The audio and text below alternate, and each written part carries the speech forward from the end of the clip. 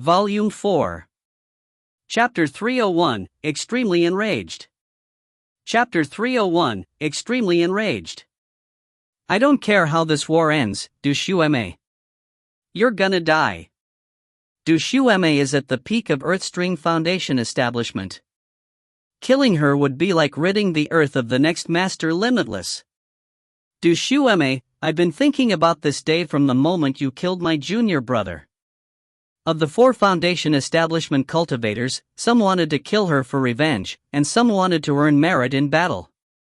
Normally speaking, they would have been worried about Patriarch Limitless showing up. But with the sects all at war, all bets were off, and they had their chance. As such, they attacked with full force, resorting to any means, fair or foul. More blood oozed down Shueme's chin, and it was laced with blackness. Clearly, she had been poisoned. More than half of the Pillstream sect had been absorbed by the Profound Stream sect, and they used poison as a powerful weapon. Shueme chuckled bitterly, and her expression flickered with despair. Looking up, she saw her father in the middle of fighting one of the Profound Stream sect patriarchs. Clearly, he didn't have time to try to help her. The Blood Rippers and Prime Elders were all engaged in life or death struggles, and besides, the battlefield was so large that it would be impossible for them to spare her any attention. Even if they did notice her situation, they were so tangled up with Profound Stream sect cultivators that they would never be able to come save her. Besides, she didn't want to distract her father. Unfortunately, she had virtually no life-saving precious treasures left after the months of battle. To her bitterness, she could only stagger backward, blood oozing out of her mouth, her vision fading. Am I really going to die here? She thought. Gritting her teeth, she performed an incantation gesture to unleash a magical technique. As she did, the faint scar on the back of her hand was clearly visible. Intense, murderous gleams could be seen in the eyes of the 4 Profound Stream sect cultivators. As they closed in, chaotic fighting broke out, and Shueme was sent staggering backward over and over again. Clearly, she was weakening, and more wounds could be seen on her body. The shadow of death loomed. It was in that exact same moment that Xiaochun looked over from his position 3,000 meters away. The instant he saw her, his mind trembled. Clearly, she was in mortal danger, and there was absolutely no time for him to ponder the situation. The only thing he could think of was he had to save Shueme. However, the 4 Foundation establishment cultivators were of secondary importance in the situation. The 3,000-meter distance between himself and Shueme was filled with numerous Profound Stream sect puppets, making it impossible for him to draw upon the full potential of his speed. His only option was to smash his way through. Eyes turning bloodshot, he yelled out at the top of his voice, "Middle Peak cultivators, to me!" With that, the heavenly demon leaped up into the air, letting out a roar that echoed like thunder from heaven. Powerful blood chi erupted out of Xiaochun, forming a pillar of blood-colored light that shot high up into the sky. Everything began to tremble, and even the patriarchs looked over in shock. The first people to feel the effects of the sudden eruption of blood chi were the cultivators from Middle Peak. That was because, in addition to being the Blood Lord, Xiaochun was also their Blood Master. All of the Middle Peak cultivators on the battlefield trembled as their blood chi seemed to resonate with Xiaochun's shout. Almost immediately, they were filled with the impulse to get as close to him as they could. The impulse was impossible to suppress. If they tried, it would destabilize their cultivation base. Furthermore, by not suppressing it, they found to their delight that their cultivation base power was rapidly increasing. It only took the blink of an eye for all of the Middle Peak cultivators to be flashing through the sky toward Xiaochun. As they gathered around him, their blood chi spread out to swirl around the heavenly demon, gradually forming into the shape of an enormous blood sword. Xiaochun took a deep breath as he burst into motion, joined by the increasing numbers of Middle Peak cultivators as he charged toward Shueme. From a distance, the hordes of Middle Peak cultivators and the sword-wielding heavenly demon looked like a sea of blood. Further off on the battlefield, Bruiser let out a piercing cry as he led a huge group of battle beasts along, causing the earth to quake and the sky to distort. There were also cultivators from the Spirit Stream sect who, when they saw what was happening, felt their blood beginning to boil. In a very short period of time, there were already thousands of cultivators surrounding Bai Xiaochun, slashing across the battlefield like a sharp blade. Considering the battlefield as a whole, this was a shocking development that left even the patriarchs gasping. The Bloodstream sect and the Spirit Stream sect were only in the initial stages of joining forces. Although many of the disciples had already become friends, overall, the two sects were still clearly divided, and mostly fought their own fights. The truth was that only about 50% of the full fighting potential of the two sects was being unleashed on the battlefield. That was also one of the reasons why the Profound Stream sect had been able to struggle along up to this point. The Spirit and Bloodstream sects were aware of this situation, but there was nothing they could do to change it at the moment. After all, they had only been allies for a short period of time. However, as soon as Bai Xiaochun appeared, he let out a long cry and sent blood qi raging up into the sky, and it completely changed the situation. Wherever he went, the Bloodstream sect's battle prowess increased, and the Spirit Stream sect's battle beasts gathered around him and fought proudly with all the power they could muster. Furthermore, the increase to the Bloodstream sect cultivators' battle prowess was not limited to any particular cultivation base. Everyone from the outer sect to the patriarchs benefited. Almost instantly, the battle prowess of the Bloodstream sect as a whole increased by about 30%. The Bloodstream sect gasped in shock, and as for the Spirit Stream sect, although they received no such boost, when they saw the elation of the Bloodstream sect cultivators, they fought even harder than they had before. When the two sides joined forces, they could unleash incredible crushing power, but Bai Xiaochun was the center of it all, and cultivators were grouping around him rapidly, increasing the force from thousands to over 10,000. Most were from the Bloodstream sect, and the closer they got to Bai Xiaochun, the better and more powerful their techniques worked. On the battlefield, there were many things that could be relied upon to stay alive, but one's own strength was one of the most important. Bai Xiaochun was like the glue between the blood qi and the Bloodstream sect, and was also the force which bound the Spirit Stream sect and the Bloodstream sect together. That was now more apparent than ever before. The patriarchs of the Spirit Stream sect, the Bloodstream sect, and even the embattled Profound Stream sect were all shaken. Even the patriarchs who were still holed up inside the city were astonished. So, he's Bai Xiaochun? He's the one responsible for this war? Patriarch Thousand Faces said that if Bai Xiaochun died, the alliance between the Spirit Stream sect and the Bloodstream sect would collapse. As all eyes were turning to look at Bai Xiaochun as he led the surrounding 10,000 cultivators in a charge across the battlefield. All Profound Stream sect disciples who saw what was happening were left completely shaken, and without even thinking about it, began to back up.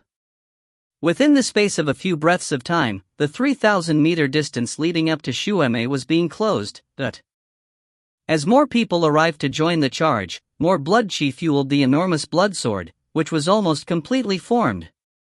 Xueme heard the rumbling sounds, and could sense her cultivation base recovering. She even felt her battle prowess rising, enabling her to fight back against the Profound Stream sect's Foundation establishment cultivators. As for her four opponents, they were stunned. Although they weren't sure of the relationship between Xueme and Bai Xiaochun, they exchanged glances, and then gritted their teeth and called upon their ultimate trump cards. As of this point, they had to kill Xueme as quickly as possible so that they could flee from Bai Xiaochun. One of the cultivators performed an incantation gesture to summon a black dragon. Another of them suddenly blurred as he produced a clone. The other two pulled out powerful magical treasures, one of them a long rope, the other, a black candle. Do Xueme, prepare to die. The black dragon roared as it shot toward her, followed by the clone, which wielded a long, sharp sword. The rope twirled through the air, emitting a powerful aura, followed by the candle, the smoke of which seemed as sharp as blades. Rumbling sounds echoed out as more blood spilled from Xueme's mouth. The black dragon slammed into her, shoving her backward. As the clone closed in, she performed an incantation gesture, waving her right finger to summon a plum blossom symbol. The symbol destroyed the clone, and yet, she was sent flying backward like a kite with its string cut. Then came the rope and the candle, two deadly forces that quickly reached a position 9 meters away from her. Xiaochun chuckled bitterly as her vision began to fade. Time even seemed to slow down. As her thoughts began to descend into past memories, she suddenly heard an anxious, enraged roar. That roar came from none other than by Xiaochun's heavenly demon body. Seeing Xiaochun in such a deadly situation, he sent the heavenly demon's hand shooting out with the gigantic blood-colored greatsword. Then, the sword slashed out toward the 4 Foundation establishment cultivators. Die. If you find any errors, ads pop up, ads redirect, broken links, non-standard content, etc., please let us know. Report chapter so we can fix it as soon as possible. Chapter 302, Flaunting Strength on the Battlefield. Chapter 302, Flaunting Strength on the Battlefield. The 300-meter-long sword seemed capable of slashing open the heavens. It was a dazzling arc of light that sliced through everything in its path, causing an intense screaming sound to fly across the battlefield. It almost sounded like the howling of armies of ghosts, a sound which struck down to the very soul. The 4 profound stream sect cultivators who had just been about to kill Xiaochun were completely shaken.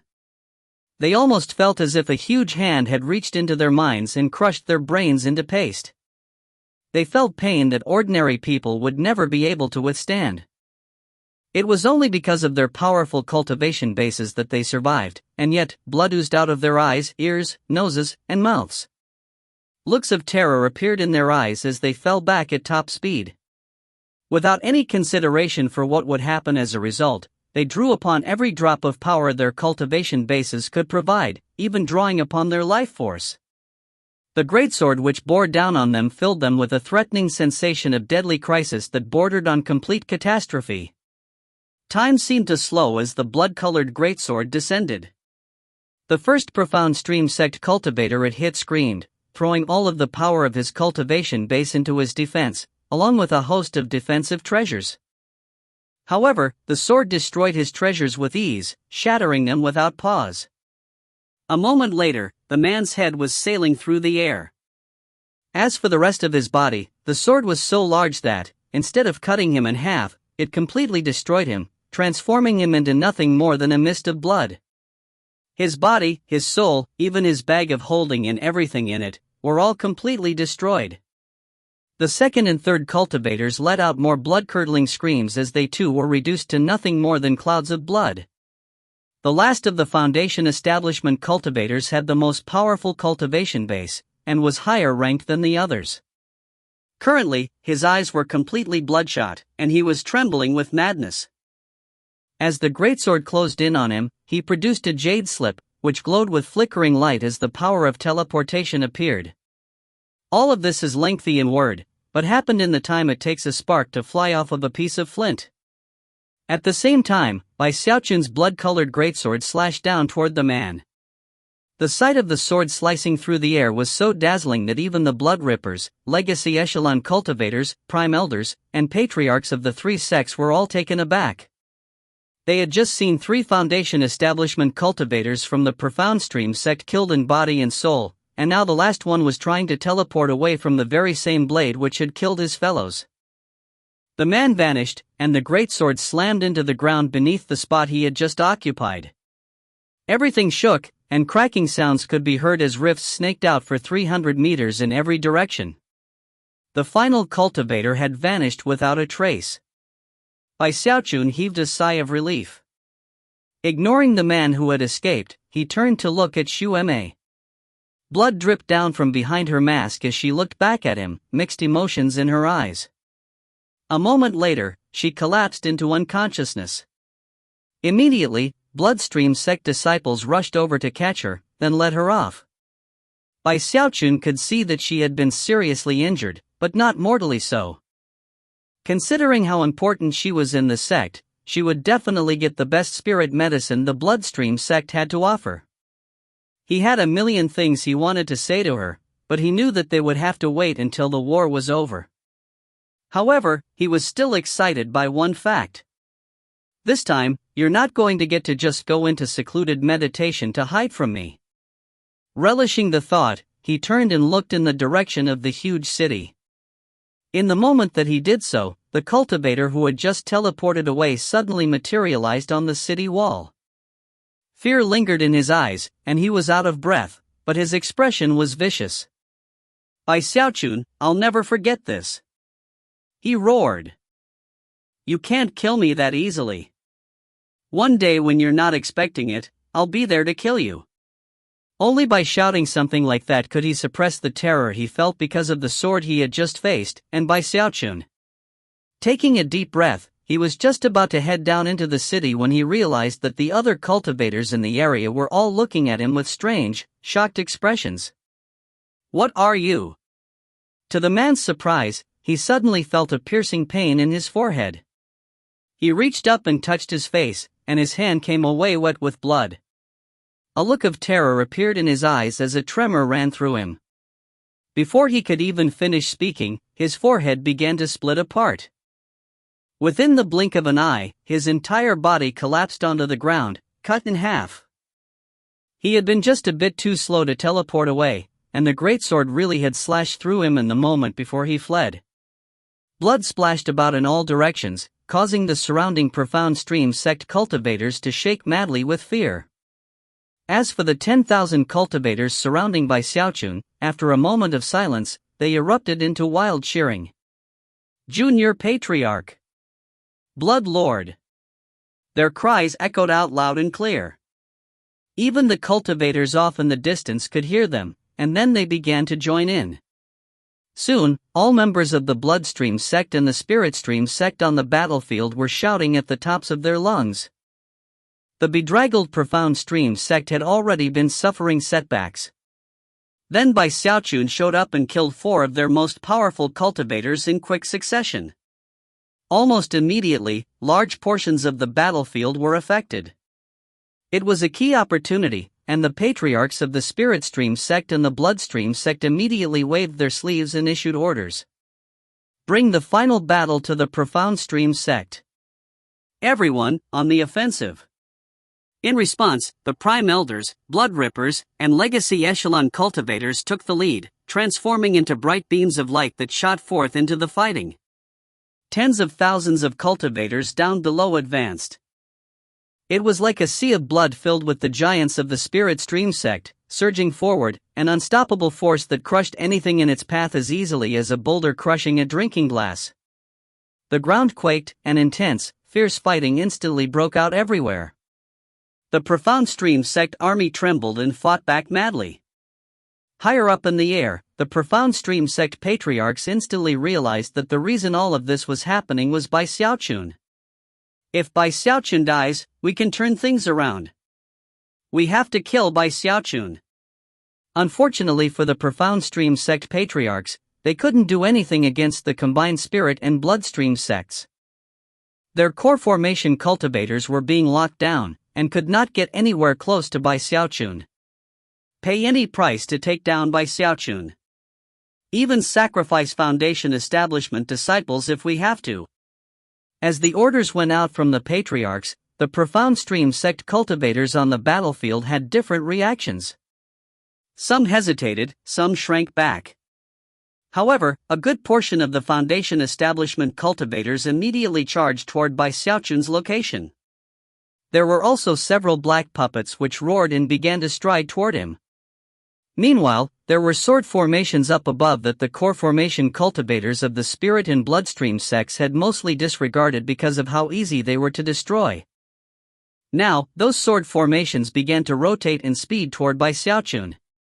Scalp tingling, Bai Xiaochun sprang into motion, barely dodging dozens of greatswords. Bai Xiaochun took a deep breath. He had known that the battlefield was a dangerous place, but now he was even more convinced of that fact. Although he had avoided the first volley of greatswords, more sword formations were flickering up above, and vast numbers of Profound Stream sect cultivators were charging toward him. Eyes turning bright red, he threw his head back and roared, "Die!" He felt like he was back being chased by the Luochen clan, or even in the fallen sword abyss. A murderous aura spun around him as he launched himself toward one of the nearest black puppets. After slamming into it, he called up Violet Chi Cauldron's summoning, and then the throat-crushing grasp, which shot like lightning toward the puppet's throat. A cracking sound could be heard as a tremor ran through the puppet. Its head was destroyed, and it staggered backward.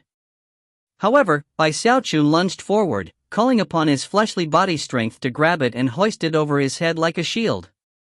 In that instant, dozens of greatswords screamed down from above, stabbing into the black puppet in numerous locations.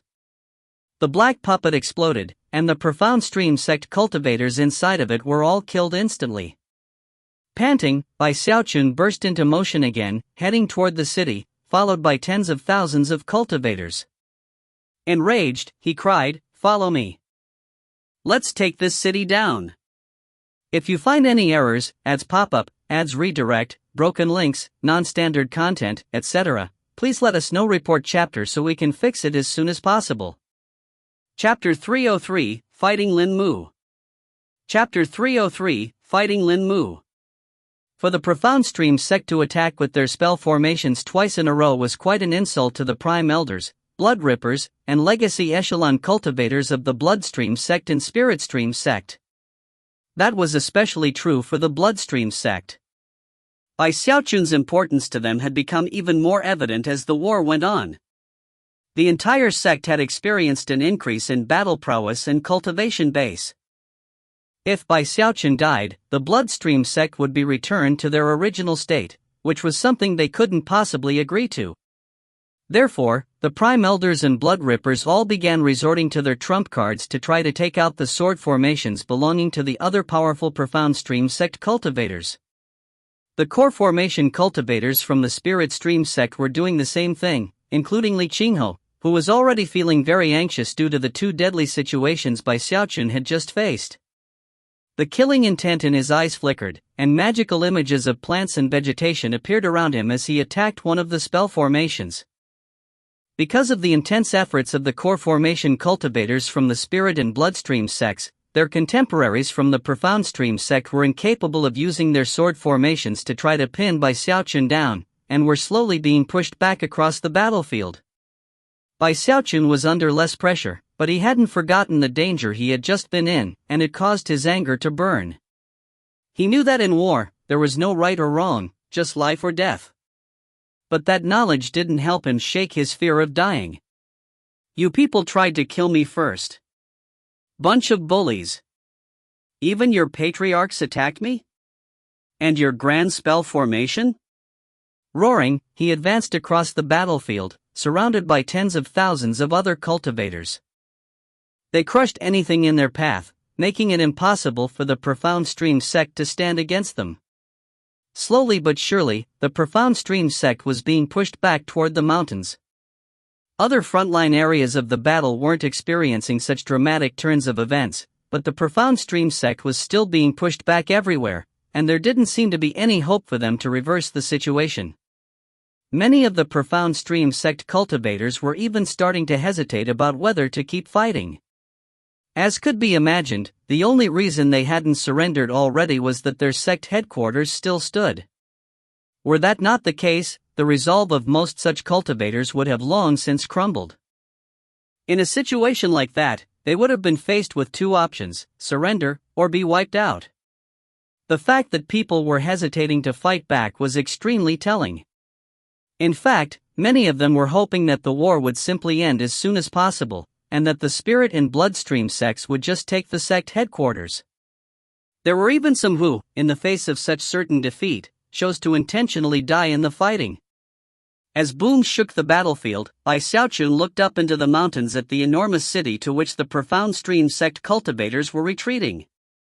Just when he was about to start fighting his way toward the city itself, rumbling sounds echoed out from within the city's glowing shield of light. Moments later, a large number of Profound Stream sect cultivators charged out. These were backup forces that the Profound Stream sect had prepared. The war was reaching a deadly, critical level, so there was no reason to keep such cultivators out of the fighting any longer. There were only a few tens of thousands of them, and yet they blotted out the sky as they flew toward Bai Xiaochun. Interspersed among the cultivators was a sizable force of black puppets. When the new force slammed into the battle lines, the boom of magical techniques could be heard, and the glow of magical items rose into the air. Bai Xiaochun's eyes were bloodshot as he called upon the power of his heavenly demon body to fight back against two black puppets. He used the mountain-shaking bash and the throat-crushing grasp, along with enormous violet cauldrons and deadly blood swords. He then grabbed one of the black puppet and smashed it headlong into the opposing forces. Ru yu yu umbul. The black puppet trembled, and the profound stream sect cultivators inside of it screamed miserably.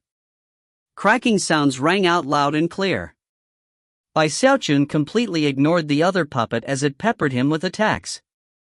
After 7 or 8 breaths worth of time passed, the black puppet he held collapsed into pieces, and he spun in place to face the other puppet. As for the heavenly demon, its eyes shone with bloodthirsty light. The puppet behind him shivered as the heavenly demon's gaze locked onto it. Then it began to fall back. Bai Xiaochun snorted coldly as he gave chase, opening his heavenspan Dharma eye and sending control power shooting out.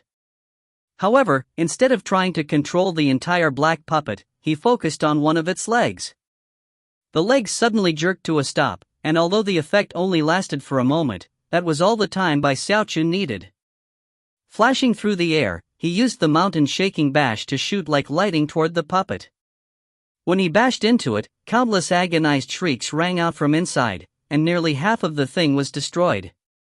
Bai Xiaochun also suffered some superficial wounds, but his right hand shot up nonetheless, to viciously grasp the puppet's neck. It was in that exact moment that a cold laugh reached Bai Xiaochun's ears. "Remember me, Bai Xiaochun? I'm Lin Mu." As the words echoed out, a violet puppet flew out from the city. It was clearly different from the black puppets. Countless faces were inlaid into the surface of the puppet, vivid and lifelike. Although their eyes were closed, their expressions were those of pain and suffering. The puppet wasn't very large, only about 150 meters tall. It was being operated by 9 people, and the person who had just spoken was a young man with black hair. He was handsome, but a bizarre birthmark on his face left it looking like a yin-yang symbol. At the moment, he was staring at Bai Xiaochun with an icy look. Bai Xiaochun's eyes flickered as he looked at the young man. He recognized him almost immediately. It was the same young man who had appeared in a vortex after Fang Lin from the Pillstream sect had been killed, back in the Fallen Sword Abyss. 1. Back then, Bai Xiaochun had wondered who he was. It was only after going to the Bloodstream sect that news about the fighting between the Profound Stream sect and Pillstream sect spread, and that person rose to prominence. He was none other than the consummate chosen of the Pillstream sect, Lin Mu. He had betrayed the Pillstream sect and joined the Profound Stream sect, becoming an apprentice to one of the patriarchs there. As such, he had a complicated status in the sect.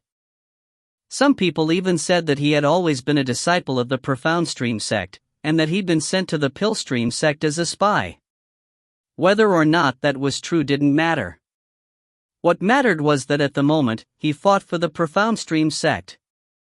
Even as Lin Mu's eyes locked with Bai Xiaochun's, the violet puppet shot through the air at top speed. As it closed in on Bai Xiaochun, his eyes glittered, and his right hand snapped out in a grasping motion toward the black puppet's neck. He poured cultivation base power into the puppet, exterminating everyone who was inside of it, and then ripped its head off and hurled it toward the incoming violet puppet. The black puppet's head whistled through the air toward Lin Mu's violet puppet.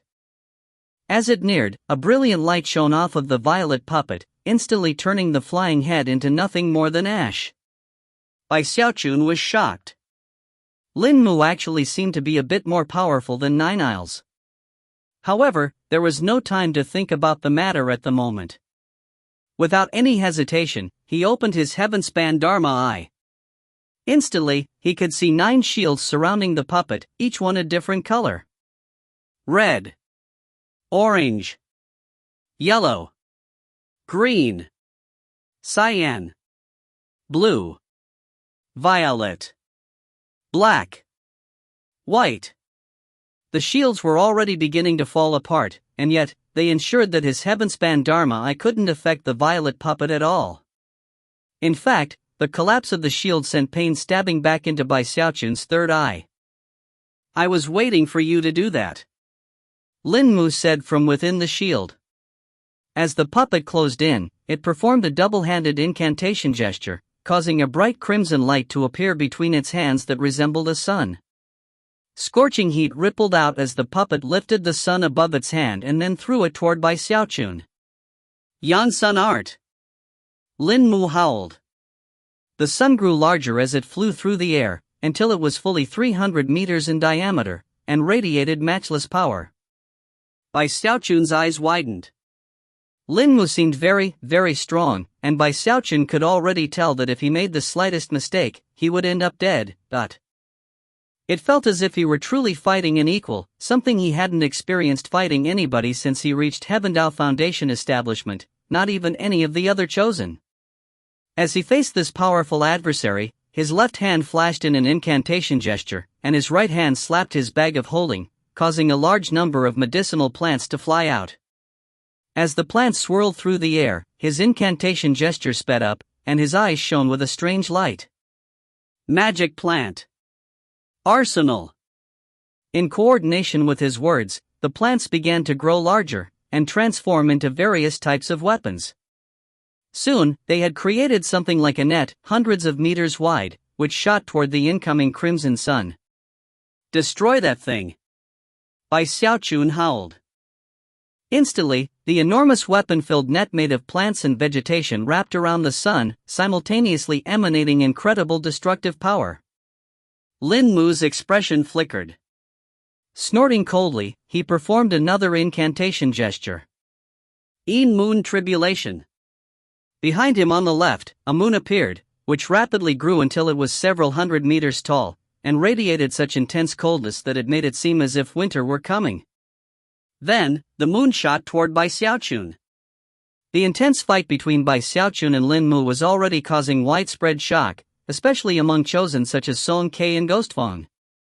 Never could they have imagined that someone in their own generation could actually stand toe-to-toe with Bai Xiaochun, but Shangwan Tianyou's eyes were especially bloodshot, and his heart surged with defiance. 1. The scene in the Fallen Sword World where Bai Xiaochun first saw Lin Mu was in Chapter 160. If you find any errors, ads pop-up, ads redirect, broken links, non-standard content, etc., please let us know. Report chapter so we can fix it as soon as possible. Chapter 304, Powerful Fleshly Body. Chapter 304, Powerful Fleshly Body. As Lin Mu sent the violet puppet's left hand waving through the air, the moon shot out like tribulation, radiating frigid coldness. Snowflakes even began to flutter in the air as it sped toward Bai Xiaochun.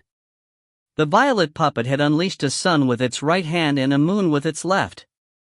Now it hovered there in the air like a god, radiating intense energy. Although the sun had been bound up by Bai Xiaochun's magic plant arsenal, the moon bearing down on the other side radiated a killing aura that caused everyone who felt it to tremble. Time to die, Bai Xiaochun! Lin Mu shouted hoarsely. Bai Xiaochun's eyes widened at the extraordinary display of power. Although he could sense the danger he was in, it also drove him to a state of maddened rage. You'll be the one to die! He roared. His right hand flashed with an incantation gesture, causing the undying live forever technique to erupt with power. Blood chi surged out of him, and in the blink of an eye, it became a huge blood-colored greatsword, which he grasped and then swung toward the incoming moon. By calling upon the violet chi heavenspan incantation, he was able to summon a drop of heavenspan river water from within his spiritual seas, which he fused into some blood chi, causing a fist-sized blood sphere to shoot out and join the blood sword. The blood sphere caused the cultivators who saw it to feel completely shaken. Sensations of profound danger even rose up in their hearts. Is that the aura of heavenspan river water? Even as astonished cries rang out, Bai Xiaochun's blood-colored greatsword caused rumbling sounds to echo out as it slammed into Lin Mu's moon. Everything began to shake violently, and a huge wind blasted out in all directions. At the same time, the blood sphere continued on toward Lin Mu. The dazzling light shining from the sphere could be seen by people far away on the battlefield. Even the prime elders and legacy echelon cultivators were watching with wide eyes. Even though they were currently in the core formation stage, back when they had been in Foundation establishment, they couldn't have competed with Bai Xiaochun or Lin Mu. The fight going on was completely and utterly shocking. Although Bai Xiaochun and Lin Mu were relying on a spell formation and a puppet respectively, what they were doing proved that they were far beyond ordinary. They were clearly at the ultimate peak of Foundation establishment. A huge shockwave spread out. Bai Xiaochun's heavenly demon body twisted and distorted, and he fell back by several paces. Lin Mu's violet puppet emitted cracking sounds, and fissures could be seen on its surface as it, too, fell back. Both of them were breathing heavily. As for Lin Mu, he also felt as if he were facing a powerful adversary. Eyes shining brightly, he threw his head back and laughed maniacally. So, it turns out you're even stronger than 9 Isles. What a pity, though, Bai Xiaochun. You're going to die here anyway. The violet puppet leaped high into the air, raising its arms high as if to touch the heavens. Then, a strange light appeared in its eyes as its right and left hands touched right in front of its forehead. At the same time, the puppet's voice thundered, "Sun and moon shine together." Almost immediately, both the sun and the moon reappeared within the violet puppet's hands. They superimposed, and it was like fire and water mixing. An intense tearing force shone out, becoming bright beams of light that caused everything to rumble and shake. In the blink of an eye, everything within 300 meters was enveloped with light. First, it was freezing, then burning hot, and then those forces combined, creating a bizarre power capable of melting anything and everything. All cultivators within that area, even the cultivators from the Profound Stream sect, began to scream in blood-curdling fashion as they were wiped out of existence. Bai Xiaochun's heavenly demon body was already showing signs of instability. Within the bright, shining light, it was like a snowball facing a raging fire, and instantly began to melt. Based on Bai Xiaochun's calculations, it would only take a few breaths of time for both the heavenly demon body and the spell formation giant to be transformed into ash. In that critical moment, Bai Xiaochun's eyes became completely bloodshot. The fact that dozens of fellow disciples had just been killed made him feel like his heart was being torn apart. Without any hesitation, he slapped his bag of holding, producing more than 100 glowing spheres.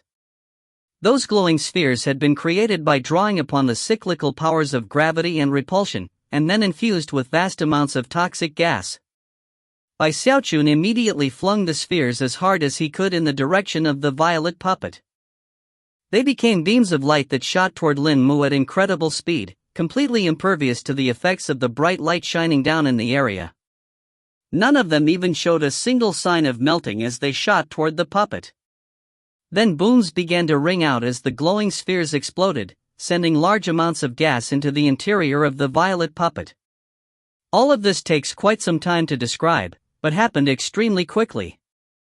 Bai Xiaochun let out a howl as the light from the sun and the moon caused the heavenly demon body to melt completely, revealing the half-destroyed spell formation giant beneath it.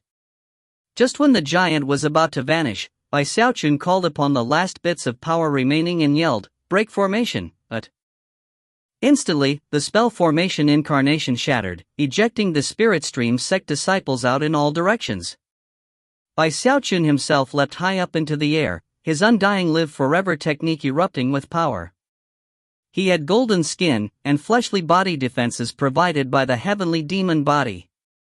Drawing upon his shocking speed, he quickly escaped from the destructive perimeter of light. Meanwhile, the violet puppet was beginning to tremble, and screams were starting to echo out from inside, as well as cackling laughter. After shaking for a moment, the puppet exploded, and an entire group of maddened Profound Stream sect disciples poured out. Among them was Lin Mu, his face pale as he shouted, "Bai Xiaochun!" But Lin Mu's hair was completely disheveled as he hovered there in midair. Moments ago, he had been completely convinced that his techniques would either kill Bai Xiaochun or destroy his spell formation, leaving him completely vulnerable to the power of the violet puppet.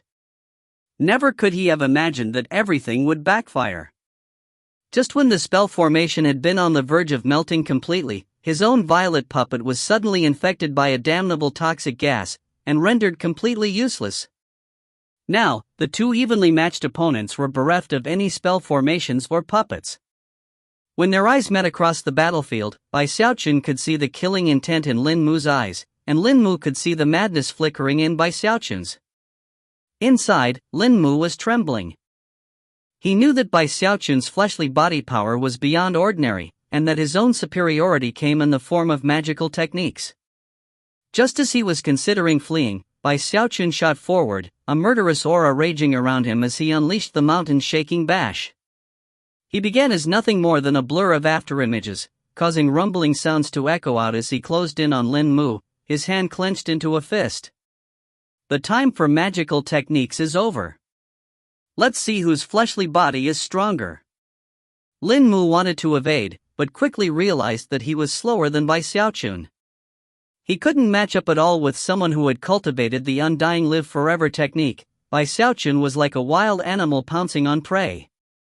Lin Mu quickly bit his tongue and spit out a mouthful of blood. The blood formed a blood-colored buckler, which shot out to meet Bai Xiaochun's fist strike. Although the blood buckler wasn't destroyed by the punch, it was sent spinning backward, where it slammed into Lin Mu's chest, causing him to cough up a mouthful of blood. Shocked, he began to back up. "Think you can just run away?" Bai Xiaochun said, chasing after him. Lifting his right leg up, he kicked Lin Mu hard in the shoulder. Lin Mu gritted his teeth as he was shoved backward, blood soaking through his clothes. He felt humiliated, and yet, there was nothing he could do. In terms of cultivation base, he didn't fear Bai Xiaochun, nor was there any disparity between them when it came to magical techniques. But as for fleshly body power, he simply had no way of competing with Bai Xiaochun. He had no violet puppet, and wasn't strong enough to fight back physically. Damn it! Cultivators like us practice divine abilities. We search for great daos, and work hard to live forever. Why you're just cultivating your physical body. The only way to live forever is to not die. Bai Xiaochun replied confidently. So of course I cultivate an undying body. Lin Mu was unable to offer a response. Another blow hit him, and he coughed up more blood as he was knocked across the battlefield. Killing intent swirled in Bai Xiaochun's eyes as he bore down again on Lin Mu, within whose eyes flickered an unyielding gleam, and even madness. Lin Mu waved his arms, causing a pill furnace to fly out from his sleeve and shoot toward Bai Xiaochun. Bai Xiaochun snorted coldly and didn't even pause for a moment. In fact, he slammed directly into the pill furnace. It was a powerful magical treasure, and yet, could do nothing to Bai Xiaochun. It was instantly sent flying off to the side as he arced through the air toward Lin Mu, looking like a blade of death. If you find any errors, ads pop-up, ads redirect, broken links, non-standard content, etc., please let us know. Report chapter so we can fix it as soon as possible. Chapter 305, Cutting Down Lin Mu. Chapter 305, Cutting Down Lin Mu. To be faced with such a deadly crisis caused Lin Mu's hair to stand on end. He waved his right hand, causing a command medallion to fly out. Drawing deeply upon himself, he spat some blood out onto the medallion. Instantly, 7-colored light emerged from the medallion, shooting high up into the sky. Sword formations, protect me. Even as the words left his mouth, Bai Xiaochun appeared directly in front of him, right hand speeding forth in attack. However, before his blow could land, Bai Xiaochun's expression flickered. Although the vast majority of the sword formations up above were being pinned down by the core formation cultivators from the spirit and bloodstream sects, there were still a dozen or so that suddenly shot toward Bai Xiaochun, as fast as lightning. Lin Mu breathed a sigh of relief. Continuing to speed backward, he produced 8 magical bucklers, as well as a jade slip, which he crushed. Instantly, the power of teleportation surged out around him. Bai Xiaochun's eyes flashed with brilliant light. Another teleportation jade slip? I know the Profound Stream sect is adept at equipment forging, but I think you've gone a bit overboard with the teleportation stuff. Although, did you really think that a dozen measly sword formations could slow me down? Instead of evading the sword formations, he sped forward. Rumbling sounds could be heard as 4-colored light shone out to protect him, as well as a violet lamp. The dozen or so greatswords were blocked, and Bai Xiaochun began to close in on Lin Mu. Lin Mu's expression flickered, but before he could even react, Bai Xiaochun used the mountain-shaking bash. At the same time, wings sprouted out behind him, propelling him at explosive speed. Almost instantly, the distance between him and Lin Mu was closed, and he encountered the first of the bucklers. A huge boom filled the air, along with numerous cracking sounds. More than half of the defensive bucklers were shattered, and although that slowed Bai Xiaochun down a bit, killing intent still flickered in his eyes. Next, he extended his right hand, and golden light shone out from his thumb and index finger. It was the throat-crushing grasp. A gravitational force also appeared, causing the retreating Lin Mu to suddenly lurch to a stop. That was when Bai Xiaochun smashed through the last of the bucklers, to appear directly in front of Lin Mu. Die! He howled. Lin Mu was already starting to blur away because of the power of teleportation. Face twisting with madness, he shrieked and extended his right hand, which began to glow with a black light, along with the fluctuations of self-detonation. He was detonating, not his body, but his right hand. Even as Bai Xiaochun closed in, Lin Mu's right hand exploded. As the force of the blow began to spread, Bai Xiaochun stopped in place, and his throat-crushing grasp latched down on nothing but air. As for Lin Mu, his right arm had been destroyed from the shoulder on down. It had been wiped away, not just from his fleshly body, but from his soul. His expression was twisted with madness, and he was soaked in blood. By this point, he was 90% faded away, and based on the teleportation power swirling around him, Bai Xiaochun could tell that there was something different about this teleportation. It was not like the teleportation he had seen Nine Isles use, or the teleportation of the Foundation establishment cultivator he had fought earlier. Apparently, this teleportation was leading to somewhere much further away. Heart thumping, he decided to try to probe for information. Voice cold, he said, even if you escape to that city, you'll still die in the war. Lin Mu threw his head back and laughed uproariously. You don't really think I'm going back to the Profound Stream sect, do you? Don't try to trick me into revealing any information, Bai Xiaochun. You won't be killing me in this war. I might have failed here, and lost my arm in the process, but next time we meet, I'll be prepared for all your tricks. Then I'll make you pay for what you've done, principal and interest. As Lin Mu continued to fade, and the power of teleportation grew stronger, Bai Xiaochun looked at him and chuckled. Do you really think there'll be a next time? He said coolly, his eyes shining mysteriously. When Lin Mu saw the look in Bai Xiaochun's eyes, his heart suddenly began to pound. That was a nice trick, controlling those sword formations. But guess what? I still have more tricks up my sleeve. Grand Lich, kill him. Bai Xiaochun's Undying Live Forever technique surged to life as he called upon the incredible power of the drop of undying blood he had used to connect himself to one of the most powerful entities in the Bloodstream sect. Then, he pointed at Lin Mu. Instantly, the Grand Lich, which was currently battling one of the enemy patriarchs, suddenly shivered.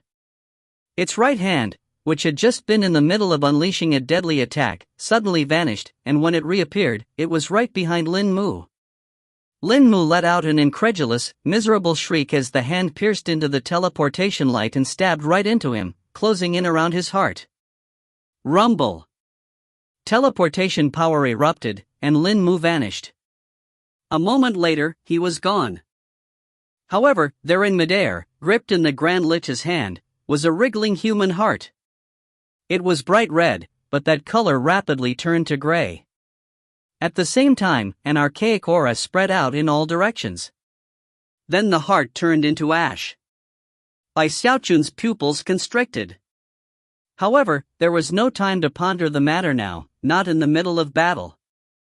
Just when Bai Xiaochun was about to lead another charge toward the city, he heard cheering off in the distance. Looking over, he saw a group of about 200 cultivators flying through the air at top speed, throwing out glowing spheres left and right. As the toxic smoke in the spheres spread out, the group would then charge in and unleash carnage. Su Xiaoshan was in the group, and he was shouting battle cries at the top of his lungs. Also present were Beihan Lai, Jia Lai, and Master God Diviner. That group of 4 led the rest of the cultivators along as they fought toward Bai Xiaochun. This was the first time Bai Xiaochun had noticed them, but they had spotted him some time ago. Although they had scattered during the incident with the giant crocodile, the sight of Bai Xiaochun fighting spurred them into action. After grouping back together, they began to make their way across the field of battle to reunite with Bai Xiaochun. Although Beihan Lai would never admit it, he actually missed the months of battling alongside Bai Xiaochun. When their eyes met, he snorted coldly, but at the same time, he started fighting even harder than before. Then, Xiaochun looked over at Bai Xiaochun and shouted, "Bai Xiaochun, we're here." Immediately following his call, 200 voices rang out. The Middle Peak Blood Master has infinite magical powers. The Spirit Stream Heaven Dao expert can shake the whole world. Strange expressions appeared on the faces of the surrounding cultivators from all 3 sections. Bai Xiaochun was almost moved to tears. Swishing his sleeve, he called out, "Come, brothers. Let's go storm this city." The orders issued by the patriarchs moments ago had pushed the front line closer and closer to the city. The Profound Stream sect's morale was crumbling, and they were in full retreat. Finally, one of the Profound Stream sect patriarchs cried out, "Back to the city. Defend it with our lives." Immediately, the Profound Stream sect cultivators outside the city all retreated at top speed. From outer and inner sect disciples to the core formation and foundation establishment experts, every single one of them took to flight. As for the cultivators from the Spirit and Bloodstream sects, they shot after them in pursuit. Even the patriarchs of the Profound Stream sect retreated, taking heavy injuries in the process. No counterattacks were made. The entire sect fled back into the Grand Spell formation. Everyone inside the city felt as if a huge weight were crushing down onto them. Outside, the cultivators of the Spirit and Bloodstream sects were filled with pride and the desire to do battle. Without any hesitation, they launched a major offensive against the spell formation shield. Light flashed in the sky, and thunder crackled. Sword formations flew through the air. Spirit Stream sect war chariots attacked like roaring dragons. Enormous javelins were launched. The spell formation shield that was the last line of defense for the Profound Stream sect began to ripple and distort. However, it did not fall. The army on the ground charged forward, unleashing powerful attacks into the mountains. There was even fighting on the other side of the mountains, and although the scale there wasn't as grand as the main offensive, it was still brutal. Shockingly, the scattered remnants of the Pillstream sect were helping the Spirit and Bloodstream sects lay siege to the Profound Stream sect. Their numbers were small, only a few tens of thousands. However, their hatred for the Profound Stream sect vastly exceeded anything that the Spirit and Bloodstream sects felt. Much of that was because, in addition to the actual cultivators from the Profound Stream sect, there were also former Pillstream sect turncoats defending the city. The fighting was fierce, and the reek of blood filled the area. Among the army of the Pillstream sect that assaulted the Profound Stream sect from the rear was a young woman.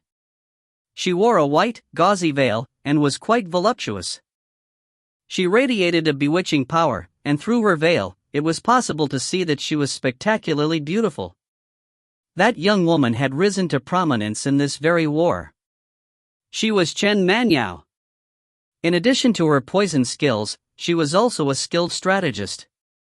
Furthermore, some people said that her good looks made her the #1 beauty in all of the lower reaches of the cultivation world. Lin Mu, Nine Isles, and virtually all other male cultivators were completely infatuated with her. Even the patriarchs of the Profound Stream sect were shaken by her beauty, and desired to take her as a concubine to use as a cultivation vessel. However, she had a strong personality, and would rather die than submit to such an arrangement. Currently, her eyes shone with profound light as she led the charge among the remnants of the Pillstream sect, sending out orders one after another. The charge of the Pillstream sect cultivators, combined with the assault of the Spirit and Bloodstream sects, ensured that the Profound Stream sect suffered nothing but defeat after defeat. The profound stream sect still hasn't used the power of their precious treasure, she said softly. Once they do, their defeat will be certain. Next to her were two patriarchs, whose eyes glittered as they nodded in response. Suddenly, one of them looked up. They just used it. If you find any errors, ads pop up, ads redirect, broken links, non-standard content, etc., please let us know. Report chapter so we can fix it as soon as possible. Chapter 306, The Slash of the Heaven Horn. Chapter 306, The Slash of the Heaven Horn. In the profound stream mountains, the spell formation protecting the city was gradually being worn down. Every time it was damaged, it would repair itself, but was clearly teetering on the verge of complete destruction. The newly returned profound stream sect cultivators, as well as the pill stream sect cultivators who had surrendered and were now bound by restrictive spells, were constantly feeding spiritual power into the formation to keep it operational. Despite that, most of the profound stream sect cultivators had sunk into reticent silence, wrapped up in numerous thoughts. Although they were still capable of fighting, and were confident in being able to drag the war out a bit longer, they were all wrapped up in uncertainty regarding the future. If they did drag things out, what good would it do? In the front, they faced the combined forces of the spirit and bloodstream sects, and from the rear, they were being attacked by the remnants of the pill stream sect. The profound stream sect cultivators knew that, in truth, there was no hope for them. The only thing that kept them going now was either loyalty to their sect, or fear of what would happen if they were defeated. The patriarchs of the profound stream sect were all seriously injured. It was with great bitterness that they realized that their opponents would never give up in the fight. Even if we made a huge sacrifice to somehow kill by Xiaochun, we still wouldn't be able to recover. They can't wipe us out like this. The spirit and bloodstream sects might be working together for now, but that won't last forever. We just need to hold out for a little bit longer. Either their alliance will fall apart, or the Starry Sky Dao Polarity sect will lose patience, and forbid them from trying to take on the Sky River Court. The hope for all of that rests in killing by Xiaochun. The patriarchs of the profound stream sect were not all in unison. Because of how the war had played out, they had different ideas about what exactly should be done. One of the patriarchs was an old man with a ruddy face and flowing red hair. Suddenly, he gave a cold harumph and said, "What's the point of arguing about things now? Even if we surrender in the end, we can hurt the spirit and bloodstream sects in the process, and even break their alliance. The vital intelligence that Thousand Faces sent to us before he died is something we can't let go to waste." No one dared to speak up in opposition to him. This old man was the most powerful patriarch in the current generation of the profound stream sect, Patriarch Crimson Soul.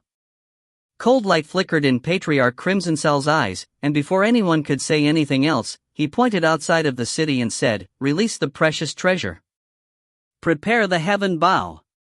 In response, the lands outside the city began to quake, and crevices opened up. Wider and wider they grew, until they were fully 300 meters wide. The land almost looked like ocean water, undulated wildly, much to the shock of the countless cultivators of the spirit and bloodstream sects, who scrambled to get to safety. Then, a shocking roar issued forth from beneath the ground. The roar was so astonishing that everyone who heard it couldn't prevent shock from filling their faces, and they even staggered backward. Some began to bleed out of their eyes, ears, noses, and mouths. A few people who were closest to the origin of the roar simply couldn't withstand the sound, and their heads exploded.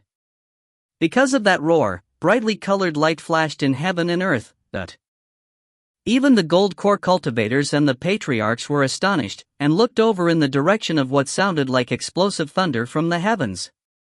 The lands collapsed, sending dirt and rocks exploding up into the air. An area of land hundreds of meters wide completely caved in, and everyone nearby staggered in place as another roar echoed out. Roar! Then, something burst out from under the surface. It was an enormous black star beetle, with a carapace that resembled powerful armor, and long antennae with sharp pincers at the ends. It also emanated a shocking black glow. 1. As soon as it appeared, the black armored star beetle charged into the battle lines, causing numerous spirit and bloodstream sect cultivators to scream as they were crushed. Shockingly, this bug had battle prowess equivalent to a nascent soul patriarch.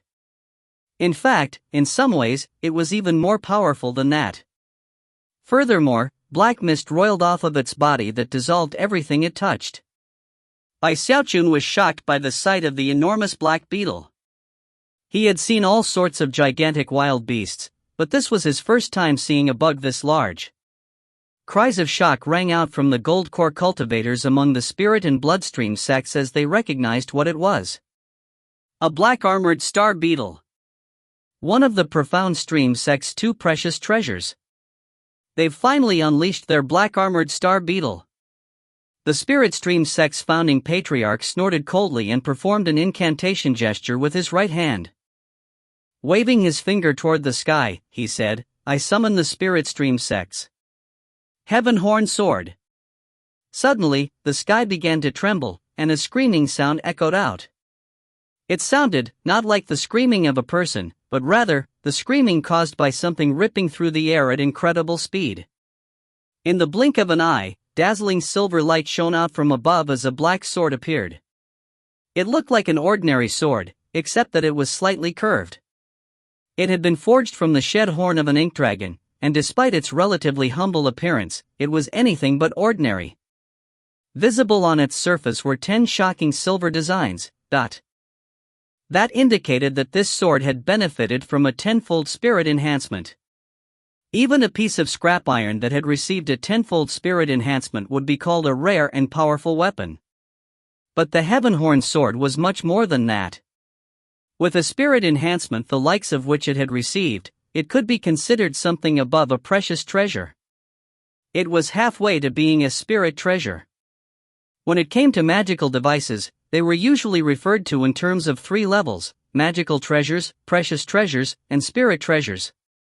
In terms of quality, each level was broken up using the descriptions of mortal, earth, and heaven. For example, only heaven-tier precious treasures would be the kind that could protect an entire sect. In terms of spirit treasures, even the most inferior type, the mortal tier, would still be enough to be used as a reserve power for an entire sect. Furthermore, they would never be unleashed lightly. Only if the sect faced imminent destruction would they be called upon. The Heavenhorn sword's arrival caused a great commotion among all of the Spirit Stream sect cultivators on the battlefield. They immediately began to cheer loudly. "That's our sect's Heavenhorn sword. Ha ha ha. When the Heavenhorn sword appears, it can slash forests and destroy moons. The Heavenhorn sword is so powerful it can shake mountains and dry up rivers. It has a tenfold spirit enhancement. Nothing can compare to that." As their cries rolled out, it wasn't just the profound stream sect cultivators whose faces darkened. Even the bloodstream sect disciples had unsightly expressions on their faces. They weren't exactly happy to see the spirit stream sect stealing the spotlight. Among the patriarchs of the bloodstream sect, only light snorts could be heard. Even they were shocked by the sight of the Heavenhorn sword and its 10 shocking silver designs. They had done much research into the precious treasures of the Spirit Stream sect, but had never been able to uncover what incredible luck the sect had encountered to be able to perform a tenfold spirit enhancement without destroying the sword in the process. The Archpatriarch sighed. "That's probably the only item in all of the eastern lower reaches that has a tenfold spirit enhancement." Xiaochun looked up excitedly at the Heavenhorn sword, and especially at the 10 silver designs on it. Those designs instantly reminded him of his turtle walk. Although he didn't use the walk all the time, he knew that it was his most important secret. To this day, he still dreamed about using it to produce a magical item with a 100-fold spirit enhancement. He couldn't help but get excited about how shocked everyone would be if he succeeded at that. "I'm definitely going to do that one day." Even as Xiaochun's heart stirred with excitement, Bruiser was on another part of the battlefield. He had just been prepared to make another offensive charge when a tremor ran through him, and he looked up, not at the Heavenhorn sword, but at the black beetle. Within his eyes gleamed a flicker of desire, and he had to suppress the urge to try to eat the beetle immediately. After all, he was aware of the vast difference in power between the two of them. After looking up and thought for a moment, he began to creep across the battlefield toward the black beetle. Meanwhile, the heaven-horn sword descended in flickering light, like a black lightning bolt filled with silver. It sliced through the power of beetle's roar like a hot knife through butter, a dazzling arc of light, a waterfall hundreds of meters tall, a silver rainbow, but... Trembling, the black-armored star beetle looked up, and then roared as though it knew it was facing a powerful opponent. Black mist erupted from its body, forming into an even larger figure. It was fully 3,000 meters tall, and although it wasn't fully solid, it was rapidly taking shape. The energy that erupted off of it left everyone gasping. Roaring, the black-armored star beetle shot directly toward the heaven-horn sword. Rumbling sounds shook the whole world. The blinding light shining off of the heaven-horn sword became the most dazzling thing on the battlefield. However, the heaven-horn sword simply tapped the beetle. When it did, the silver lines on its surface pulsed, and the black-armored star beetle let out a blood-curdling scream. The outer layer of its body collapsed, and its true form was revealed. The expression on its face was one of terror, and it was about to flee, but to the utter shock of everyone observing, it was sliced into two pieces. Blood exploded out from the two pieces of the corpse, revealing that the beetle itself was something like a puppet, within the middle of which was a bizarre, black crystal. What delivered the killing blow wasn't the sword itself, it was the power of the tenfold spirit enhancement designs. 1. In Chinese, this bug is literally a heavenly ox. It's also known as a long-horned beetle.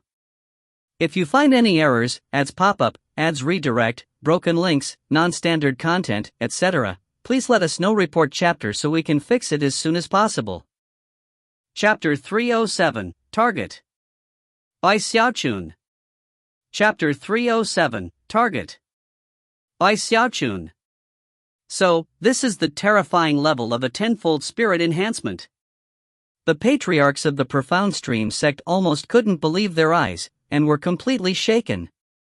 If people like them had such a reaction, then there was no need to even mention the Profound Stream sect's gold core cultivators, whose scalps were tingling in astonishment. Even the Bloodstream sect cultivators felt their minds reeling.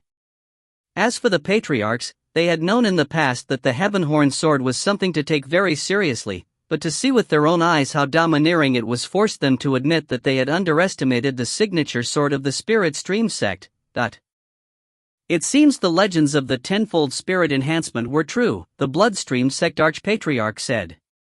A tenfold spirit enhancement will produce shocking transformations. In fact, it's just short of being a true spirit treasure. After joining forces with the Spirit Stream sect, it was becoming increasingly clear to the Bloodstream sect that they were adept at concealing their true strength. Although they still didn't quite match up to the Bloodstream sect, if war had truly broken out, even if the Bloodstream sect won in the end, they would have been forced to pay a severe price. In fact, they would most likely have lost any qualification to enter the middle reaches. Furthermore, before they would even have had a chance to do that, the Profound Stream sect would have come for them, and the current situation would likely have been reversed. Everyone had been watching the clash between the heaven-horn sword and the black-armored star beetle. That was especially true of the people on the city walls. Actually, there was a stirring of spiritual energy originating from those walls that was locked down on the area around the black-armored star beetle. As the heaven-horn sword rose back up into the air, the two halves of the black-armored star beetle toppled down to either side, and the battlefield went completely silent. But then, all of the Spirit Stream sect cultivators broke out into thunderous cheering. In sharp contrast, the Profound Stream sect cultivators were forced to watch their sect's precious treasure, the black-armored star beetle, be cut in half. As its black blood oozed out in all directions, the shaken Profound Stream sect cultivators slowly bowed their heads. Many of them looked more thoughtful than ever. It was then that people started to realize that within the corpse of the black-armored star beetle, there was a very strange-looking crystal. Soon, more and more people were staring at it. However, even more attracted to the crystal were the numerous battle beasts, who were staring at it wide-eyed. A Beast King Crystal. The Bloodstream Sect's Archpatriarch said. But then his eyes flickered, and his face fell. Wait, no, it's a fake. However, even as the words left his mouth, a tiny figure leapt out in front of everyone. It was Bruiser, who had shrunk down to the size of a hand, and was flying toward the corpse of the black-armored star beetle with shocking speed. His eyes shone with longing, almost madness, and he was moving so quickly that he was nothing more than a colorful blur. Xiaochun's jaw dropped, and suddenly, he was stricken with the realization that something about the situation seemed off. Before he could react though, a droning sound filled the air, and it was coming from the city walls of the Profound Stream sect. The sound instantly grew in volume until it was ear-splitting, and caused all hearts to tremble. Next, a black arrow became visible. In the blink of an eye, it shot forth from the city, flying at unbelievable speed toward the direction of the black-armored star beetle. Its target was none other than Bruiser. A tremor ran through Bruiser, a sudden, intense sensation of deadly crisis. He let out a howl as he tried to flee, or perhaps fight back. And yet all such efforts were useless. The arrow was only half a moment away from stabbing into his forehead. Xiaochun instantly devolved into madness. Shouting out in a hoarse voice, he flew out into the air and opened his heaven-span Dharma eye. All the control power of his third eye erupted, almost like an invisible hand which wrapped around the arrow in an attempt to halt its momentum. Xiaochun shot toward the beetle corpse with all the power he could muster, blood oozing out of his eyes, ears, nose, and mouth. As a result of all of his efforts, the arrow suddenly lurched to a halt. In that moment, Bruiser shivered, and then leapt to the side. Just as Xiaochun was breathing a sigh of relief, the arrow swiveled in place. Instead of aiming at Bruiser, or even at Xiaochun, it was now pointing directly toward the black crystal. It moved with speed just as incredible as before, and the sudden acceleration instantly shattered Xiaochun's control power. All of this takes quite some time to describe, but happened with exceeding quickness. Few people on the battlefield were capable of even reacting. However, one of them was the Bloodstream Sect's Archpatriarch, whose scalp was tingling so hard it felt like it might explode. "Nightcrypt, get back!" he shouted. "The target is you." The other patriarchs' faces fell as they realized what was happening, and although they wanted to do something to save Xiaochun, there was no time.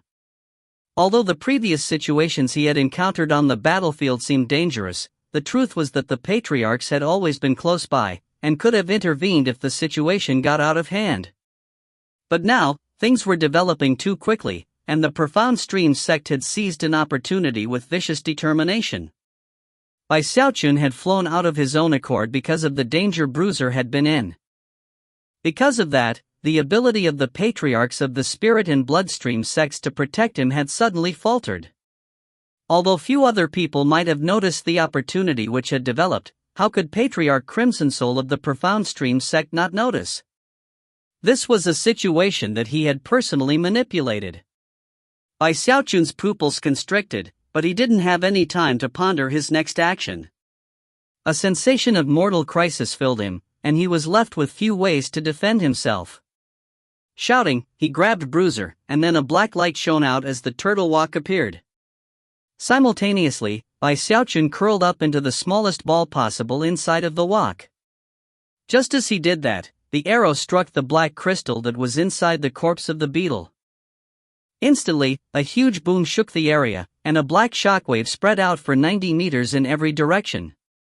Everywhere the shockwave passed, it obliterated any living thing it touched, even the grass.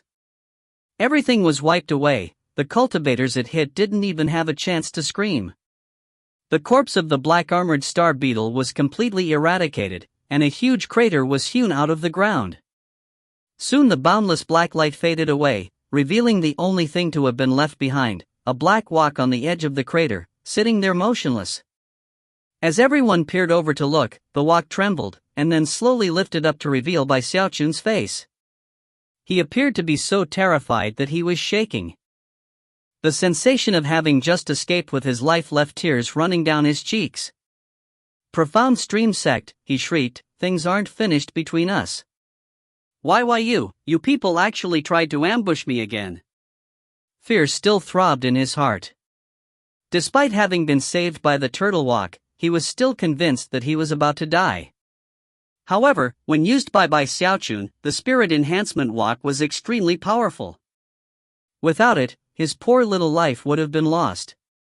His heart was pounding, and the residual fear that flowed through him caused his knees to wobble. Crawling out from underneath the walk, and cradling Bruiser in his arms, he said, "Bruiser, you almost got your dad killed, did you know that?" But Bruiser looked like he was about to cry. He knew that he had slipped up. Seeing Bruiser's reaction, Xiaochun couldn't bear to criticize him any further. Then, flames of rage began to rise up in his eyes as he looked over at the city walls, and the old man standing atop them with a huge bow in his hands. "You just wait for Lord Bai, you old fart!" he shouted at the top of his lungs. I want that bow of yours.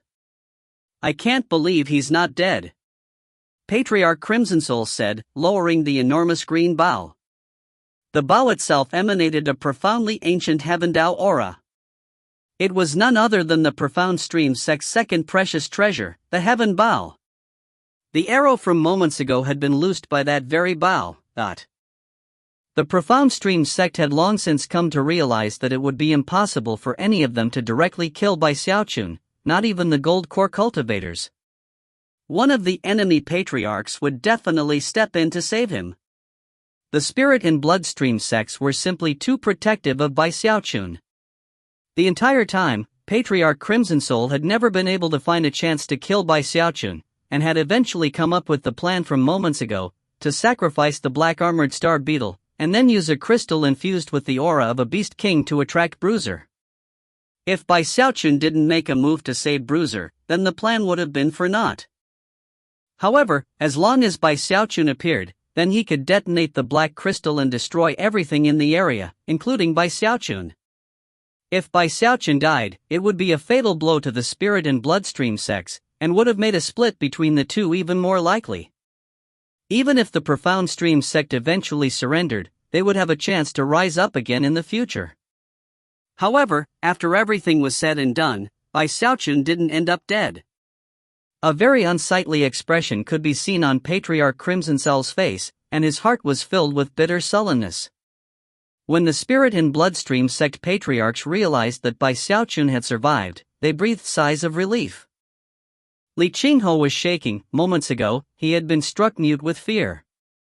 It was the same with all of Xiaochun's other friends on the battlefield. As the fury of the two sects burned hotter than ever, they attacked. The Heavenhorn sword slashed into the spell formation, and the other precious treasures of the Spirit and Bloodstream sects were unleashed.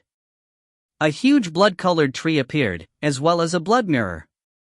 Numerous powerful objects sent heaven-rending, earth-crushing power toward the Profound Stream sect.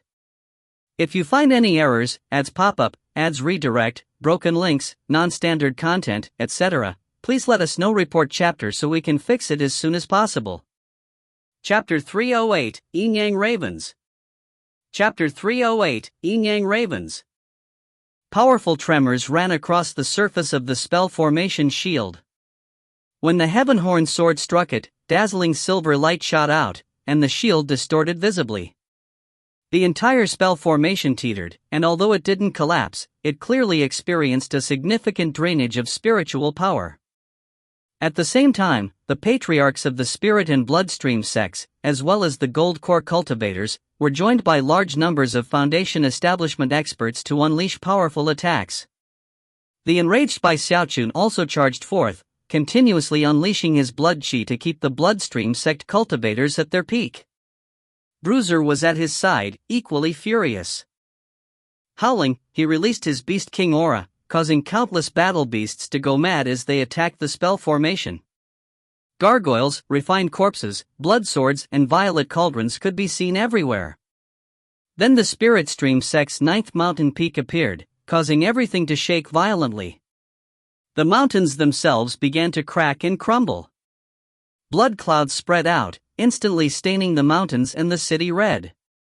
On the other side of the mountain range, the remnants of the Pillstream sect were attacking with full force, battering the rear portion of the spell formation to the point of destruction. From the look of it, the spell formation couldn't hold on for much longer, and in fact, the only way to prevent it from collapsing was to reduce its range. The Bloodstream Sect's Archpatriarch had a very grim look on his face.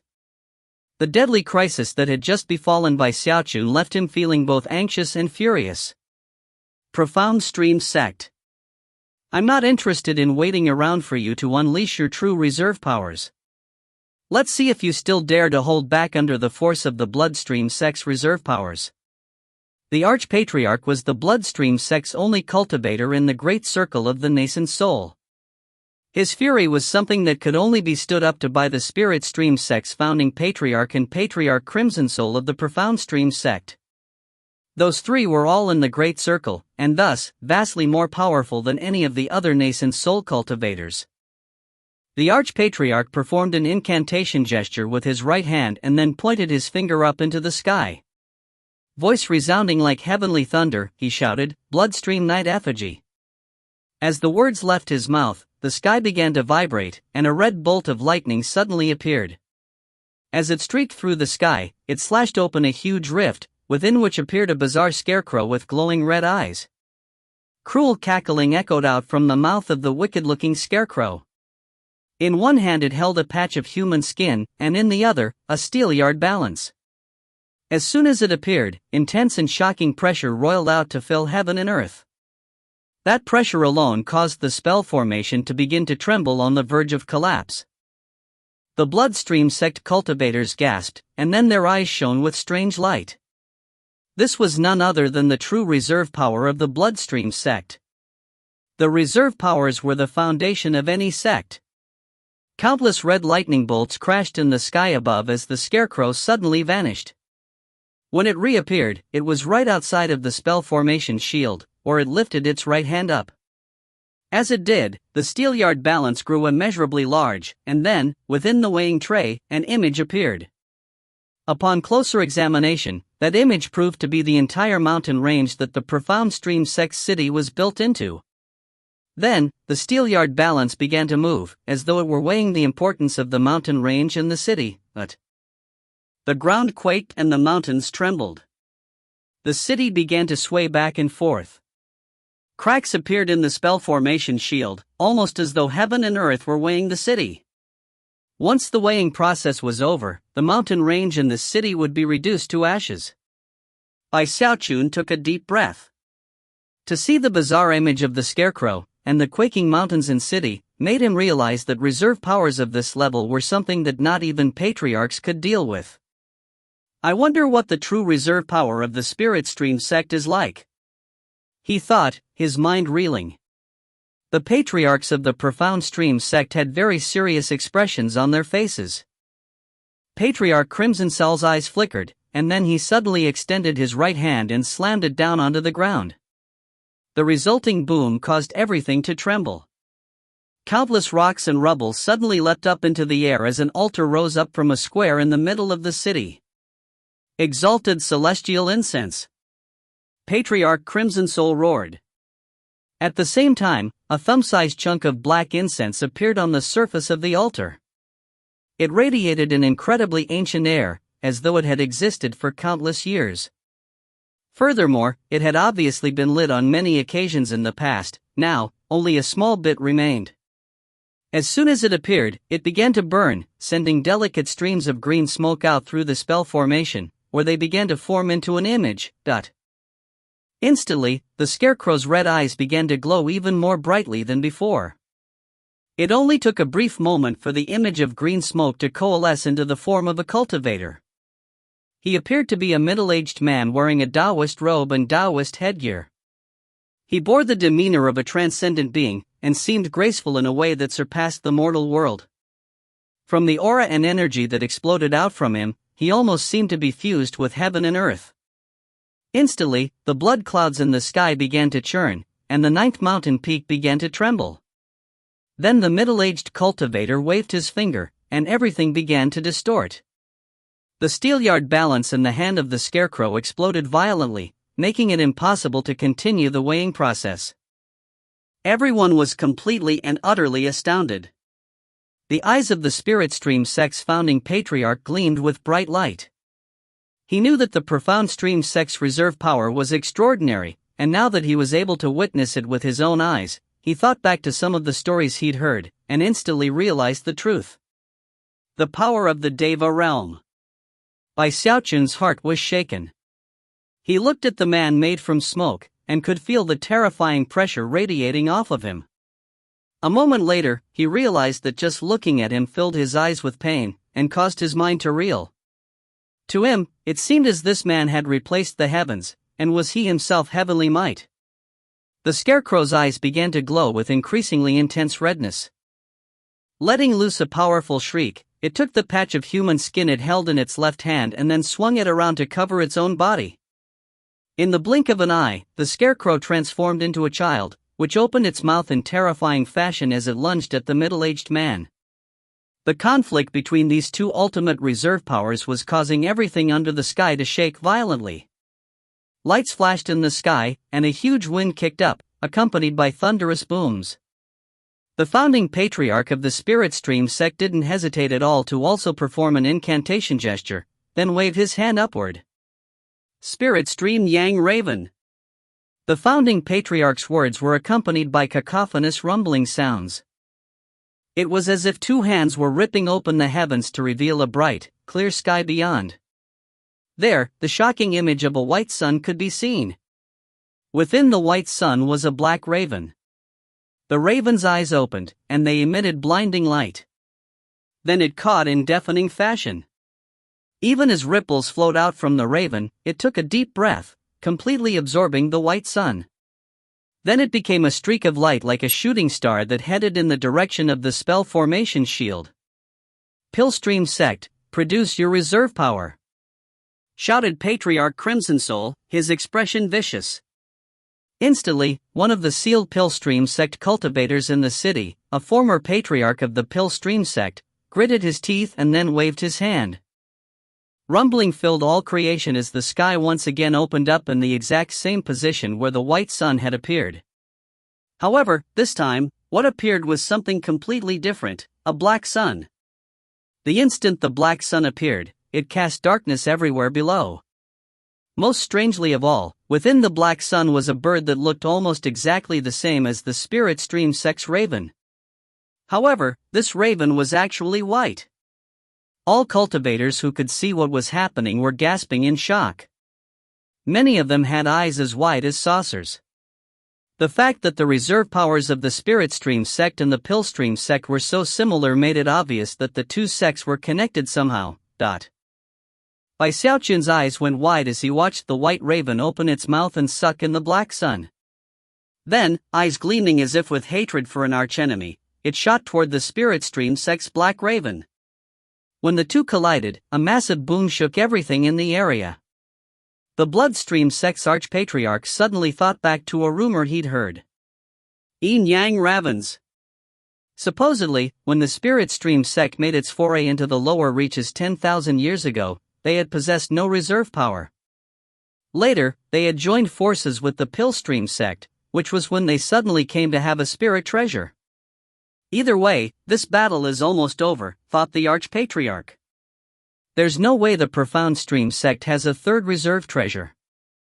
The Bloodstream sect's Archpatriarch exchanged a glance with the Spirit Stream sect's founding patriarch, and they nodded to each other. The truth was that they could have made a massive attack like this earlier on. However, they had drawn things out to give the Spirit and Bloodstream sects a chance to fight together. At the same time, they were able to chip away at the morale of the Profound Stream sect. After all, their goal was not to wipe out the Profound Stream sect, but rather, to absorb it. Now that the Profound Stream sect had revealed their reserve power, there was no suspense at all left in the war. The Spirit Stream sect's founding patriarch waved his sleeve, and then spoke in a voice as cold as ice, Profound Stream sect, do you surrender? If you find any errors, ads pop-up, ads redirect, broken links, non-standard content, etc., please let us know. Report chapter so we can fix it as soon as possible. Chapter 309, The Profound Stream Sect Surrenders. Chapter 309, The Profound Stream Sect Surrenders. Profound Stream Sect, do you surrender? The words of the Bloodstream sect's archpatriarch echoed out in all directions. Simultaneously, orders were passed down to the disciples. The giants powered by the outer sect disciples of the Spiritstream sect roared as they battered the spell formation, joined by the enormous blood spheres composed of outer sect disciples from the Bloodstream sect. A huge boom rippled out from this first major attack. The cultivators inside the Profound Stream sect city were having a difficult time continuing to power the spell formation, and were left trembling. And that was only from an attack by the outer sect disciples. The sheer numbers involved left the Profound Stream sect cultivators' cultivation bases in chaos. At the same time, the outer sect disciples shouted in unison, "Profound Stream sect, do you surrender?" Their voices were like thunder that rattled the hearts and minds of the Profound Stream sect cultivators. Before they could even begin to do some breathing exercises to recover, a wave of refined corpses, gargoyles, war chariots and battle beasts charged forth in a second major attack. That attack was even more intense than the previous attack, and released even greater pressure than the previous one. The Profound Stream sect cultivators felt as if their cultivation bases were about to be torn to pieces. Even the patriarchs were included. Everyone was well aware that the attacks leveled by the two sects would only continue to get stronger. Before they even had time to react, and almost concurrent with the second attack, the inner sect disciples of the two sects launched a third attack. The spell formation incarnations of the Spiritstream sect and the locust-like magic of the Bloodstream sect formed together into something like a sharp sword which slashed toward the spell formation. Profound Stream sect, do you surrender? Their cry caused the entire city to shake. The spell formation shield distorted, and the Profound Stream sect cultivators shook violently. Their cultivation bases couldn't take much more. This third attack was even more powerful than the others, and many of the pale-faced cultivators inside the formation were even beginning to wither up. There was no chance for any of them to rest or recuperate for even a moment. Things weren't over yet. Next came the chosen and peak lords from the 7 mountain peaks of the south and north banks of the Spiritstream sect, in the form of enormous spell formation giants. At their side were their contemporaries from the 4 mountain peaks of the Bloodstream sect. A fourth powerful attack. This attack was completely different from the first 3. It was like stabbing a dagger into the heart of a dying person. The spell formation trembled, and the cultivators supporting it from within all began to cough up blood. Yet again, there was no other choice for them but to allow the spell formation to shrink. Next came the spell formation giants from Mount Daoseed, including by Xiaochuns. Joining them were the Blood Masters and Elders from the Bloodstream sect. Terrifying roars echoed out as they unleashed the fifth major attack. That attack unleashed power even greater than all of the previous attacks put together. Bai Xiaochun joined in the thunderous battle cry as the spell formation distorted, and then shrank down again. Mountains in the area crumbled, and the city seemed in grave danger of simply collapsing. More blood spilled out of the mouths of the cultivators powering the spell formation, whose chi passageways were already significantly injured. Some of them were so withered that they had to be replaced. As that happened, the thunderous shout of the Spirit and Bloodstream sects reached their ears. Profound Stream sect, do you surrender? The Profound Stream sect cultivators' hearts were pounding in their chests, but before they could pull themselves back together, a sixth major attack headed their way. That attack came from the well over 100 prime elders from both sections. They held nothing back as they unleashed the most powerful attack yet onto the spell formation. The spell formation rumbled as cracks spread out. It shrank down again, exposing the outer areas of the city. More cultivators inside coughed up blood, and many of them lapsed into unconsciousness. The main emotion in the minds of most cultivators in the city was despair. And yet, another attack was already incoming. The cultivation bases of the Blood Rippers and Legacy Echelon cultivators erupted. Trump cards were unleashed without hesitation. Visually, the seventh major attack looked like shooting stars slamming into the spell formation shield. Boom! The damage to the spell formation spread out even further. The walls of the city began to fall, revealing the exhausted, bitter Profound Stream sect cultivators inside. Some of the cultivators who had been powering the spell formation were instantly destroyed in body and soul. The area covered by the spell formation shrank yet again, leaving many cultivators outside of its protection. Some of those cultivators had once been members of the Pill Stream sect. They could only sit there silently with gritted teeth. They had no desire to be considered part of the Profound Stream sect anymore. Then, the eighth major attack closed in. 6 patriarchs of the Bloodstream sect and 4 from the Spirit Stream sect joined together for the 8th attack. They were like 10 gods, and the mere sound of them unleashing their battle prowess was like thunder from the heavens. Profound Stream sect, do you surrender? The air shattered, and the ground quaked violently. As the attacks of 10 patriarchs slammed into the spell formation, the patriarchs of the Profound Stream sect roared and held nothing back to resist. Booms rang out constantly. More than half of the city was destroyed now, and all of the patriarchs of the Profound Stream sect were left coughing up blood. Their faces were ashen, and their bodies withered. They looked older than before, and even Patriarch Crimson Soul was staggering backward, blood spraying out of his mouth. It was in that moment that the remnants of the Pill Stream sect unleashed their own powerful attack. A huge pill furnace smashed into the spell formation shield, and the tens of thousands of cultivators behind it attacked with suicidal abandon. Another powerful shout filled the air. Profound Stream sect, do you surrender? One of the cultivators within the Pill Stream sect was a young woman with a gauzy white veil. Her facial features were obscured, but her eyes were visible, and they were spectacularly beautiful. Virtually all of the cultivators in the Pill Stream sect were obsessed with her. Within that sea of people, she was like a pearl on a beach, resplendent and beautiful.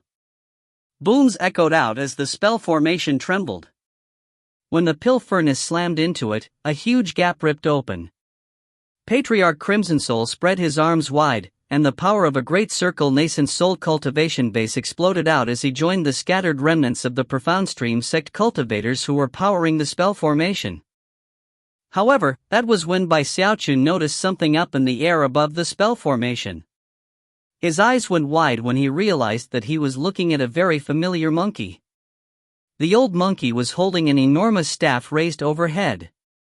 Eyes flickering with an archaic light, as well as a dignity that could shake heaven and earth, he smashed the staff downward. Profound Stream sect, do you surrender? Roared an ancient-sounding voice. The spell formation shook violently, and finally, exploded. A shockwave blasted out in all directions. Patriarch Crimson Soul coughed up an enormous mouthful of blood. The other cultivators of the Profound Stream sect were all soaked in blood from various wounds. At the same time, something shot into the city, something that moved so quickly it was impossible for anyone to see it clearly at first.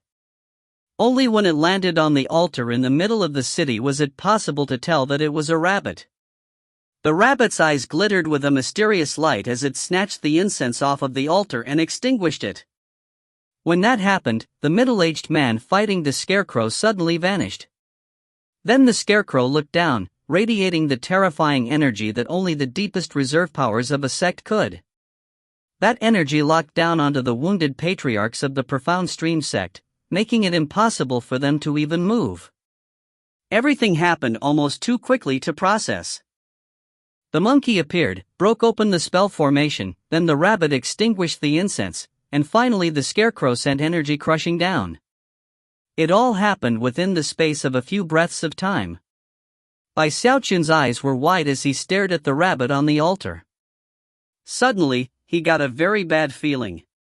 That was when Xiaochun suddenly realized that numerous cultivators from the two sects were all vying with each other to enter the city. That was even true of the scattered remnants of the Pill Stream sect on the other side, led by the young woman in the white veil. Xiaochun slapped his thigh. Battle merit. Whoever gets into the city first will get a big reward. Suddenly inspired, he roared and shot off at top speed. Bruiser seemed to understand exactly what he was thinking and gave him a push off. Xiaochun flew forward, wings flapping, blasting across the battlefield like a meteor. He immediately passed everyone else, and then quickly stepped onto the shattered city wall. Profound Stream Sect, are you going to surrender? The echo of his shout caused Patriarch Crimson Cell's heart to fill with bitterness. He looked around at the Profound Stream Sect cultivators, and then over at Xiaochun. He knew that after surrendering, he would have to come up with a method of resolving the differences between the two of them. Even as his eyes flickered, the other patriarchs clasped hands and bowed to Xiaochun. We surrender. Everything went quiet for a moment, and then cheering erupted from the Spirit and Bloodstream sects. The Profound Stream Sect cultivators sighed, and Xiaochun's eyebrows shot up and down in excitement. Sticking his chin up, he waved his sleeve and proudly said, with the snap of a finger, Xiaochun reduced the Profound Stream. Before he could finish speaking, a little turtle head popped out of his bag of holding and looked up at him. The turtle sighed. It's been a long time since I've heard someone blow their own horn so loudly. If you find any errors, ads pop up, ads redirect, broken links, non-standard content, etc., please let us know. Report chapter so we can fix it as soon as possible. Chapter 310, Du Shueme offers greetings, Blood Master. Chapter 310, Du Shueme offers greetings, Blood Master. Xiaochun's jaw dropped. For years now, his moments of sleeve-flicking monologue had always been one of great pride. Never before had anyone interrupted him. Eyes wide, he stared down at the green little turtle head sticking out of his bag of holding. Damn it, you're still in my bag of holding. Just as he reached his hand over to grab the turtle rolled its eyes, stuck its head back inside, and vanished. Xiaochun was fuming with rage. The little turtle was really a disaster for him. Whenever he thought about how it had provoked that enormous golden crocodile, his head started to ache. However, despite his simmering rage, he couldn't find the turtle no matter how he looked. Gritting his teeth, he decided to start using a new bag of holding. After switching the contents, he hurled the old one outside of the city. If you're so awesome, he said angrily, let's see you pop your head out of this one. As soon as the words left his mouth, the little turtle's head popped out of the new bag of holding and looked contemptuously at Xiaochun. Considering you just gave Lord Turtle a new house, I'll play along. Go ahead and bow down and worship. Xiaochun felt like he was about to start crying. After a long moment, he sighed and resigned himself to the fact that he couldn't do anything about the little turtle. With that, he looked around dejectedly at the other cultivators of the Spirit and Bloodstream sects as they poured into the city and started taking the Profound Stream sect cultivators into custody. As for the monkey and the rabbit, Xiaochun looked around for quite a while, but couldn't find any clues as to where they'd gone off to. Even Bruiser had disappeared now that the city had fallen. I was the one who made that monkey and that rabbit, he thought sadly. It was really a strange situation, and suddenly he couldn't help but think back to all of the other little animals from back in the Spirit Stream sect. Soon, the remnants of the Pillstream sect were pouring in from the other side. Mixed emotions could be seen as they looked at their compatriots who had given into the Profound Stream sect. At the same time, they complied with the instructions of the Spirit and Bloodstream sects as their own sect was absorbed into the alliance. The patriarchs of the Profound Stream sect, especially Patriarch Crimson Soul, were not magically sealed. Instead, the Archpatriarch and the Founding Patriarch calmly accepted their surrender. When it came to the lower-ranking cultivators, the Spirit and Bloodstream sects had their ways of ensuring that they were taken in by the alliance. Xiaochun didn't need to help with anything. He simply watched as the excited and enthusiastic cultivators of the Spirit and Bloodstream sects cheered and went about their work. Now that the war was over, it was possible to say that the eastern lower reaches of the cultivation world had truly been united. All that was needed now was a bit of time for the lower reaches to build up strength, and then they could march to challenge the Sky River Court. Xiaochun had been the center of all attention during the fighting, and now, he was like a sun shining down on the Spirit and Bloodstream sects. Everyone looked at him with passion and respect. As for the female disciples, strange gleams could be seen in their eyes, which made Xiaochun feel wonderful. He quickly set aside the matter of the little turtle, and simply savored the moment. Assuming the pose of an important person from the senior generation, he began to stroll through the city. Whenever he encountered cultivators he knew, he would smile and nod. As he passed, an endless stream of greetings, Junior Patriarch, could be heard. Eventually, Xiaochun was displeased to discover that he actually wasn't the only person to have become extremely famous during the war.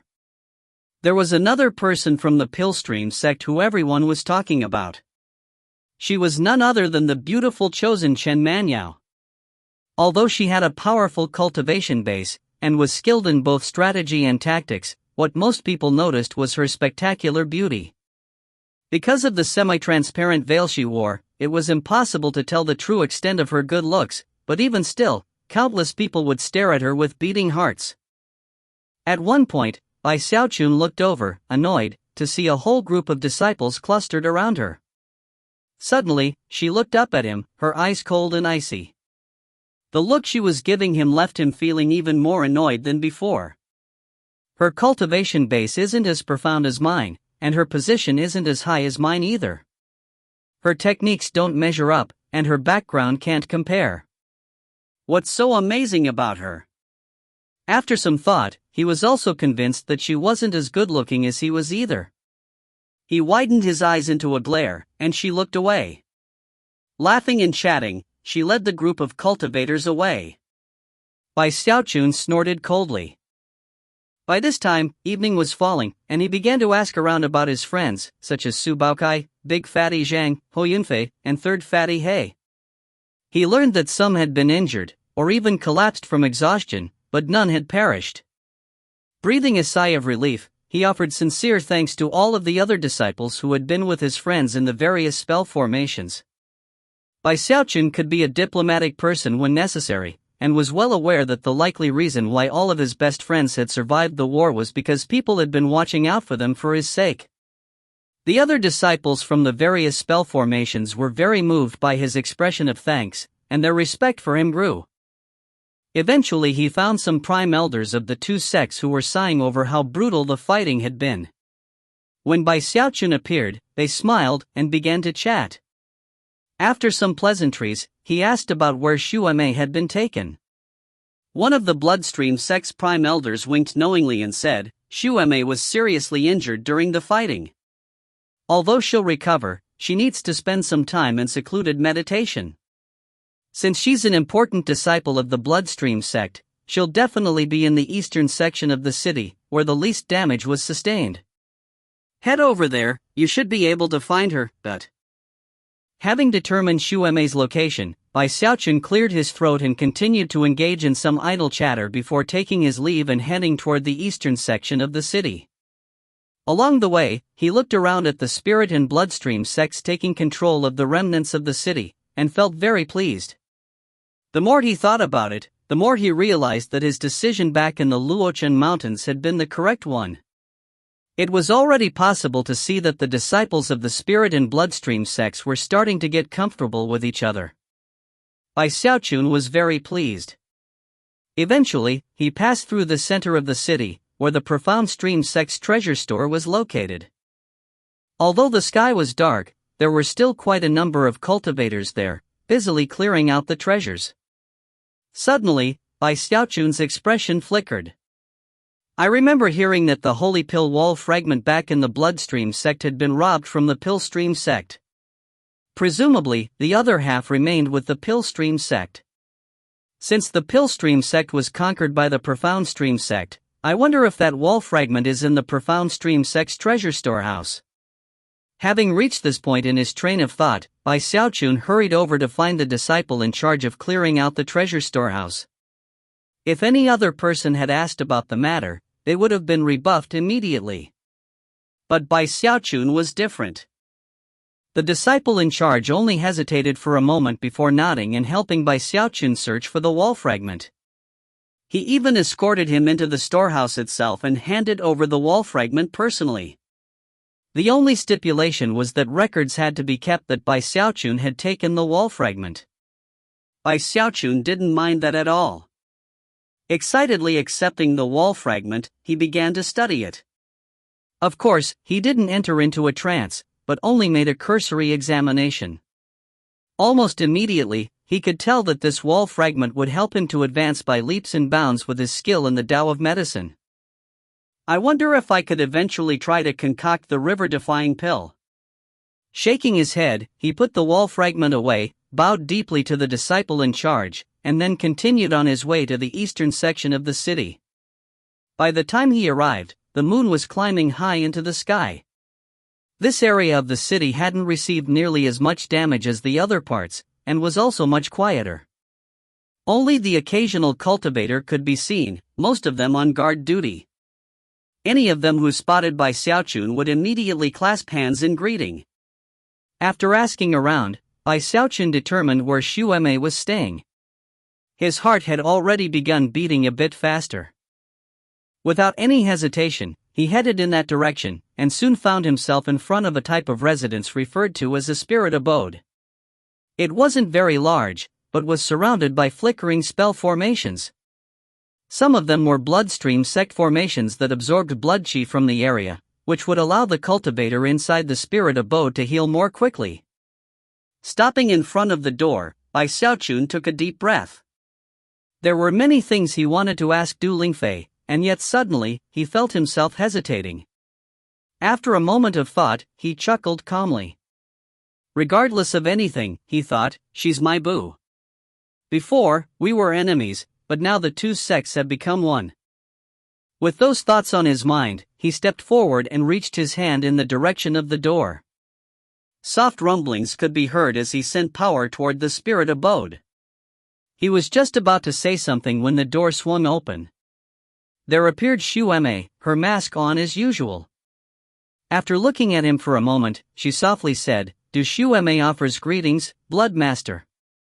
If you find any errors, ads pop up, ads redirect, broken links, non-standard content, etc., please let us know. Report chapter so we can fix it as soon as possible." Chapter 311, That Scar. Chapter 311, That Scar. The moon cast shafts of white light down onto the earth below, creating a scene of both biting coldness and gentle softness. Overall, it was breathtakingly beautiful. Xu Mei looked very striking as she stood there in front of the door to the spirit abode. She wore a voluminous robe, but the curves of her body were still visible beneath the fabric. She looked very beautiful. Her voice was soft, but at the same time, slightly raspy in a way that almost made Bai Xiaochun's ears itch. Last time, it didn't matter what Bai Xiaochun said when he tried to get her to come out of her immortal's cave, she had remained inside. To see her suddenly appear right out in the open caused him to smile. "Last time you refused to see me. This time, there's nowhere for you to escape to." The familiar way in which he spoke to her, not even bothering to address her, caused her to look deeply at him, a strange light gleaming in her eyes. Although she wore a mask, making it impossible to see her facial features, there was something about her that seemed very weak. "Many thanks for your kindness in saving my life, Blood Master. When you came to my immortal's cave last time, I was injured, and had just lost the struggle to become Blood Master. I felt blank inside, and didn't feel up to facing you. Please forgive me." With that, she clasped hands and bowed deeply. As she did, her sleeve slipped down, revealing a scar on her hand that had clearly been there for some time. As she bent over, some of her curves became even more prominent than before, and Bai Xiaochun couldn't help but take a look. Bai Xiaochun cleared his throat and said, "Why are you being so polite, boo? Take off that mask so I can see you." Excitement building in his heart, he took a step toward the door. Xu Mei's eyes widened. Never could she have imagined that Bai Xiaochun would say something like that, nor that he would start walking toward her. Without even thinking about it, she stepped backward. Suddenly, her knees went weak, and she staggered a bit. Eyes flashing with anger, she said, "Blood Master, please behave yourself. You showed great kindness by saving me, but that doesn't give you the right to dishonor me. I'm Xu Mei, not some boo. Cut the crap," Bai Xiaochun said, feeling less than pleased. He took another step forward, unleashing the power of his cultivation base to flash forward with incredible speed. In the briefest of instants, he was right in front of Xiaomei. At any other time, Xiaomei's cultivation base would have been strong enough to resist him. But she was still recovering from a grievous injury, and wasn't a match for him in any way. In the blink of an eye, he reached out, grabbed her mask, and pulled it off. As her mask was plucked off of her face, black hair spilled down her shoulders like a waterfall. Bai Xiaochun threw the mask off to the side, and her face was revealed, ashen, with starkly cold beauty. She was clearly angry, but was so weak that her anger didn't burn as hot as it might have. Although she wasn't soul-shakingly beautiful, her classic good looks were enough to put her on the same level as Song Junwan. However, this person was not Du Lingfei. Xiaomei backed away further. Her face was pale, and her hair was disheveled. She was even trembling. Eyes flaring with coldness, she pointed at Bai Xiaochun and said, "What do you think you're doing, Night Crypt?" Because of her overall weakness, the coldness in her eyes seemed more like humiliation. When Bai Xiaochun saw her face, his expression flickered wildly, and a murderous aura sprang up around him. His eyes were instantly shot with blood. "If you're not my boo," he said, "then who are you?"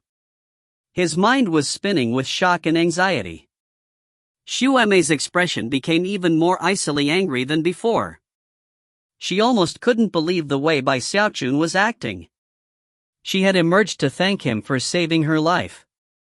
But unexpectedly, he had ripped off her mask, and then started talking like a madman. Backing up again, a fierce look appeared in her eyes. "Have you gone crazy, Night Crypt? I'll say it again.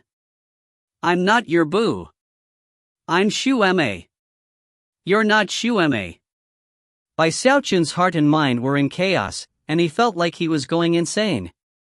As he stared at Xiaomei's face, he thought back to what had occurred inside the blood ancestor.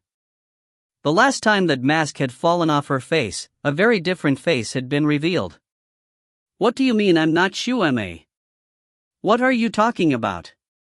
Xiaomei continued to edge away nervously. She suddenly got the feeling that this version of Bai Xiaochun was very, very dangerous, like a bolt of lightning just waiting to strike. "Who are you?" Bai Xiaochun shouted at the retreating Xiaomei. "Why are you pretending to be Xiaomei? Where's the real Xiaomei?" He needed answers.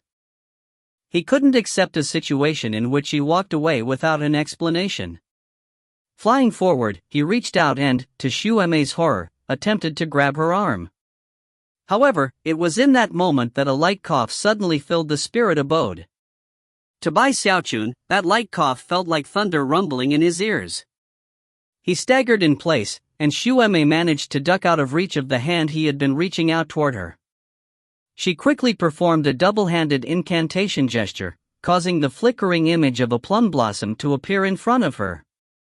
She was now radiating a prickly killing intent, her mind seething with rage toward Bai Xiaochun. Bai Xiaochun shook his head violently, but the rumbling sound inside of him didn't stop. Face pale, he stopped in place and looked at the middle-aged man who was walking out of the room behind Xiaomei. He had stern features, and looked as dangerous as an unsheathed sword. Shocking pressure rolled into the room with him, making it impossible for Bai Xiaochun to even take a step. "Patriarch Limitless," Bai Xiaochun said, his pupils constricting. At any other moment, he would have been trembling in fear to face the pressure of a nascent soul patriarch, but at the moment he didn't care. Patriarch Limitless had a very serious look on his face as he walked forward and patted Xiaomei on the shoulder. Xiaomei didn't seem pleased, but didn't dare to defy her father, and reigned in her killing aura. "Father," she said by way of greeting. Settling her chi in blood, she dissipated the blood-colored plum blossom. "Patriarch Limitless, look at your daughter," Bai Xiaochun said, glaring at him. "She's not Xiaomei." Clearly, he was so enraged that, despite the pressure weighing down on him, he wasn't willing to back down. Patriarch Limitless looked coldly at Bai Xiaochun and said nothing. However, the longer he went without talking, the more pressure roiled out.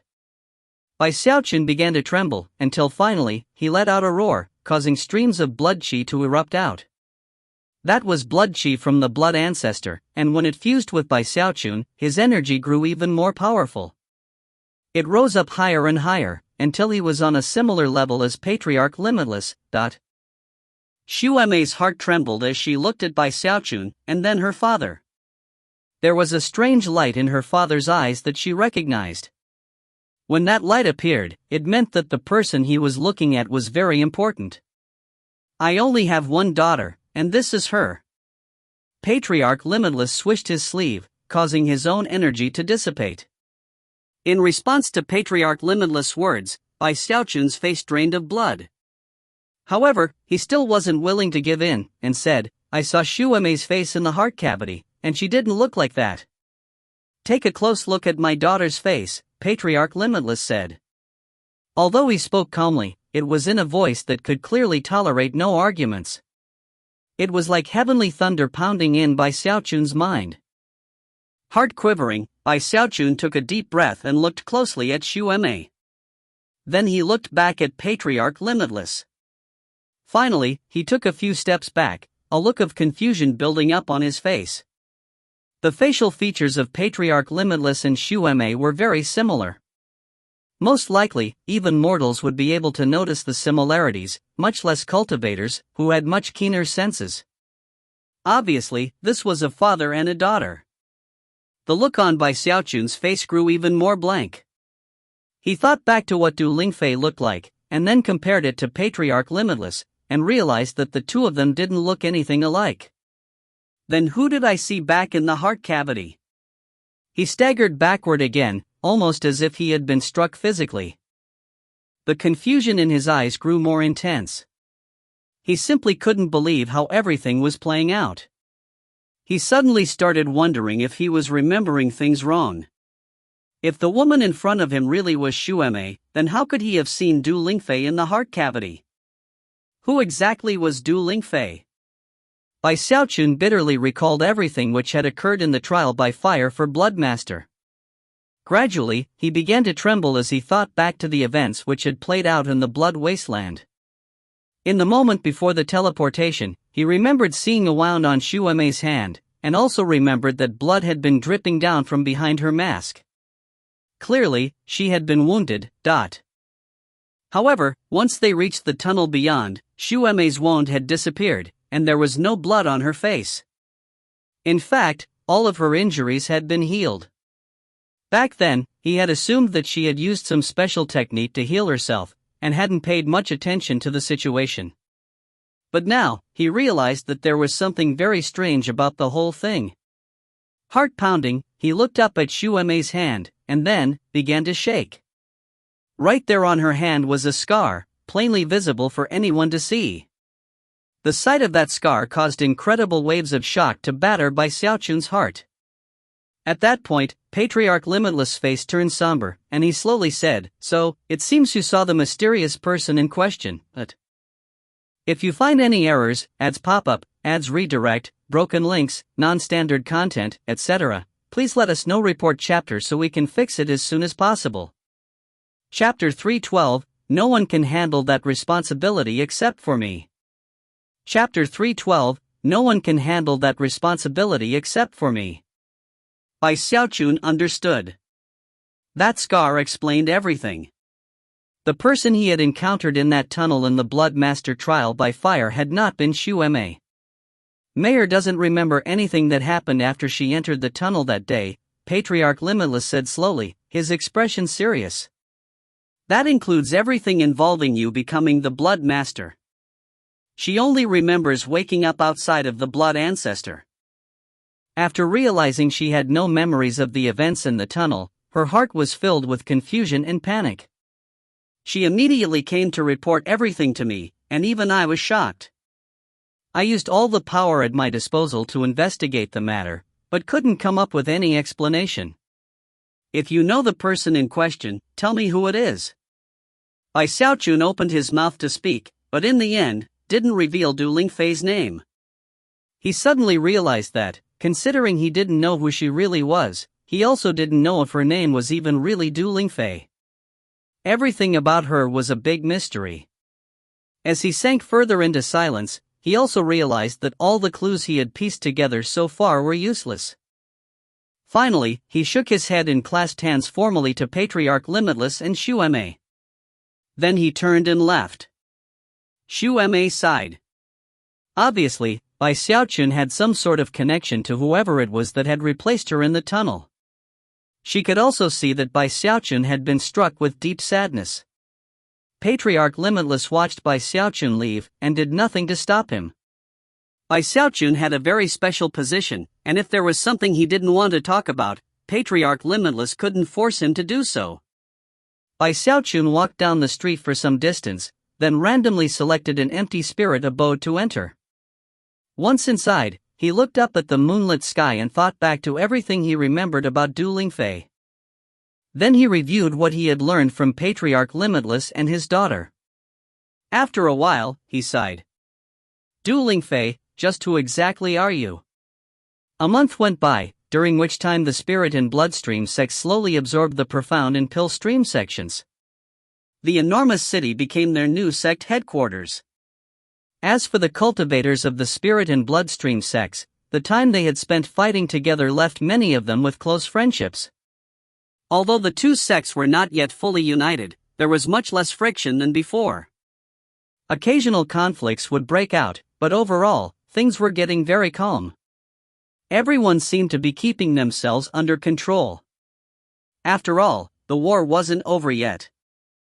Although there were no opponents to fight in the lower reaches, everyone knew their true goal was the middle reaches. Only by becoming a middle reaches sect could the war truly be considered over. That shared goal was like glue binding the spirit and bloodstream sects together.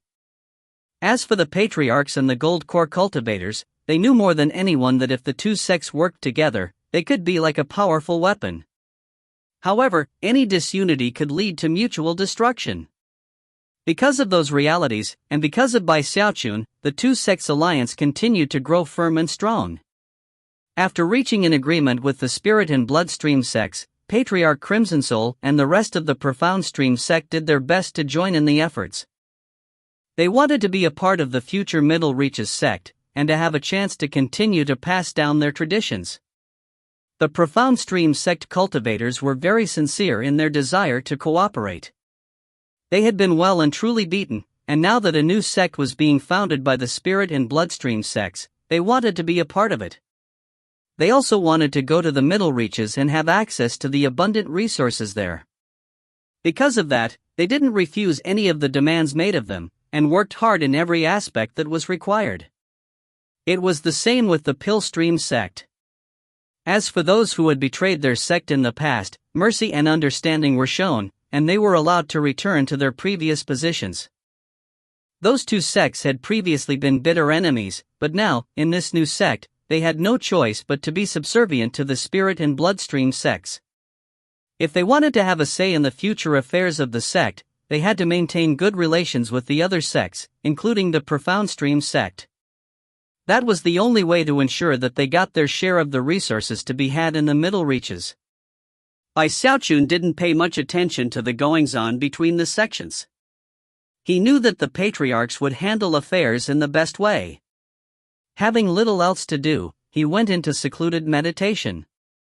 After burying the matter of Du Lingfei in his heart, he emerged refreshed.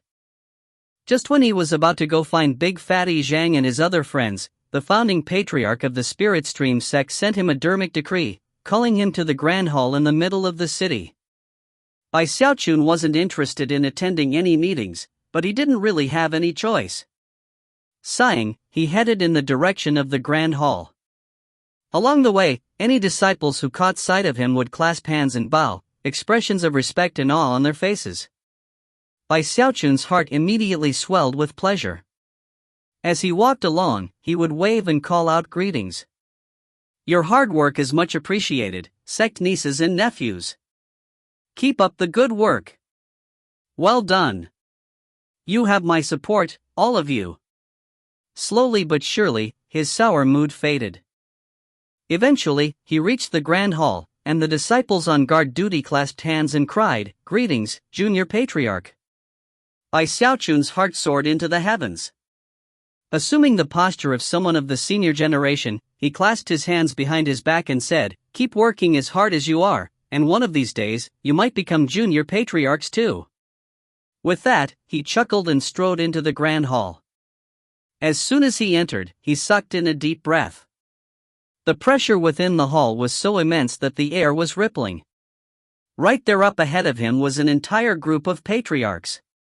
Patriarch Ironwood and the Song clan patriarch had not come to join the main force. Without them present, that left 4 patriarchs from the Spirit Stream sect and 6 from the Bloodstream sect. 4 patriarchs were present to represent the Profound Stream sect, including Crimson Soul. Finally, there were 3 patriarchs from the Pillstream sect. In total, there were 17 nascent soul Taoist masters, whose soul fluctuations completely filled the enormous hall. As soon as Bai Xiaochun entered, the eyes of all 17 individuals focused on him. Different expressions could be seen in those gazes. The patriarchs from the Spirit Stream sect and the Bloodstream sect were calm. The Profound Stream sect patriarchs had conflicted expressions, especially Patriarch Crimson Soul, whose heart trembled with a certain sense of powerlessness. As for the 3 nascent soul patriarchs from the Pillstream sect, their eyes shone with strange gleams of interest. It all made sense, of course. The entire situation in the cultivation world of the lower reaches had been changed because of Bai Xiaochun. To see so many nascent soul experts staring at him caused Bai Xiaochun to shiver. Suddenly, he was struck with the fear that the patriarchs might have decided to dispose of him now that his usefulness was over, or that they wished to settle accounts based on his past mistakes. His face turned pale, and his eyes widened. Looking around nervously, he became more convinced that he was right. Good morning, patriarchs," he said cautiously. With the exception of the Spirit Stream sect patriarchs, all of the other nascent soul experts gaped in surprise. However, none of them spoke. Instead, their gazes grew more profound as they stared at him, making it impossible to tell what they were thinking. The Spirit Stream sect's founding patriarch looked at Bai Xiaochun and said, "Bai Xiaochun, there's something you must." The looks on the faces of the patriarchs' faces caused Bai Xiaochun's heart to tremble. As soon as the founding patriarch started speaking, he was convinced that he was going to say something bad. It would definitely be some sort of dangerous mission or assignment. Bai Xiaochun's face fell, and his heart began to beat rapidly. He suddenly realized that he couldn't allow the founding patriarch to finish that sentence. If he did, it would be very hard to refuse the request. Before he could finish speaking, Bai Xiaochun clutched at his chest and screamed, then coughed up a massive mouthful of blood. Staggering backward, his face turned a sickly pale color, and he gasped, "Patriarchs, I was seriously injured in the fighting, which opened up previously healed wounds. I need to go into secluded meditation to recover. Alright, I won't disturb you any longer. Bye now." With that, he hurried toward the door. Before he could take more than a few steps, the founding patriarch glared at him and said, "Stop right there." Bai Xiaochun stopped in place, looking like he might cry at any moment. Coughing up another mouthful of blood, he looked piteously over his shoulder at the founding patriarch. "Patriarch, I really am injured. It's bad. Really bad. Besides, I've gotten too famous recently. If I go out on my own, tons of people are going to be after my head. Why don't you give the mission to someone else? I really can't be going out into battle." The founding patriarch looked like he was being struck by a sudden headache, and was unsure of whether to laugh or cry. The other patriarchs of the Spirit Stream sect were all smiling wryly. They had heard of Bai Xiaochun's personality, but this was their first time seeing it firsthand, and they were struck speechless. The patriarchs from the Bloodstream sect were even more astonished. Patriarch Limitless almost couldn't believe what he was seeing, and the Archpatriarch was shocked. It was hardly necessary to mention the Profound Stream sect or the Pillstream sect. Patriarch Crimson Soul's eyes were wide as saucers, and his expression was one of complete incredulity, as if he had just seen a ghost. He almost couldn't believe that the Bai Xiaochun he had seen on the battlefield was the same person as the one standing in front of him. He even started to wonder if was hallucinating, or if Bai Xiaochun had somehow been replaced. The three patriarchs from the Pillstream sect were completely taken aback. The words Bai Xiaochun had just spoken were echoing in their minds, and they had a hard time reconciling that this was the person who had brought about such momentous changes to the eastern lower reaches. "We don't want you to go out on another mission," said the founding patriarch, shaking his head. Bai Xiaochun blinked, then asked for confirmation a few times. "I already said, we don't want you to go out on a mission. Just as you suggested before all of this started, we are discussing the founding of the new sect. We need a name for it, and we're wondering if you had any suggestions." "Oh?" Bai Xiaochun said. Nervous, he began to blabber, "A sect name, huh? What about the Undying Sect? Or the Live Forever Sect? No, those won't do. We're going to the middle reaches of the river, right? We need something with the word river in it. How about the River-Defying Sect? Or we could go with the Turtle River Sect. Hey, that's a good name. Turtle River Sect. There's some deep meaning in that one. Wait. Let me think some more. What about the Bastards of? We'll go with River-Defying Sect, the founding patriarch interrupted, worried about where Bai Xiaochun would go next, and that he might say even more unseemly sect names. There's another matter to discuss. During the ceremonies, we need to officially name the junior patriarch of the sect. In addition to the name of the sect itself, we also wanted to ask your opinion on who to pick. Officially name the junior patriarch? Bai Xiaochun's eyes widened, and finally, his heart eased up with the realization that they really hadn't called him here to give him a dangerous mission.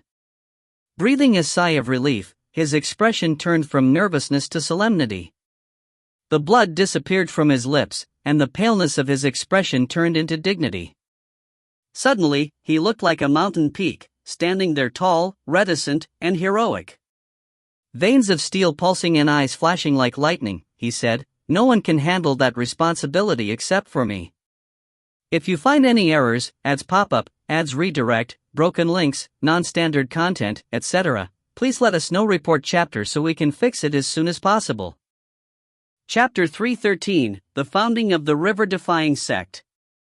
Chapter 313, The Founding of the River-Defying Sect. The sudden change in Bai Xiaochun's demeanor caused more eyes to widen among the patriarchs who sat in the grand hall.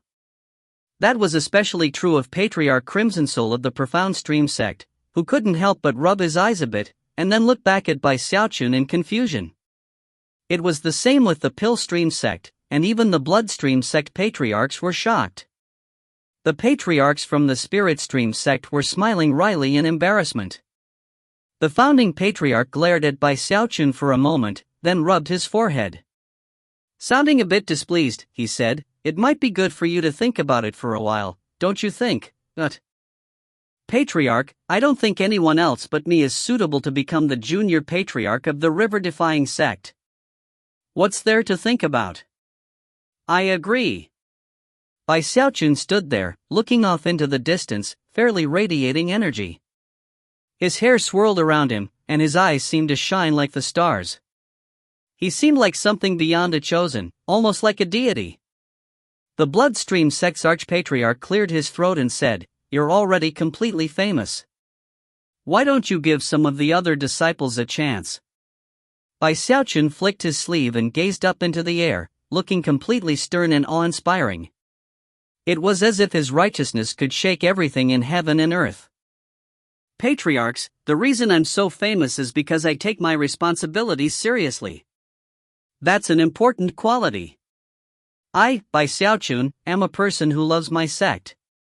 How could I force other disciples to sacrifice themselves to handle my responsibilities?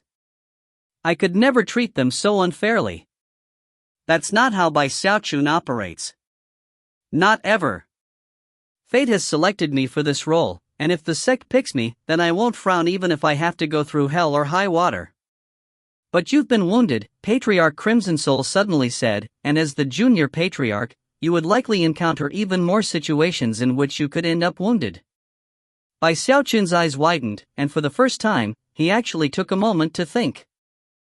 After a moment of indecision, he gritted his teeth and then chuckled casually. As cultivators, which of us haven't shed some blood? I, Bai Xiaochun, have a dream. I dream that for the rest of my life, the day will never come that I am forced to shed even a single tear for my sect.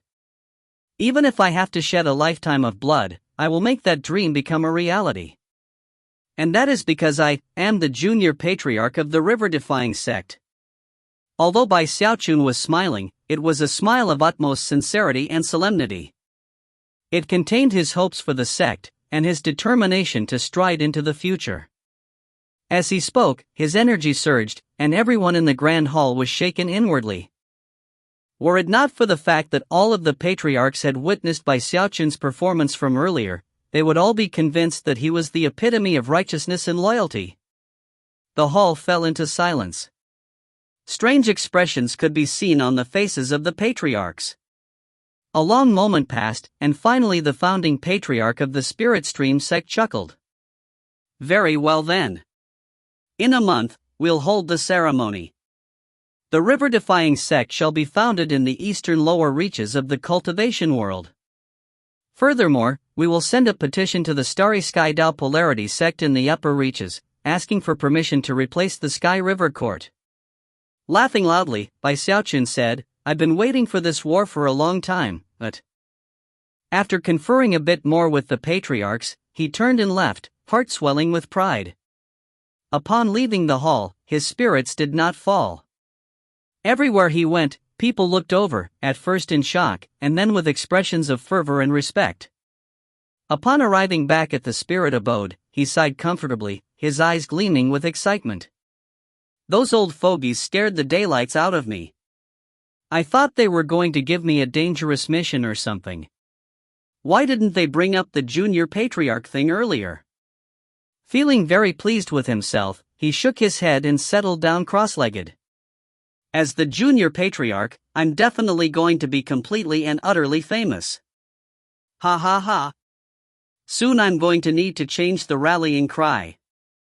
I can't use the Middle Peak Bloodmaster has infinite magical powers, the Spirit Stream Heaven Dao expert can shake the whole world anymore. It'll have to be the river-defying junior patriarch is unparalleled under heaven. Such thoughts got him even more excited than before. In terms of safety, humph. Being the junior patriarch is definitely the safest of all. They're not going to be sending me out on missions, that's for sure.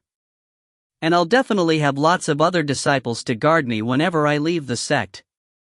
Bai Xiaochun felt wonderful, and could hardly wait for the ceremony the following month. The official founding of the river-defying sect became the hottest topic of conversation among the disciples of the four sections. Furthermore, word spread until the entire eastern lower reaches was abuzz. All of the smaller sects, as well as countless cultivator clans and numerous rogue cultivators, were all completely shaken. To them, even a single one of the four great sects was a vast and important organization, but now, all of the four great sects had joined into one. A powerful organization like that hadn't ever appeared in the history of the eastern lower reaches. Before long, word spread to the cultivator clans and smaller sects in the Delta region. However, there was even more news that started to circulate, news that got everyone shaking with madness and astonishment. The goal of the river-defying sect wasn't just to join together into one large sect. They wanted to fight their way into the middle reaches and take over the Sky River Court as the dominant sect there. That news virtually drove people crazy. After all, if the river-defying sect succeeded, then it would mean that 4 slots would open up for new sects in the lower reaches. The river-defying sect's thirst to become a middle reaches sect only continued to grow stronger.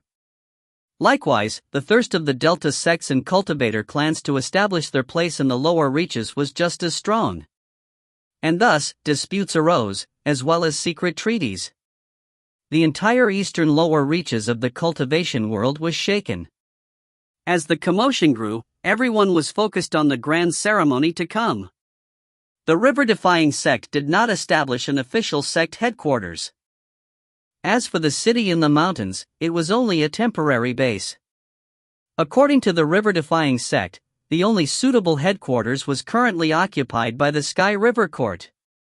Despite being only a temporary headquarters, it didn't take long for the more than 1 million cultivators of the 4 clans to renovate the entire city. They even expanded it, making it look more glorious than before. The reserve powers of all 4 sects were present, marked by enormous vortexes up in the sky, which emanated shocking pressure at all times.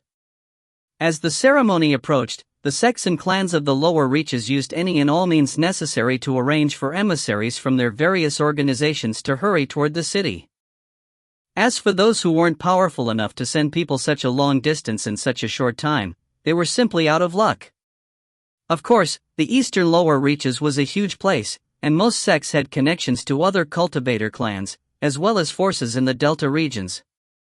Because of that, a vast number of people converged on the city to attend the ceremony, so much so that the city itself couldn't contain them, forcing them to set up camp in the surrounding area. More people arrived every day.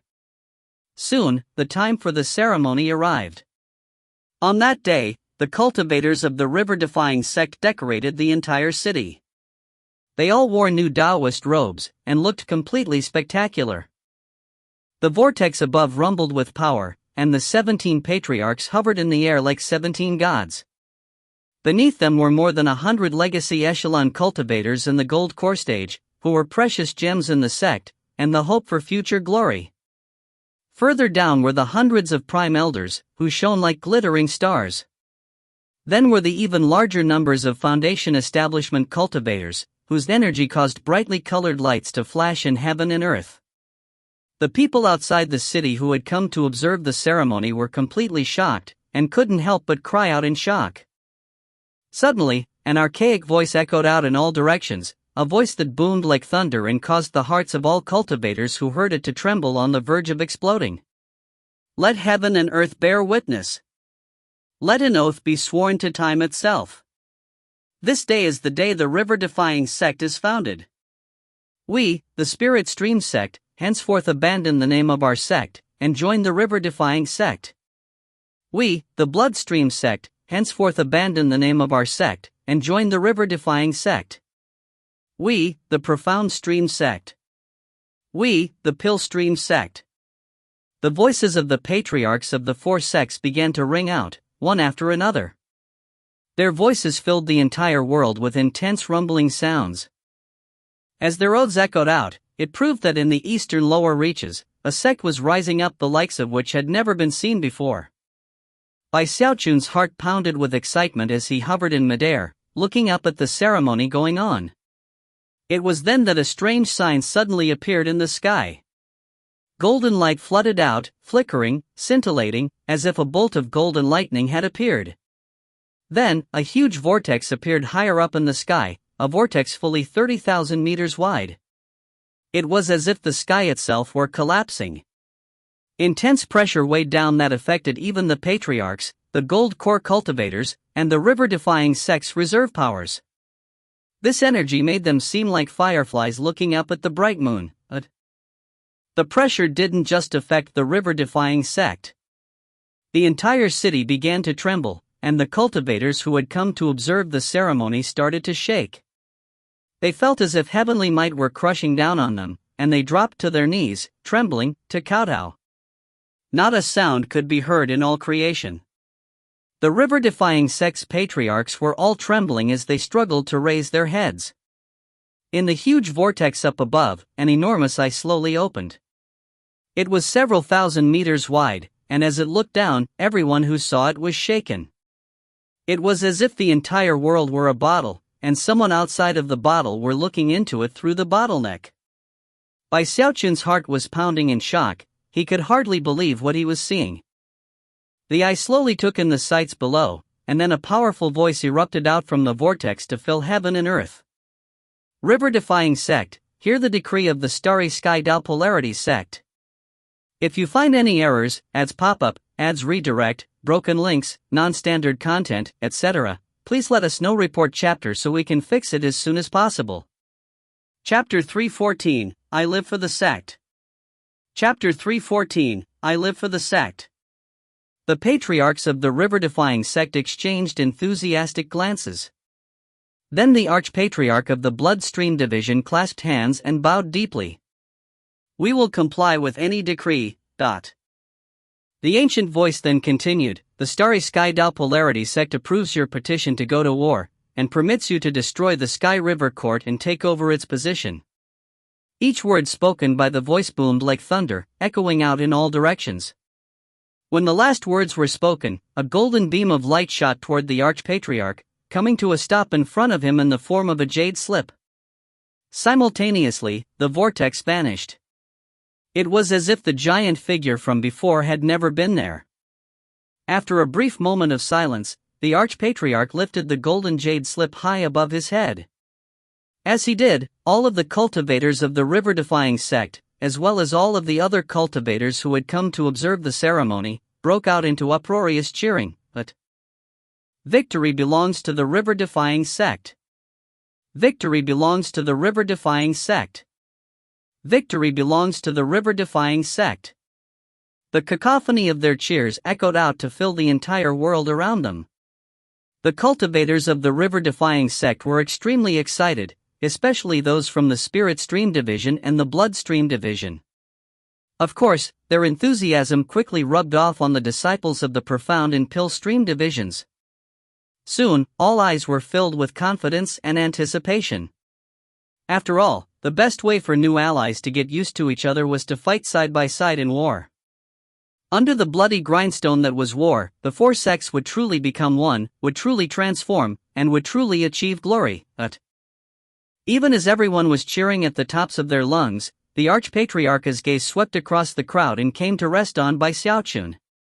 Then he spoke out in a voice that instantly suppressed all other noise, becoming the only thing people heard. By Xiaochun, step forward for the official conferring ceremony. By Xiaochun shivered. The atmosphere already had his blood boiling, so he took a deep breath to calm himself, then strode out in front of the 17 nascent soul patriarchs. Disciple by Xiaochun offers greetings, patriarchs. As he clasped hands and bowed, his expression was somber, and a murderous aura slowly began to build up around him. He seemed as firm and unyielding as iron, like a celestial warrior who had seen hundreds of battles, a person possessing unmatchable energy. His features were somehow chiseled and grim, and deep in his eyes, stars, moons, and other heavenly bodies swirled about. The power of his blood chi flowed out, creating a blood-colored suit of armor around him, complete with a blood-colored cape. As of this moment, Bai Xiaochun did not seem timid or cowardly, nor even the least bit naughty or mischievous. He stood as straight and tall as a mountain peak, and seemed as profound and deep as the ocean. Everyone watching the scene was shaken, especially the cultivators who were just seeing him for the first time. They gasped, and looks of profound respect appeared in their eyes. They had all heard of Bai Xiaochun, and knew that he was the person responsible for all the momentous changes in the eastern lower reaches of the cultivation world. Now that they could see him for the first time in person, he looked exactly like the cool, collected chosen that they had imagined. The same thing was going through all of their minds. He was obviously a person who lived up to his reputation. So that's Bai Xiaochun? He's the ultimate chosen. I've only heard some stories about this Bai Xiaochun. Some people say that he's wise, intelligent, and courageous, a natural-born prodigy, a star who shines with boundless light. However, I've also heard more than a few people say that he's a greedy coward, completely despicable and shameless. People like him are bound to be the subject of plenty of jealousy. Now that I think about it, I also heard some bad stories about him. But those stories are probably just made up. The people who knew him best were the cultivators from the Bloodstream sect and the Spirit Stream sect. Many of those cultivators were looking at him with wide eyes, almost as if they didn't even recognize him. Big Fatty Zhang gasped, and Ho Yunfei shook his head with a smile. Su Baokai and many of Bai Xiaochun's other friends were all simply sighing at how skilled he had become at striking the right pose at the right time. Bai Xiaochun felt very proud of himself, and was completely filled with anticipation at the glorious scene which would play out when he officially became the junior patriarch. However, none of those emotions showed on his face. His expression was somber, and his veins of steel were pulsing.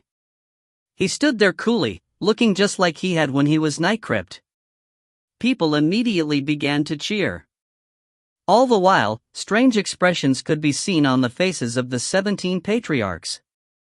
However, inwardly, they were relieved. Many of them had been worried that Xiaochun might act the way he had when he'd met with them earlier, and ruin the ceremony. Xiaochun, as the junior patriarch of the river-defying sect, you must shoulder a weighty responsibility. Henceforth, you are a core element of our sect. Your life, your honor, and everything else about you are all inextricably linked with the sect. The glory of the sect is also your glory. The shame of the sect is also your shame. Likewise, your glory and shame will belong to the sect. No matter where you go, no matter how much time passes, your home, your roots, and your everything, are the sect. If the day ever comes that the sect falls, it will be your responsibility to restore it. If the day ever comes that the sect basks in unheard of glory, it will be your responsibility to defend it. You must ensure that the river-defying sect never becomes divided, and never loses its heart and soul. Xiaochun, are you prepared to shoulder such responsibility? Your answer, please. The Archpatriarch's expression was unprecedentedly calm as he spoke in a voice as explosive as thunder, a voice which caused all hearts to tremble. Xiaochun shivered, and suddenly, all of his pride and complacency vanished. His desire to bask in glory faded away, and he stood there quietly, looking, in rare fashion, truly solemn and respectful. He suddenly realized that the position of junior patriarch wasn't just about glory and fame. It was a serious responsibility. For the rest of his life, he would never able to separate himself from or part ways with the river-defying sect. It would be his home, and also, the most precious thing in his life. Xiaochun suddenly found himself in a bit of a reverie. He thought back to Mount Hood in the Eastwood Mountains. He thought about his relatives in the village he had grown up in. He thought about how he had held his parents' hands as they passed away. He thought about all the times he'd lit that stick of incense. He thought about everything he'd done in the Spirit Stream sect and the Bloodstream sect. Without even thinking about it, he looked over at Li Qingho among the legacy echelon cultivators. Li Qingho's heart was filled with pride that the same Xiaochun he had brought to the sect was now grown up. To see Xiaochun where he was now, and to see him looking over at him, caused Li Qingho's face to fill with a smile of deep gratification. When Xiaochun saw Li Qingho smile, he took a deep breath, and an expression of determination filled his face. Looking back at the Bloodstream Division's Archpatriarch, he clasped hands formally. Yes. I'm prepared. He spoke the words slowly, because they were words of utmost importance. After speaking them, the gazes fixed upon him didn't make him feel grand and impressive. Instead, he felt as if a very heavy responsibility had just come to rest on his shoulders. The Archpatriarch gave Xiaochun a profound look. Because of his age and his cultivation base, he could see that Xiaochun had spoken from the bottom of his heart, with complete sincerity. The Archpatriarch nodded, and then looked over at the founding patriarch of the Spirit Stream Division. Both patriarchs could see the looks of determination in each other's eyes. Without any hesitation, the Archpatriarch said, "On this day, Xiaochun is conferred with the title of Junior Patriarch of the River-Defying Sect, but..." Trembling, the cultivators of the river-defying sect clasped hands and bowed to Xiaochun. Greetings, Junior Patriarch. It wasn't just the outer and inner sect disciples who bowed. The Foundation Establishment cultivators and the Gold Core experts also joined in. The Junior Patriarch of the sect occupied a position second only to the patriarchs themselves. It was even higher than the legacy echelon. Song Ke and the other chosen all had no choice other than to bow their heads. Shangguan Tianyo's hands were clenched tightly, and bitterness gripped his heart, but he had no other options available. Then, a thunderous rumbling filled the air as the countless other cultivators in the audience also offered formal greetings. Greetings, Junior Patriarch of the River-Defying Sect. The deafening sound flowed out to fill heaven and earth, causing everything to tremble. Bai Xiaochun looked around, his heart surging. From the look on his face, he had many things he wished to say, and yet, wasn't sure how to express them. A moment passed, and his thoughts slowly coalesced into a single sentence. Although he didn't speak it out loud, it settled down onto his heart, like an indelible mark that would be there for the rest of his life. I live for the sect. He only spoke the words in his heart, but from the expression on his face, the river-defying sect's nascent soul patriarchs could tell what he was thinking. As they looked back at him, their eyes were filled with reminiscence, encouragement, and deep sighs. Meanwhile, on the roof of a certain spirit abode within the city, a monkey could be seen, sitting there, looking up at the goings-on with a faint smile on his face. The sect isn't going to let you down, kid. The monkey murmured. Sitting next to the monkey was a rabbit, who was also staring up into the sky. If you find any errors, ads pop up, ads redirect, broken links, non-standard content, etc., please let us know. Report chapter so we can fix it as soon as possible. Chapter 315, Secrets of Two Sects. Chapter 315, Secrets of Two Sects. The grand ceremony to commemorate the founding of the river-defying sect was now over. However, the events which had just occurred became a daily topic of conversation among the countless people who inhabited the eastern lower reaches of the cultivation world. Whether it was the Dermic decree of the Starry Sky Dao Polarity sect, or the fact that Bai Xiaochun had been conferred the title of Junior Patriarch, it all left an indelible impression upon the minds of the people regarding the power of the river-defying sect. Soon, the bustle in the temporary headquarters began to die down as the cultivators of the river-defying sect departed. The Starry Sky Dao Polarity sect's response to the river-defying sect's request indicated that a new war was on the horizon. The four divisions of the river-defying sect took that war very seriously, and for many people in those sects, it was the culmination of their life's work. They would be fighting to establish a new sect headquarters, to rise from the lower reaches into the middle reaches. It was a war of utmost importance.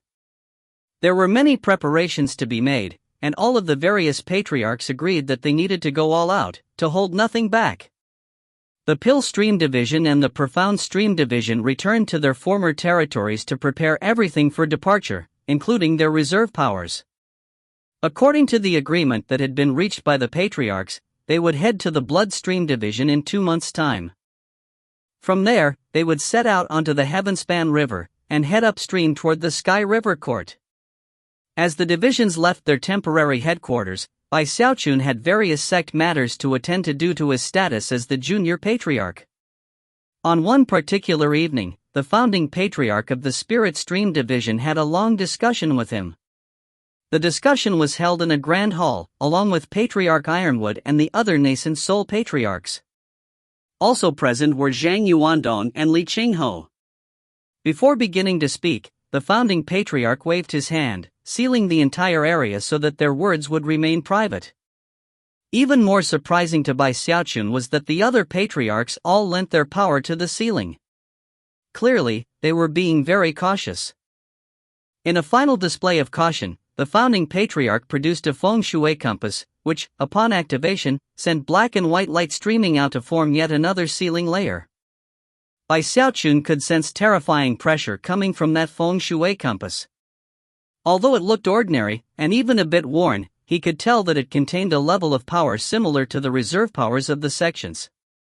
However, the compass was so dilapidated that it apparently only had the strength left to seal down an area, and nothing more. When the sealing was done, the founding patriarch sighed and looked over at Bai Xiaochun, a very serious expression on his face. This immortal executing compass was passed down by the ancestors. With it here, not even a Deva realm expert would be able to eavesdrop on us, at least not without expending significant effort. Xiaochun, the information I'm about to tell you must be kept completely confidential. If word spread, it could lead to a complete and utter disaster. Bai Xiaochun was already starting to get anxious, and was actually wondering if it would be better to not hear this information. After all, it meant that in the future, the mere slip of the tongue on his part could result in him losing his poor little life. Even as he hesitated over the matter, the founding patriarch continued. We didn't originally intend to reveal these matters to you, but since you are now the junior patriarch of the river-defying sect, there are some things that can't be kept secret. If certain events played out in the future, and you weren't aware of the truth, it could cause problems for you.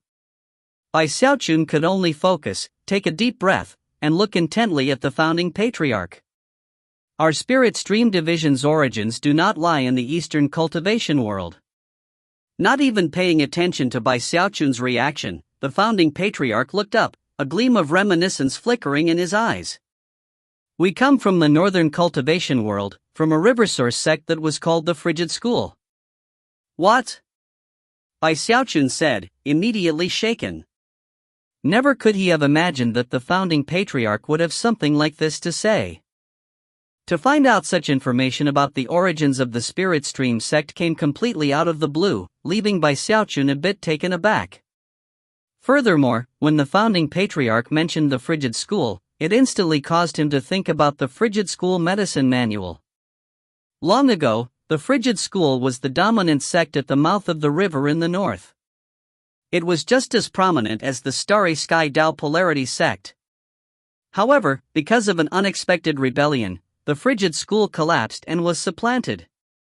The survivors had no other choice but to swallow their humiliation and flee for their lives. Eventually, they came to the Eastern cultivation world, where they set down new roots.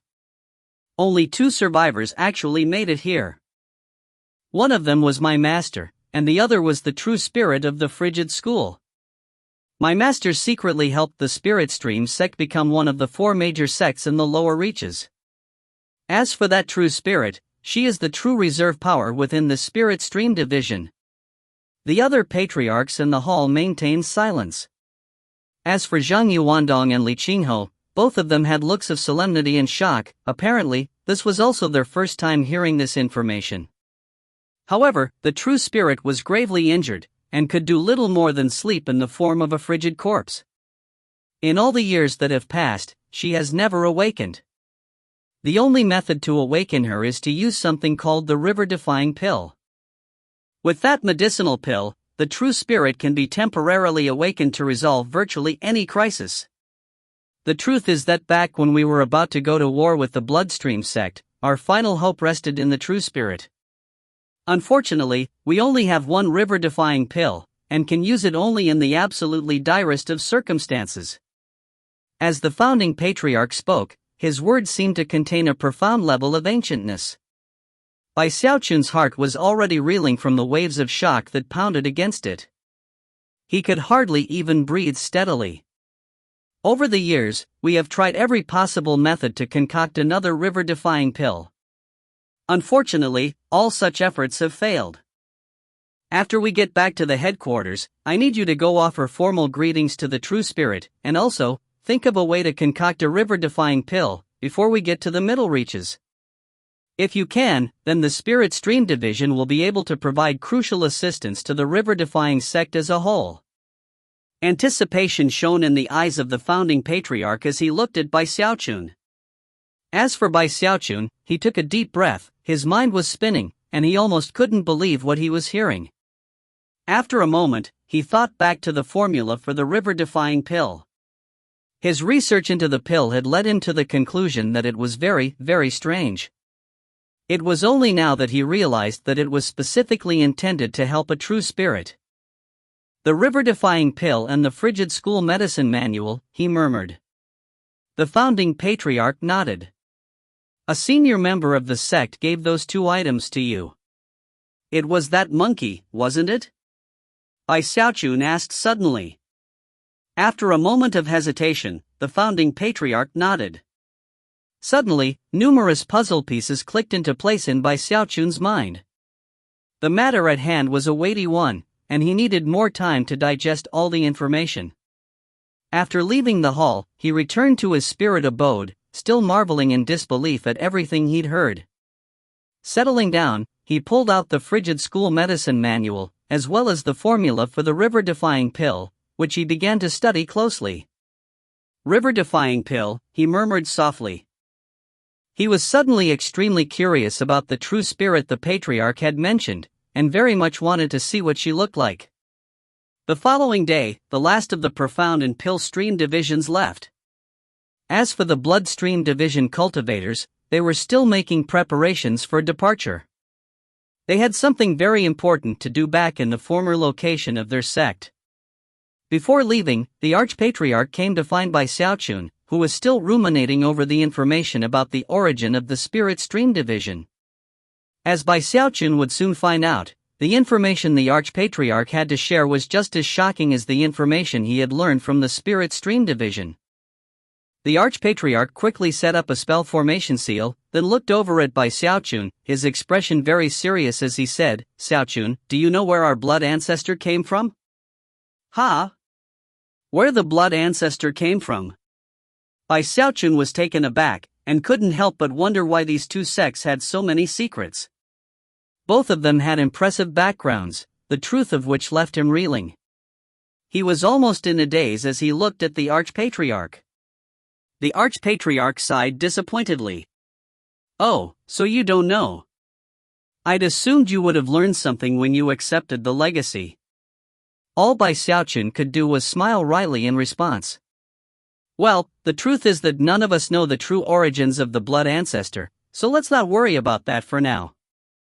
The Bloodstream sect researched the blood ancestor for many years. Eventually, that research led to our theory regarding the legacy of the Blood Lord. Now we know that we were correct. All of those years of research paid off. However, there was more to the theory. Based on all of the research, we are fairly certain that the body of the blood ancestor can still move. Xiaochun's eyes were getting wider and wider. Never could he have imagined that the body of the blood ancestor could be controlled and moved. Then he thought back to how he had temporarily felt himself take over the body of the blood ancestor back when he had received the legacy, and he began to pant. The body of the blood ancestor is enormous, and exists mostly beneath the surface of the Heavenspan River. You are aware of the grand spell formation set up on the 5 mountain peaks that are the 5 fingers of the blood ancestor, correct? The true function of that spell formation is to allow the bloodstream division to control the body of the blood ancestor. Xiaochun immediately thought back to when Patriarch Limitless and Xueme had tapped into the spell formation on Middle Peak to influence the blood chi in the area. After becoming a blood master, Xiaochun had been able to directly sense the spell formation. It almost seemed like a set of clothing that existed on the surface of the blood ancestor. By this point, he was starting to understand what the bloodstream division was planning to do. Succeeding at such a task will be extremely difficult, and the bloodstream sect prepared years to do just that. We have even set up spell formations inside of the blood ancestor's body.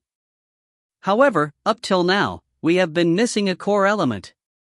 We need someone who can take all of the blood chi from all of the cultivators of the bloodstream division and focus it together. That is the power that can be used to control the body of the blood ancestor. According to our research and speculations, only the Blood Lord can do such a thing. My hope is that you will return to our headquarters, enter the body of the blood ancestor with us, and take control of it. Then we will head up the river and launch our assault on the Sky River Court. With the help of the blood ancestor, the river-defying sect's chances of successfully defeating the Sky River Court will be greatly increased. The Archpatriarch's eyes were glowing with a profound light. After all, this was everything he had worked toward throughout his entire life. After a long moment of silence, Xiaochun nodded. He was also filled with anticipation at the thought of controlling the body of the blood ancestor. The Archpatriarch smiled, then made arrangements for exactly when to take Xiaochun inside the blood ancestor. Afterward, he left with the rest of the bloodstream division to go back and make the necessary preparations. A few days later, the spirit stream division forces began to depart. Xiaochun joined them as they left the city, and it was only then that he was certain that no one else was going to come reveal more secrets to him. So many secrets, he thought, sighing. He was a bit proud of himself. Obviously, he was the type of person who people trusted enough to share secrets with. If you find any errors, ads pop up, ads redirect, broken links, non-standard content, etc., please let us know. Report chapter so we can fix it as soon as possible. Chapter 316, The True Spirit's Eyes Open. Chapter 316, The True Spirit's Eyes Open. Now that the 4 divisions had made their departure, the city was mostly empty, occupied only by a small garrison of cultivators that had been left behind. The forces of the Spirit Stream Division were the last to leave, mostly because of the vast number of people they had to transport. Furthermore, they weren't in Spirit Stream Division territory anymore, so moving the 9th mountain peak involved a huge effort. In fact, it would take several teleportations to get it all the way back to the sect headquarters on the Eastwood continent. Of course, Xiaochun didn't have to get involved with the actual movement of the army, nor did the patriarchs have to waste energy on it. Zheng Yuandong was the sect leader, and it was in times like this that his authority was in full swing. Some prime elders and even a patriarch stayed behind with the main force to escort them, but the founding patriarch took Xiaochun and the other legacy echelon cultivators away ahead of them. To use the teleportation powers of the 9th mountain peak required a significant wastage of power. However, as long as too many people weren't on the mountain, the sect could pay the price. It didn't take long before the light of teleportation was rising up into the sky. Countless cultivators looked up into the sky with respectful adoration at Xiaochun and the other legacy echelon cultivators. Sighing, Xiaochun looked down at the earth far below. He wished he could take Big Fatty Zhang with him, as well as Ho Yunfei and his other friends. Even Zhou Xinqi. However, he didn't bother annoying the patriarchs with such a request. After all, with each additional person to be teleported, even more resources would have to be wasted. "It's not that I don't want to help you out, brothers and sisters," he murmured, waving at his friends down below. "I just can't." Even as Shangwan Tianyu looked on with gritted teeth, and Ghostfang gazed up somewhat blankly, Xiaochun vanished. Rumbling sounds echoed out, and Xiaochun's vision swam.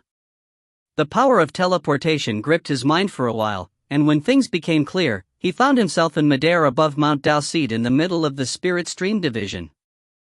The discomfort that came from teleportation didn't affect Gold Core cultivators, and as for Xiaochun, he had a powerful fleshly body and a Hebendao Foundation establishment cultivation base.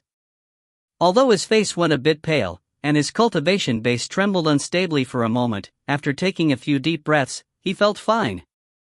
That caused the surrounding legacy echelon cultivators to look twice at him. That was especially true of Li Qingho, who seemed particularly pleased. It was on more than one occasion that, when in private with Su Meixiang, he had brought up how proud he was of Xiaochun. "Come with me, Xiaochun," said the founding patriarch, his expression serious as he strode forward. As for the other legacy echelon cultivators, they went back to the sect with the other patriarchs to begin making various important preparations. One of the reasons they had been teleported across continents to return was their status in the sect, but another reason was that they had an important task ahead of them. They needed to create a fleet of ships, enormous vessels that could carry the divisions up the Heavenspan River. They would create a small fleet of Heavenspan battleships. To make the trip to the middle reaches over land would be virtually impossible, and also incredibly dangerous. There were even some areas of the land that would be virtually impassable. The resources involved in making such a trip were difficult to imagine, and such wastage would put them in a bad position in the fighting to come. Therefore, after much discussion, the more than 10 patriarchs of the river-defying sect reached their decision. They would travel up the river. Obviously, any ship that could go against the current in the Heavenspan River would be something completely beyond ordinary. The materials used to construct it would have to be meticulously selected. Obviously, neither the Pill Stream Division nor the Profound Stream Division was in a position to make such a vessel. Therefore, this vitally important task had come to rest on the shoulders of the Spirit Stream Division. Although the Profound and Pill Stream divisions had provided many of the materials necessary to make the ships, they still lacked material to make the keels. The best thing to use for the keels would be the spine of some gigantic beast, and after much discussion, the Spirit Stream Division made a decision on what to use. What was now necessary was for the legacy echelon cultivators and the patriarchs to procure that beast's spine, and then craft the battleships as quickly as possible. Then, they would have their heaven-span battleships, which would be able to carry the more than 1 million cultivators of the 4 great sects. Everyone immediately got to work without taking even a moment to rest. As for Bai Xiaochun, he followed the founding patriarch toward a restricted area behind Mount Daoseed. Xiaochun, your task is to do your best to concoct a river-defying pill. First, I'll take you to where the true spirit rests in slumber. Perhaps that will be of some assistance to you in your concocting work. Bai Xiaochun couldn't help but be nervous at the founding patriarch's serious tone. However, he was very curious about this most profound of the sect's reserve powers. At the same time, his heart was filled with respect.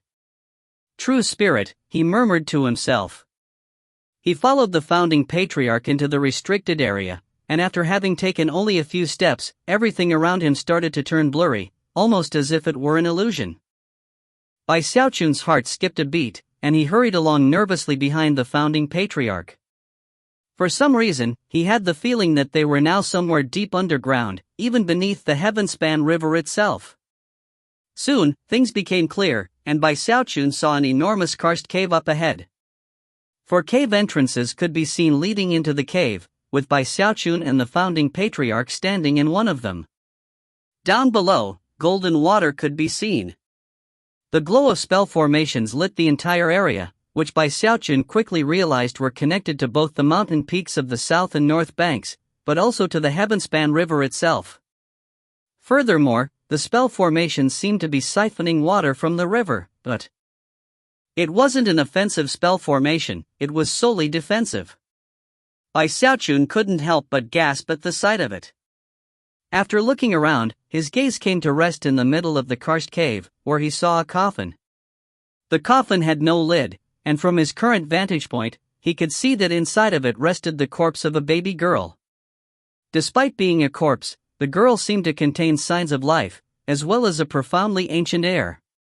Bai Xiaochun's mind instantly began to spin, as though something were sucking away at his consciousness. Suddenly, he felt as if he could see a supremely elegant woman walking toward him. He felt like his soul and his body were suddenly beyond his own control. He forgot everything, even life and death. Even as he gazed blankly out at nothing, shivering, the founding patriarch whispered, "This is the true spirit of the frigid school." Bai Xiaochun's mind began to recover, and he took a few steps back. His face was ashen, and his body was covered with cold sweat. The fear which he had felt moments ago continued to grip his heart. The founding patriarch reached out and placed his right hand on Bai Xiaochun's shoulder. "Your cultivation base is too low, so you can't look at her for too long. However, with my assistance, you should be able to last for about 10 breaths of time. Hopefully that will be of some assistance in your concocting of the river-defying pill." But with that, he sent boundless cultivation base power into Bai Xiaochun, causing him to shiver as he once again looked over at the corpse of the baby girl. This time, his mind didn't feel so much like it was being sucked away. He looked at the corpse as closely as possible, trying to commit every detail to memory. Soon, the 10 breaths of time were almost up. After a brief moment of hesitation, Bai Xiaochun decided that simply looking with his naked eye wouldn't provide much help to him in concocting the river-defying pill. Gritting his teeth, he opened his heaven-span Dharma eye. The instant his third eye opened, what he saw was no longer the corpse of the baby girl. Instead, it was a supremely elegant woman lying there. Her eyes were closed, and she was completely unmoving. She was surrounded by writhing black mist that resembled countless maggots, which constantly attempted to chew their way into her body. Clearly, it was the spell formation and the water of the heavenspan river that slowed their progress. Inside of the woman's chest was a cauldron that emanated deep blue light. Apparently, the black mist maggots were terrified of the cauldron, and the light which shone out of it, they avoided it at all costs. Unfortunately, the glow of the cauldron was very faint, as though it only contained the slightest scrap of power left within it. Then, to Bai Xiaochun's great surprise, something happened that he almost suspected was an illusion. The woman's eyes opened, revealing complete and utter blackness as she looked at Bai Xiaochun. The river-defying pill draws life from the heaven-span river water. Converge the energy of heaven and earth to stir the might of the frigid cauldron and suppress the power of the 9 devils. Bai Xiaochun shivered and impulsively cried out. She opened her eyes and said. Before he could finish speaking, the founding patriarch's face turned ashen, and blood began to ooze out of his mouth. Even still, a look of delight filled his face and he looked over at Bai Xiaochun. You saw the true spirit open her eyes? She spoke? Bai Xiaochun nodded incredulously. The founding patriarch excitedly clasped hands and bowed to the baby girl, then led Bai Xiaochun away, peppering him with questions the entire time. Even after stepping back onto Mount Daoseed, his eyes still flashed with excitement. The fact that the true spirit opened her eyes indicates that she also believes you have the potential to concoct the river-defying pill. Come. I'll take you to look at the one river-defying pill we have in the sect. After studying it, you can try to concoct your own. He clasped Bai Xiaochun by the arm, and the two of them vanished. When they reappeared, they were outside an immortal's cave on the 9th mountain peak, a place heavily sealed by numerous spell formations. The founding patriarch immediately waved his hand, causing a box to fly out of the cave. When the box landed in front of Bai Xiaochun, the lid opened, revealing a violet medicinal pill. It seemed completely ancient, as though it had been concocted countless years in the past. As soon as it appeared, strange colors flashed, and a huge wind kicked up. Bai Xiaochun could immediately sense an indescribable life force power within the pill. River-defying pill. If you find any errors, ads pop up, ads redirect, broken links, non-standard content, etc., please let us know. Report chapter so we can fix it as soon as possible. Chapter 317, I'm the Little Turtle. Chapter 317, I'm the Little Turtle. The life force was so incredible that grass and plants sprouted up beneath Bai Xiaochun's feet. It spread out rapidly, until everything within 300 meters was a world of lush vegetation, complete with blooming flowers. The power of the life force only continued to explode out, but before too much time could pass, the founding patriarch waved his sleeve, sealing the river-defying pill back into the little wooden box. As soon as the lid of the box closed, the life force vanished. The plants and vegetation in the area rapidly withered up, and within the space of a few breaths of time, they had vanished, almost as if they had never existed to begin with. Bai Xiaochun looked around with wide eyes. He had never seen any medicinal pill like this one. The power of the life force he had just felt was almost unbelievable, and was also terrifying to the extreme. The river-defying pill can't be brought out into the open for too long. Every moment that this box is opened, some of the medicinal strength fades away. The founding patriarch obviously didn't want to waste even the slightest bit of the pill that wasn't necessary, and as he looked over at Bai Xiaochun, a look of pain could be seen in his eyes. This medicinal pill is a 10 breaths river-defying pill. According to the legends, if the pill is created perfectly, the result will be an eternal river-defying pill, which would permanently awaken the true spirit. Xiaochun, whatever you need to concoct the river-defying pill, just say it. The sect will support you in any way possible. Bai Xiaochun didn't say anything at first. He thought back to the moment he had looked at the true spirit, and also the terrifying power of the medicinal pill from moments ago. He didn't feel confident at all in being able to succeed, and had to force himself to nod in agreement. Then, he made his way off slowly. After returning to his immortal's cave on Mount Daoseed, he sat down cross-legged to think. On the one hand, the river-defying pill was very important to the sect, and on the other hand, the mere sight of the terrifying power of the pill was very enticing. How do you make a pill with such terrifying life force power? Furthermore, I didn't get the sense that there were any plants and vegetation in that pill. Apparently, it really doesn't use plant ingredients. He had attempted to concoct the river-defying pill in the past, and knew that it involved absorbing heaven-span river water and then using one's own body as the pill furnace. But if there are no plant ingredients, only heaven-span river water, How can you produce such intense life force power? Frowning, he sat there and continued to ponder the situation. The next day, he looked very tired. However, he took out the formula for the river-defying pill to study it a bit further, as well as the frigid school medicine manual. After some time, he gritted his teeth and put them away, then produced the holy pill wall fragment he'd acquired in the profound stream Sek City. I really don't think my current skill in the Tao of medicine is high enough to concoct a river-defying pill, he thought, sighing. With that, he peered at the holy pill wall fragment, doing the best he could to try to gain further enlightenment of the Tao of medicine which was contained inside. Soon, his gaze began to empty as he sank into his pursuit of enlightenment. Time passed. Before long, half a month had gone by. During that time, Xiaochun remained in seclusion, seeking enlightenment. As for the legacy echelon cultivators and the patriarch, they were busy working on the heavenspan battleships. Slowly but surely, the cultivators from the army were returning to their headquarters. Patriarch Ironwood came back, and so did Ho Xiaomei. The Spirit Stream Division once again began to bustle with activity. Everyone was involved in the preparations for the campaign to the Middle Reaches and the Sky River Court. One day, a tremor ran through Xiaochun, and the blankness in his eyes faded away. Now, they were glowing brightly. He immediately opened the frigid school medicine manual, and sure enough, it looked different than before. There were many areas he couldn't understand before, places that looked like a blur. But now, he understood the deeper meaning. His eyes began to shine even brighter. A few days later, he put the frigid school medicine manual away, and then closed his eyes for a long moment. After some time passed, his eyes opened again.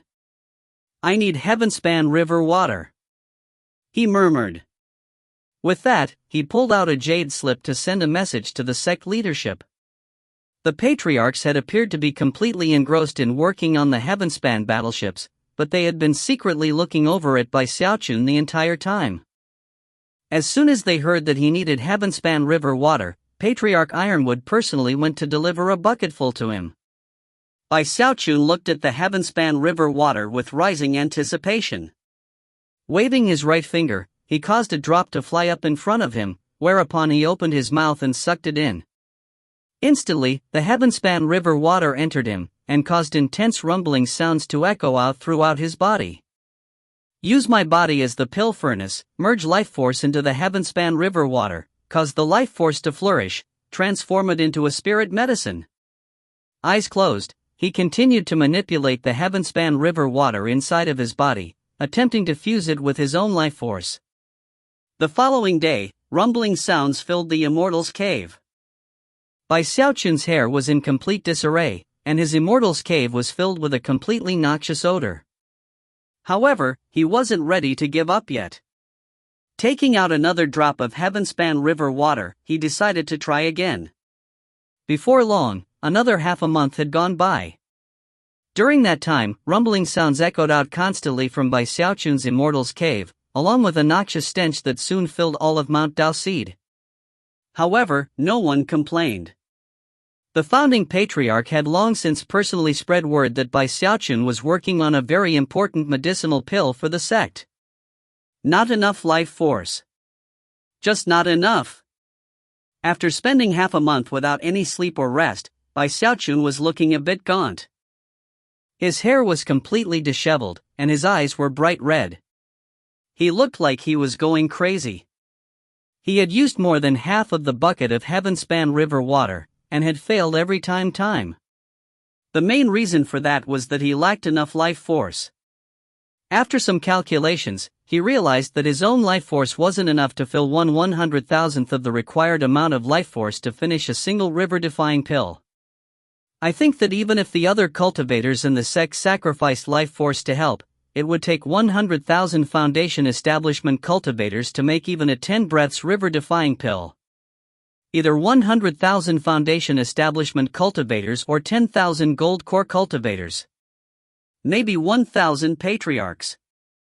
How is this pill even possible to concoct? He shook his head. Although it was theoretically possible to make such a pill, it just didn't seem realistic. The Starry Sky Tao Polarity sect probably couldn't succeed, let alone the Spirit Stream division of the river-defying sect. Maybe I've been going about it the wrong way, he thought, frowning. However, no amount of thought provided any additional ideas. Finally, he had no choice but to find the founding patriarch and declare sadly that he was giving up. Although the founding patriarch sighed inwardly in disappointment, he felt bad at how exhausted by Xiaochun looked. He also knew that the river-defying pill was something that could not be concocted casually. After all, one generation after another in the Spirit Stream sect had failed to produce one. It doesn't matter, he said consolingly. You can't force success in this matter, Xiaochun. In 3 days, myself and the other patriarchs will take the legacy echelon cultivators into the chasm on the north bank. Why don't you come along? Within the chasm is an arcane pocket realm that we discovered in the past. Years ago, I saw the skeleton of a deva beast there, although I was unable to take it away at the time. There are many places inside that no one has ever explored. Although there are certain to be some dangers, there will also be opportunities to seize destiny. Who knows, perhaps you might be able to come across some good fortune before the war begins. Bai Xiaochun nodded tiredly. It was quite a blow to him to have failed, so it was with great disappointment that he trudged back to his immortal's cave. There, he sat down to meditate and ponder everything he had done with the river-defying pill. Ho Xiaomei was back, but she could tell that it wasn't a good time to disturb Bai Xiaochun, so she stayed away. Big Fatty Zhang and his other friends did the same. 3 days went by quickly, and Bai Xiaochun slowly recovered. Soon, his cultivation base was back at the peak, and his disappointment at failing to concoct the river-defying pill had temporarily vanished. That was when the jade slip in his bag of holding began to vibrate, and he opened his eyes. When he took out the jade slip, the words of the founding patriarch echoed into his ear, summoning him to the meeting place in the Beast Conservatory. I did my best, he murmured, and can't concoct the river-defying pill at the moment. Taking a deep breath, he looked around at the sect he knew so well, then shot forward in a beam of light toward the north bank. Along the way, the Spirit Stream Division cultivators who spotted him had very respectful looks on their faces as they bowed in greeting. Such reception brightened Bai Xiaochun's mood, and he subconsciously clasped his hands behind his back and assumed the posture of someone of the senior generation. Smiling, he nodded back at those who greeted him. He was especially happy to see so many of the exuberant and youthful female disciples blushing when they looked at him out of the corners of their eyes. Soon, his mood was fully restored. Clearing his throat, he stopped trying to look like someone from the senior generation and tried to seem a bit more dashing and energetic. Smiling broadly, he flew through the air in dramatic fashion, reveling in the excited cries which echoed out behind him. Ha ha ha! It turns out that I really am quite the dashing fellow. I guess it's just my fault. I'm simply too attractive. Feeling more wonderful than ever, he continued to fly along until he happened to spot Zhou Xinqi. When their eyes met, Bai Xiaochun smiled, and she frowned and made to pass him by. Bai Xiaochun narrowed his eyes. From what he could tell, there had been some misunderstandings between himself and Zhou Xinqi, so it was with great solemnity that he suddenly said, "Sekni Xinqi, please wait a moment." Zhou Xinqi stopped and looked over at him calmly. Do you have orders for me, Junior Patriarch? Clasping his hands behind his back, he tried to look as melancholy as possible as he stuck his chin up into the air. There's something I've been wanted to tell you for quite some time now, but I never found the right opportunity. Today, I'm going to boldly tell you the truth. And that is, that I'm the little turtle. With that, he pondered what to say after Zhou Xinqi expressed her shock. Oh, I know, Zhou Xinqi said, her expression the same as ever. With that, she flew off in a beam of light. Ha! Bai Xiaochun said, jaw-dropping as he looked at Zhou Xinqi making her way off into the distance. Her reaction had been completely and utterly calm, which was not at all what he had been expecting. Before he could react, raucous laughter exploded out from his bag of holding. You're the little turtle? Ha ha ha. Oh, I get it. Well, since you love Lord Turtle so much, I won't insult you as much in the future. If you find any errors, ads pop up, ads redirect, broken links, non-standard content, etc., please let us know. Report chapter so we can fix it as soon as possible. Chapter 318, Everyone in Your Family is a Tadpole.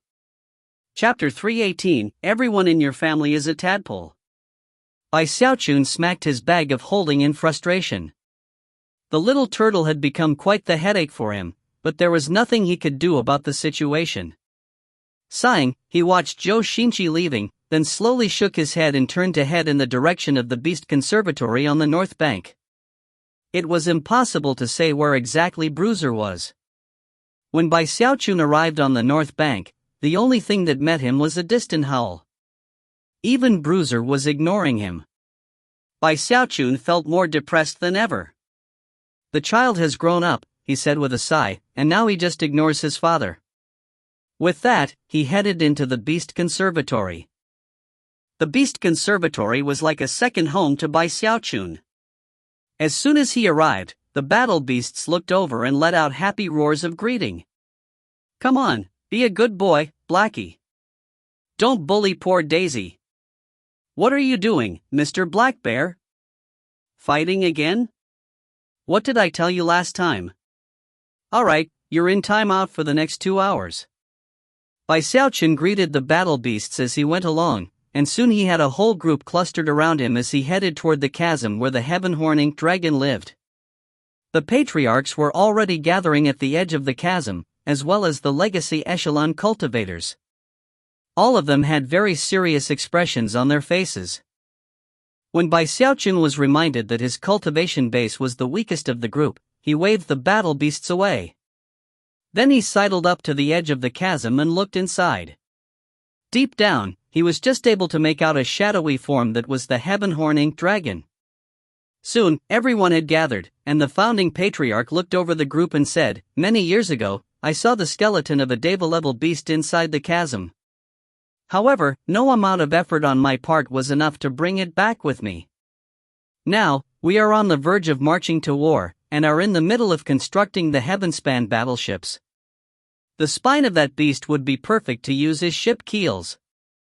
We 5 patriarchs will do our best to retrieve the remains of the beast.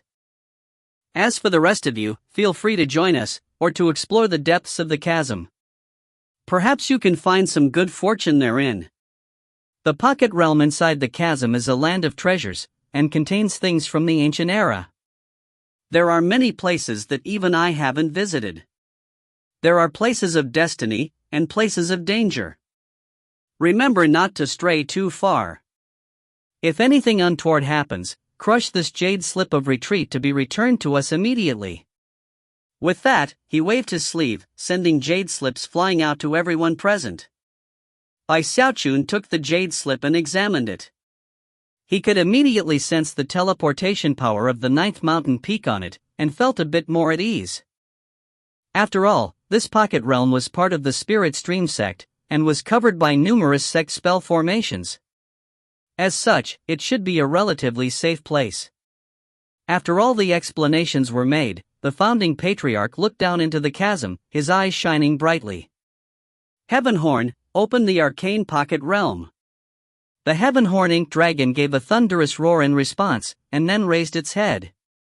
Eyes shining with mysterious light, it shot downward into the chasm.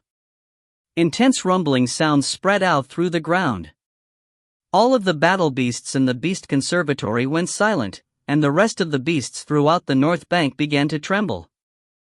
Bruiser had been in the middle of pacing in circles around a female battle beast that resembled a Qilin, when suddenly, he shivered and looked up.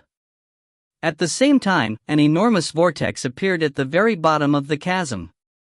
A wild wind belched out from within it, causing everyone's clothing to whip about wildly. Black mist erupted up, filling the area with a sensation of profound ancientness. Even at their current distance from the vortex, it was obvious that another world existed on the other side. They could just barely see numerous lushly vegetated mountains, as well as an enormous dragon-like creature with leathery wings flying about in the air. As soon as the vortex appeared, the creature looked over and then began to fly in their direction. However, the heaven-horn ink dragon was even bigger than the winged dragon. It stuck its head out of the vortex, and then a crunching sound could be heard, along with an agonized shriek, as the winged dragon was gobbled up. The ink dragon's enormous frame slid through the vortex to appear within the arcane pocket realm, where it let out a roar that could shake heaven and earth. Instantly, the entire world went quiet. The confidence shown by the heaven-horn ink dragon showed that it was familiar with the arcane pocket realm. That made sense considering that it had originally come from that place. Even as Xiaochun gasped, the founding patriarch spoke once more. Heavenhorn will stand guard. The entrance will remain open for a month, after which time you must return. With that, the founding patriarch and the other 4 patriarchs flickered into motion, turning into 5 beams of light that shot into the vortex and then disappeared over the horizon. The legacy echelon cultivators were all proud people, and although they had a measure of respect for Xiaochun, he was still only in the foundation establishment stage, while they were all in the gold core stage. After nodding curtly to Xiaochun, they all shot toward the vortex. "Xiaochun, don't go very far in," Li Qinghe said.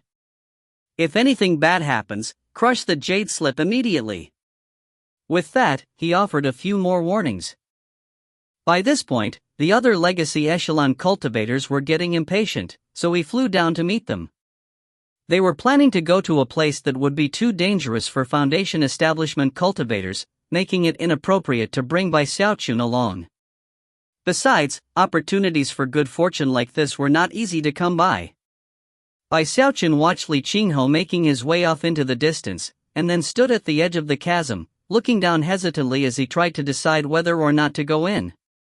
Come, child," the heaven-horn ink dragon said, smiling. "It's quite safe in here. Just stay within 500 kilometers of the entrance, and I can protect you personally." Xiaochun coughed dryly as he thought the matter over again. Finally, he decided that since this place was a pocket realm belonging to the sect, and he also had a teleportation jade slip, it couldn't be too dangerous. He was also curious to see what the pocket realm looked like. Finally, he flew out into the air and then shot down toward the vortex. A moment later, he was in another world. The first thing he noticed was the wild wind that screamed through the entire world. It was different from the wind on the outside, stronger, seemingly mad as it attempted to freeze everything it touched. He took a deep breath and looked up at the sky, where an enormous vortex could be seen, beyond which was the Spirit Stream sect.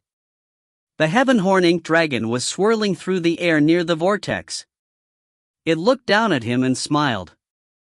"Don't worry. I know this place well. Other than a few terrifying entities that you shouldn't provoke, everything else in here should be safe. Besides, those terrifying entities are all sleeping. Fear not.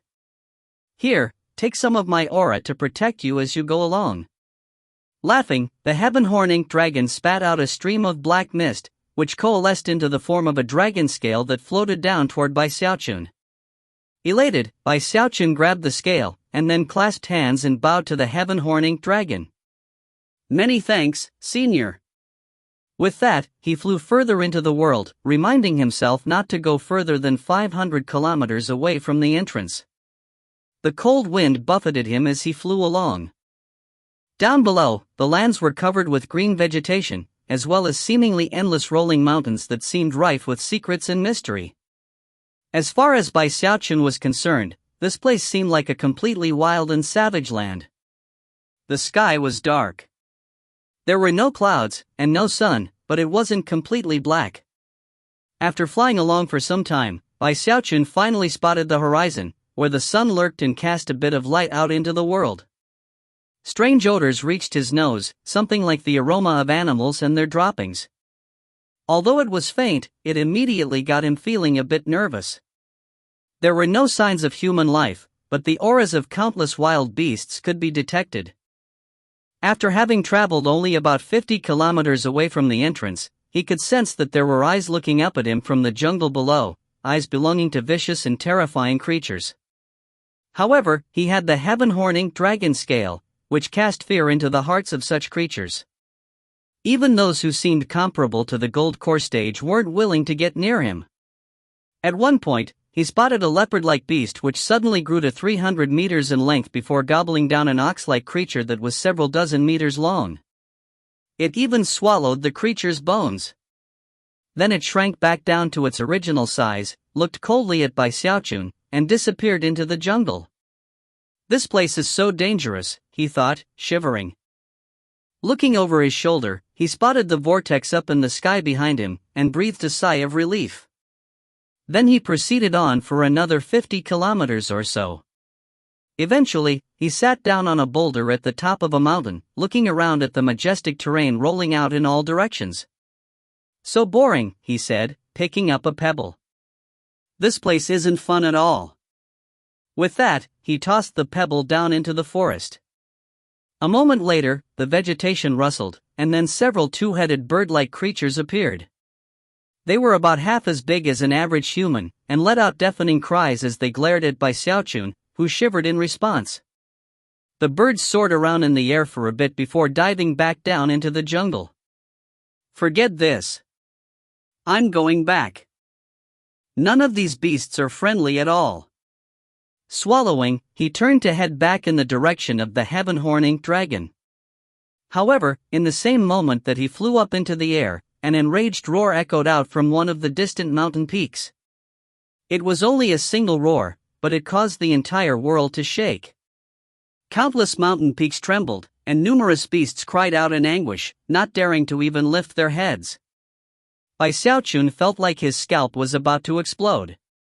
His mind was reeling, and his ears twinged with pain as he looked over at a familiar figure flying toward him from off in the distance. Aren't you just a little tadpole? What's so special about you? How dare you threaten me? Last time Lord Turtle awoke, I saw your dad. You're a tadpole and so was he. Everyone in your whole family is a tadpole. If you find any errors, ads pop up, ads redirect, broken links, non-standard content, etc., please let us know. Report chapter so we can fix it as soon as possible. Chapter 319, Swallowed Up. Chapter 319, Swallowed Up. The figure flying toward him looked very familiar. The beam of light it created as it shot through the air was dazzling, and its voice echoed about in grand fashion. It was none other than the little turtle. Xiaochun's jaw dropped, and his hair began to stand on end. He felt like his mind was being struck by 100,000 bolts of lightning, with accompanying thunder pounding into his ears. He immediately let out a shout of alarm. When did you get out of my bag of hold? Before he could finish speaking, he saw what was happening behind the little turtle. The mountain peak was exploding into a cascade of rocks and rubble. The ground trembled, and numerous birds and beasts fled in terror as a gargantuan toad emerged from under the surface of the earth. The toad was huge, more than 30,000 meters long. As it flew up into the air, it blotted out the sun, and cast an enormous shadow down onto the ground. At the same time, an aura of indescribable madness and brutality echoed out. The toad's eyes were crimson with fury as it glared down at the flea-sized little turtle. Then it let out a howl that caused the grounds to shake violently and the sky to distort. Oh! The air was torn to shreds as a sonic boom rolled out in all directions. As the little turtle barreled along, it also seemed enraged, and let loose a torrent of abuse. What are you screaming for? I know you're male. You're not even worthy of your own parents, you degenerate. Last time Lord Turtle was around, you were just a tadpole, and I could have crushed you to death in a second. No, wait. I could have crushed your dad to death. No, wait. Crushed your grandpa. The toad's eyes burned with bright red light as it slammed down onto the ground, causing everything within 3,000 meters of it to collapse. Crevices snaked out like spider webs as the toad then launched itself back up into the air, flying madly toward the little turtle. Xiaochun's hair whipped around him madly, and he was sent staggering backward, screaming the entire time. Damn you, you bastard turtle! I hate you! Xiaochun appeared to be on the verge of tears. The toad seemed ferocious and brutal to the extreme. Although it wasn't as terrifying as the golden crocodile, it definitely was the type of creature to avoid provoking. And yet, the little turtle had managed to completely enrage it. Xiaochun wanted to kill the little turtle, especially for the fact that he was flying straight toward him. Feeling very much like he was going crazy, he unleashed all the speed he could muster to flee in the opposite direction. He used his heavenly demon body, his wings, and what little of the powers of gravity and repulsion he could control. Then he added the mountain-shaking bash, going all out to become nothing more than a blur of afterimages. Although the speed he was capable of couldn't be described as slow, the little turtle was faster. In the blink of an eye, he was right next to Xiaochun. Looking over at him, he stuck his bottom lip out mockingly and said, "What are you scared of? Lord Turtle's here. Years ago, I crushed tons of those tadpoles. Lord Turtle is tired now. I need to rest for a bit. Don't disturb me, or else I'll insult you to death." The little turtle yawned, then became a blur of light that vanished into Xiaochun's bag of holding. In the moment before disappearing, he hollered, "Hey little tadpole. If you think you've got what it takes, go ahead and fight with my master. Don't come looking for me until you can beat him." Xiaochun howled in rage, and was just going to start cursing the little turtle when an even more intense roar echoed out behind him, and he looked back to see the huge toad glaring at him with utter madness. Looking back down at his bag of holding, tears welled up in his eyes. "I'm sorry," he said. "Lord Turtle, please, let me off the hook. I actually really like turtles." However, the little turtle didn't respond at all. Xiaochun was racked with grief. He thought back to the golden crocodile, and realized that if things kept going on like they were, the little turtle might cost him his poor little life. "You'll get what you deserve one of these days," he howled as he sped into motion again. "Senior Heavenhorn, save me!" Off in the distance, the Heavenhorn-inked dragon was still soaring about in the air. As soon as it heard the cry of the toad, it looked over in surprise, and its eyes widened. Then it heard Xiaochun, and saw him fleeing at top speed, and all of the scales on its body stood on end. "Damn it!" it roared. "How did you manage to get the old toad so pissed off?" The Heavenhorn-inked dragon was actually trembling inwardly. Although it seemed like a powerful creature, there were some older beasts within this world that even it didn't dare to provoke. As it turned out, this toad was one of them. "Stay away!" the dragon cried. "Don't come over here!" Of course, Xiaochun wasn't listening, and sped in the direction of the dragon as quickly as he could. Even as the Heavenhorn-inked dragon trembled, the toad let out another roar. Then, the terrified dragon's eyes turned bright red, almost as if it were on the verge of unleashing its fury. Xiaochun was instantly moved at how well the old dragon was treating him, and pushed forward with greater speed. "Senior Heavenhorn, how kind and virtuous of you. Xiaochun, will always remember this, and I'll definitely pay you back once I get to the sect, but..." Xiaochun's gratitude seemingly knew no ends. From what he could tell, the dragon still must be grateful for how much he'd helped it all those years back. Suddenly, the toad roared again, but this time, it also shot out its tongue, which was indescribably long, and moved with a speed that was difficult to put into words. In the blink of an eye, the Heavenhorn-inked dragon had become the target. Clearly, the toad wanted to wipe out the dragon first, and then take care of Xiaochun afterward. The dragon's eyes went wide as an intense sensation of deadly crisis surged through it. "Fellow Taoist toad, did this punk provoke you? I'll take care of him for you. Kiddo, how dare you provoke my big bro? Do you have a death wish?" Although the Heavenhorn-inked dragon's words echoed out in dramatic fashion, inwardly, it was trembling. As for the old toad, it seemed taken aback. Its tongue stopped moving, and instead of continuing to attack the Heavenhorn-inked dragon, it suddenly shot toward Xiaochun. Before he could react, it wrapped around him and hauled him off of his feet. Xiaochun screamed. Although he wanted to weep, the tears wouldn't come. Before he could do anything else, the sound of rushing wind blasted past his ears, and everything turned dark. All the heaven-horn ink dragon could see was the huge tongue wrap around by Xiaochun and then, in the blink of an eye, rolled back up into the toad's mouth. The heaven-horn ink dragon was trembling, but it put an ingratiating smile on its face as the toad glared at it, then turned and hopped off into the distance. After confirming that the toad was gone, the heaven-horn ink dragon took a deep breath. That's it. Game over. Young Bai Xiaochun was eaten by the old toad. Although, now that I think about it, the toad takes a long time digesting things. Bai Xiaochun's fleshly body is pretty tough. He should be safe for a while. The dragon quickly reached out to make contact with the patriarchs in the hopes of rescuing Bai Xiaochun as quickly as possible. Bai Xiaochun was now inside the toad. Everything around him was black at first, but slowly his vision adjusted, whereupon his face drained of blood. He was surrounded by mucus and other fluids. Everything was wriggling. It was too terrifying to even describe with words, and furthermore, a horrifically acidic odor filled the air that caused Bai Xiaochun to nearly throw up.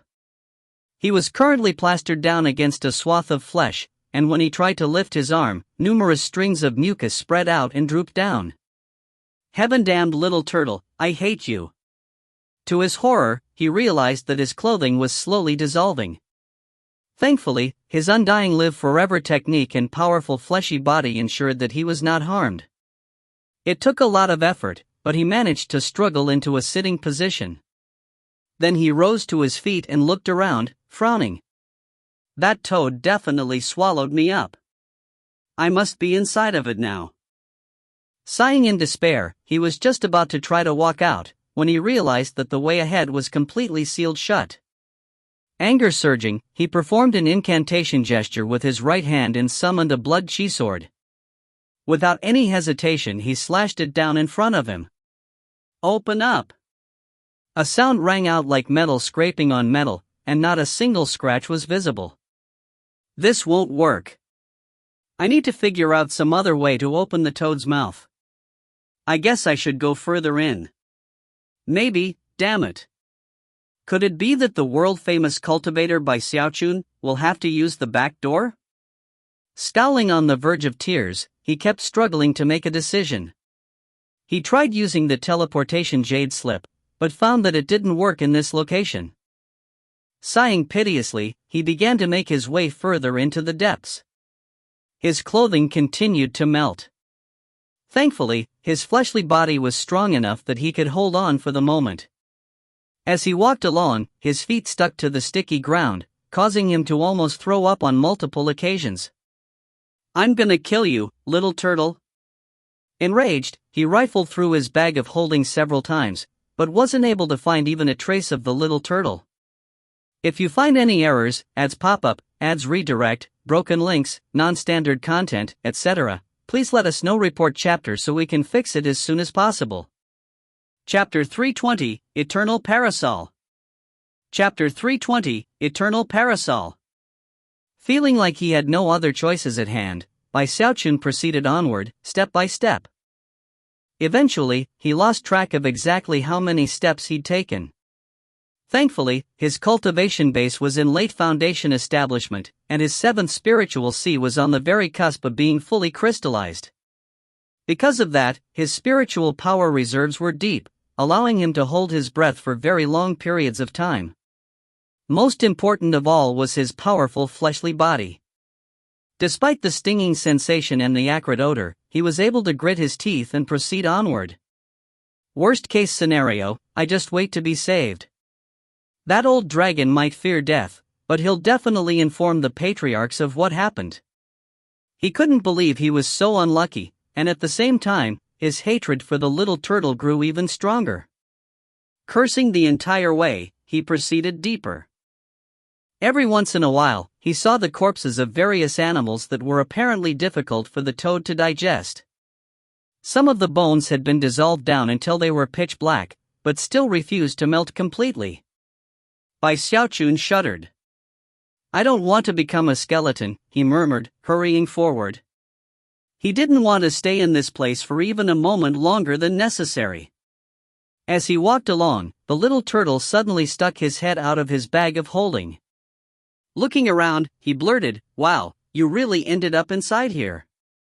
Bai Xiaochun's eyes bulged with madness, and his hand shot down to grab him.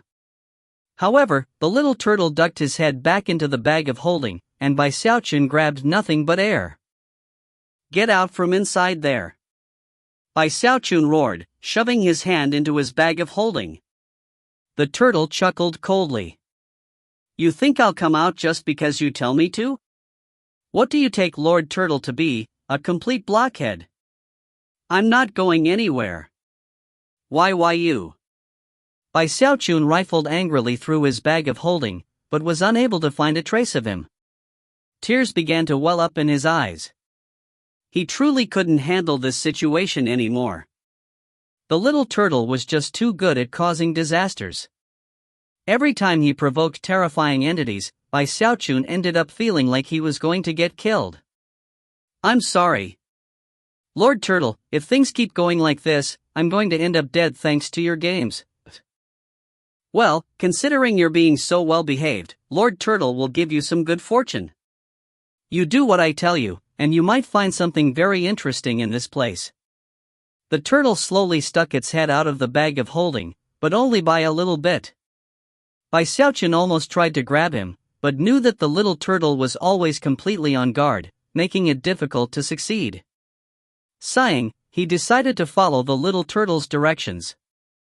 After going back and forth for a while, they reached a wall of flesh in a very remote location. "This is the place." "Alright, come on, hurry up. This is one of the weakest spots here. Use as much strength as you can to break open a hole. This is the place I remember noticing when I was strolling around before. There's a treasure buried here." The little turtle immediately got excited. "Buried treasure?" Bai Xiaochun said, a look of shock appearing on his face. "You heard me," the turtle said, sighing. "It's a good thing Lord Turtle had nothing better to do than get you swallowed by this big toad. It's just too bad that you didn't get swallowed by that golden crocodile. It had a treasure inside of it too." Bai Xiaochun looked dejectedly at the wall of flesh in front of him, then gritted his teeth and began to rotate his cultivation base. The power of his spiritual seas surged, and the image of a heavenly demon appeared behind him. When his cultivation base was at its highest level, he howled and then lashed his right hand out with lightning-like speed. At the same time, his thumb and index finger closed in on each other as he used the throat-crushing grasp. A boom rumbled out, and a crack opened up in the spot the little turtle had indicated. The body of the toad trembled, and then twitched, causing a rain of acid to splash about inside of it. The acid was very powerful, and the bits that landed onto Bai Xiaochun caused white smoke to rise up into the air. It actually hurt quite a bit. The acid started to build up to the point where Bai Xiaochun wasn't sure how much longer he could hold on. Soon it was up to his ankles, like a rising tide. Screaming, he continued to unleash powerful attacks. "Faster, faster," the turtle urged. "Come on. You're doing great, Bai Xiaochun. You can do it. I support you." The little turtle continued to shout out encouragement until Bai Xiaochun couldn't take it anymore and yelled, "Shut up." After unleashing quite a few attacks, the crack opened up wide enough that he was able to grab the sides with his hands and rip it open even further. A crevice was torn open wide enough for Bai Xiaochun to fit through. There was no time for contemplation. The acid was rising dangerously high, and his entire body hurt. Without any hesitation, he dove into the crack. He was now in a tunnel, and surprisingly, the walls were made, not from flesh, but rather, stone. Even more surprising was that there was no acidic aroma anymore, but instead, a delicate fragrance that felt quite refreshing. Even as he looked around in surprise, the little turtle flew out of his bag of holding, an excited expression on his face. "Ha ha ha! Lord Turtle has finally dusted off the old tools of the trade. This is incredible. Come on, let's see what treasure there is to be had." Eyes shining, the little turtle shot down toward the end of the tunnel, which opened up into a small stone chamber. Bai Xiaochun hurried along. After entering the stone chamber, he looked around in astonishment. It was roughly 300 meters in diameter, and was surrounded by what appeared to be countless red and green vines that bored into and out of the stone itself. The red and green vines were very thick, and were all wriggling and writhing. Closer examination revealed that they were most likely part of the toad's body. This place, Bai Xiaochun murmured. He looked down toward the middle of the stone chamber, and noticed a stone dais, upon which was a jade slip and a black parasol. He quickly realized that the fragrant aroma was coming from the parasol. There really is treasure hidden here. Before he could examine the area any further, the little turtle's eyes began to shine, and he said, "Now this is impressive. Someone used a powerful divine ability to get this giant toad under control right before it reached the level of a beast king. Not only did that person manage to slow its progress toward becoming a beast king, he converged all of the toad's nerves into this location. It's not quite a magical ceiling, but it's almost the same. It brought the toad under control, and basically turned it into a mobile immortal's cave. Unfortunately, that parasol is only half completed. Some accident must have befallen the owner of this immortal's cave before he finished his work. Otherwise the toad would have eventually become a beast king. Methods like these, controlling a beast king, turning it into an immortal's cave, using its life force to extend one's own. Those are all the methods of the ancient cultivators of the Tao of the Devils.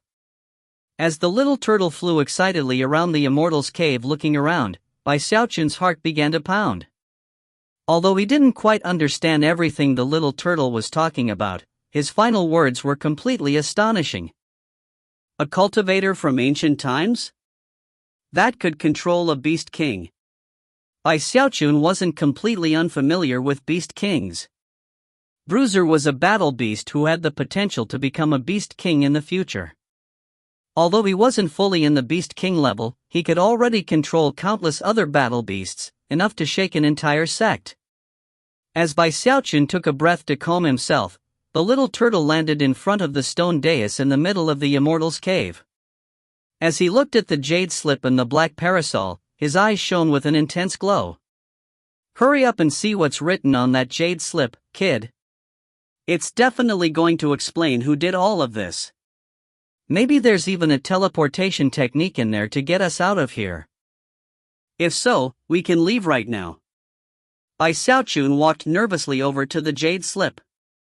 After a bit of hesitation, he leaned over to look at it more closely, and when he was sure it was safe, he picked it up and poured some spiritual power inside. Instantly, an ancient voice spoke in his mind. "The ancestor wisheth to wage war, and assist I shall. I will likely meet my downfall. This parasol doth be named eternal." Were the parasol to be completed, it would be a heaven-tier spirit weapon. This beast is named Blue Land, and it doth be a natural-born traitor. Only if thee possess the power of a deva can thee control it. If thy cultivation base doth not suffice, use my technique to absorb the beast's life force, and raise thine own. The voice faded away, and then the technique for absorbing the beast's life force appeared in Bai Xiaochun's mind. He put the jade slip down. Feeling a bit dazed, he looked over at the parasol, and then his eyes began to shine brightly. After it's complete, it will be a heaven-tier spirit weapon? A spirit weapon. The treasures which make up the reserve powers of entire sects are called heaven-tier. Panting, he stepped forward and picked up the black parasol. The instant he touched it, the parasol began to glow with flickering light, and a blast of cold air spread out from it. Bai Xiaochun felt almost like he was being frozen in place, as though his blood were solidifying. A sensation of deadly crisis filled him, and yet, he fought it under control. However, he was unable to open the parasol. Eyes shining, he looked at it and then started laughing. However, picking up the parasol had apparently opened a magical seal. Suddenly, the entire immortal's cave began to tremble, and a muffled roar could be heard outside the immortal's cave. At the same time, intense pressure began to weigh down. Apparently, the huge toad had detected what was going on, and was doing everything it could to crush the immortal's cave into dust. Massive rumbling sounds echoed out, along with cracking sounds. The tunnel outside of the immortal's cave collapsed, and massive amounts of acid flooded in, along with a noxious odor. The immortal's cave couldn't hold on much longer, and began to collapse. Xiaochun was trembling, and the pressure weighing down on him caused his knees to tremble, and blood to ooze out of the corners of his mouth. If you find any errors, ads pop up, ads redirect, broken links, non-standard content, etc., please let us know. Report chapter so we can fix it as soon as possible. Chapter 321, The Might of the Eternal Parasol. Chapter 321, The Might of the Eternal Parasol. Xiaochun's face fell. Even as he recalled the words spoken to him from within the jade slip, the little turtle shrieked and flew back into his bag of holding. "If you die, kid, I'll burn some incense for you." It's too bad that Lord Turtle just escaped the clutches of evil, only to get stuck in this place. Xiaochun was completely infuriated. Gritting his teeth, he howled, "Shut your mouth." However, now was not the time to worry about the little turtle. "Listen up, you big toad. I know you can hear me. Let me go, and I won't hurt you. I agree that the cultivator from ancient times pushed things too far with you. That doesn't have anything to do with me. I'm innocent, alright. Let me go. We don't have any grudges with each other. Let's talk things over. There's no need to hurt each other, okay? When I really attack, I frighten even myself." Even as his words were still echoing about, rumbling sounds filled the inside of the huge toad, and intense pressure exploded out. Xiaochun trembled, coughing up a mouthful of blood as his bones creaked ominously. Within the intense pressure, he could sense a raging malice, as though the hatred the toad felt for the ancient cultivator was now being transferred to Xiaochun. Apparently, no matter what Xiaochun said, it wouldn't listen at all. "You," he said, trembling, a sensation of deadly crisis rising up within him. However, before he could say anything else, the pressure mounted, and the immortal's cave began to collapse even more quickly. The little turtle was screaming, and Xiaochun was on the verge of going mad. "You big bully!" he cried, wounds opening up all over him, soaking his robes with blood. There was no time for rumination. The toad was clearly attempting to kill him.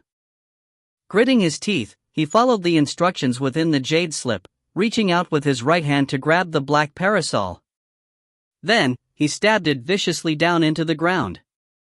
The razor-sharp tip of the parasol slid smoothly into the ground, and then down into the flesh and blood of the toad. As blood spurted out, Xiaochun's eyes gleamed, and he tightened his grip on the parasol.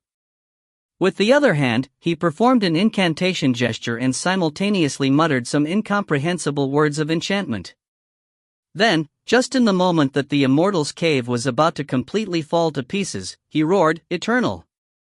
In response, black light exploded out from the eternal parasol. In the blink of an eye, it filled the immortal's cave, and then began to spread out to cover other parts of the toad's body.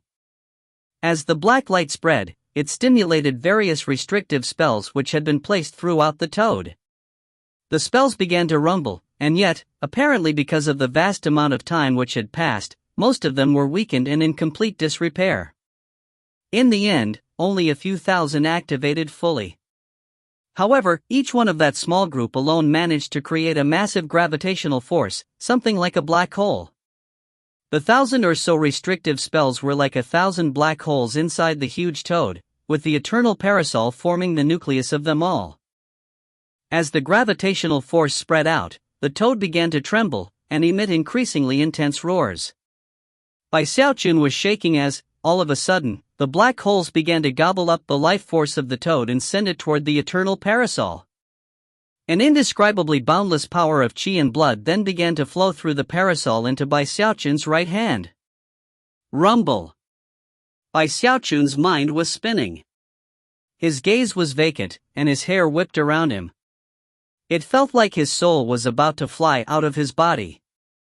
His mind slowly became a blank as the seemingly endless power of qi and blood flowed into him. Qi and blood could also be considered life force, and as it flowed madly into him, Bai Xiaochun's undying live forever technique began to spin of its own accord. It was almost like immortal nectar being poured down onto cracked, parched ground. The technique rapidly advanced until Bai Xiaochun was shaking where he stood. His fleshly body began to grow stronger at an incredible, explosive rate. A third heavenly demon appeared. A fourth heavenly demon appeared. Almost immediately, 4 heavenly demons appeared behind him, their heads thrown back as they howled, sending boundless might out in all directions. However, the struggling of the toad only intensified. Unceasing rumbling sounds echoed out as the more than 1,000 restrictive spells began to collapse, causing miserable shrieking sounds to echo out inside of the toad's body. However, the gravitational force persisted. With every breath of time that passed, boundless life force flowed through the restrictive spells and into the eternal parasol, to be absorbed by Bai Xiaochun. As it did, more heavenly demons formed. A fifth. A sixth. The little turtle cautiously peeped out of the bag of holding, and then his jaw dropped. He even started to feel a little jealous. Damn it, what kind of luck is this?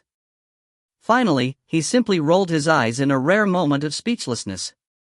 By this point, he could tell that, in truth, not even 10,000 Bai Xiaochuns put together would be a match for the huge toad. However, the toad was filled with countless restrictive spells, all of which were focused onto the parasol. More accurately, Bai Xiaochun wasn't the one absorbing the toad's life force, it was the parasol. All Bai Xiaochun had to do was recite the correct enchantment. Who exactly put this immortal's cave here? The turtle thought. This kind of thing is really rare. Meanwhile, in the wild mountains outside, the huge toad was roaring so loudly that brightly colored light flashed in heaven and earth. A huge wind screamed in all directions, and mountains in the area were collapsing into pieces as the toad flailed back and forth, withering visibly the entire time. Birds and beasts alike were shaking in fear, and many were killed in the quaking. The entire 5,000-kilometer area was being turned into nothing more than ruins as the toad descended into madness. Beyond that region, the 5 patriarchs of the Spirit Stream sect were closing in at top speed, along with the legacy echelon cultivators. The heaven-horning dragon was with them, leading the way. The founding patriarch's expression was grave. They had been at a critical juncture in extracting the beast skeleton when the news came in from the dragon. Although they couldn't stop the process in the middle, they had been able to speed up their work. After successfully collecting the beast skeleton, they summoned the legacy echelon, and then used the heaven-horning dragon scales they all possessed to head over to rescue Bai Xiaochun. That toad probably has battle prowess in the late nascent soul stage, the founding patriarch said through gritted teeth. If it dares to hurt our junior patriarch, I'm going to sever its tendons and skin it alive. Patriarch Ironwood, Li Zimo, and the other 2 patriarchs were all extremely anxious. If something bad happened to Bai Xiaochun, it would be a disaster for the river-defying sect. Although they would still be just as powerful as before, there would surely be schisms and divisions in the near future.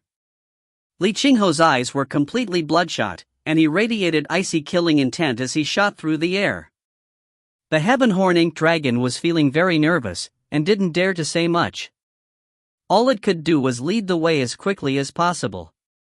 Soon, they were within the 5,000-kilometer area that was affected by the toad's rampage.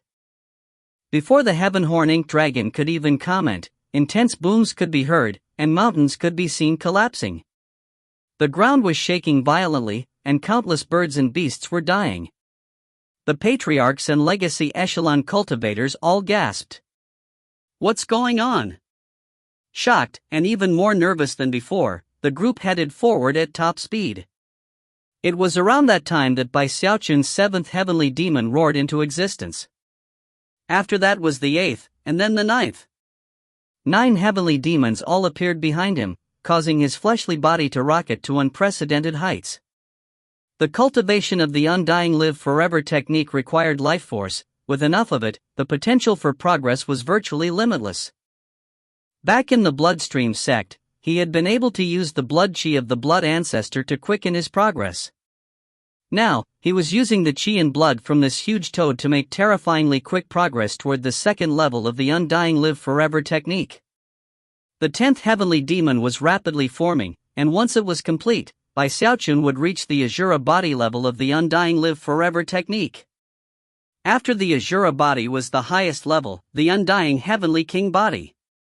When that time came, he would be able to break through the second shackle of life, and potentially form a fleshly body nascent core, which was also more commonly known as an Undying Heavenly King core. Rumble. Bai Xiaochun was trembling visibly. As the life force poured into him and the 10th heavenly demon took shape, a miraculous transformation was occurring in his spiritual seas. His 7th spiritual sea suddenly crystallized, and then his 8th.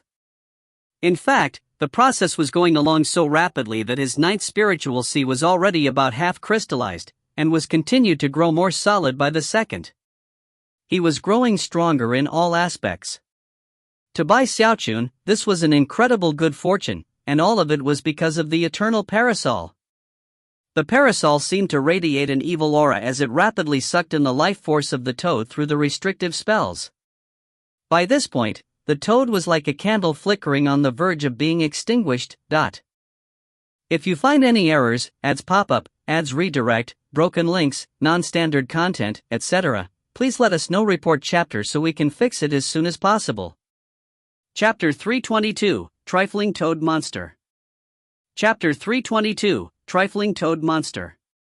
The toad wanted to fight back, but all it could do was roar in frustration. As the gravitational force continued to suck away at its life force, it let out a miserable shriek and withered down even more. As that happened, Bai Xiaochun's 9th spiritual sea reached a state of 90% crystallization.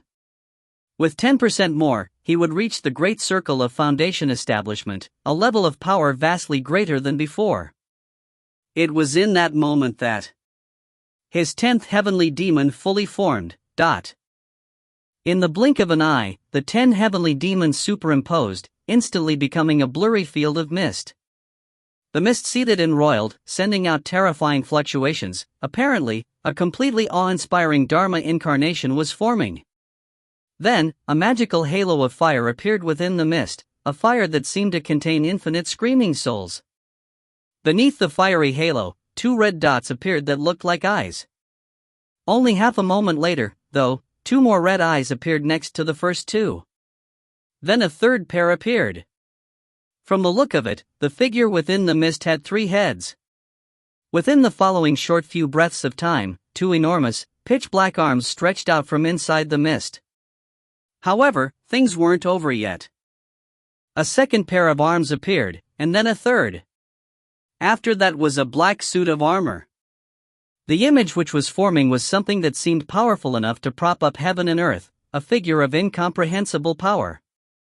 It had 3 heads and 6 arms, and radiated terrifying might.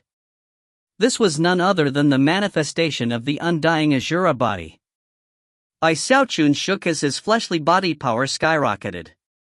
He was now vastly stronger than he had been before, and when he opened his eyes, they shone so brightly that they could surpass the light of the sun and the moon. It was in the moment that his eyes opened that his soul seemed to return. Pulling the eternal parasol out of the toad's flesh, and thus ending the absorption of life force, he blurred into motion. Howling, he reached out, tore a huge opening in the wall, and shot out into the open. As he flew up into the air, he probed his cultivation base and saw that it was only a hair away from the Great Circle of Foundation Establishment. Then he confirmed that he had upgraded from the heavenly demon body to the Azura body, whereupon elation filled his heart. The huge toad was now completely emaciated and panting for breath. Before, it could have easily defeated Bai Xiaochun, but now that much of its life force had been sucked away, it could do little more than gasp and look pleadingly at Bai Xiaochun, as if begging for mercy. Fear had truly gripped its heart. Earlier, it had completely ignored Bai Xiaochun's suggestion, and had hoped to take him by surprise and kill him, and thus completely change its own fate. But now, the only emotions in its eyes as it looked at Bai Xiaochun were supplication and terror. That was especially true when it looked at the black parasol he held, the mere sight of which left the toad trembling. Bai Xiaochun felt a bit bad for the toad. Sighing, he said, "I mentioned in the beginning that we could have worked things out, but you decided to bully me. Like I said, when I attack, I frighten even myself. Still don't believe me?" He shook his head and sighed even more deeply at how much of a straightforward and upright person he was. Whenever he attacked people, he always gave them a warning, but sadly, no one ever believed him. Even as he prepared to sigh some more, several beams of light appeared off in the distance. Heart-thumping, and having no time to ponder his next action, he quickly performed an incantation gesture with his right hand and then pointed his finger at the toad. Trying to look as threatening as possible, he stuck his chin up and coolly said, "How dare you, Mr. Invincible, unsurpassable toad monster? You think you can fight with me, Bai Xiaochun? HMMMPHHH. Well, do you surrender or not?" In almost the same moment, the patriarchs and legacy echelon cultivators burst onto the scene, and saw the shocking sight of the withered toad. The toad didn't look huge and impressive like before. It looked almost like a mere pile of skin, lying there gasping for breath, its eyes shining with terror as it looked at the person standing in front of it. That look in its eyes seemed to be one of complete and utter dread. As for the person standing in front of the toad, it was none other than Bai Xiaochun. When they heard Bai Xiaochun's words, the newcomers exchanged dismayed, even confused, glances. They had rushed over here from distant locations with the intention of rescuing Bai Xiaochun. How could they ever have imagined that a scene like this would meet them upon their arrival? Li Qinghe was dumbstruck, and the legacy echelon cultivators were left gasping. Even the patriarch's jaws had dropped. A look of incredulous disbelief could be seen on the face of the heaven-horning dragon. The sight of the emaciated toad seemed completely unbelievable, to the point where the dragon was starting to question whether it had made a mistake in judgment earlier. After a moment of silence, the founding patriarch looked over at Heavenhorn. "Heavenhorn, are you sure this is the toad you mentioned earlier?" Mumbled the heaven-horning dragon. After a moment of contemplation, it was sure that this was the same huge toad. However, the scene playing out before them seemed completely unbelievable. The dragon couldn't help but look over at Bai Xiaochun, reverence rising up in its heart. Pretending that he'd just noticed the new arrivals, Bai Xiaochun turned his head to look at them. His veins of steel were pulsing, his murderous aura roiling out in all directions. Clasping hands and bowing, he coolly said, "Greetings, patriarchs. I very much appreciate your expression of goodwill. However, I, Bai Xiaochun, have already vanquished this unbeatable toad monster." Strange looks appeared on everyone's faces. Clearly, they knew he was showing off, and yet there was nothing they could say by way of retort. They began to smile wryly as they realized that, apparently, Bai Xiaochun was never going to truly grow up. "How did you do this?" the founding patriarch asked. He could see that the toad's cultivation base really was at the late nascent soul stage, perhaps even in the Great Circle. It was actually very close to being in the Deva realm. "I was born with the power of the gods," Bai Xiaochun replied, clasping his hands behind his back and sticking his chin up. "As someone who has reached Heaven String Foundation establishment, I can shake the heavens. I called countless bolts of Heavendao lightning down upon this creature, seriously injuring it. The only reason I showed it mercy in the end was because I pitied it." His casual tone mixed with the words he spoke caused everyone present to wish they could give him a good smack across the face. Even Li Qinghe felt the same way. Seeing Bai Xiaochun show off like this left him chuckling wryly inside. "Patriarchs and other fellow Taoists, thank you for coming to save me. I was injured in the process, and yet single-handedly defeated this unsurpassable monster. Even still, your expression of friendship will forever be inscribed upon my heart. To return the favor, allow me to present this monster as a gift to the sect." With that he flicked his sleeve. After all, with the snap of a finger, I, Bai Xiaochun, can reduce any kind of beast to ashes. The founding patriarch's cheek twitched. He really couldn't take any more of this. With a final glare at Bai Xiaochun, he looked over at the toad. Inside, he was delighted. Waving his hand, he collected the toad into his bag of holding. Although the toad's vital energy had been seriously damaged, with time and rest, it would recover, and could prove to be another powerful spirit beast guardian for the Spirit Stream sect. There was even a bit of Beast King aura left on the toad. The patriarchs were delighted. They could sense its life force had recently been drained away, but they didn't say anything. Although they had their suspicions, they kept them to themselves. As for the legacy echelon cultivators, they all approved. When a disciple acquired good fortune, it belonged to that disciple. If others in the sect tried to steal it away, it would lead to discord within the sect. Besides, Bai Xiaochun was the junior patriarch. Not even nascent soul masters would go overboard in dealing with a person like that. Soon, the group was on their way back, and Bai Xiaochun was in their midst looking exactly like a lonely hero. Of course, inside, he was bursting with joy. So, he thought, this place really did turn out to have some good fortune. Excellent. Very excellent. I guess I won't get rid of the little turtle after all. Perhaps he will lead to more good fortune in the future. Although he felt completely pleased, he suddenly recalled what the Heavenhorn Ink Dragon had done, and looked over at it with a glare. Heavenhorn's heart trembled. It had been able to tell earlier that 90% of the toad's life force had been drained away, and that fact left the dragon trembling in fear. It wasn't sure what secret method Bai Xiaochun had used to accomplish such a task. Regardless, it was a terrifying thing. Now, an ingratiating expression could be seen on its face when it looked at Bai Xiaochun. Actually, its behavior earlier was quite similar to how Bai Xiaochun himself would have acted. Bai Xiaochun nodded magnanimously at the dragon. It was in that fashion that the group returned to the entrance, flew through the vortex, and found themselves back in the Spirit Stream sect. After everyone emerged, the vortex vanished, and the Heavenhorn Ink Dragon sank back down into the chasm to stand guard. If you find any errors, ads pop up, ads redirect, broken links, non-standard content, etc., please let us know. Report chapter so we can fix it as soon as possible. Chapter 323, Gathering at the Bloodstream Sect. Chapter 323, Gathering at the Bloodstream Sect. Now that the patriarchs and the legacy echelon cultivators were back, the final work on the Heavenspan battleships began. Everyone in the sect helped out as the Deva Beast spine was used to craft the keels of the ships. There were a total of 3, each one a different size. The largest was 300,000 meters long, and completely awe-inspiring in appearance.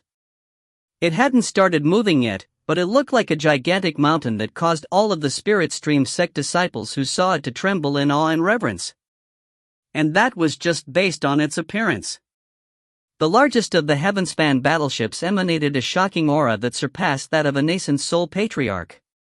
It was at a completely different level altogether, the aura of a Deva. After the nascent soul stage was the Deva realm. This battleship had been made with the spine of a Deva beast, and even though it couldn't necessarily unleash the full might of the Deva realm, it was still incredibly powerful. It would make their trip up the Heavenspan River much safer. That, coupled with the Dermic decree from the River Source Starry Sky Tao Polarity sect, would ensure that they faced almost no hazards along the way. Of course, the largest of the battleships was big enough to contain all of the Spirit Stream sect cultivators who were going to war. The second of the battleships was a bit smaller, being only 210,000 meters in length, and had been prepared specifically for the Profound Stream sect. The last of the battleships was the smallest, being only 90,000 meters long. However, it had been constructed in the same fashion as the largest, and radiated the aura of the Deva realm. Before leaving their temporary headquarters, the patriarchs of the 4 sects had already agreed that the Bloodstream division didn't need a Heavenspan battleship. Apparently, they had their own way of traveling up the Heavenspan River. When the 3rd battleship was completed, all the disciples in the Spirit Stream division felt shaken. Everyone knew that the most critical part of the war was coming. They would soon travel up the river to destroy the Sky River Court and take its place. Bai Xiaochun had no desire to see anyone die. However, he was no saint either, and didn't allow such feelings to extend to people he didn't even know. What he cared about were his family and friends. Half a month later, the founding patriarch's voice echoed out through the sect, accompanied by the tolling of bells. All disciples of the river-defying sect's Spirit Stream Division who have been assigned to fight will now board the battleship. Our next destination is the Bloodstream Division, further up the Heavenspan River. The Spirit Stream Division instantly stirred into action. There was no chaos. Thanks to the arrangements made by sect leader Zhang Yuandong, as well as the various peak lords, all disciples and battle beasts boarded the battleship in an orderly fashion. The precious treasures and reserve powers of the sect were also loaded onto the battleship. Bai Xiaochun even saw a familiar coffin, which was now covered. Under the patriarch's care, it was placed in a secret location on the battleship. Bai Xiaochun knew at a glance that the coffin contained the true spirit. "They're even bringing the true spirit," he murmured to himself. The Spirit Stream Division was clearly going all out in this war effort. It took 3 full days to move the Spirit Stream Division's 9th mountain peak onto the battleship. By this point, the Spirit Stream sect seemed empty. There were only some outer sect disciples left behind to operate the Grand Spell Formation and protect the headquarters. The 2 unused battleships vanished by means of the teleportation power of the 9th mountain peak. Bai Xiaochun stood on the battleship looking back at the old headquarters, a profound look in his eyes. Ho Xiaomei stood next to him. Looking a bit scared, she edged closer. Heaven-shaking, earth-shattering rumbling sounds then echoed out as the Spirit Stream Division's Heavenspan battleship vanished. When it reappeared, it was beyond the Xiaochun Mountains, which was the limit of its teleportation power. As soon as it appeared in Bloodstream Division territory, the people who had been sent out to receive the Spirit Stream Division bowed respectfully, and at the same time, gasped in shock at the sight of the huge ship. It wasn't just them. Any living beings in the area who could see the Heavenspan battleship with its Deva pressure were shocked. Everything went completely silent. The Bloodstream Division disciple led the way. Rumbling sounds echoed out that could break all barriers as the Heavenspan battleship headed in the direction of the Bloodstream Division headquarters. As Bai Xiaochun stood there at the front of the battleship looking out at the lands in front of him, he felt a great sense of familiarity. The battleship was incredibly fast, even faster than nascent Soul Patriarchs. It only took about 6 hours before the Heavenspan River became visible off in the distance. There, the hand of the Blood Ancestor could be seen stretching out of the river, forming the mountain peaks of the former Bloodstream sect. For most cultivators of the Spirit Stream Division, this was their first time seeing the headquarters of the Bloodstream Division. Although they had heard stories, to see it personally was completely different, and all of them were left astonished. "That's a hand. Heavens! I can't believe there's actually a huge hand stretching out of the Heavenspan River. If the 5 fingers of that hand can each make a whole mountain peak, then how big is the rest of the giant? So this is the Bloodstream Division, huh?" Even as everyone marveled, the Heavenspan battleship slowly approached the headquarters. The Profound Stream Division and the Pill Stream Division had not been tasked with creating their own Heavenspan battleships, so they had long since come to the Bloodstream Division headquarters and set up camp outside. Earlier, the camps in the sect headquarters had been quite bustling, but the arrival of the Heavenspan battleship changed that. Now everyone was looking over and gasping in shock. Even the cultivators of the Bloodstream Division had that reaction. The Spirit Stream Division was shaken by the sight of the huge hand, and the Bloodstream Division was shaken by the Heavenspan battleship. Even the patriarchs of the other 3 divisions were taken aback, and their eyes began to shine brightly. A Deva beast's spine is the keel, crafted into a Heavenspan battleship. The Spirit Stream Division truly is adept at keeping secrets. Of our 4 divisions, they are the best at concealing their resources.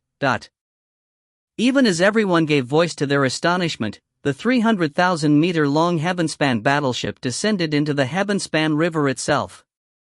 Massive golden waves rolled about, leading to quite a bit of nervousness on the part of the onlookers. Eventually, though, the huge battleship came to rest calmly on the surface of the Heavenspan River. The water didn't corrode the ship or hurt it in any way. The Deva realm aura rolled out, and even the vicious spirits which inhabited the waters avoided it. At first, silence reigned, but then, wild cheering broke out. Although most gazes shone brightly, Patriarch Crimson Soul from the Profound Stream Division didn't seem very happy, and gave a cold harumph. Patriarch Frigid Sect, we gave you enough materials to make at least 5 Heavenspan battleships. Don't be so impatient, Crimson Soul. I've already made all the preparations for the Profound Stream Division and the Pill Stream Division. The founding patriarch of the Spirit Stream sect laughed heartily as he waved his hand. Immediately, a second battleship appeared and began to descend toward the Heavenspan River, followed by a third. Finally, a smile broke out on Patriarch Crimson Soul's face, and his eyes burned with anticipation as he looked at the 210,000-meter-long Heavenspan battleship. As for all of the materials he had provided, that didn't matter anymore. A battleship with the might of a Deva realm beast was far more than worth it. As for the patriarchs of the Pill Stream Division, they felt slightly left out. However, their 90,000-meter battleship was still formidable, and they knew they were the weakest of the 4 divisions. As Xiaochun looked around at everything that was happening, the gathering of the 4 divisions of the sect, and the familiar Bloodstream Division headquarters, he felt more content than ever. With my help, 4 great sects united and became the river-defying sect. Maybe the name isn't that amazing, but it was my idea. As he looked around proudly, he happened to catch sight of Song Junwan on Middle Peak. She was smiling as she looked over at Xiaochun, and he was just about to wave to her when he suddenly found that he couldn't move his arm. Looking over, he realized that Ho Xiaomei was casually holding it in her own arm. First, she glared at Song Junwan, and then she pointed up into the sky and excitedly said, "Look, big bro Xiaochun and Iris Petal Ibis." Without even thinking about it, Xiaochun looked up and saw a bird flying through the air. Suddenly he shivered. Meanwhile, Chen Nanyao was standing behind one of the patriarchs in the Pill Stream Division's camp, looking at the battleships. When she saw Xiaochun, an imperceptible flicker passed through her eyes, but then it vanished. A moment later, her skin began to prickle as she realized that someone was looking at her, someone who was on the Spirit Stream Division's battleship. It wasn't Xiaochun, but rather, another disciple in the Spirit Stream Division, a graceful, beautiful young woman. She wore a long green garment that did little to conceal her curvaceous form. An unreadable expression could be seen on her face, as well as an enigmatic smile. Chen Nanyao suddenly felt icy cold, inside and out. There was an instinctual terror that rose up inside of her. Her heart began to beat, and she quickly averted her gaze. Who is she?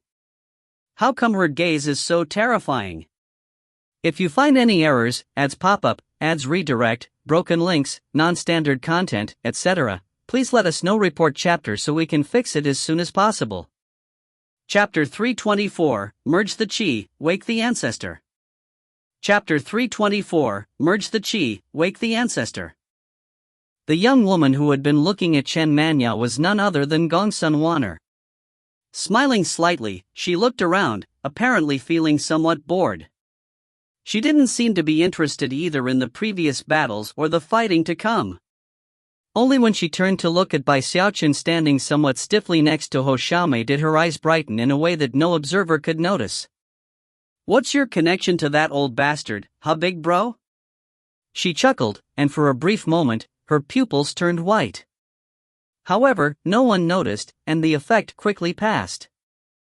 Under the leadership of the various patriarchs, the cultivators of the Profound Stream Division and the Pill Stream Division flew up toward their respective Heavenspan battleships to begin familiarizing themselves with them. Meanwhile, in the Blood Stream Division, Archpatriarch Master Godwind hovered in midair looking at the 3 battleships.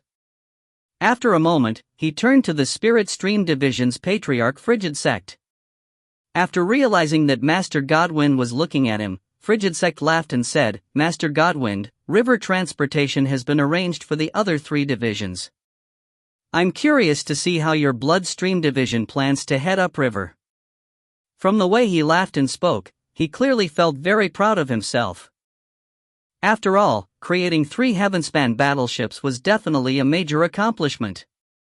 Archpatriarch Master Godwin snorted and said, "No need to get nervous. You'll see soon enough." In his heart were mixed emotions including jealousy, as well as anticipation. With that, he looked in by Xiaochun's direction. "Nightcrypt, my boy, are you ready?" When the cultivators from the other 3 divisions heard his words, they looked in surprise toward Bai Xiaochun. Bai Xiaochun was currently feeling a headache coming on as he looked up in the sky in the direction that Hou Xiaomei had pointed. Off in the distance, Song Junwan was smiling, but there was a coldness in her eyes which made a million needles look soft. Bai Xiaochun had no idea how to resolve the situation. Therefore, when he heard the Archpatriarch's words, he was inwardly delighted.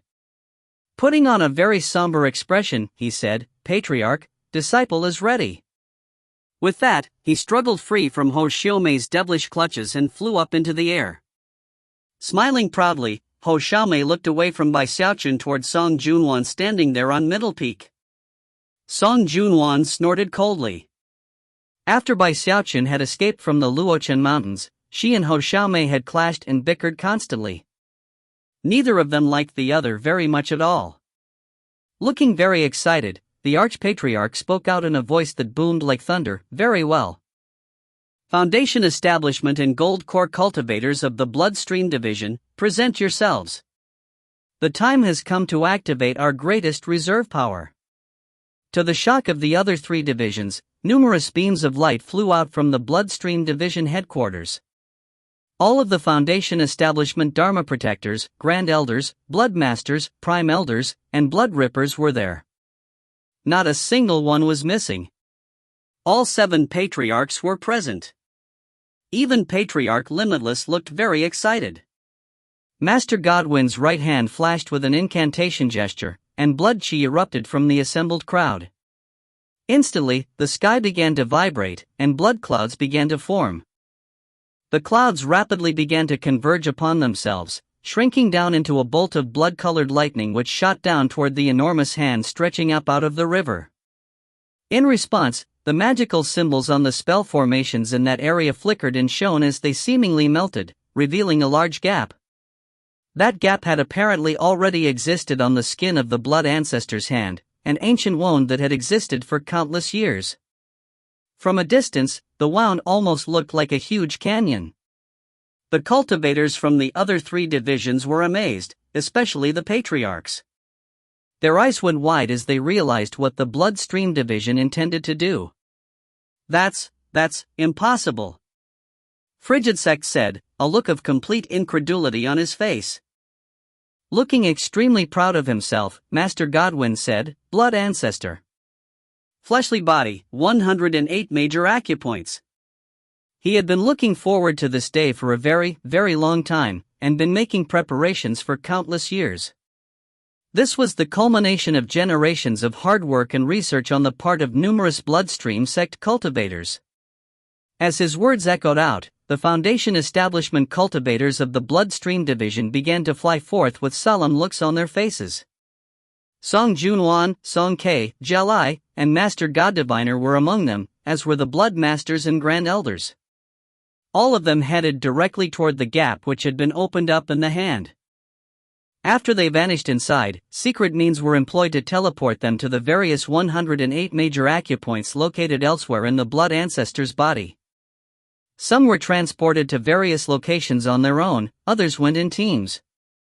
After taking their places, streams of life force power began to rise up from the Heavenspan River, causing rumbling sounds to echo about in the sky. Looking even more excited, Master Godwin said, "Blood Ancestor. Fleshly body, 72 blood apertures." In response, the Prime Elders' expressions flickered, and they let out excited cries as they shot toward the opening in the arm. The 72 apertures had to be manned by 72 gold core cultivators. In the case of some of the cultivators who were weaker than the others, a team of 2 was necessary. Before Bai Xiaochun's arrival, they had run various drills to prepare, but this was the moment of truth. As the Prime Elders disappeared into the enormous arm, it was possible to see dots of light shining up from the Blood Ancestor's enormous body beneath the surface of the Heavenspan River. Those glowing dots of lights, some of which were visible on the hand, extended out of the river, numbering exactly 72. The cultivators from the other 3 divisions were all gasping. Even Gonsun Wanner's eyes were glittering with surprise. Voice rising to a roar, the Archpatriarch said, "Blood Ancestor. Fleshly body, 37 meridians." Instantly, the eyes of the Blood Rippers began to glow, and their blood chi erupted out as they shot toward the opening. They disappeared in the blink of an eye. By this point, every bit of the Blood Ancestor's body was glowing with blood-colored light. The light was so intense that it was rising up beyond the surface of the golden river water. At the same time, an indescribable pressure was spreading out, causing the vicious spirits within the river to scream and flee. None of them dared to get even close, and they were clearly more terrified than they had been upon sensing the Deva realm aura from earlier. 3 spiritual souls, 7 physical souls. 1 nascent soul Taoist master for each physical soul. If the spiritual souls are lacking, the Blood Ancestor's body will not move. Nightcrypt, my boy, you will fill the position of the 3 spiritual souls. You are well prepared, all of you. Whether or not the Blood Ancestor's body can move will be up to you. Laughing loudly, the Archpatriarch flew toward the opening, as did the other 6 patriarchs, giving by Xiaochun a glance just before disappearing. Moments later, rumbling like thunder echoed out, and the river water began to churn as the 7 powerful patriarchs took their positions in the head of the Blood Ancestor, where they became the physical soul.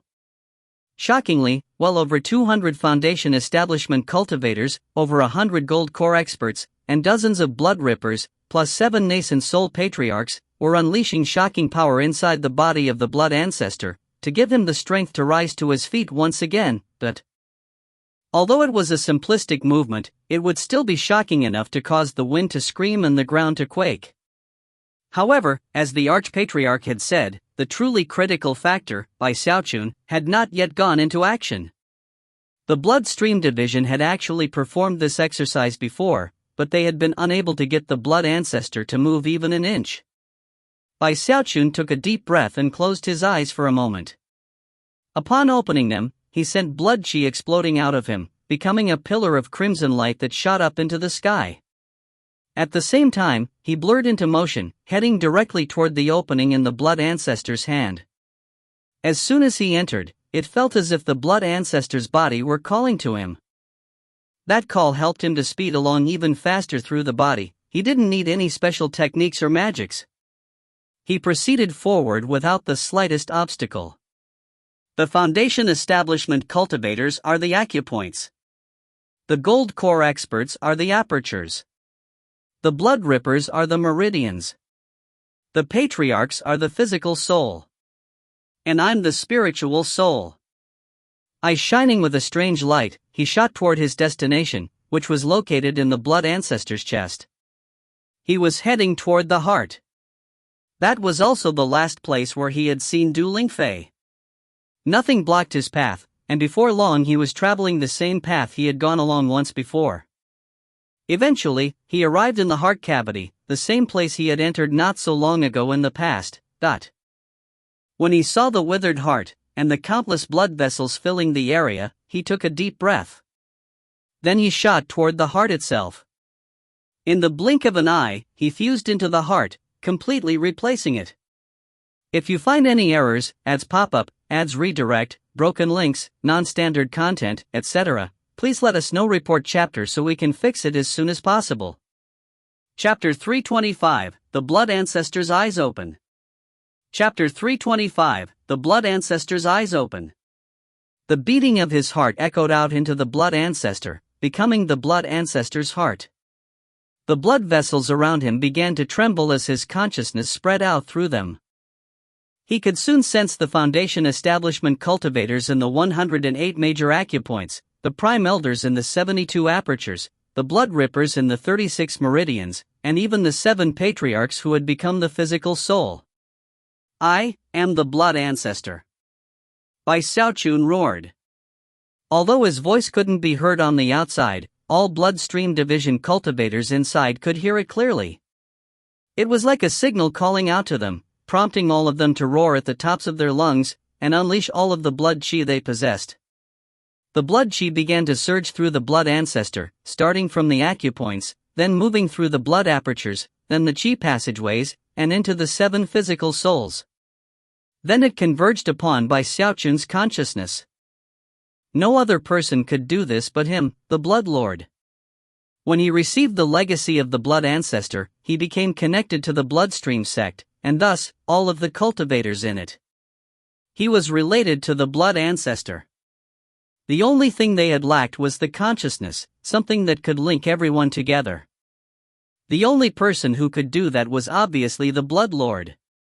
Rumbling sounds echoed out from inside the body of the blood ancestor as his enormous frame twitched, a motion that sent countless waves surging across the heavenspan river, and caused the headquarters of the bloodstream division to quake violently. The countless bloodstream division disciples who had long since packed their belongings and evacuated the headquarters now stood on the banks of the river, watching excitedly as the scene played out. Stand up! Stand up! It was hard to say who said it first, but soon, all of the cultivators of the bloodstream division were shouting it. The other 3 sects looked on with complete astonishment.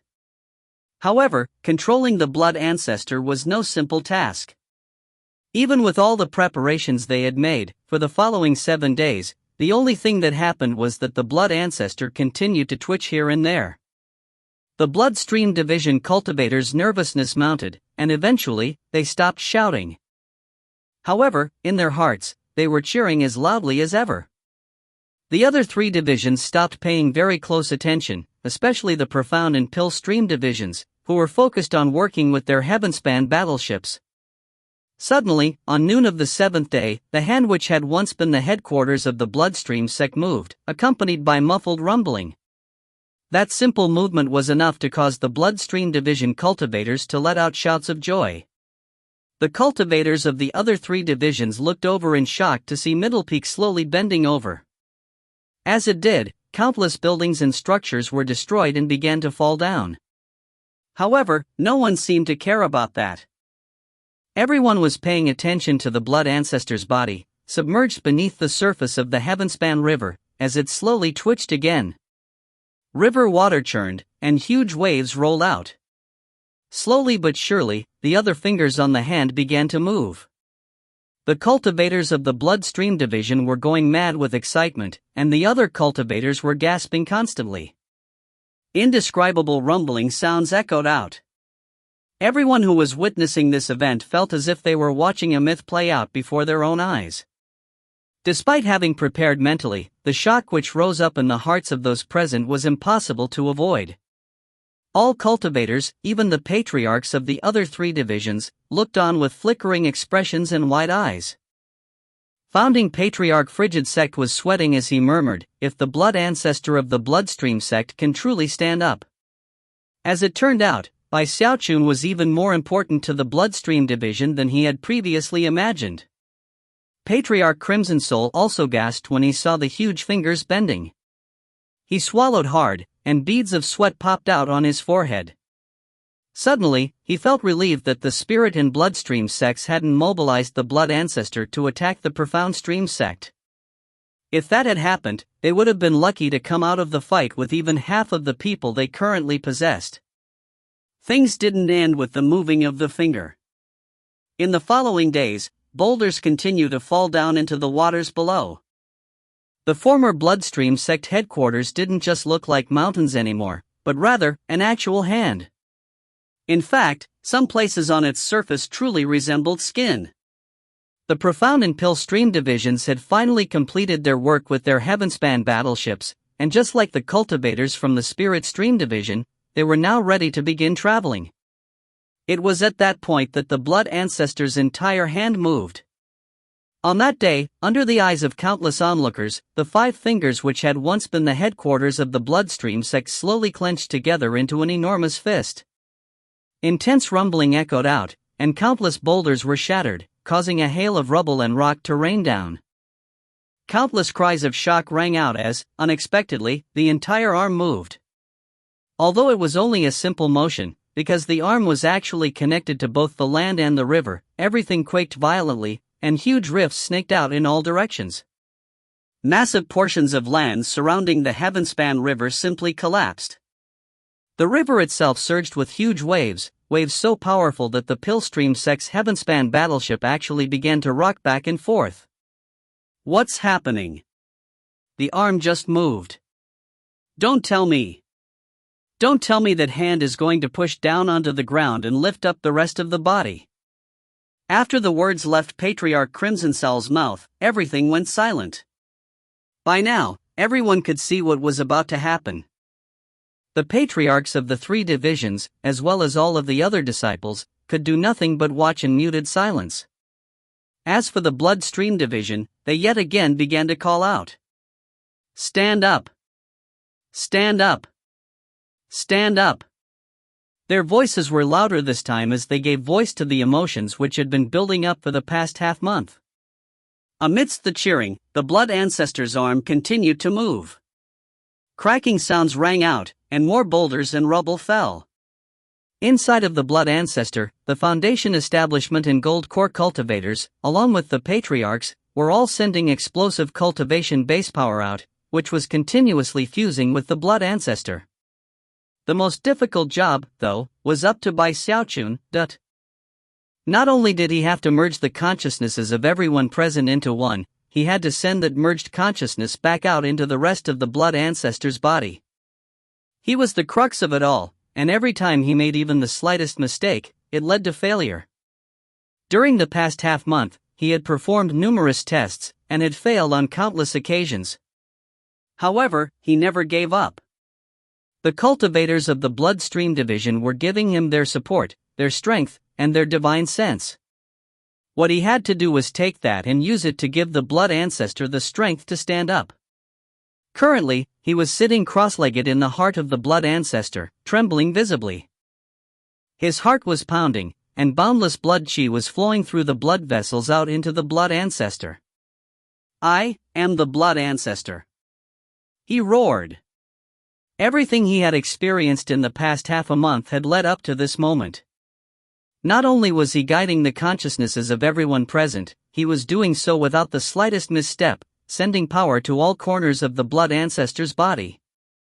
His eyes were completely bloodshot as he howled at the top of his lungs. His mind was reeling as he experienced something very similar to when he had received the legacy. He was now the Blood Ancestor. The feeling was even more intense than before. Bai Xiaochun took a long, deep breath as he seized hold of the feeling, then lifted his right hand and pushed it forward. In that exact same moment, the cultivators of the three divisions were looking on with wide eyes. Suddenly, people began to cry out in shock. It's moving! Everyone watched as the enormous hand which had once housed the headquarters of the Bloodstream sect rose up, angled down, and then planted itself onto the ground. It was almost as if the body attached to that hand were about to use it to push itself into a standing position. Deafening booms filled the area, and countless crevices opened up in the ground. Dust billowed out in all directions, sweeping about like a cyclone as a huge depression opened up in the land. Massive waves rolled out over the surface of the river in completely unheard-of fashion. At the same time, two enormous beams of light suddenly shone up from beneath the surface of the Heavenspan River. They were eyes. The eyes of the Blood Ancestor, and the eyes of Bai Xiaochun. After countless years of silence, the two eyes on the enormous head down below had opened. If you find any errors, ads pop up, ads redirect, broken links, non-standard content, etc., please let us know. Report chapter so we can fix it as soon as possible. Chapter 326, Destination, Middle Reaches. Chapter 326, Destination, Middle Reaches. The cultivators of the four divisions of the river-defying sect would never be able to forget the unbelievable event they were witnessing. It was now burned down into their minds, into their very souls, and would be there for all eternity. As the hand settled onto the surface of the ground, the rest of the arm shot out from beneath the surface of the water. The river surged with powerful waves that sent even the Profound Stream Division's 210,000-meter heavenspan battleship rocking back and forth. As for the Pill Stream Division's battleship, the Patriarchs had to intervene to keep it stable. The minds of all onlookers were left blank as they stared at the enormous arm sticking up out of the heavenspan river. Amidst the silence which prevailed, the two beams of light continued to shoot up into the sky. Intense rumbling sounds were accompanied by flashes of multicolored light, as well as a powerful wind.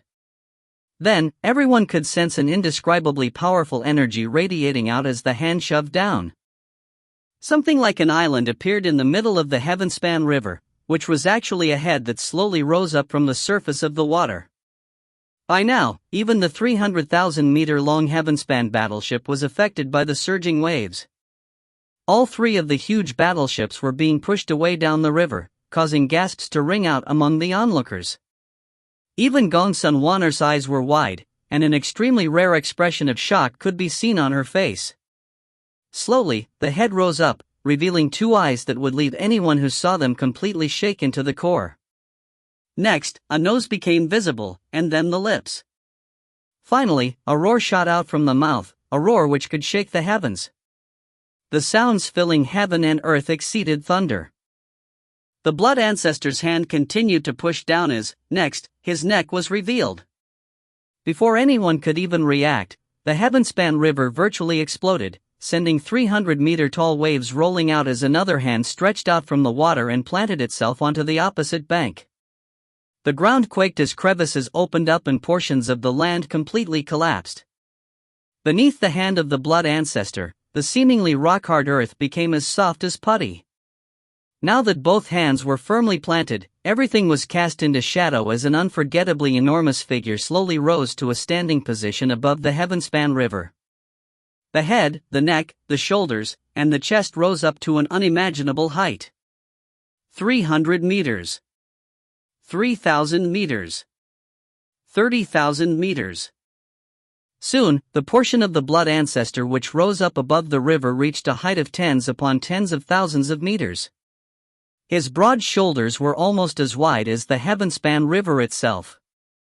Every scrap of muscle on his body radiated terrifying pressure, and his waist was so narrow that it almost formed a triangle with his shoulders. Although everything beneath his waist was below the surface of the river, anyone who possessed the ability to do so would be able to see that the Blood Ancestor's feet were already planted on the river bottom. To cultivators, the heavenspan river was profoundly deep, but to the Blood Ancestor, that was not the case. Although it was the Blood Ancestor who was standing up, Xiaochun was now the Blood Ancestor's soul, and its entire body was under his control. As he looked out of the Blood Ancestor's eyes, heaven and earth seemed much smaller. To him, the mountains were nothing more than playthings, and the mighty river below him was like a stream. The mightiest of trees were like grass, and the cultivators were like tiny ants.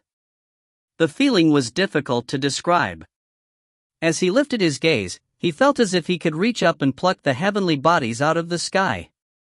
His heart swelled, and after a moment, he couldn't help but throw his head back and let loose a long cry. That cry shook the highest heavens, and filled the entire continent.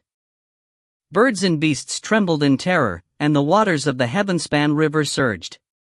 The huge golden crocodile which lay beneath its surface looked up, and even it appeared to be shaken. There were other enormous beasts who were similarly terrified, and left shaking. Blood Ancestor, murmured founding patriarch Frigid Sect. His scalp was tingling, and he was shaking visibly. Next to him, Li Zimo, Patriarch Ironwood, and the other patriarchs were similarly ashen-faced and incredulous. I can't believe it actually moved. Now that is how to make an impression. The Blood Stream Division is going to use the body of the Blood Ancestor to move upriver. Patriarch Crimson Soul was struck speechless, and the other nascent soul Taoist masters from the Profound Stream Division were all completely taken aback. It was even more the case with the Pill Stream Division. All eyes were focused on that towering figures which blotted out even the sun. If even the patriarchs were reacting in such a way, there was little need to mention the Gold Core and Foundation establishment experts. All cultivators from all 4 divisions were shaken and excited. Of course, most excited of all were the cultivators from the Bloodstream division. All of them dropped to their knees to kowtow to the Blood Ancestor, calling out at the tops of their lungs, "Greetings, Blood Ancestor! Greetings, Blood Ancestor!" The words echoed out throughout the lands in shocking fashion.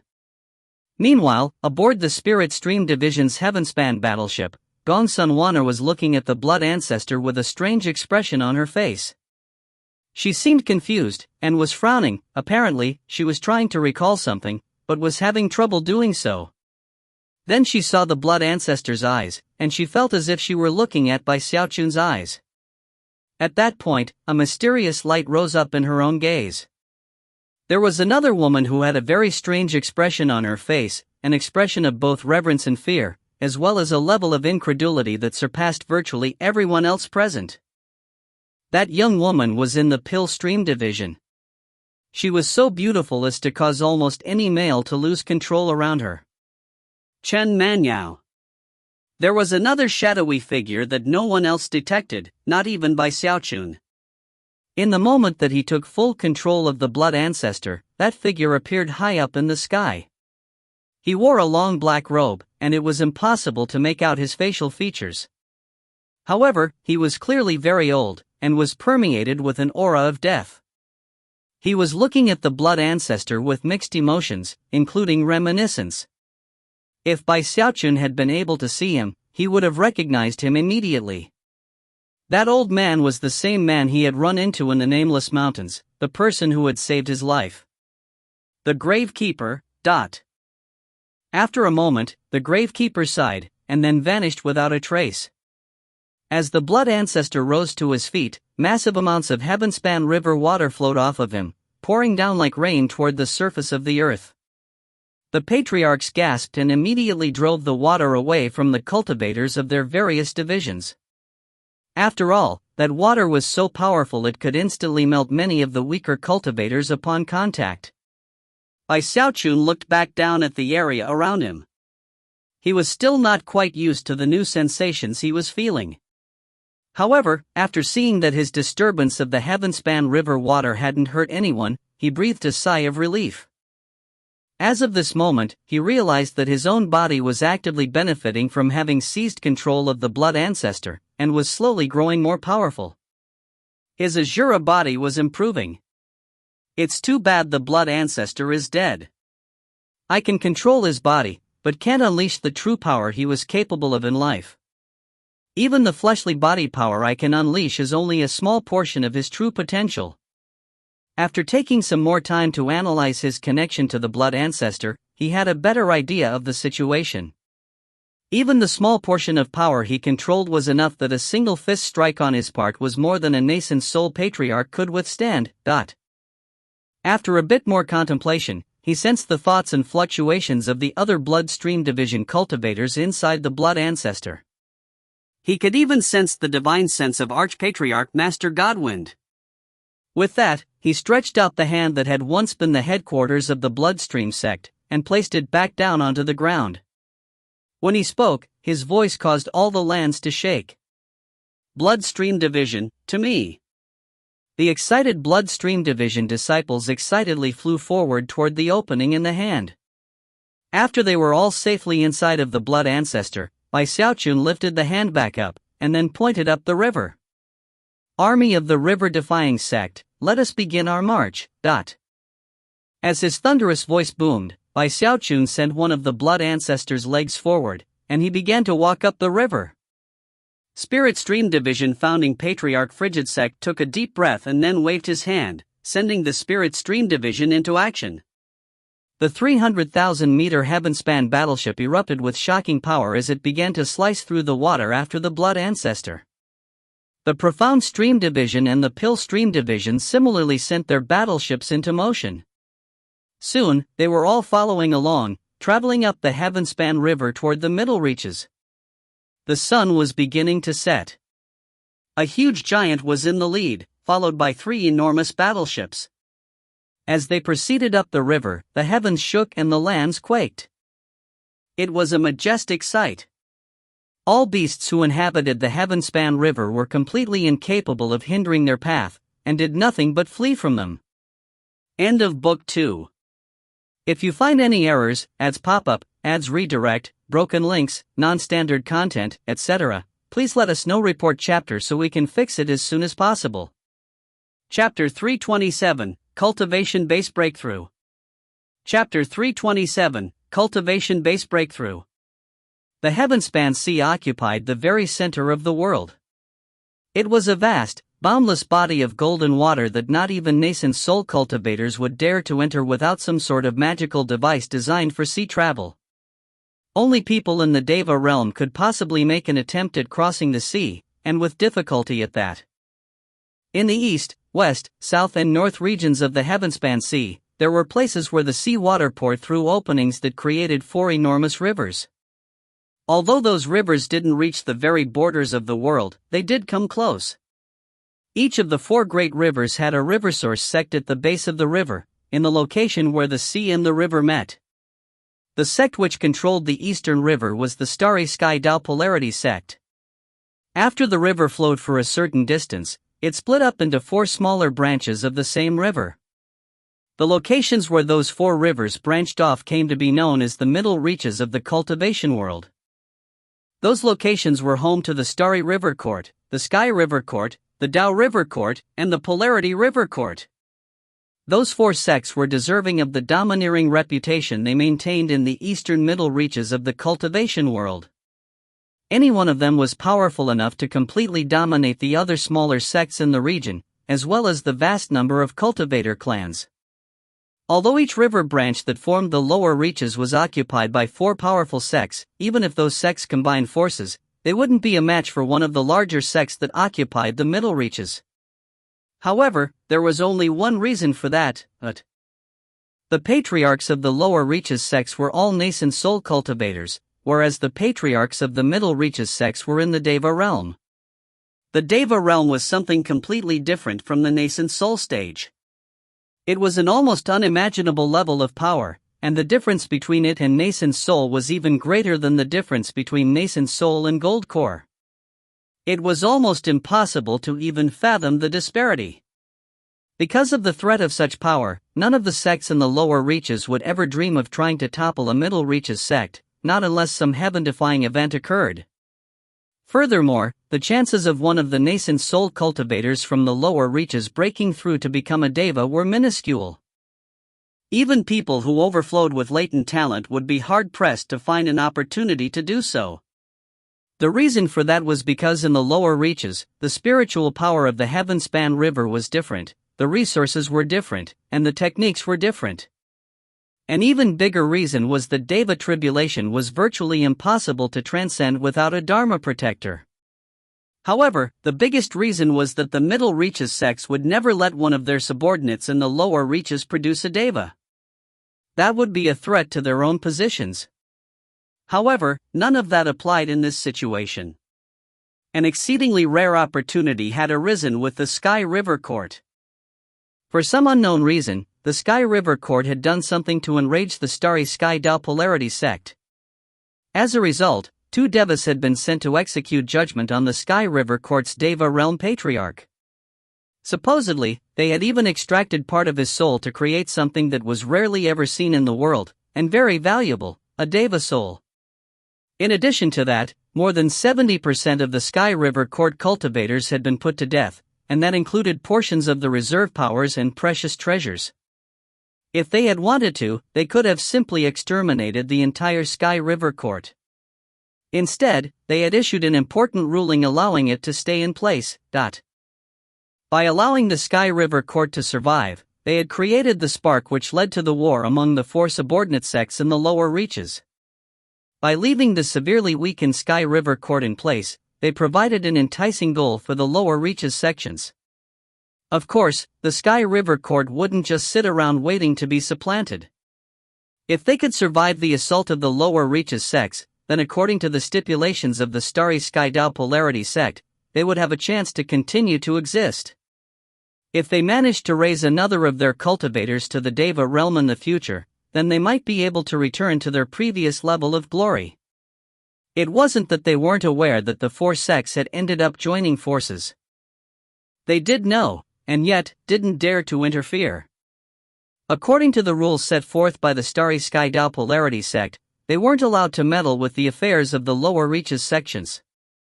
They had no choice but to sit still and await the final punishment which had been arranged by the Starry Sky Tao Polarity sect. That punishment was none other than the invasion of the lower reaches sects. The sect headquarters of the Sky River Court was built atop the Heavenspan River itself.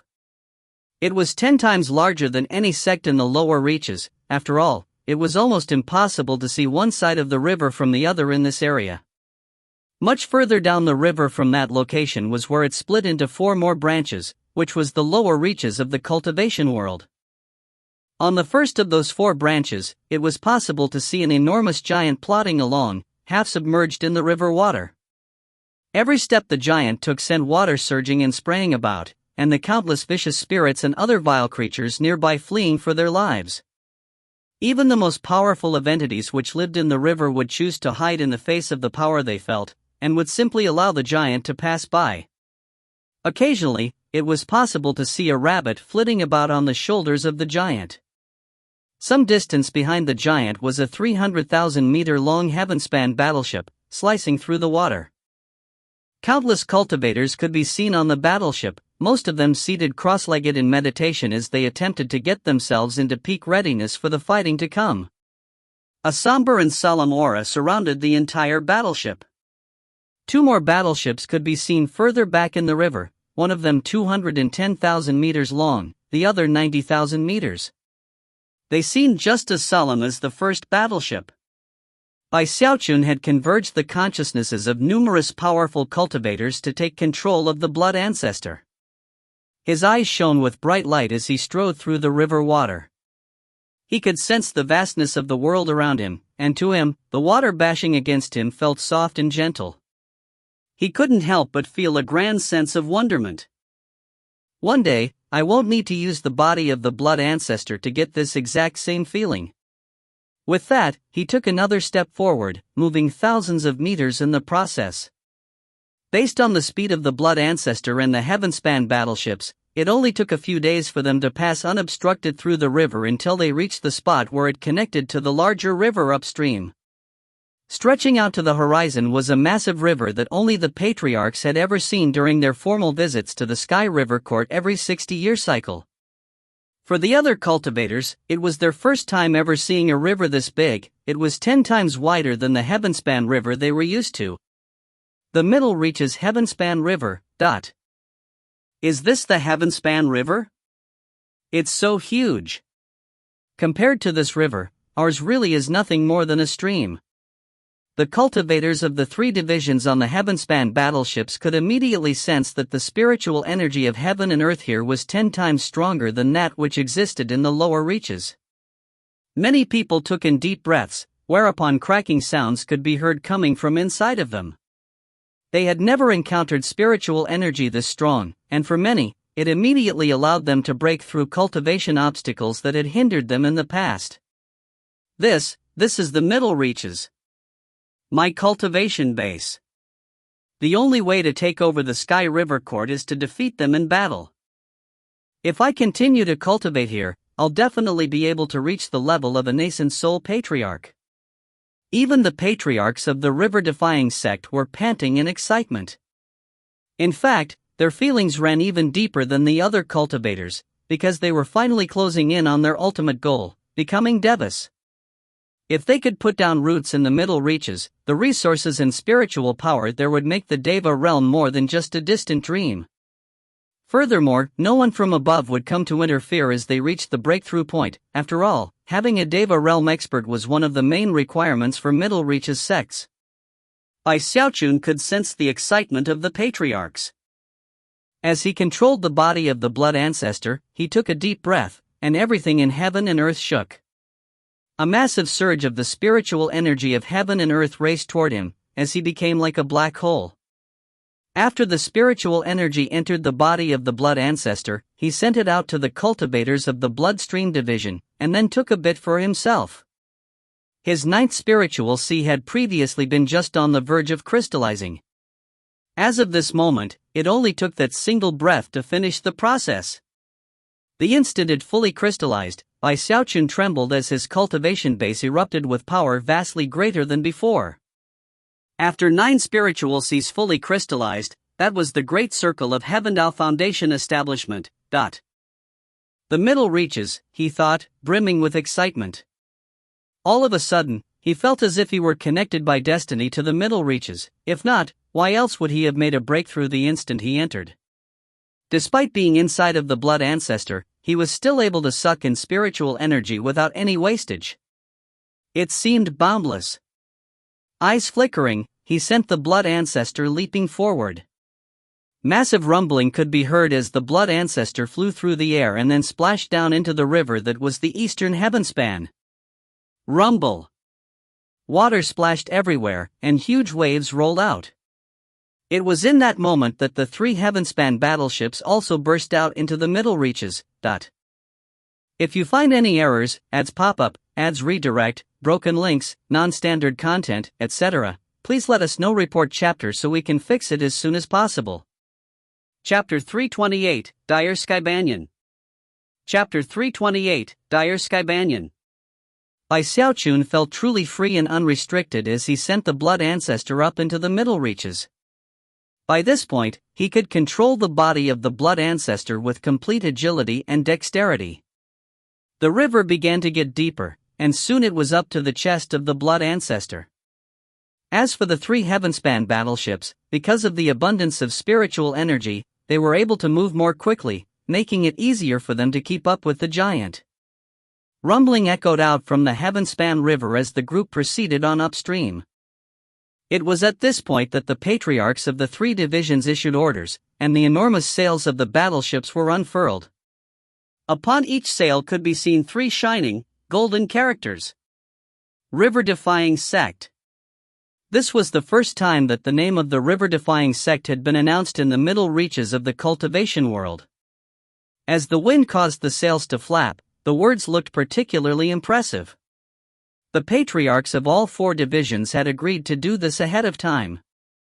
Back then, the Archpatriarch Master Godwin hadn't been completely sure that the plan with the blood ancestor would work. Therefore, the plan was to use the 3 heavenspan battleships, not just to transport the members of the sect, but also to impress and awe those who saw them. It was an attempt to threaten anyone who harbored thoughts of trying to carve out their own spheres of power in the territory currently controlled by the Sky River Court. Clearly, this method was working. The cultivation world of the middle reaches was far larger in area than the lower reaches. Considering that all of the lower reaches was simply one part of the territory controlled by the dominant middle reaches sect, it was possible to imagine how large of an area that was. Occasionally, smaller sects and cultivator clans were visible on the shores of the river. Clearly, such organizations had unique relationships with the Sky River Court to be permitted to establish themselves so close to the river itself. Normally, they were a proud and arrogant lot, comfortable in their respected position within the middle reaches. As for the lower reaches, they looked down on them with disdain. But now that the Sky River Court was being punished, such organizations were getting more and more nervous. Then they saw the 3 heavenspan battleships, and their eyes went wide. They were struck with fear and awe, and could scarcely believe what they were seeing. And that was without even mentioning the enormous giant that led the way for the battleships. They're the river-defying sect?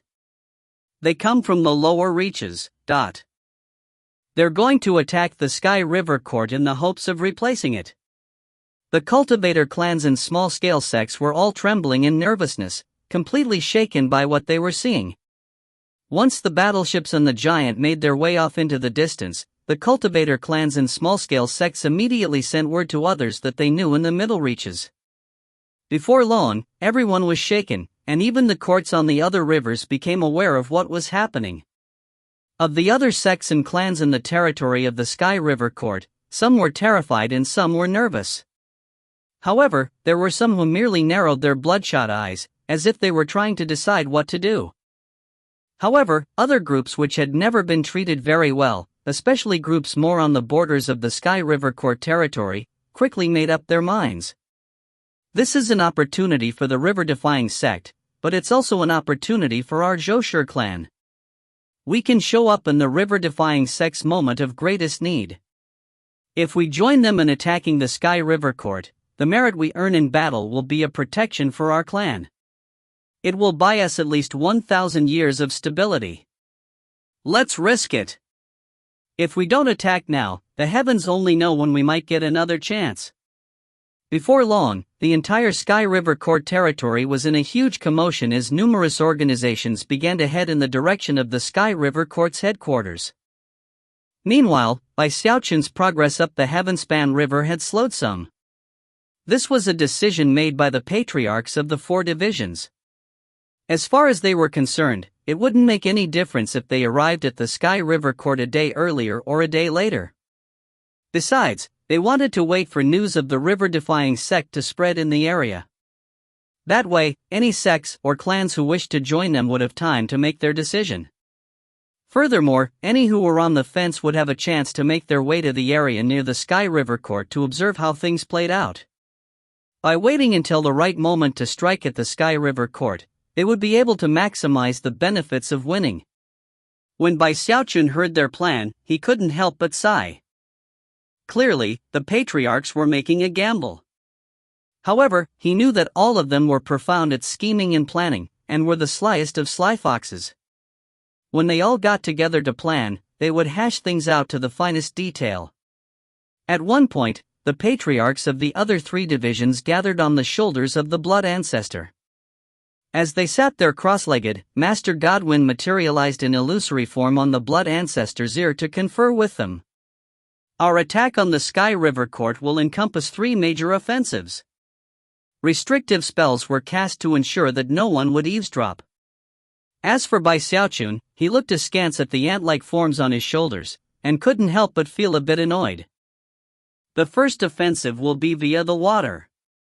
This assault must be lightning swift, and we must achieve victory as soon as possible. Only in that way can we impress the cultivator clans and the other sects, and give them the confidence to join us. That's right. The second offensive will be through the jungle. The Sky River Court is enormous, and is surrounded by jungle on either side. The fighting will be bitter, and the main goal will be to reach the Sky River Court headquarters. So what you're saying is that the third offensive will be on the sect headquarters itself? Yes. But the most difficult part of the final offensive won't be dealing with the cultivators of the Sky River Court. It will be the dire Sky Banyan, which feeds on the flesh and blood of 1 million cultivators every 100 years. The Sky River Court's Deva Patriarch might have perished, but according to our intelligence reports, their dire Sky Banyan is still very much alive. Furthermore, its power is similar to that of a Deva. As the patriarchs discussed their plans, Xiaochun listened in, heart-pounding with shock. When he heard them mention the dire Sky Banyan, he couldn't help but be intrigued. Time passed. Half a month later, the first of the cultivator clans presented themselves to the river-defying sect on the bank of the river, and declared their allegiance. They would join the river-defying sect in attacking the Sky River Court, but these organizations who didn't feel the need to wait and see how the fighting went before joining were taken very seriously by the river-defying sect. Although they weren't invited to board the battleships, they were promised many benefits in the future. In the following days, more organizations appeared to offer allegiance. Another half a month passed, and by that time, 30 cultivator clans and 5 small-scale sects had joined the alliance with the river-defying sect. As they got closer to the Sky River Court, this trend influenced many of the other organizations, and became a major factor in their own decisions. By this point, the river-defying sect felt that they were ready. With that, they pushed forward at full speed. Rumbling could be heard as the blood ancestor flew through the Heavenspan River, slicing through the water, followed by the 3 Heavenspan battleships. A few days later, the members of the river-defying sect finally caught sight of something astonishing up ahead on the river. It was a gigantic tree that reached high up into the sky, and actually connected both banks of the river. It was an enormous banyan tree that was called a sky banyan. The tree had lived for many, many years, and was tens of thousands of meters tall. Its roots were buried into both banks of the river, with rootlets dangling down to brush the surface of the water below. Many of the rootlets had grown together in clumps, creating walkways for people to tread upon. The entire sight was completely shocking. The roots which sank into the banks of the river actually formed countless smaller sky banyans, almost like children to the mother that was the enormous larger tree. Because they were all connected together, they were like a huge jungle. That jungle fairly radiated an aura of blood and gore.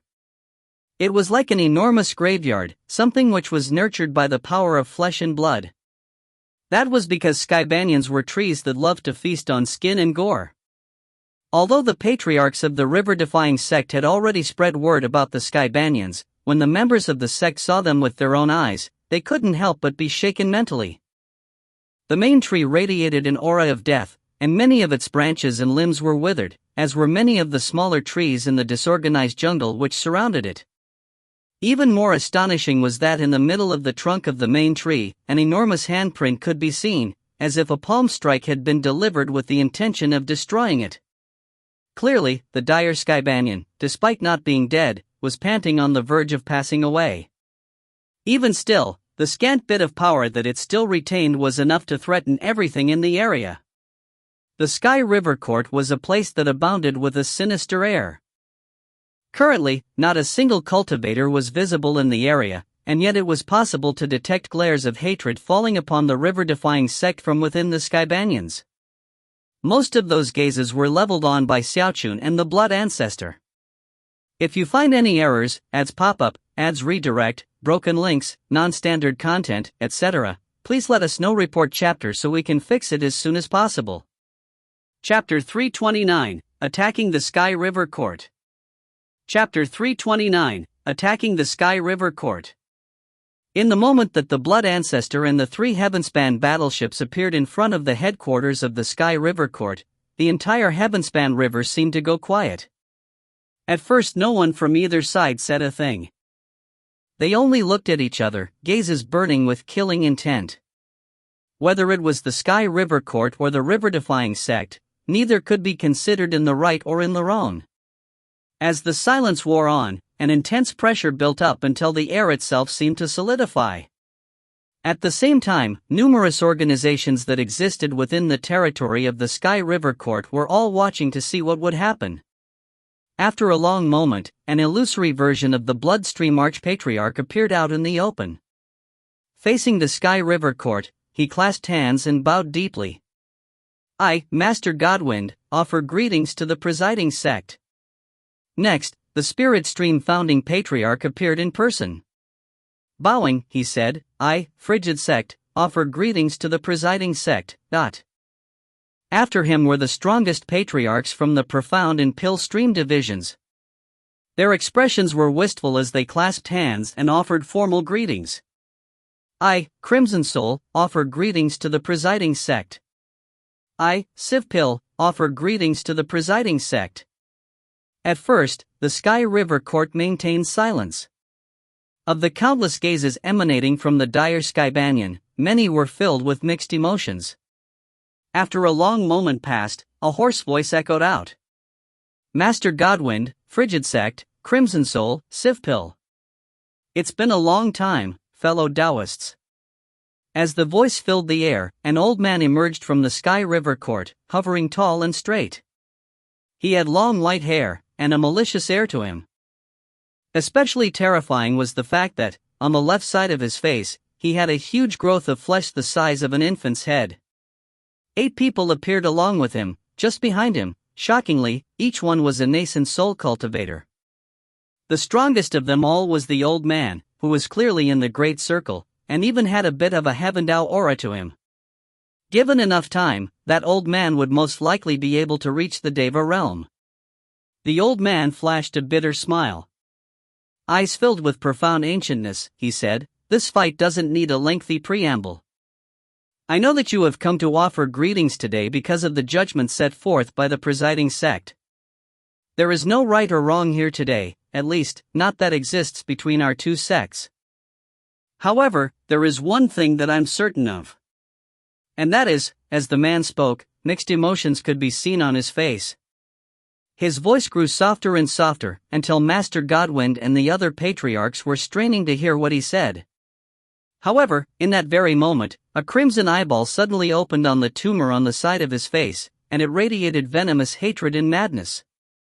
Then the old man shouted, "You people will all die here today." Even as the words left his mouth, the air around the 3 heavenspan battleships began to twist and distort as tens of thousands of people materialized. All sorts of cultivation bases were present. However, each and every person was extremely fast, and was adept at using spatial manipulation magic. In the blink of an eye, they were already attacking the battleships. Even more such figures appeared in the vicinity of the patriarchs, and those figures' murderous auras were especially intense. Clearly, the Sky River Court was attempting to take advantage of the river-defying sect's moment of unpreparedness to launch a sneak attack, and hopefully, seize the upper hand.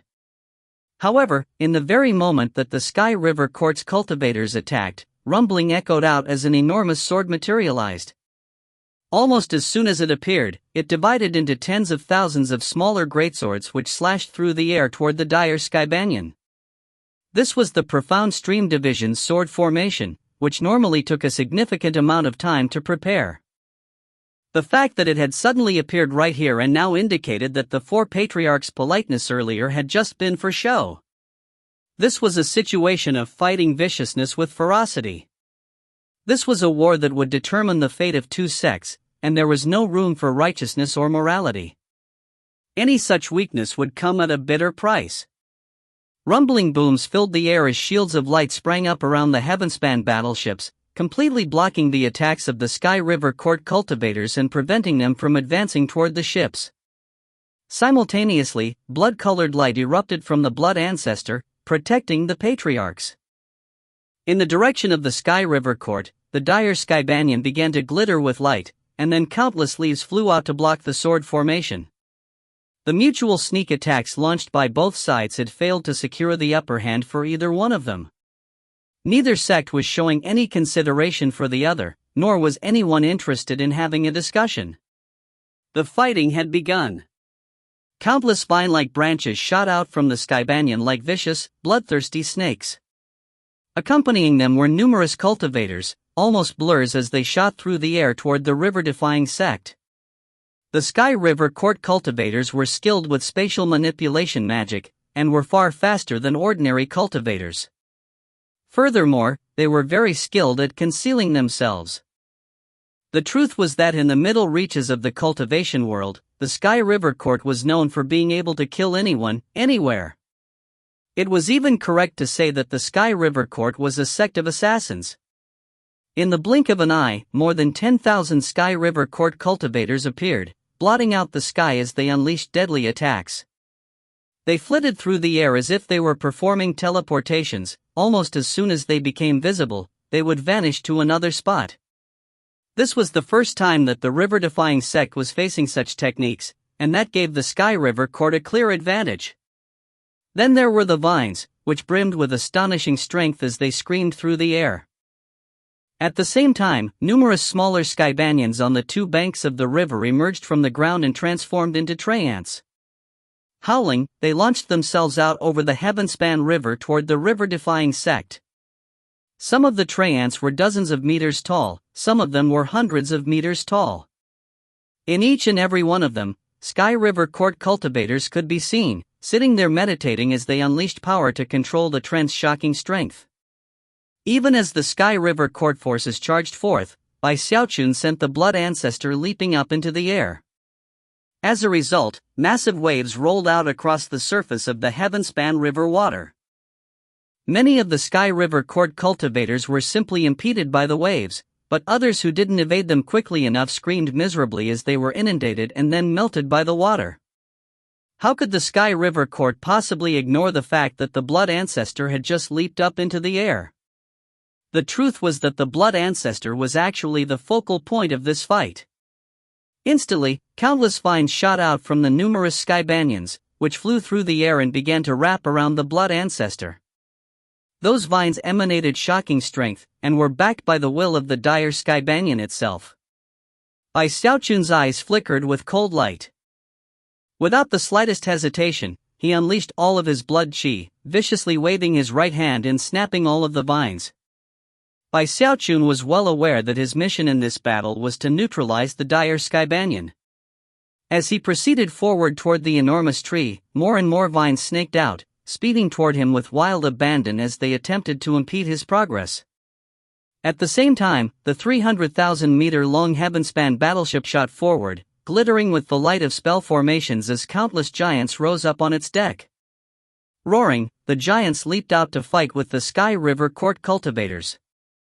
A similar thing occurred with the second battleship. A vast host of puppets flew out, smashing into the forces of the Sky River Court. More sword formations appeared up in the sky, and then a rain of swords began to fall. Then came the Pill Stream Division. An enormous cauldron materialized up in the air, which began to bathe everything in the area with soft light. There was something toxic about the light, and any Sky River Court cultivator who it touched began to shake violently. In contrast, the river-defying sect cultivators who the light touched felt their cultivation bases rising and their wounds being healed. Chen Manya's voice rang out as she gave orders to the Pill Stream Division, and toxic gas immediately began to spread toward the enemy. In the blink of an eye, massive rumbling sounds rose up to the heavens. Up in the air, the patriarchs from all four divisions began to fight with the nascent soul cultivators from the Sky River Court. Booms rang out. In the initial fighting, it wasn't clear which side had the upper hand among the patriarchs. Although the Sky River Court was outnumbered, the old man who was half a step into the Deva realm actually gave them a bit of an advantage. The Prime Elders, Legacy Echelon cultivators, and Gold Core experts of the river-defying sect formed the backbone of the army. They outnumbered the Sky River Court, and thanks to their constant attacks, the Sky River Court's Gold Core cultivators were suffering one defeat after another. If that were all there were to it, it might not be a big deal. But then, the three heavenspan battleships erupted with blinding light, beams of destruction fully 300 meters wide.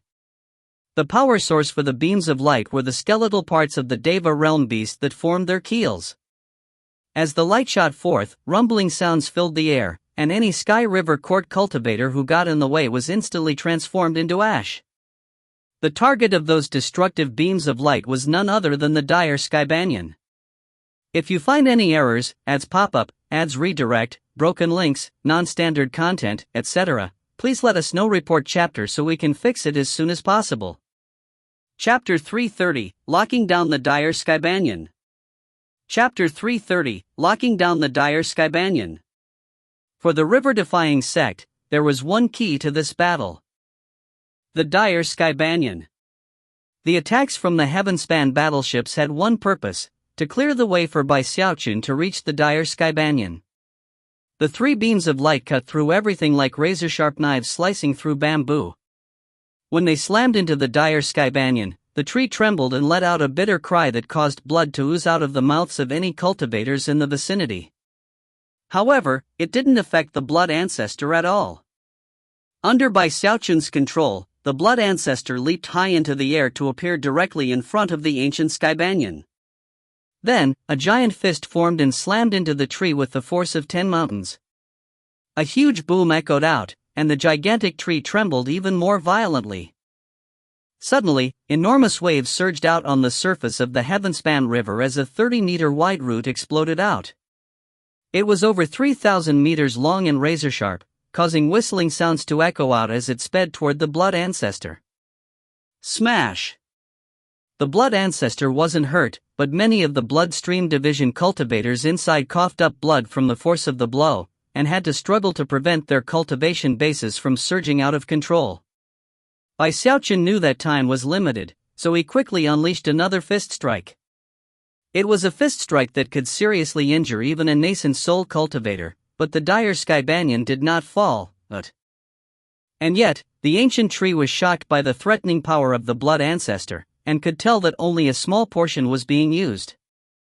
If the Blood Ancestor's full battle prowess were unleashed, a single fist strike would be more than enough to cause the dire sky banyan to explode into countless fragments. Even still, the small portion of power being used was still shocking. Although the tree wasn't confident in being able to harm the giant, it was sure that it could kill the person inside who was controlling it. At the moment, it was willing to pay any price to do just that. As Xiaochun battered it, the tree began to sway back and forth. As for the cultivators of the Sky River Court, it was with complete shock and fully bloodshot eyes that they attempted to intervene. It was in that moment of crisis that a second root shot out toward the blood ancestor, then a third and a fourth. Whistling screams filled the air, and Xiaochun gritted his teeth. Considering he was in the heart cavity, the brunt of the attacks were being borne by others. Even still, blood was oozing out of Xiaochun's mouth, and on top of that, the power of the attacks was increasing. Moments later, a fifth root appeared, then more, until there were 8. The cultivators inside the blood ancestor were having a hard time sustaining such force, and many of them were lapsing into unconsciousness. As a result, Xiaochun's control over the blood ancestor was beginning to falter. However, the sustained barrage by the blood ancestor had knocked open a gap in the trunk of the dire sky banyan. I can't keep things up like this, Xiaochun thought, eyes flickering.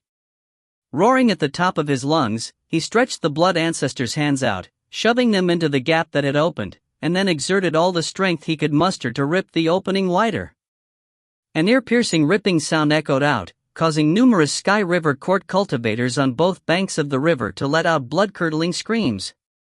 Even the nascent soul cultivators fighting up in the air were shocked. Xiaochun ripped the gap open to double its previous size, causing the screams of the dire sky banyan to echo high into the heavens. As the huge tree struggled, the waters of the heaven-span river water seethed, and massive waves rolled out as a gigantic root erupted into the air. When the huge root slammed into the blood ancestor, Xiaochun felt like he was about to pass out. Many of the other cultivators inside the blood ancestor coughed up blood. Xiaochun could sense his control over the blood ancestor slipping away. It was in that very moment that 2 enormous, 30,000-meter-long roots suddenly rose up from within the heaven-span river. They were clearly different from the other roots. They were the main roots of the dire sky banyan. They were like enormous pillars, one on the right, one on the left, smashing toward the blood ancestor. It was a critical moment in which there was no time for pondering or consideration. Xiaochun's eyes were bright red, and he was operating fully on instinct. The blood ancestor's left hand reached out to grab the huge root on the left side. Clamping it under the blood ancestor's left armpit, Xiaochun sent the right hand out to grab the other root and do the same. Rumbling sounds echoed out from the right and left. Xiaochun's face was as white as a sheet of paper as he exercised the last bit of control he was capable of, to bend the blood ancestor's legs. Maybe I can't kill you, but I can lock you down.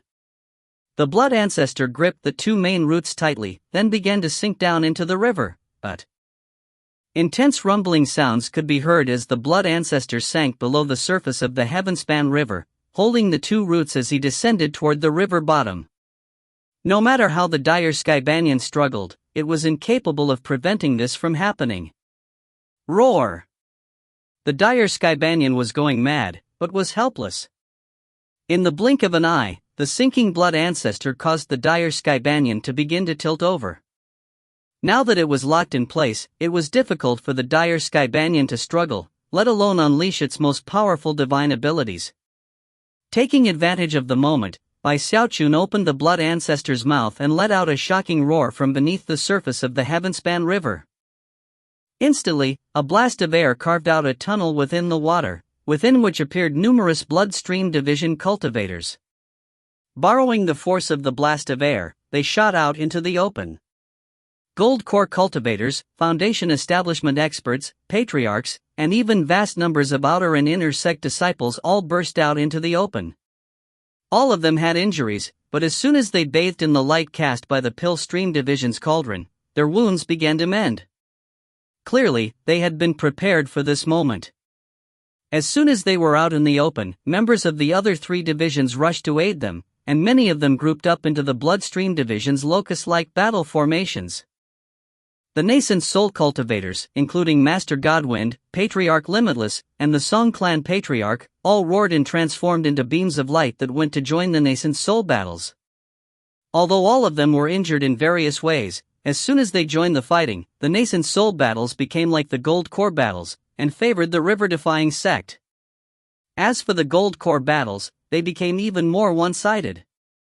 The last person to fly out of the Blood Ancestor's mouth was by Xiaochun, blood spraying out of his mouth. As soon as he was visible, 8 cultivators from the Spirit Stream Division shot toward him. These 8 were no strangers to Bai Xiaochun. They were the same compatriots with whom he had formed the 9th spell formation of Mount Dao Seed. Without the slightest hesitation, they closed in on Bai Xiaochun, and immediately, the light of a spell formation appeared. "Form up!" Bai Xiaochun roared. Instantly, light rose up around the 9 of them, becoming a 300-meter-tall giant, which leaped into the air. As it sailed upward, its right hand shot out, and a blood-colored greatsword appeared. That sword was formed from the blood chi of the cultivators of Middle Peak. Bai Xiaochun raised the sword high into the air and then slashed it down, whereupon it sliced a nearby sky banyan into 2 parts. Rumble! Everything shook wildly, and all onlookers were completely shaken by the preparation and teamwork shown by the river-defying sect. That was especially true of the audience of cultivator clans in smaller sections. Their minds were completely spinning, and their scalps were tingling with shock. The power and determination shown by the river-defying sect left them completely shaken down to their souls. The battle between the Blood Ancestor and the Dire Sky Banyan was something no one would ever be able to forget for their entire lives. Whether it was that fight, or the fighting with the nascent soul cultivators or the Gold Core experts, it was clear that the Sky River Court had the disadvantage. All of the cultivators from the clans and sects were left gasping, their eyes shining with strange light. If you find any errors, ads pop up, ads redirect, broken links, non-standard content, etc., please let us know. Report chapter so we can fix it as soon as possible. Chapter 331, Indestructible in Foundation Establishment. Chapter 331, Indestructible in Foundation Establishment.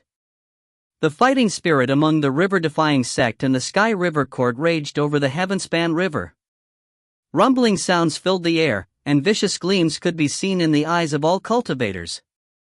Miserable shrieks echoed out, and magical techniques lit up the sky. Although the river-defying sect's patriarchs and the Gold Core cultivators held the advantage in the fighting, the assassination techniques used by the Sky River Court were a big source of frustration. When facing such techniques, even the slightest misstep could lead to death. After all, when the Sky River Court had initially been punished by the Starry Sky Dao Polarity sect, their top-level forces, and even middle-level forces, had all suffered severe losses. However, the low-level cultivators hadn't been affected as much. The fighting going on over the Heavenspan River was incredibly fierce. The 4 divisions of the river-defying sect had already experienced such fighting in the lower reaches, and were familiar with large-scale battles. Although they were initially surprised by the Sky River Court's unique battle tactics, it didn't take long before the fighting reached a deadlock. As far as the river-defying sect was concerned, that was a good position to be in. All they needed to do was wait for the patriarchs and Gold Core cultivators to seize victory, and then the rest of the enemy forces could be easily crushed. Massive rumbling sounds echoed out.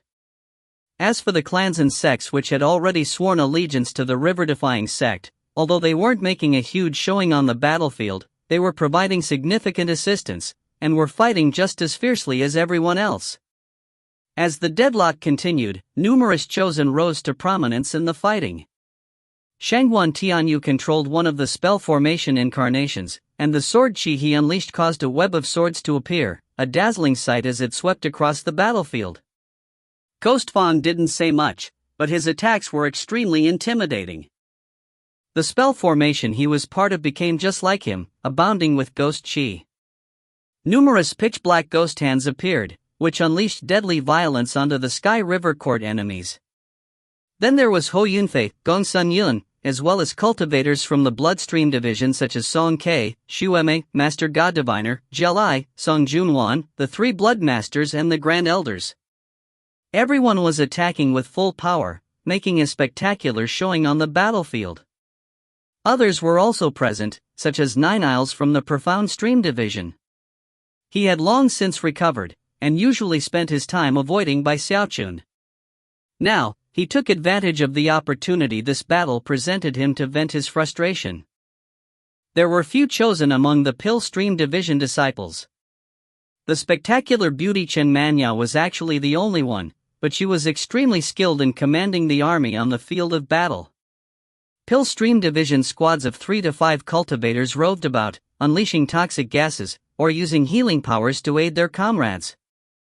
In fact, it was mostly because of the Pill Stream Division that the river-defying sect was able to benefit from the deadlock. Chen Manyao's orders kept the Pill Stream Division cultivators completely in order, moving about the battlefield with particular skill and finesse.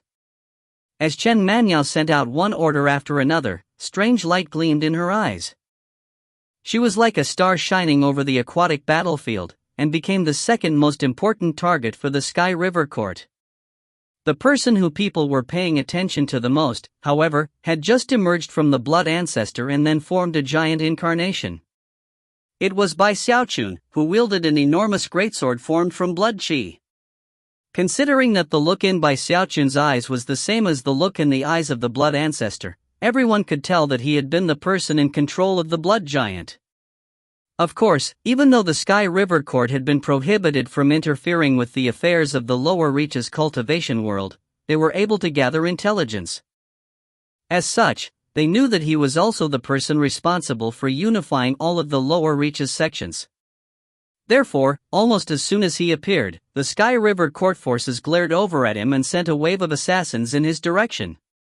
At the same time, numerous smaller Skybanians began to race toward him, expressions those of madness and ferocity. Bai Xiaochun's eyes glowed with red light. As of this moment, he felt like he was back fighting the Luochen clan, or in the Fallen Sword Abyss.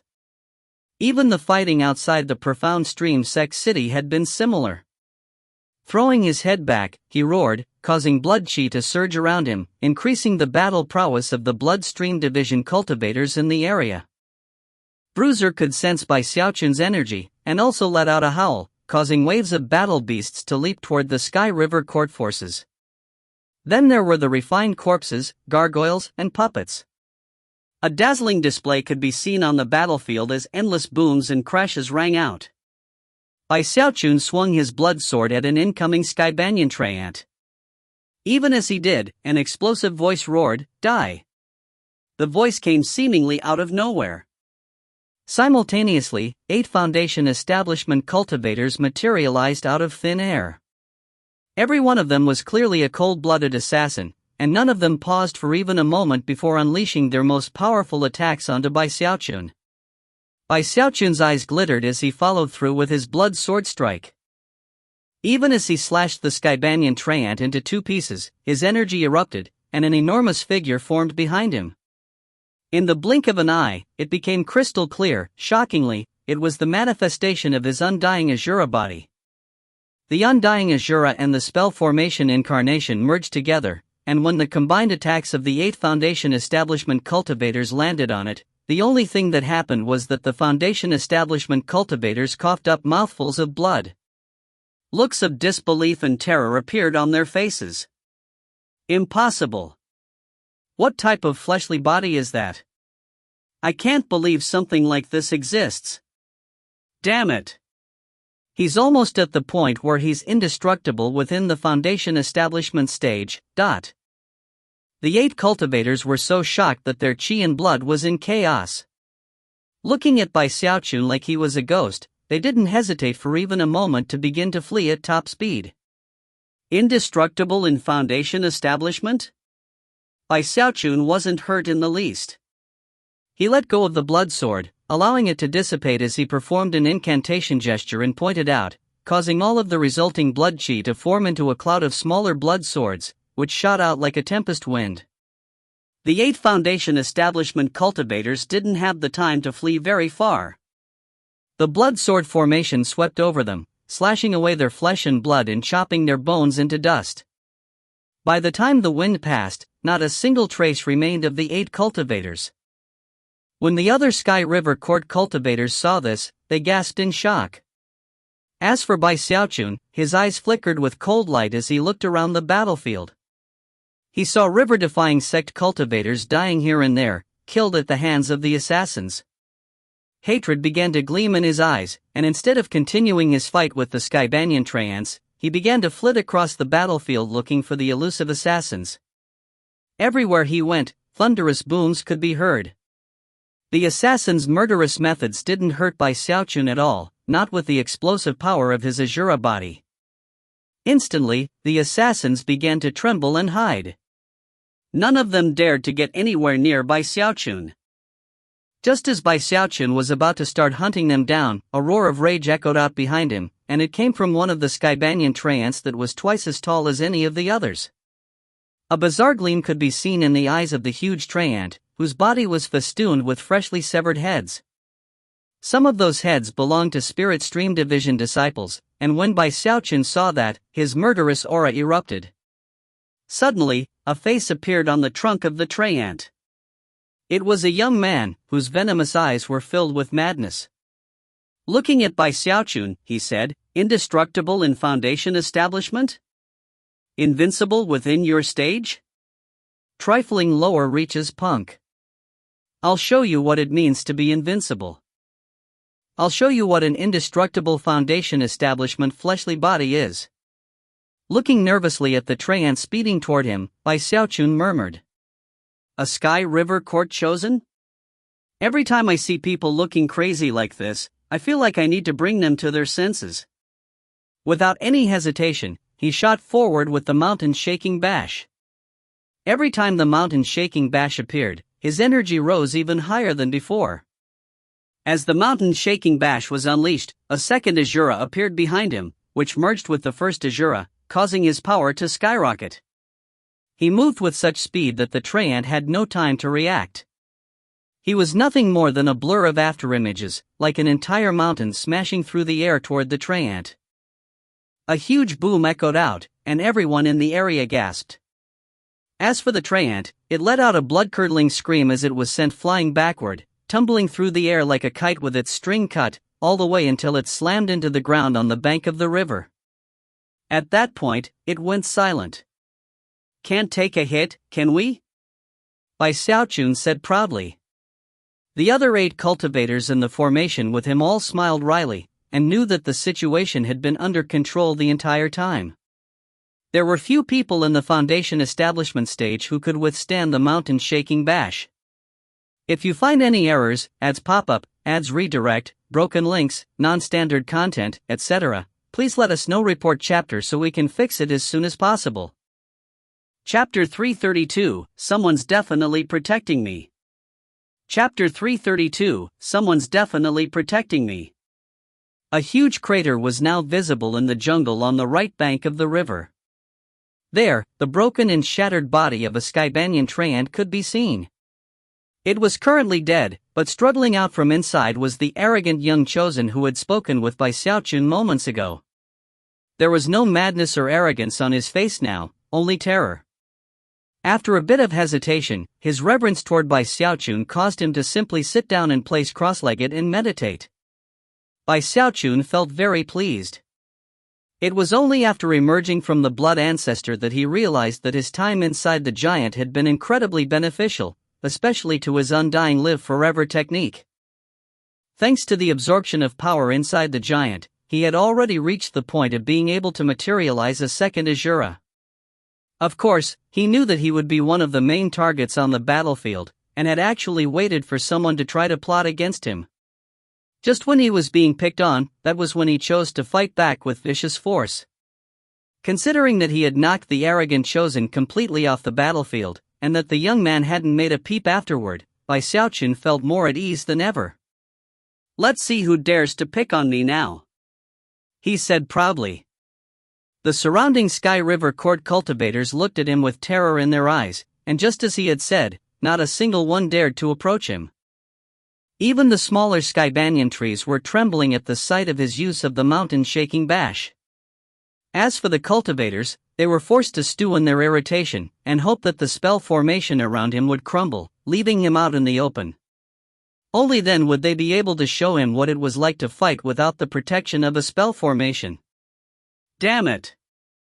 I refuse to believe that he can keep that spell formation powered up for much longer. Humph. Once he's out in the open, we can see what this guy's real battle prowess is like.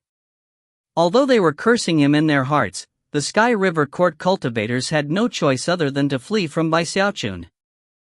Hey, he howled cockily, don't run. I'm ready to fight till the bitter end. Bring it on. However, he simply watched them as they ran away, feeling more wonderful than ever. Thanks to Xiaochun, the river-defying sect cultivators were able to relax momentarily, and also solidify their defensive positions within the deadlock. Before long, the river-defying sect gold core cultivators were able to increase their advantage.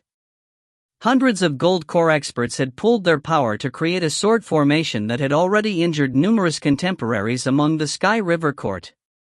Some of the Sky River Court gold core cultivators had already met their end in the fighting, and soon, the group as a whole began to retreat. Down below, people looked up to see the Sky River Court gold core cultivators being chased across the battlefield by the river-defying sect. Finally, one of the river-defying sect's prime elders indicated that the time had come to attack, and the 4 divisions charged forth excitedly over the river water. Now that the river-defying sect was seizing the initiative on the river, the Sky River Court's nascent soul expert who was half a step into the Deva realm shoved back Master Godwind, Frigid Sect, Crimson Soul, and Sif Pill. Waving his sleeve, he pointed toward the dire Skybanyan and howled in a mixture of grief and anger, "Protect the sect headquarters. Activate the grand spell formation." As his words echoed out like thunder, a green field of light shot out from the enormous dire Skybanyan and exerted a powerful gravitational force. That force locked onto the cultivators of the Sky River Court and, in the blink of an eye, hauled them back toward the tree. That included the Gold Core cultivators and the Foundation establishment experts. With the spell formation activated, this part of the Heavenspan River was completely sealed tight. The river-defying sect would now be forced to expend significant effort to break through, which should have given Sky River Court some breathing room in the already dire situation they were in. Unfortunately for them, the dire Skybanyan's spell formation wasn't complete. Astonishingly, there were 2 enormous gaps in the shield, one on the right side and the other on the left. Obviously, the reason they had waited until now to activate the formation was because it was so weak. The spell formation actually had openings. "Abandon the Heavenspan River," said Patriarch Frigid Sect. "It's time for the second offensive. Attack the Sky River Court headquarters through the jungle." In accordance with the previously drafted battle plans, the most powerful division, the Blood Stream Division, teamed up with the weakest division, the Pill Stream Division, and headed to the left bank of the river, where they began to pour into the jungle. The Spirit Stream Division and the Profound Stream Division joined forces to head into the jungle on the right bank. This was the jungle offensive. Because the jungle was so cramped and crowded, it wasn't appropriate to use the spell formation giants or the profound stream puppets. In the jungle offensive, all of the disciples would rely on their own power to fight. Countless cultivators were attacking from both flanks, fighting their way rapidly toward the Sky River Court's headquarters. The Sky River Court forces had little time to rest. All of their cultivators, even the Gold Core experts, spread out to try to stop the advance of the river-defying sect. Once again, fighting broke out between the nascent soul patriarchs. Before the truly deadly fighting began, the river-defying sect patriarchs made arrangements for the outer and inner sect disciples to retreat to the Heavenspan battleships, where they would be safer. Only Foundation establishment cultivators and higher would participate in this battle. After all, without spell formations to protect them, any injuries the weaker disciples received would likely lead to deaths. That was war. To provide an incentive, the patriarchs had agreed that none of the spoils of war procured in the jungle offensive needed to be offered up to the sect, but could be kept by whoever won them. However, infighting among fellow sect members was strictly prohibited. Everyone was excited, but at the same time, didn't dare to violate the rules. After Xiaochun's spell formation broke apart, he exchanged glances with his 8 compatriots, then they all clasped hands and bowed to each other. None of them spoke as they shot at top speed into the jungle. Bai Xiaochun took a deep breath. As he looked at the jungle, what he thought about most was his encounter with the Luochun clan. The surroundings here looked very similar to those mountains back then. Considering I'm so important, there will definitely be someone looking out for me. Even still, he took a deep breath, gritted his teeth, and slapped his bag of holding. Instantly, a big stack of paper talismans appeared. Next, smacking sounds rang out as he began to place them all over his body. Within moments, 100 layers of glowing shields appeared.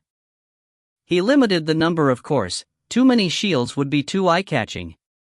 Having accomplished that, he sped into motion, drawing upon the explosive power of his fleshly body to speed into the jungle toward the Sky River Court's headquarters, the Dire Sky Banyan.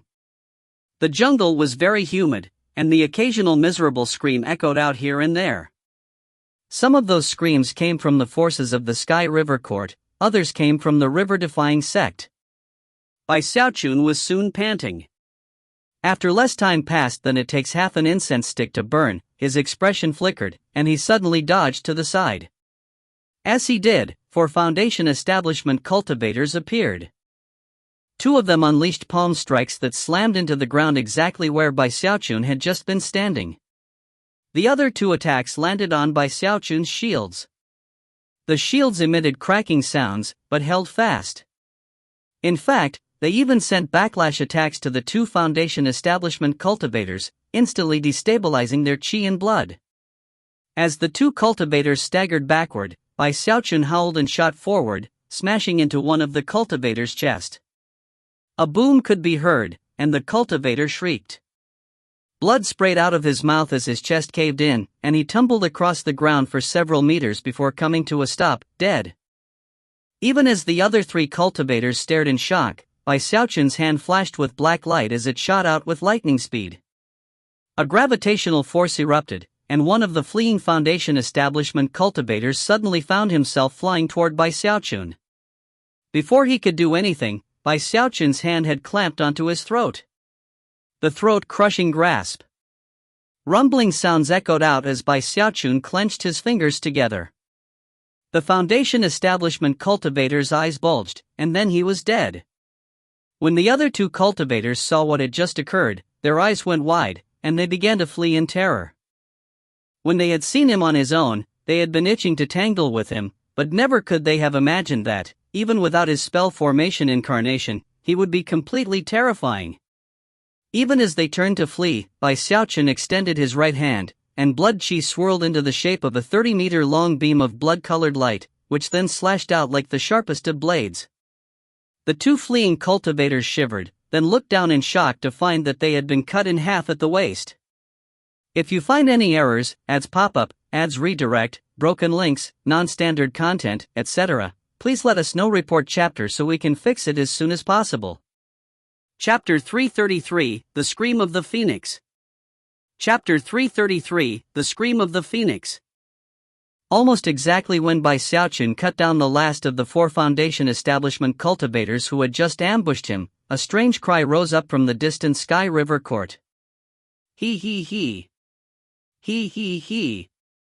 Everyone who heard the bizarre, echoing laughter felt a cold chill spreading out across their body, almost as if they were being frozen.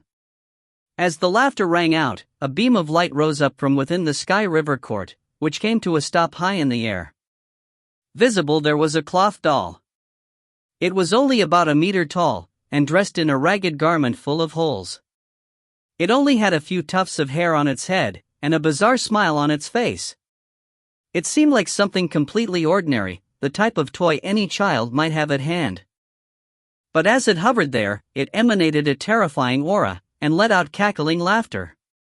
Its eyes shone with red light, making it seem viciously bloodthirsty. Almost as soon as it appeared, it flickered, vanishing, to reappear in front of one of the river-defying sect cultivators.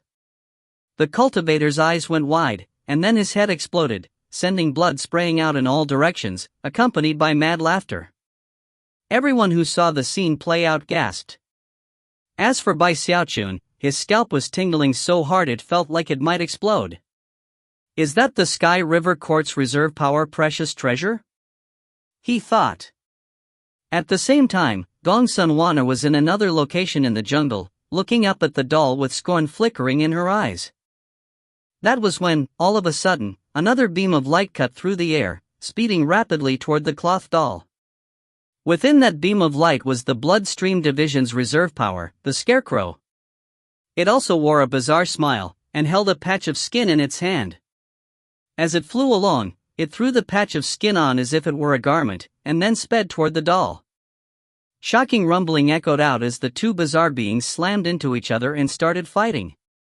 The freakish laughter which rang out was bizarre to the extreme. Many of the river-defying sect cultivators breathed sighs of relief. However, Bai Xiaochun, along with the Gold Core experts and some of the particularly quick-thinking Foundation establishment cultivators, all had anxious looks on their faces. If that doll is the Sky River Court's reserve power, then good. But what if it's not the reserve power, but rather a lower-level precious treasure? If a mere low-level precious treasure requires the Bloodstream Division's reserve power to handle, then what would their true reserve power look like?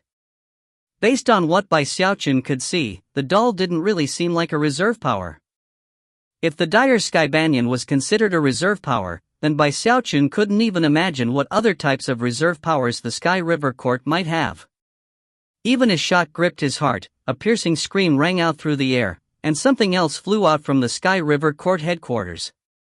It was a shroud, complete with brownish bloodstains and a terrifying, indescribable aura. Clearly, this shroud was on the same level of power as the cloth doll.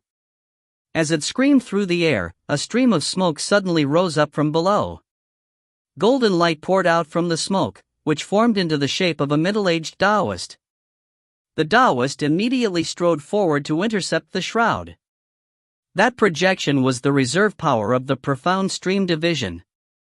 The lands were filled with the rumbling of combat, which caused Bai Xiaochun to start to pant. He was feeling anything but safe at the moment, so he quickly produced some more talismans. After collecting the 4 bags of holding from his enemies, he cautiously made his way forward across the battlefield. Doing his best to avoid looking up at the fighting in the air above, he focused on his surroundings, trying to move as quickly as possible. At one point, his eyes suddenly flickered, and he performed an incantation gesture with his right hand. Waving his finger, he summoned a violet cauldron, which then smashed down toward the ground. A huge crater opened up. Snorting coldly, Bai Xiaochun opened his third eye, and immediately saw something standing next to the cauldron that was only visible because of the power of the Heavenspan Dharma Eye. Not pausing for even a moment, he burst forward, clenching his hand into a fist and unleashing a fist strike backed by the power of his Azura body.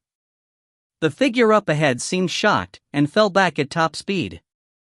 However, the force of the blow still slammed into him, causing blood to spray out of his mouth. The figure solidified into a middle-aged man, who was looking at Bai Xiaochun with shock. "You can see me."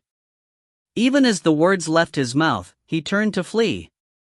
However, a pair of wings sprouted out behind Bai Xiaochun, and a single flap sent him rocketing forward, his right foot spinning through the air in a powerful, swiping kick. The cultivator tried to defend himself, even pulling out a large collection of defensive magical items. However, a boom rang out as the magical items were easily destroyed by Bai Xiaochun's kick. The kick then smashed into the cultivator, crushing the life out of him instantly. Bai Xiaochun didn't stop moving. Grabbing the enemy's bag of holding, he proceeded onward, keeping his Dharma Eye open. Any enemies who had concealed themselves in his path were completely incapable of escaping. Soon, Bai Xiaochun changed his trajectory, taking advantage of his sight to help out any fellow sect members who were in trouble. He saw many corpses along the way. Some were Sky River Court cultivators, others belonged to members of the river-defying sect. Some of them were people he knew, which caused him to sink further into silence. He was unsure of how to express the emotions he was feeling, but he was sure of one thing: his murderous aura was growing more intense by the moment. "So, this is what cultivation brings," he murmured. He understood the truth of matters. He had come to that understanding long ago, based on what he had experienced with the Luochen clan in the fallen Sword Abyss, and fighting outside the profound Stream Sect City. However, whenever he came face to face with reality, it filled him with complex emotions. Even as he sank further into silence, he suddenly heard a shrieking call off in the distance. It was a scream of anxiety and grief, and as soon as he heard it, his heart trembled painfully. Although other people might not be sensitive to that cry, to Bai Xiaochun, it was like thunder crashing into his mind. He recognized that call. A phoenix? Bai Xiaochun sped up, heading as fast as he could in the direction of the anxious cries. As he neared, he saw the very same phoenix that had consumed his aphrodisiac pill all those years ago. It seemed to be completely maddened. Despite being injured and soaked with blood, it was doing everything it could to attack a black-robed young woman from the Sky River Court. The young woman's face was grim, and there was a long, ugly scar on it that marred her beauty. Her eyes gleamed with a murderous light, and she radiated a sensation of intense danger. Held in her hand was the severed head of an old man, whose eyes were still filled with the disbelief that had struck him in the moments before death.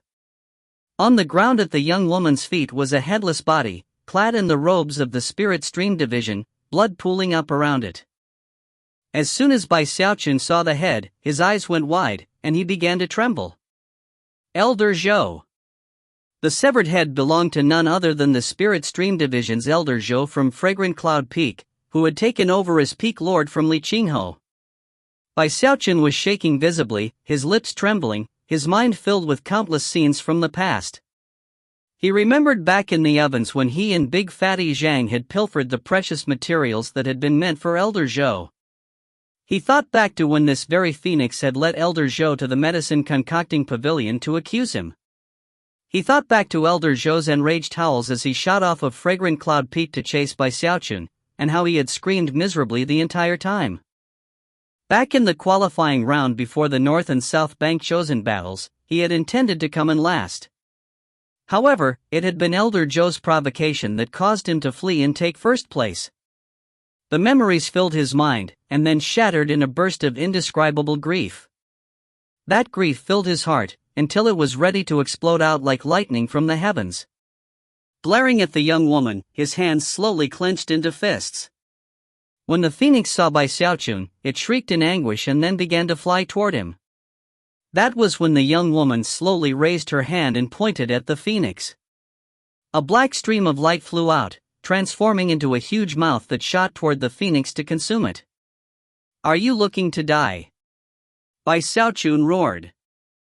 He took a step forward, and his veins of steel began to pulse. Another step, and he was past the phoenix, where he unleashed a fist strike onto the enormous black mouth. A boom echoed out as the black mouth collapsed, sending black mist pouring out in all directions. However, the mist didn't dissipate. In the blink of an eye, it reformed into the shape of the young woman. The version of her off in the distance was nothing more than an afterimage. Her true body was now right in front of Bai Xiaochun, sneering with disdain as she stabbed her index finger toward his forehead. Because of how close she was, dodging the move wasn't an option. And yet, Bai Xiaochun hadn't even considered doing such a thing. His undying live forever technique erupted with power, and his Azura body manifested behind him. Instead of retreating, he headbutted her. The young woman's face fell. Never could she have imagined that he would do something so vicious. Before she could react, his head slammed into her finger, causing a cracking sound to ring out. The young woman immediately sped backward, her finger mangled and her eyes shining with a very serious look. "I don't have time to waste tangling with you," she said hoarsely, turning to leave. "Yeah, well, tangling with you is exactly what I feel like doing." Although Bai Xiaochun's forehead was injured, he didn't seem to notice. His right hand flashed with an incantation gesture, and then he shoved his palm out. "Blood annihilation world, dot." Instantly, boundless blood chi erupted out from him, forming sealing marks which then took the shape of a whole world that blocked the young woman's path of retreat. If you find any errors, ads pop up, ads redirect, broken links, non-standard content, etc., please let us know report chapter so we can fix it as soon as possible. Chapter 334, Completely Crushed. Chapter 334, Completely Crushed. Looking to die. The young woman said with an enraged laugh, the killing intent in her eyes bursting with intensity.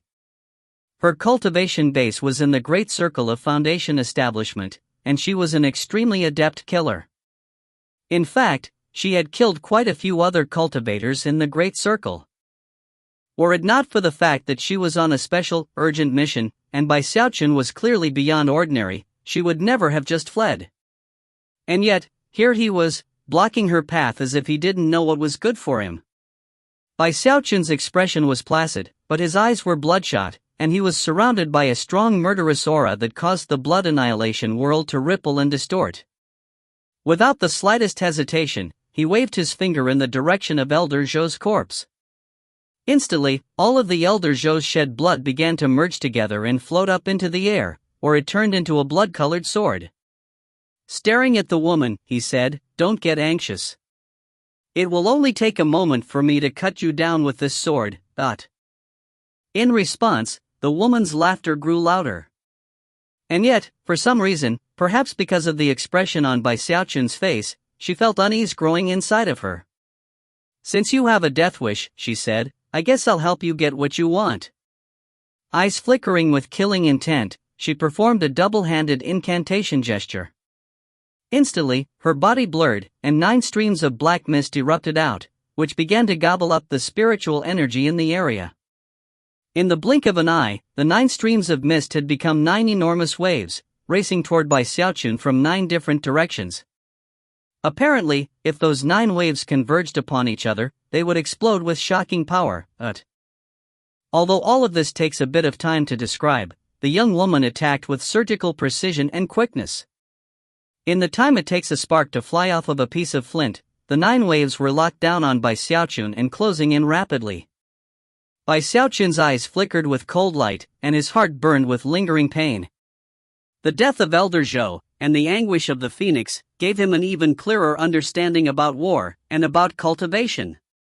Within the bitterness visible in his eyes, a killing intent erupted out. Instead of backing away from the waves, he lifted his right hand and waved it out in front of him. In response, a surge of violet chi erupted, whizzing through the air to form a huge, 300-meter-wide violet cauldron that's settling around him protectively. Boom! A deafening boom rang out as the 9 waves slammed into the huge cauldron. The cauldron began to tremble, the force of each successive wave was greater than the wave before it, and from the look of things, the cauldron was about to collapse. "Die," said the young woman, hovering some distance off in the air. At the same time, she lifted her right hand and viciously stabbed out with her index finger. In response, the 9 waves swirled and transformed into countless black leaves. The leaves began to spin around the enormous cauldron, emitting an incisive aura that slashed at it like countless sharp blades. Rumbling echoed out, and the cauldron shook even more violently than before. Finally, the slashing of the leaves caused the cauldron to shatter, allowing the leaves to speed inside toward Bai Xiaochun. Bai Xiaochun watched all of this happen without commenting. The woman's magical techniques were strange, and she was clearly no stranger to magical combat. However, he didn't care about any of that. Taking a deep breath, he slapped his bag of holding and produced a black parasol. It was none other than the eternal parasol. Without any hesitation, he lifted it over his head and opened it. His cultivation base erupted with the power of 9 crystallized spiritual seas. Streams of Heaven Dao aura also swirled about, seemingly connecting him to heaven and earth. Strange ripples even appeared in the sky above the battlefield. The huge black parasol almost seemed like the night itself as it spread out to cover Bai Xiaochun. At the same time, he poured his cultivation base power into it, causing a black glow to spread out. That glow was the black of night. At the same time, an astonishing gravitational force erupted out, causing the young woman's face to flicker. Then she cried out in alarm as her body began to tremble and then wither rapidly. White streams of mist began to pour out from her eyes, ears, nose, and mouth, which were then sucked relentlessly toward the black parasol. Those streams of mist were her life force. What is that thing? She shrieked, shaking violently. She tried to back away, but seemed locked in place in midair.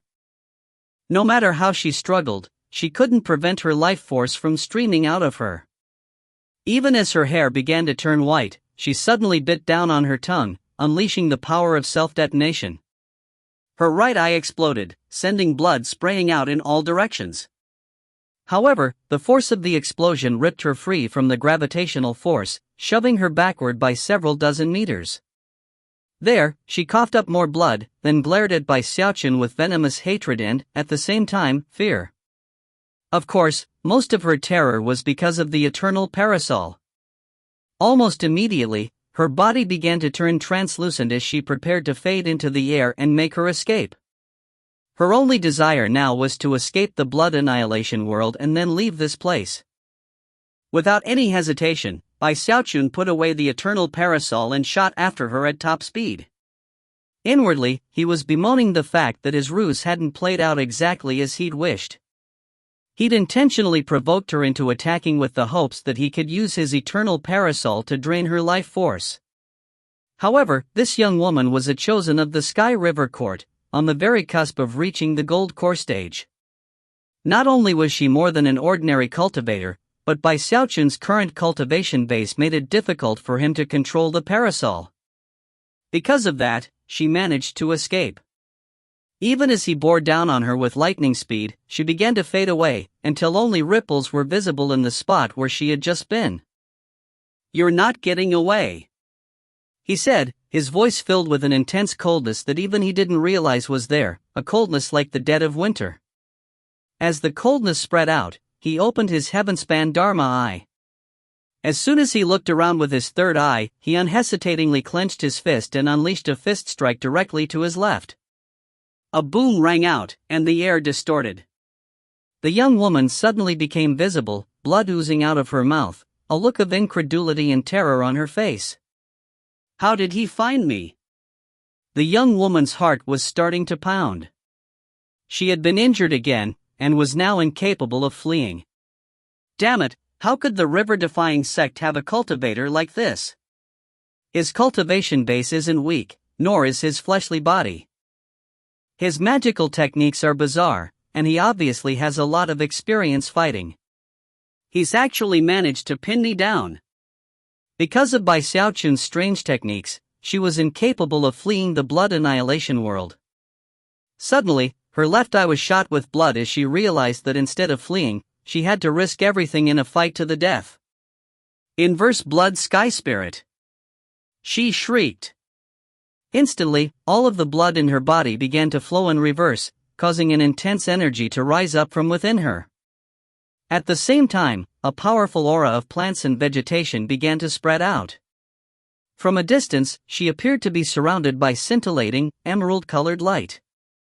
Numerous types of plants and vegetation began to grow around her, almost as if she were becoming one with the jungle around her. Then the plants began to twist and distort as they shot through the air toward Xiaochun. It was almost as if Xiaochun wasn't just fighting this young woman, but rather all of the plants in the jungle around him. "Let's see how you handle this," she said, her killing intent surging. Countless leaves, vines, and flowers became a tempest hundreds of meters in diameter. As they swept out, the blood annihilation world began to emit creaking noises as it teetered on the verge of collapse.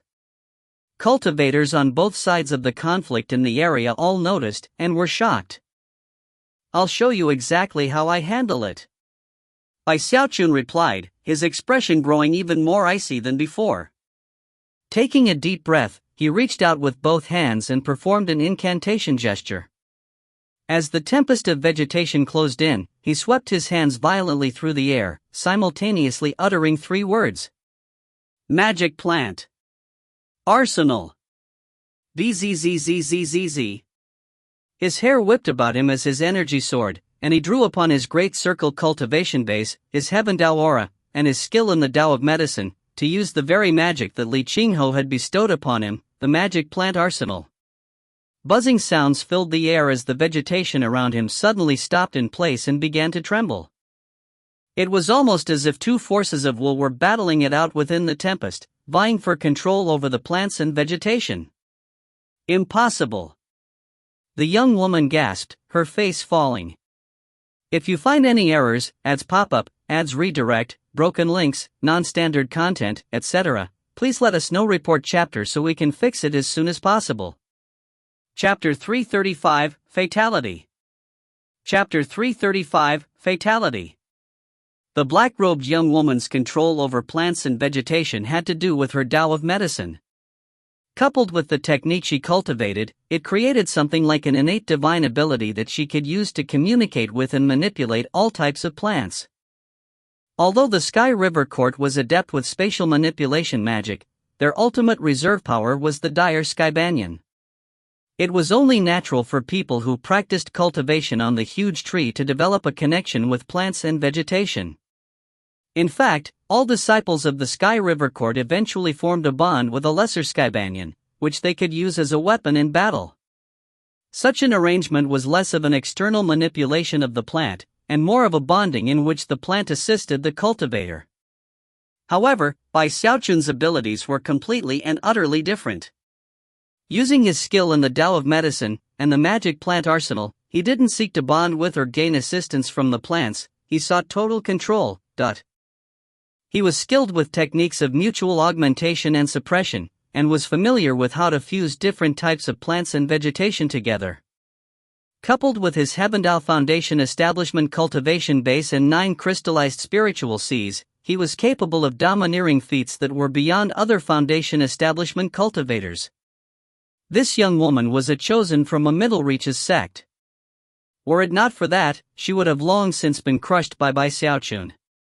Even still, her struggles were proving useless.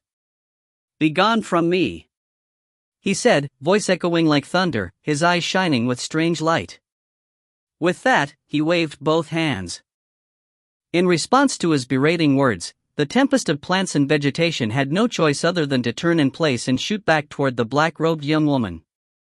Complete incredulity could be seen in her eyes, and she almost seemed incapable of accepting the situation.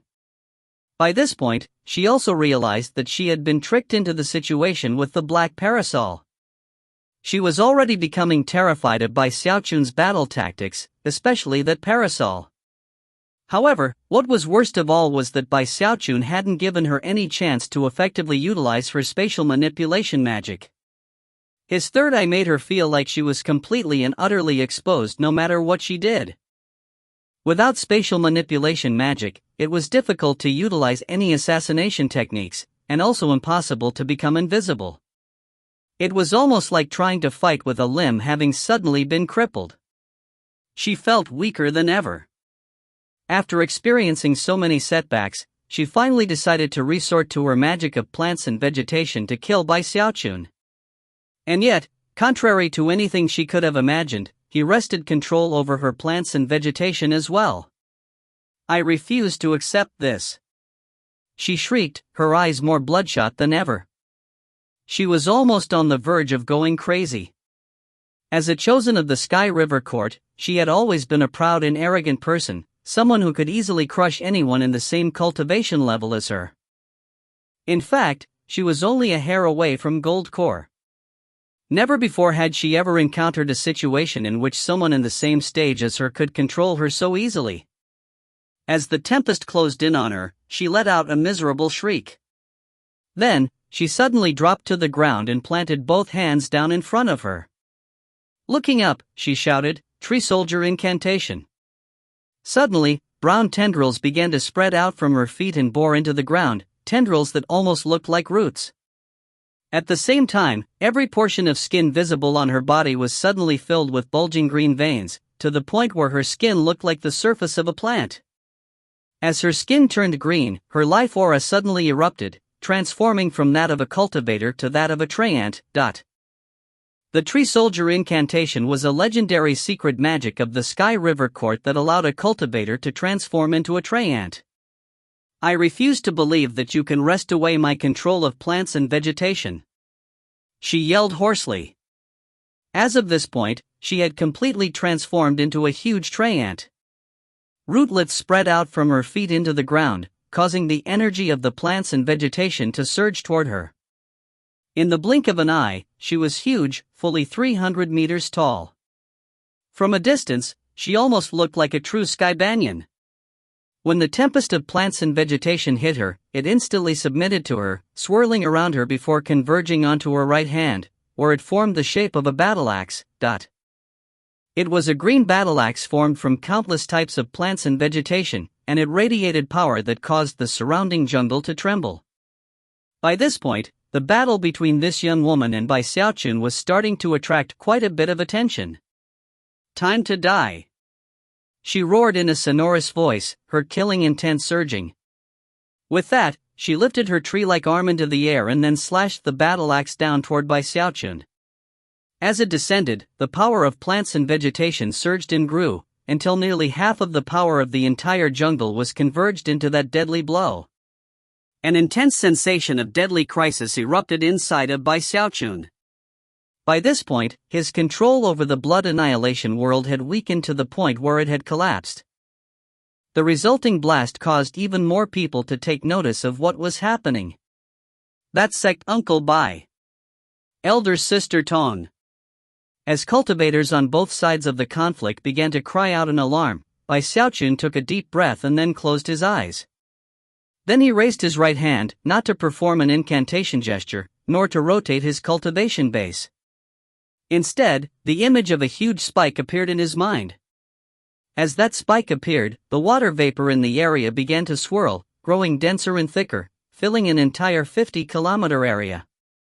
Within that area, cultivators of both the river-defying sect and the Sky River Court trembled as a sensation of crushing pressure began to weigh down on them.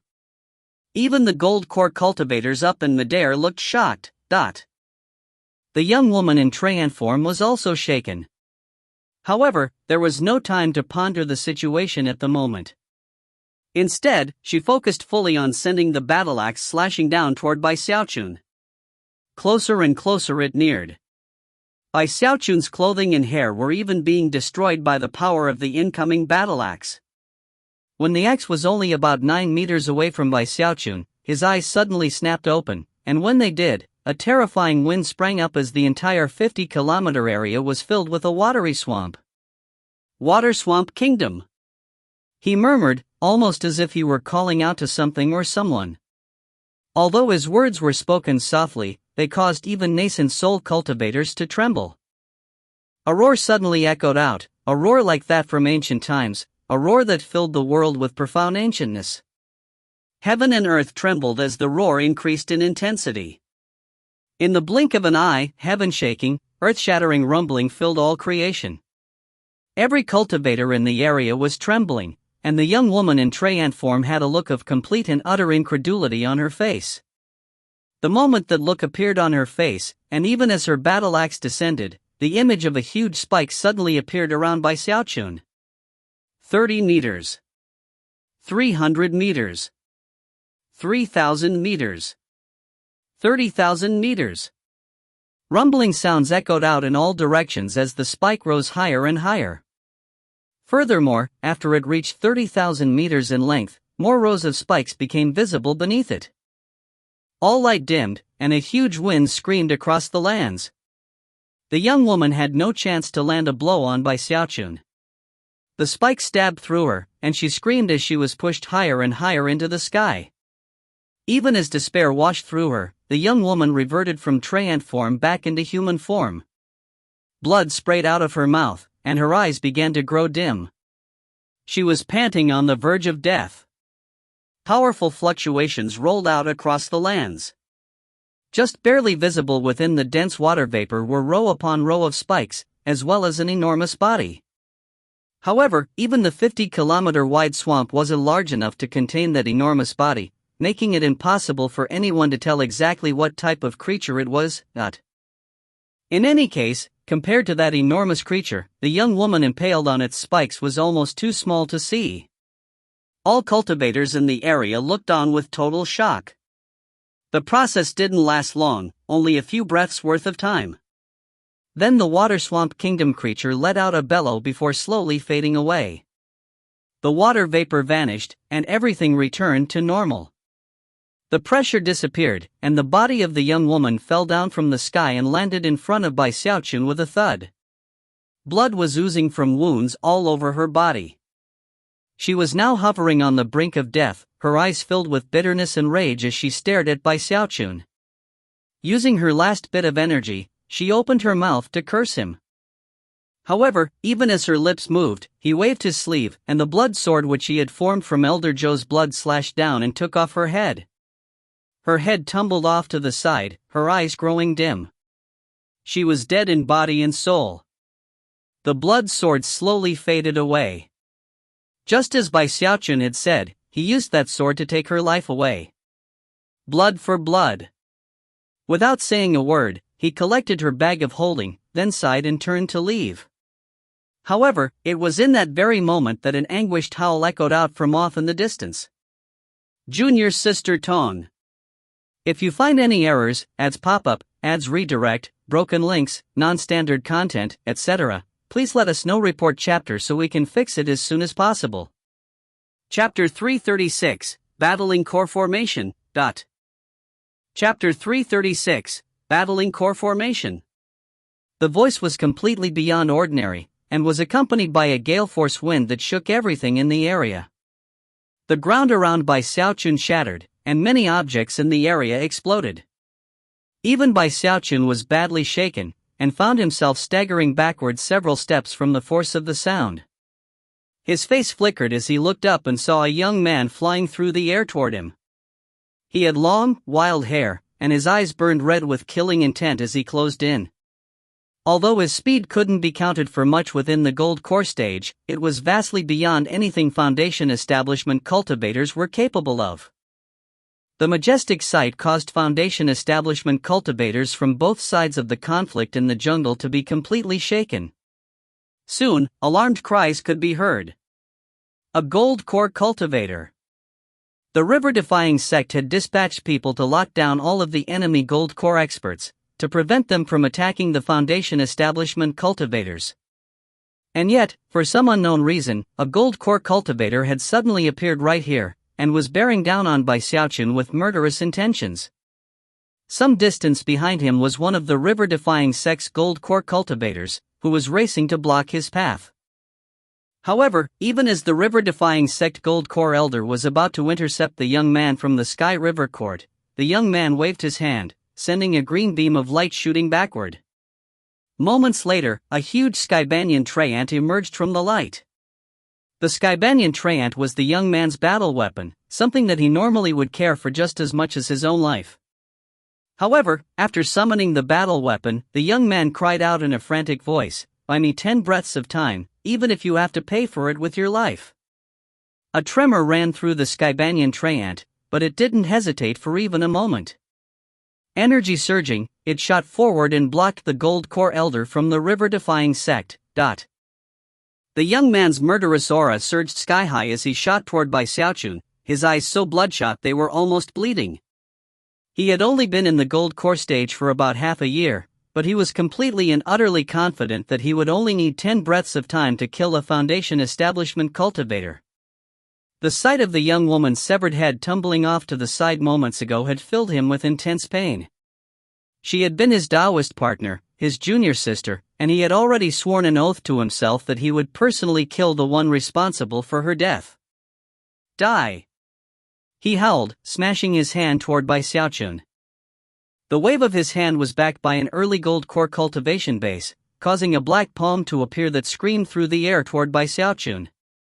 It radiated a terrifying aura that no Foundation Establishment cultivator could possibly stand up against, and even caused the air to distort as it sped along.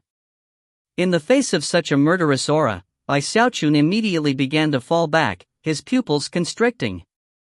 A sense of deadly crisis overtook him, causing his flesh and blood to scream that he was in incredible danger. There was no time to contemplate the situation, and he knew that he couldn't rely on someone to intervene. Although people would come to rescue him eventually, he would have to hold out until that moment. There was only one thought running through his mind at the moment. I can't die here. If I want to stay alive, then I have to fight. Bai Xiaochun sped backward rapidly, performing a double-handed incantation gesture that summoned 3 huge violet cauldrons, along with numerous spirit-enhanced flying swords, all of which flew to block the enormous hand. Boom! Those 3 cauldrons could be considered astonishingly powerful in the Foundation establishment stage, but the hands summoned by the gold core young man completely destroyed them one after another. As for the spirit-enhanced flying swords, as soon as the hand touched them, they began to fall apart. The hand destroyed them all like a hammer crushing ice cubes, then proceeded on toward Bai Xiaochun. Intense rumbling sounds could be heard. Blood sprayed out of Bai Xiaochun's mouth, and his entire body flickered with gold light as his undying skin erupted with power to defend against an early gold core attack. Although he was sent tumbling backward, he was not killed. The killing intent in the young man's eyes grew stronger. Without uttering a single word, he advanced, viciously waving his sleeve to summon a black wind. The black wind quickly transformed into a black dragon, which let out a powerful roar as it shot toward Bai Xiaochun. There was no time for thought or planning. Roaring, Bai Xiaochun opened his heaven-span Dharma eye, causing violet light to erupt out. At the same time, his little wooden sword appeared, shining with the dazzling silver light that came from multiple spirit enhancements. Bai Xiaochun wasn't just defending himself, he was fighting back. When the power of the heaven-span Dharma eye locked onto the black dragon, the dragon roared and began to struggle. Although intense pain stabbed through the eye into Bai Xiaochun, he continued to unleash its power until the black dragon began to show signs of imminent destruction. Lips twisted into a sneer, the young man said, "Can the light of a tiny firefly dare to contend with the glory of the shining moon?" With that, he advanced again. At the same time, rumbling sounds could be heard as the black dragon began to grow larger, sloughing off the effects of the heaven-span Dharma eye. Bai Xiaochun coughed up some blood, and blood even began to ooze out of his third eye. The little wooden sword continued to speed through the air, and when it hit the black dragon, a booming sound could be heard. The gold core young man's eyes then went wide as he saw the sword pass completely through the dragon. However, it was merely a stab wound. The difference in cultivation base between Bai Xiaochun and the young man was too vast. Without even a pause, the black dragon roared and headed toward Bai Xiaochun. The dragon hadn't even touched him, and yet his entire body was racked with pain. Even his bones felt like they were creaking, and his chi and blood were in chaos. Madness began to rise up in his eyes. Off in the distance, he could see several beams of light racing urgently toward him. Clearly, those were the patriarchs coming to rescue him. Unfortunately, they were too far off. If he couldn't continue to hang on for a little bit longer, the patriarchs wouldn't be able to help him. Although he feared death, he was also aware that such fear would do him no good right now. Azura body! He roared. His undying gold skin was operating at full power, causing golden light to shine out from him in all directions. At the same time, the manifestation of the second volume of the Undying Codex, the Azura body, appeared. Instantly, his fleshly body power rocketed up as he prepared to face the incoming black dragon. A huge boom filled the air when the dragon slammed into his chest. Blood sprayed out of his mouth, and the dragon collapsed into numerous strands of black mist. Bai Xiaochun's body trembled on the verge of collapse as he was thrown backward. Even as he did, a shout of rage could be heard from the young man, who burst through the remnants of the black dragon toward Bai Xiaochun. In the blink of an eye, the young man's palm was bearing down on Bai Xiaochun's chest. In the moment before it struck, enraged shouts could be heard from the patriarchs. Heaven and earth shook violently, and the gold core youth began to tremble. However, he ignored everything around them, gritting his teeth as he shoved his palm forward. "You're dead." Madness could be seen in Bai Xiaochun's eyes as well. He knew that there was no way he could avoid this blow. Therefore, he raised his right hand, and black light shimmered from his thumb and index finger as he sent the throat-crushing grasp toward the young man. But then, rumbling echoed out as the young man grabbed Bai Xiaochun's right hand with his left and twisted it to the side. Cracking sounds could be heard as bones were broken, and pain surged through Bai Xiaochun. An expression of madness twisted his face, Clearly, he was about to do something completely outrageous. Even as his right arm was wrenched to the side, and a palm strike was about to land on his chest, he used the mountain-shaking bash. It was a case of even if I die, I'm going to make sure you feel some pain. Rumbling sounds could be heard as the mountain-shaking bash was unleashed, and Xiaochun shot forward. He couldn't prevent his hand from being crushed, nor could he block the incoming palm strike. So, he chose to simply body-slam the gold core youth. Even as the destructive palm strike slammed into his chest, a black glow could be seen as the turtle walk appeared to defend him. Blood sprayed out of Xiaochun's mouth. He had been injured, but not killed. "That's all you've got?" Xiaochun said, smiling even as blood oozed out of his mouth. His vision was blurred, and he could barely move. Since that was the case, he decided that he might as well use what little energy he had left to force his 9 spiritual seas to merge together. If he did that, he would reach the gold core stage. Normally, such an act would be preceded by much preparation, but as of this moment, Xiaochun was going to attempt to force it to happen. As for his gold core opponent, after being hit by the mountain-shaking bash, he was flung backward, and coughed up a huge mouthful of blood. Then he looked over at Xiaochun with complete disbelief and shock. "A foundation establishment cultivator can actually hurt me? And that walk, it actually blocked my extermination strike?" The young man's killing intent grew stronger than ever when he realized that Xiaochun was still not dead. Madness gleamed in his eyes, and he gritted his teeth. Despite the fact that people were only moments away from intervening and rescuing his target, he drew upon the full power of his gold core cultivation base and shot toward Xiaochun.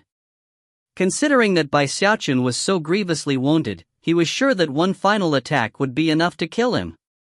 This was his last chance to kill Xiaochun before he himself was killed. "I might die, but you're going to die first," he roared, picking up speed. If you find any errors, ads pop up, ads redirect, broken links, non-standard content, etc., please let us know. Report chapter so we can fix it as soon as possible. Chapter 337, Gold Sun. Chapter 337, Gold Sun.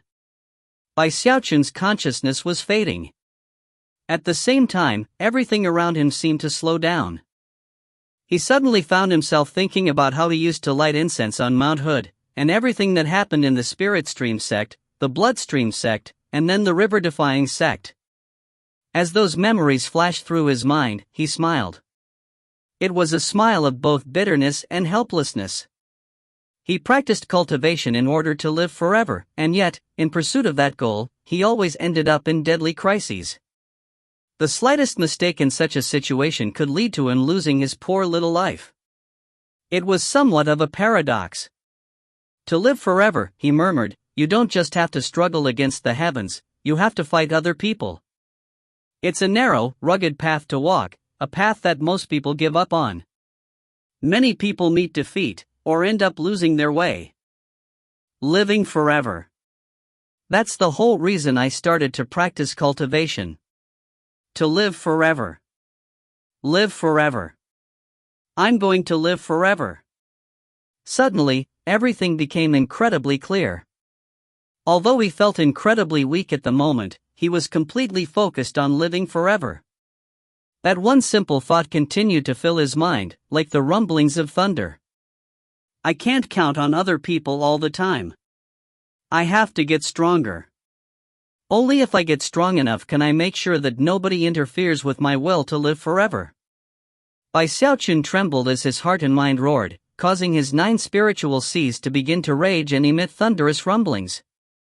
The Heaven Dao aura which had built up in his 9 spiritual seas throughout Foundation establishments suddenly erupted out. It was like a string, connecting all of the 9 spiritual seas and drawing them together into one. Xiaochun had already been in a position to begin the process of reaching Gold Core. Now, being completely focused on his desire to live forever, and with his life actually being on the line, he was ready to break through. Live forever. Xiaochun threw his head back and roared, and as he did, his 9 spiritual seas erupted with shocking energy, energy that surged out of him and connected to heaven and earth. The Heaven Dao aura caused colors to flash in the sky, and a huge wind to kick up. An enormous, swirling vortex appeared overhead, so large that the entire Sky River court was covered. The sudden appearance of the rumbling vortex caused many people look up and then involuntarily gasp. Even as the wind swept around by Xiaochun, bolts of lightning appeared up above, as well as an illusory scene that looked something like 9 seas. It was in that exact moment that his gold core opponent closed in with killing intense surging.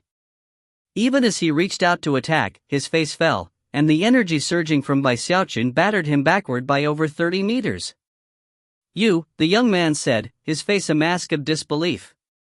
What shocked him was not the fact that Bai Xiaochun was choosing this moment to step into core formation, but rather, that this type of core formation was something completely different than anything he had ever seen before. Never before had he ever seen such strange signs and portents appear in heaven and earth during core formation. Bai Xiaochun hadn't even actually reached core formation, and yet the mere pressure and aura was so powerful that he couldn't get close. The young gold core cultivator was completely and utterly taken aback. He wasn't the only one. Everyone in the area was shocked beyond belief. That's a Heaven Dao aura.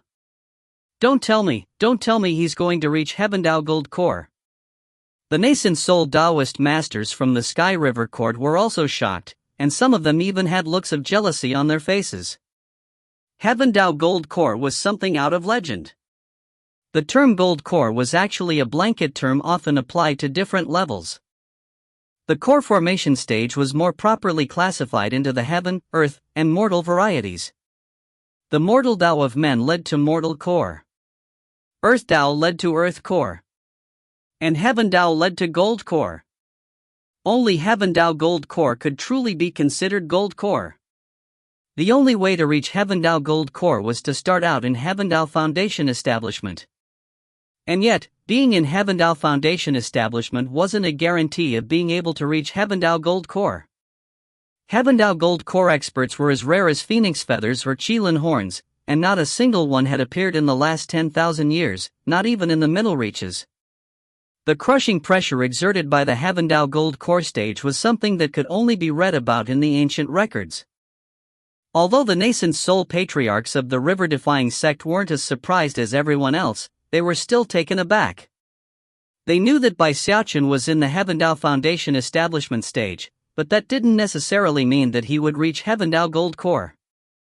There was always a chance that he would fail, but if he succeeded, and formed a Heaven Dao Gold Core, then it would mean his future potential was almost limitless, and he would also be capable of crushing anyone else in the same stage as him. The battlefield suddenly went quiet. The Heaven Dao aura, which was now crushing down on everyone, ensured that all fighting stopped. All eyes were looking in the direction of Bai Xiaochun. Not even a deva would be able to interfere with the process of Heaven Dao Gold Core, and if they tried, they would be punished by the heavens. Failure or success would not depend on any outside force, only on the person striving to reach core formation. As everyone watched, the crashing of thunder grew louder and louder in the sky above. At the same time, Bai Xiaochun's 9th sea began to merge with the 8th, and at the same time, the 1st sea merged with the 2nd. As the 4 seas merged together, colors flashed in the sky, the wind screamed, and the pressure grew more intense. Even the nascent soul cultivators were panting. The merging has started. The process of breaking through from foundation establishment into gold core involves merging the spiritual seas.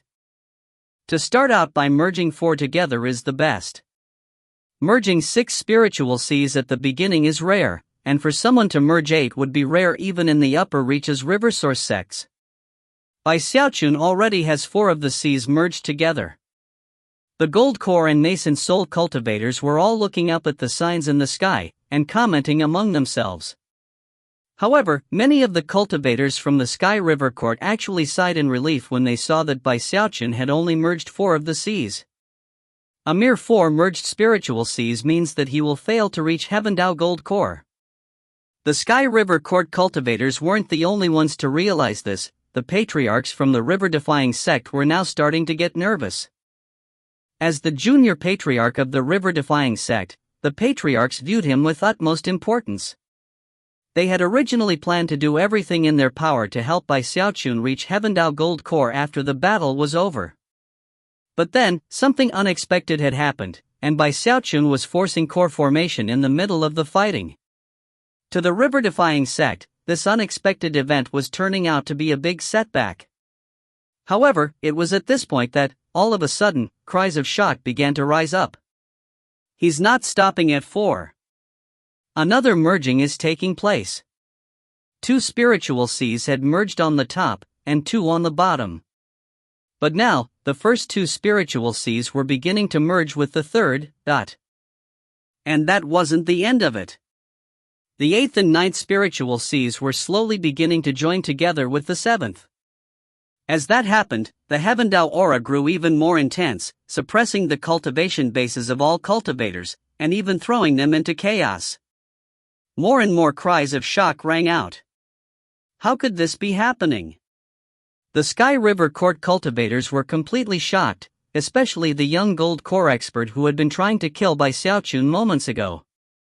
That young man was trembling, his expression that of complete disbelief, and his heart was filled with regret at the realization that he had provoked a monster. 6 Cs. Patriarch Frigid Sect from the Spirit Stream Division and Master Godwind of the Blood Stream Division were both overjoyed.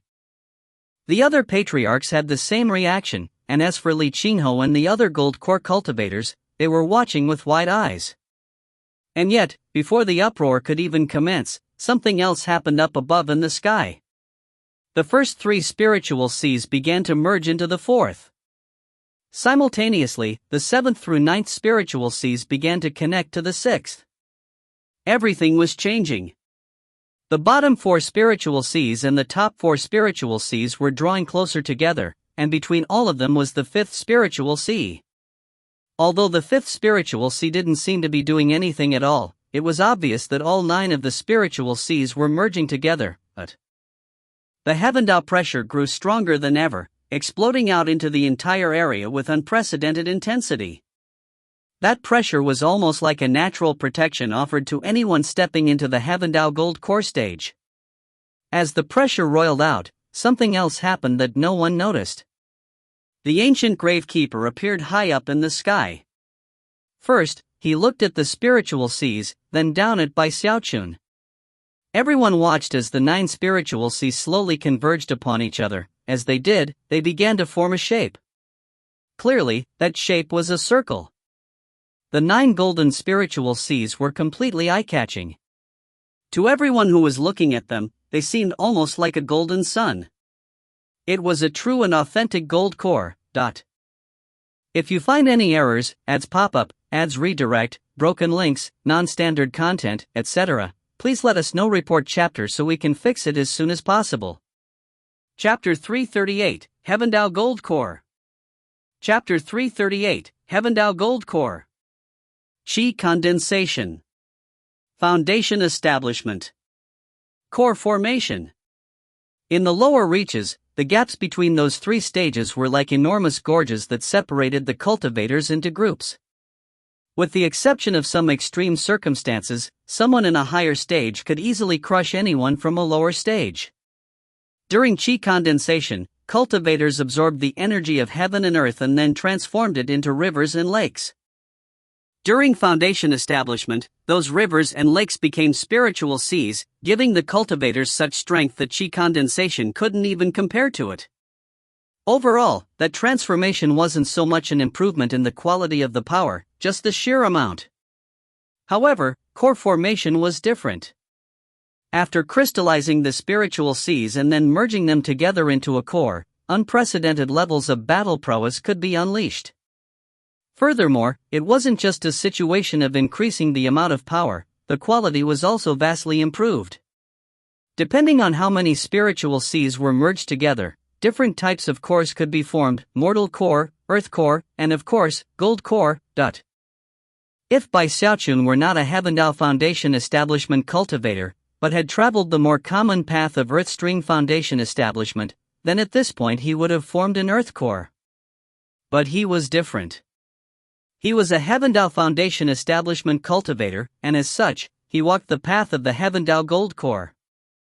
A Heavendao aura was spreading out in all directions, causing crushing pressure to weigh down on cultivators of the Sky River Court and the river-defying sect alike. Everyone was forced to stop fighting, and none of them could even emit cultivation-based fluctuations. It was as if some mysterious natural law was at work. Gasps rang out without cease across the field of battle, and countless eyes were all focused on the enormous gold core which hovered in the air above by Xiaochun. Everyone was shocked, but different thoughts were going through the minds of different people. For example, Shangguan Tianyou's hands were clenched into fists, and a defiant gleam could be seen in his eyes. Not only was he jealous, he simply refused to admit that he was falling behind. Song Ke was also trembling, and his heart was filled with anything but calm. However, even he wasn't sure exactly what he was feeling as he watched by Xiaochun. It was similar with all the other chosen. Zhou Xinqi, Ghost Fang, Master God Diviner, the three Blood Masters, as well as 9 Isles from the Profound Stream Division, were all people who fully deserved to be called chosen. However, they were now being forced to watch by Xiaochun rise to prominence, the first among their generation to reach core formation. The emotions which rose up in their hearts were complicated and difficult to put into words. Then there was Chen Manyao from the Pill Stream Division. A strange look could be seen in her eyes, and since no one was paying attention to her, no one saw as she slowly lifted her right hand. However, even as she did that, a gaze from afar locked down onto her, a gaze filled with iciness and menace. A tremor ran through Chen Manyao as she suddenly felt extremely cold. Looking around, she realized that the person who was looking at her was one of the disciples of the Spirit Stream Division, the same person she had seen on the Heavenspan River back at the Bloodstream Division headquarters. It was a young woman named Gong Sunwaner. As various thoughts ran through various minds, a sound suddenly crashed out from within the 9 spiritual seas, a sound that surpassed heavenly thunder. Rumble. All light went dim, and all hearts were shaken. It was as if the heavens were roaring. At the same time, a bolt of golden lightning shot out from the clouds above, filling the air around the 9 spiritual seas and transforming into countless hands that shoved against them. In response, the 9 merged spiritual seas began to shrink down. Among the forces of the Sky River Court, the most powerful cultivator, the old man who was half a step into the Deva realm, suddenly blurted, 9 lightning bolts smelt the core. In almost the exact same moment, the nascent soul patriarchs from the river-defying sect also began to cry out. It really is Heavendao Gold Core. In the moment of this type of core formation, the heavens form lightning that assists in the smelting of the core itself. It seems like assistance, but the truth is it's like a tribulation. Only by withstanding 9 strikes of lightning can success be had. Even as the hubbub of conversation echoed out, the 9 spiritual seas shrank down, and Bai Xiaochun trembled. Blood began to ooze out of his mouth, and a terrifying aura radiated out from him.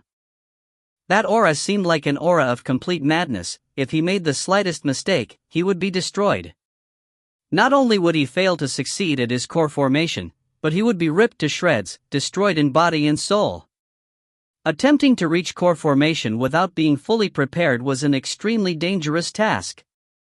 When the river-defying sect cultivators saw blood oozing out of Bai Xiaochun's mouth, they started to get even more nervous than before. However, they could do nothing to help him. Outsiders could not interfere during Heavendao Gold Core formation. Everything was up to Bai Xiaochun and Bai Xiaochun alone. His eyes were completely bloodshot as he looked up into the sky at the spiritual seas, which was also the exact moment when another crackling boom filled the air. Rumble. A second golden lightning bolt appeared, even bigger than the last one. As it descended, it wrapped around the 9 spiritual seas and began to crush them with pressure. Things weren't over yet, though. A third boom came, then a fourth and a fifth. Each golden lightning bolt which appeared was bigger than the last, and the pressure they exerted onto the 9 spiritual seas caused them to shrink down rapidly. Soon, the core formed by the spiritual seas was only about 300 meters wide, and it glittered with golden light. As for Bai Xiaochun, he was trembling, and blood was pouring out of his eyes, nose, and ears. He truly seemed like he was hovering on the verge of collapse. And yet, the end had not yet been reached. A sixth boom could be heard, then a seventh. More golden lightning appeared, and the 9 spiritual seas seemed to be trembling on the verge of collapse, as if they might explode at any moment. 6 bolts of lightning were difficult enough, but then a 7th appeared, and a heaven-dao aura even more shocking than before spread out. The core formed by the merged spiritual seas began to ripple and distort. By now, the spiritual seas had shrunk from 300 meters to 30, and looked more than ever like they might collapse. Xiaochun. More than one person among the river-defying sect was calling out by Xiaochun's name. That was especially true of those who were his close friends. They were more nervous than anyone. Ho Yunfei, Big Fatty Zhang, and Li Qinghe were all racked with anxiety. Ho Xiaomei and Song Junwan seemed completely on edge. In sharp contrast, the cultivators of the Sky River Court were already beginning to sigh with relief now that it seemed that the core formation process was going to fail. That was especially true of the core formation youth who had been fighting by Xiaochun. A vicious smile spread out on his face, and the regret in his heart began to fade. He began to sigh with relief, and killing intent once again rose up in his eyes. So, it seems I won't even need to do anything. I can just watch him die. However, even as the sigh of relief left his mouth, Bai Xiaochun gritted his teeth and struggled to lift his head, staring up at the 9 spiritual seas as an 8th rumbling sound caused heaven and earth to shake. But as the deafening sound spread out, an 8th golden lightning bolt appeared, larger and wider than any of the previous ones. It looked like a golden dragon as it wrapped around the 9 spiritual seas and began to crush them. Heavenly lightning was shaking the sky. The gold core formed from the 9 spiritual seas shrank from 30 meters down to a mere 3. The core rippled and distorted out of shape, and cracks could even be seen on its surface. Bai Xiaochun was trembling so hard that blood was seeping out of his pores, turning him crimson. His eyes were bloodshot and filled with madness. That was when his undying live forever technique kicked into effect, and golden light spread out from him. Behind him, his Azura body manifested. Form! He shouted. Booms like thunder filled him, and his life force power erupted, healing him. After the 8th lightning bolt vanished, the gold core formed from his 9 spiritual seas was still there, and it was no longer misshapen. People gasped loudly in shock, but even as they did, a rumbling crash filled the sky, the 9th. The last lightning bolt, said Master Godwin softly, even as he shook visibly. Either he succeeds, or he dies, said the old man from the Sky River Court, his voice low. As he looked at Bai Xiaochun, mixed emotions could be seen on his face. He knew that if Bai Xiaochun successfully reached Heaven Dao Gold Core, then as long as he didn't meet an unexpected end, he would surely reach Nascent Soul, and most likely, the Deva realm. If you find any errors, ads pop-up, ads redirect, broken links, non-standard content, etc., please let us know. Report chapter so we can fix it as soon as possible. Chapter 339, Making Contact with the Second Shackle. Chapter 339, Making Contact with the Second Shackle. Intense rumbling sounds could be heard as the 9th bolt of golden lightning shot through the air. It was far larger than any of the preceding lightning bolts, and caused the entire sky to turn the color of gold as it sped toward Bai Xiaochun's 3-meter gold core. The crushing pressure exuded by that lightning bolt was both the strongest and the final round. Bai Xiaochun let out a long cry as he released all the power of his cultivation base. His undying techniques were in full swing, and his will, soul, and everything else about him was completely and utterly focused. Nothing else in the world even existed at the moment. His mind was devolving into chaos, and yet, there was one thing that remained. I must form this gold core. I want to live forever. Without even realizing what he was doing, he threw his head back and roared, then shot up into the air toward the gold core. Rouyuayunbul. From a distance, it was just possible to see him arriving at the gold core at exactly the same time as the bolt of lightning. As of this moment, heaven and earth were turning blurry, the sky was shaking, and the land was being rocked back and forth. As of this moment, so much golden light filled the world that it became the only color in existence. As of this moment, it was almost impossible to even distinguish Bai Xiaochun from the lightning, as both merged into the gold core. As of this moment, every person on the battlefield was completely focused on the events playing out above. No longer was the lightning visible, nor Bai Xiaochun. Not even the gold core itself could be seen. The only thing it was possible to see now was a field of endless gold. No one was able to determine whether Bai Xiaochun had succeeded. The ancient records didn't contain detailed information about what could happen in a scenario like this. They only contained a general overview. Currently, no one had any idea to judge what was happening. The only thing they could do now was wait. The Heavendao pressure slowly began to dissipate, and the golden light started to fade. Everyone was looking anxiously up into the sky, countless thoughts running through their minds. However, all of them realized that this would likely be both the first and last time any of them ever saw someone reach Heavendao Gold Core. It was the same in both the river-defying sect and the Sky River Court. As for the young man who had been fighting Bai Xiaochun earlier, he was shaking all over. The idea of Bai Xiaochun reaching Heavendao Gold Core filled him with a level of dread he could never have even imagined before. There's no way he's going to succeed. He shouted to himself, his expression distorting with rage. There's no way. However, even as the young man shouted to himself, the gold light faded away completely, and everyone caught sight of Bai Xiaochun. There he hovered, his eyes closed, his hair floating around him, his arms outstretched. Golden light shone from him, making him look like a celestial being. Everyone was completely shaken. That was when his eyes suddenly snapped open. Instantly, rumblings like thunder echoed out in all directions, and at the same time, terrifying cultivation base fluctuations rolled out. That was something that a foundation establishment cultivator could not accomplish. That was something that came only with the power of a gold core. Impossible! The young man cried, his mind spinning. Cries of alarm rang out from the Sky River Court, whereas cheering could be heard from the river-defying sect. Did it work? Junior Patriarch Xiaochun. Even as the cheers rang out, Bai Xiaochun hovered there, somewhat in a daze. He could sense the cultivation base power coursing through him, and felt his previous injuries and wounds vanishing. The power he was experiencing was not just from his fleshly body, it was a comprehensive power that gave him the feeling that a mere wave of his hand could crush everything around him. So, this is gold core, huh? He murmured. He could clearly sense that the 9 spiritual seas inside of him were gone, and had been replaced by a spinning gold core. This was true Heavendao Gold Core, but every time the gold core spun, it released more power than the last time.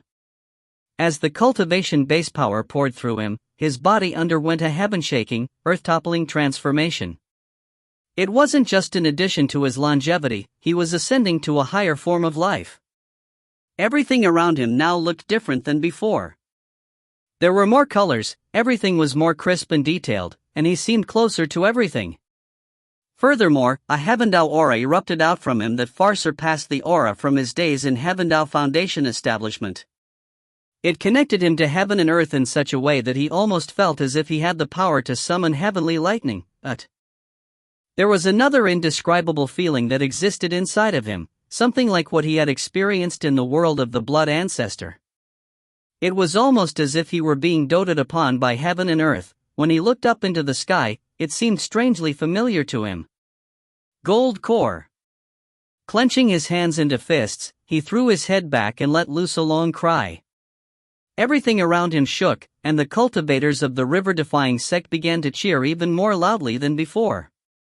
I think I can keep going, he thought. Taking a deep breath, he sent his undying live forever technique into motion. Shockingly, an Azura appeared behind him, then a second, a third, and a fourth. One Azura after another appeared, causing his energy to skyrocket. By this point, he was already far beyond the ordinary early core formation level. Everyone, especially the chosen, were completely shocked. He's going to keep going? How is this possible? That's fleshly body power. Don't tell me he's going to form a fleshly body gold core? Numerous onlookers were crying out in shock. Stepping into core formation in the middle of a battlefield was a shocking thing in and of itself. But then he actually reached Heaven Dao Gold Core, and after that, continued to increase his fleshly body power. The cultivators of both the river-defying sect and the Sky River Court were so shocked that they were going into a daze. Even as they went silent, a fifth, sixth, seventh, eighth, and finally, a ninth Azura appeared behind him. Rumbling sounds filled heaven and earth as the energy of 9 Azuras caused everything to shake violently.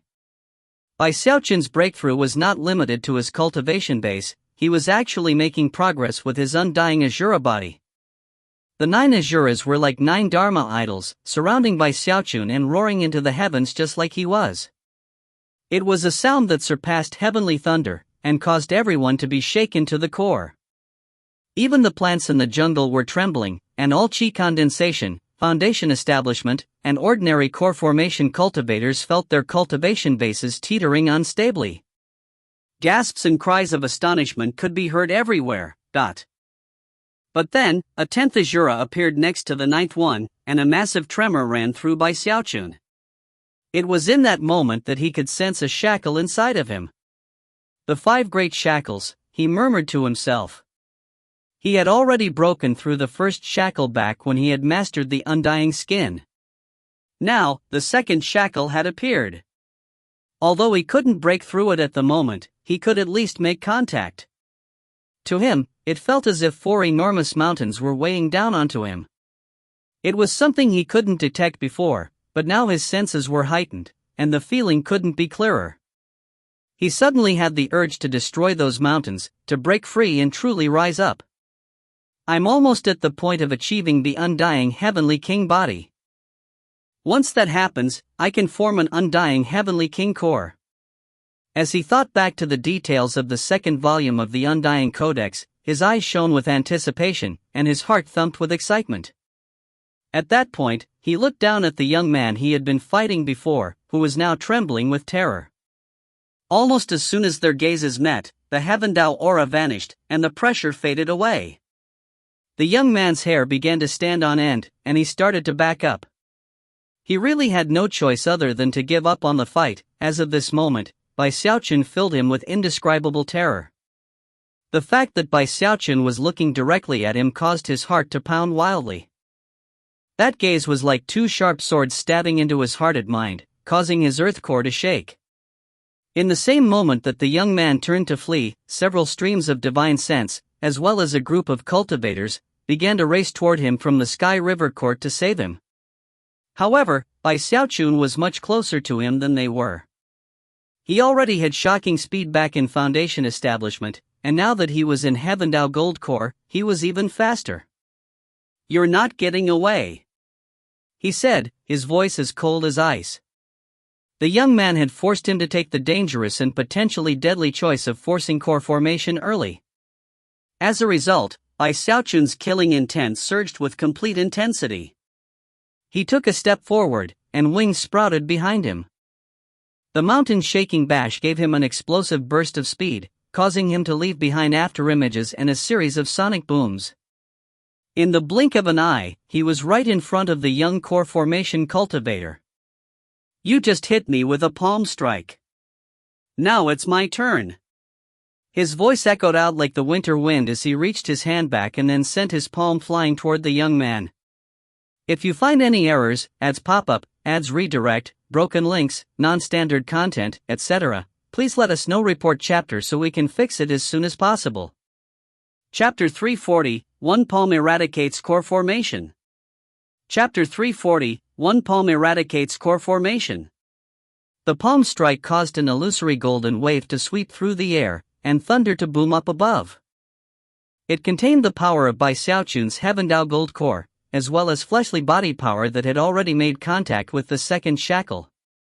It was a domineering power that no one in the same cultivation stage as him could possibly stand up to.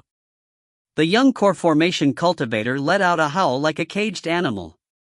The sensation of deadly crisis he felt caused his heart to tremble. In his madness, he realized that he couldn't flee, and that his only chance to get out of the situation alive was to withstand this palm strike. Suddenly, he was in almost the exact opposite situation as before. There was little time to consider the situation at the moment. Howling, he slapped his bag of holding to produce a vast array of magical items. Then he performed an incantation gesture and stabbed his finger toward Xiaochun. He even went to the lengths of spitting his own earth core out of his mouth. I refuse to believe that you can kill me right after you stepped into core formation, he shrieked. Xiaochun's eyes shone with intense coldness as his hand shot forward with lightning-like speed. When it made contact with the magical items, they couldn't stand up to the power for even a moment. They were destroyed like dried twigs as Xiaochun's palm sped forward to the young man. Then the palm made contact with the young man's extended finger, and it was almost instantly blotted out of existence. As the golden Hebendao power reduced it to ashes, the young man screamed miserably. However, Xiaochun didn't pause for even a moment. His palm continued forward, smashing into the young man's earth core. Instantly, rumbling sounds filled heaven and earth, and the earth core collapsed into nothing more than fragments. Blood sprayed out of the young man's mouth, and a look of despair filled his eyes as Xiaochun's palm made contact with his chest. You want me dead? How about I kill you first? Xiaochun's words were spoken softly, but they were filled with a ferocity that could chill the soul. Even before he finished speaking, his words were drowned out by a blood-curdling scream. The young man was shoved backward, tumbling through the air. Before he could come to a stop, his body exploded, sending a rain of blood spattering all over the Sky River Court core formation cultivators who had come to aid him. From the moment Xiaochun began to strike out until the end of the fight, only a moment had passed. Quick and efficient. The core formation cultivators who had just arrived were clearly shocked. Only now did they understand how truly frightening a Hebendao Gold Core expert was. He had only just stepped into core formation, and could already cut down someone in the same level. Furthermore, he had completely dominated his opponent. How could these other core formation cultivators be anything other than astonished?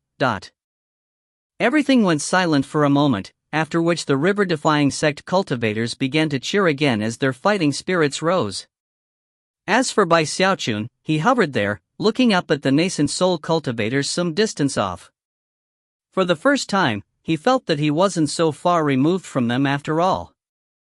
Master Godwin from the Bloodstream Division threw his head back and laughed uproariously. Children of the river-defying sect, he cried, attack with full force. Storm the Sky River Court.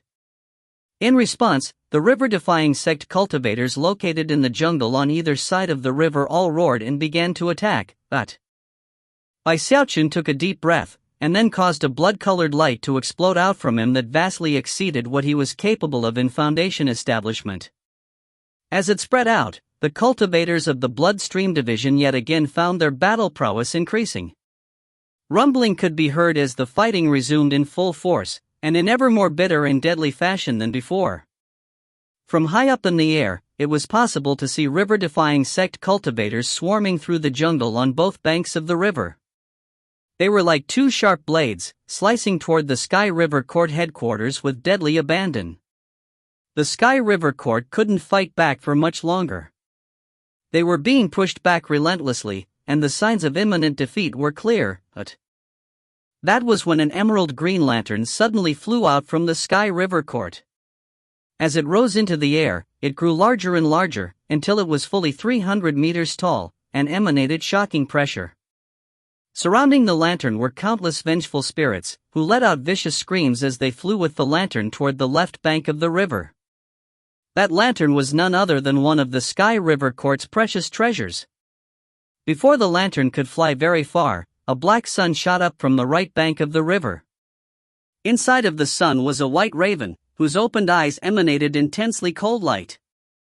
It let out a cry that could shake the soul as it shot toward the lantern, but as the pace of the battle increased, the time had arrived for the river-defying sect to release their reserve powers.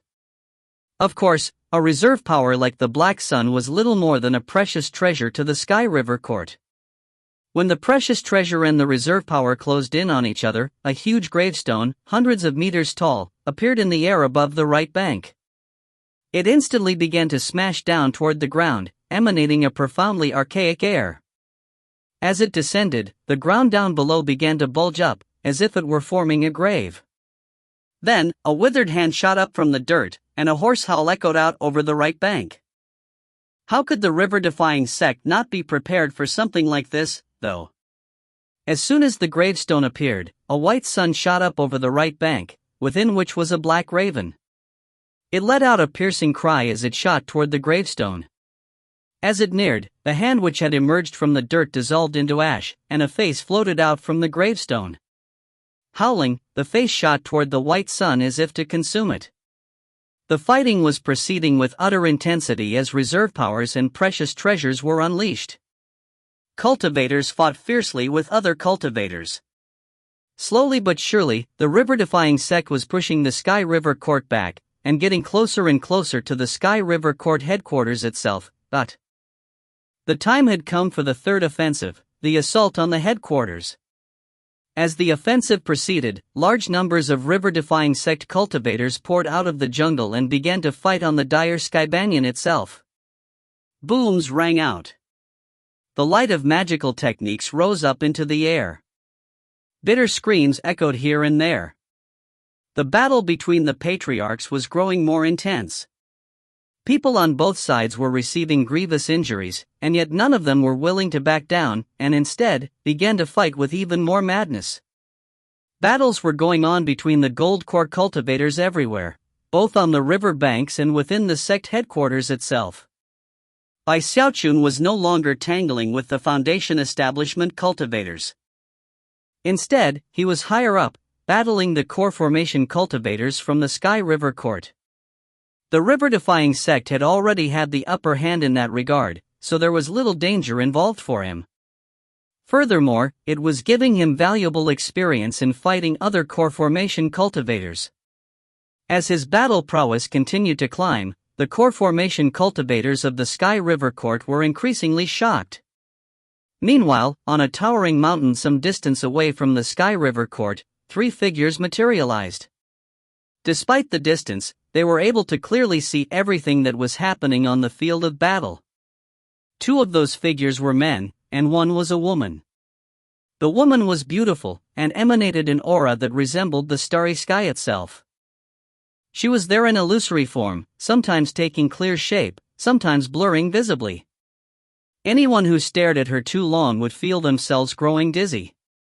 Of the other 2 men, one was middle-aged, and emanated a pulsing black mist that formed into the shape of numerous black skulls. The grass near the man was all dead, and even the rocks were beginning to decay. Clearly, that black mist contained shocking power, and closely resembled devil chi. Finally, there was an old man wearing a Taoist robe. He bore the demeanor of a transcendent being, and possessed a profound and mysterious aura. Anyone who got close to him would be able to hear a faint sound like the music of a Tao. These 3 people came from the other 3 great sects in the Middle Reaches, the Starry River Court, the Polarity River Court, and the Tao River Court. The woman who was phasing in and out of visibility, she came from the Starry River Court, which was widely known to wield the power of the starry sky. The man with the devil chi came from the Polarity River Court, which was widely regarded as a devilish sect. As for the old man, he came from the top sect in the Middle Reaches, the Tao River Court. The Sky River Court will be defeated this day. Interesting. It seems our new neighbors aren't weaklings, either. That will make things a bit more fun. They even have a Heaven Tao Gold Core cultivator.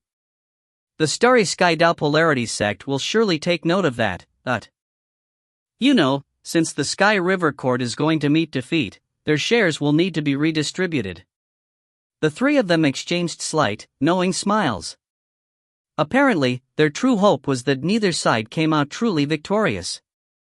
If you find any errors, ads pop up, ads redirect, broken links, non-standard content, etc., please let us know. Report chapter so we can fix it as soon as possible.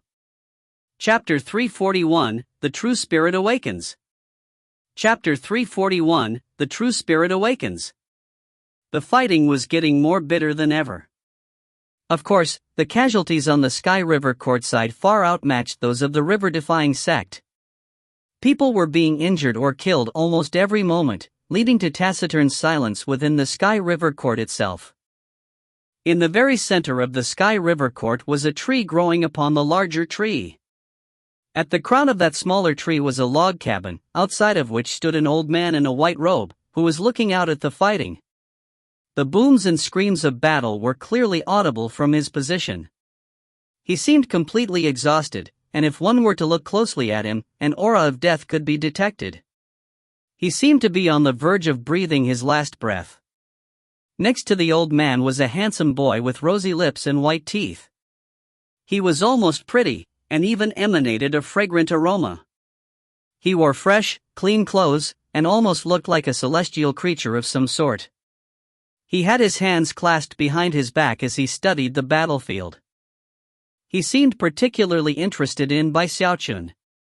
After a long moment passed, the old man spoke in a voice hoarse from exhaustion.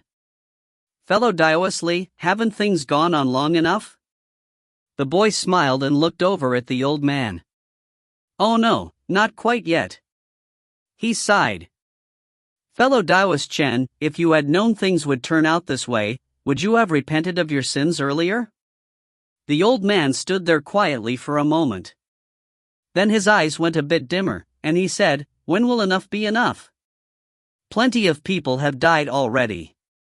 After a moment of thought, the boy smiled and said, "Fine, fine. How about this? Produce your Sky River Court reserve power. Once it's destroyed, we can end the punishment." The old man seemed to tire even further. Many people had actually come to assume that he was dead already. However, as the true patriarch of the Sky River Court, this old man was in the Deva realm, and had numerous means by which to prolong his life, even after receiving a grievous injury. Despite being like an oil lamp about to wink out, he was still able to continue living. The Starry Sky Dao Polarity sect didn't want to completely eradicate the Sky River Court. Rather, they wanted this old man to watch it being destroyed. They wanted him to understand that this was his punishment. Only after enough cultivators had died could the remaining disciples have a chance to keep on living. The old man sighed, and then reached out and tapped the tree trunk next to him. The tree shivered, and the effect rapidly spread out. In the blink of an eye, the entire dire sky banyan was shaking. Then, countless white insects began to crawl out from inside of the tree. Each insect was only about the size of a finger, but they let out piercing cries, along with powerful auras. As soon as they appeared, they began to fly up into the sky. This development caused an immediate stir. The fighting stopped momentarily as swarms of the creatures flew up out of the dire sky banyan. It only took moments before they blotted out the sky. It was a completely hair-raising sight. Among the cultivators of the Sky River Court, only a few recognized what those insects were, and when they did, looks of terror appeared on their faces. The entire sect was filled with white insects, and the droning sound they caused as they flew up. Everyone looked on in shock as the countless bugs flew up, creating a sea of insects. If a sea of insects were all there were to it, it might not be a big deal. But these bugs were clumping together, and before long, they had created the shape of a vicious, gargantuan beetle. Upon forming, the beetle wasn't white, but rather, bright red. It was fully 3,000 meters long, and covered with countless vicious spikes that emanated the black glow of deadly poison. After forming, the enormous beetle let out a terrifying screech that caused numerous cultivators to cough up mouthfuls of blood. That included cultivators from the Sky River Court as well as the river-defying sect.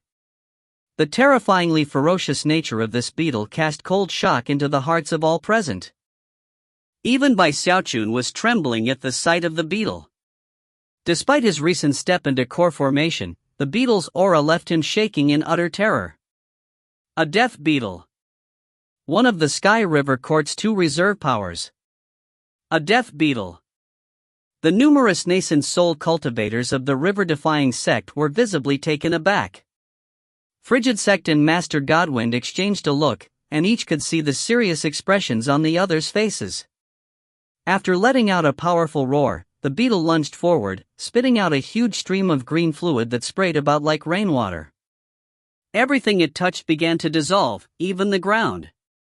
Instantly, miserable cries began to ring out, even the Sky River Court cultivators were being affected. The corrosive power of the acid raid went far beyond anything Xiaochun had created in his pill concocting. Terrified, he began to back up. What is that freakish thing? Even as everyone was reeling in shock, the death beetle burst into motion, sending a shower of spikes out in all directions. Then, it opened its mouth, snatched up a core formation cultivator and swallowed him down. Next, it landed hard on the ground, where it curled up into a ball and began to roll about, crushing everything in its path into a bloody pulp. Not even attacks from the nascent soul cultivators could do anything to hinder its path. Even when some particularly powerful attacks were successful, the huge bug would simply break up into countless smaller white insects, then reform moments later. Inside the log cabin, the boy began to clap his hands slowly. Smiling, he said, a death beetle. An excellent mid-grade spirit treasure. The old man didn't respond. This river-defying sect has quite a few reserve powers at their disposal, but they're all mortal-tier spirit treasures.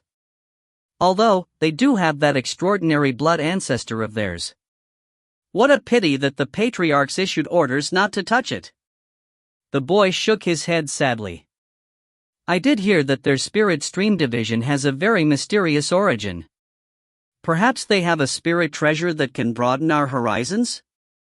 The boy was only getting more interested by what was happening.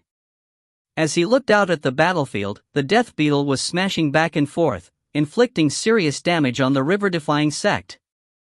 If the situation wasn't resolved, the deaths involved would be serious. The patriarchs of the river-defying sect all looked over at Frigid Sect. Master Godwin sounded quite anxious as he said, Brother Frigid Sect, didn't you say that you would take care of the death beetle? Frigid Sect hesitated for a moment. Then he looked at the huge beetle, and gritted his teeth. Without saying a word, he shot through the air toward the Spirit Stream Division's Heavenspan battleship out on the river. After 10 breaths of time passed, the death beetle spat out another rain of acid, and sent another wave of spikes shooting out.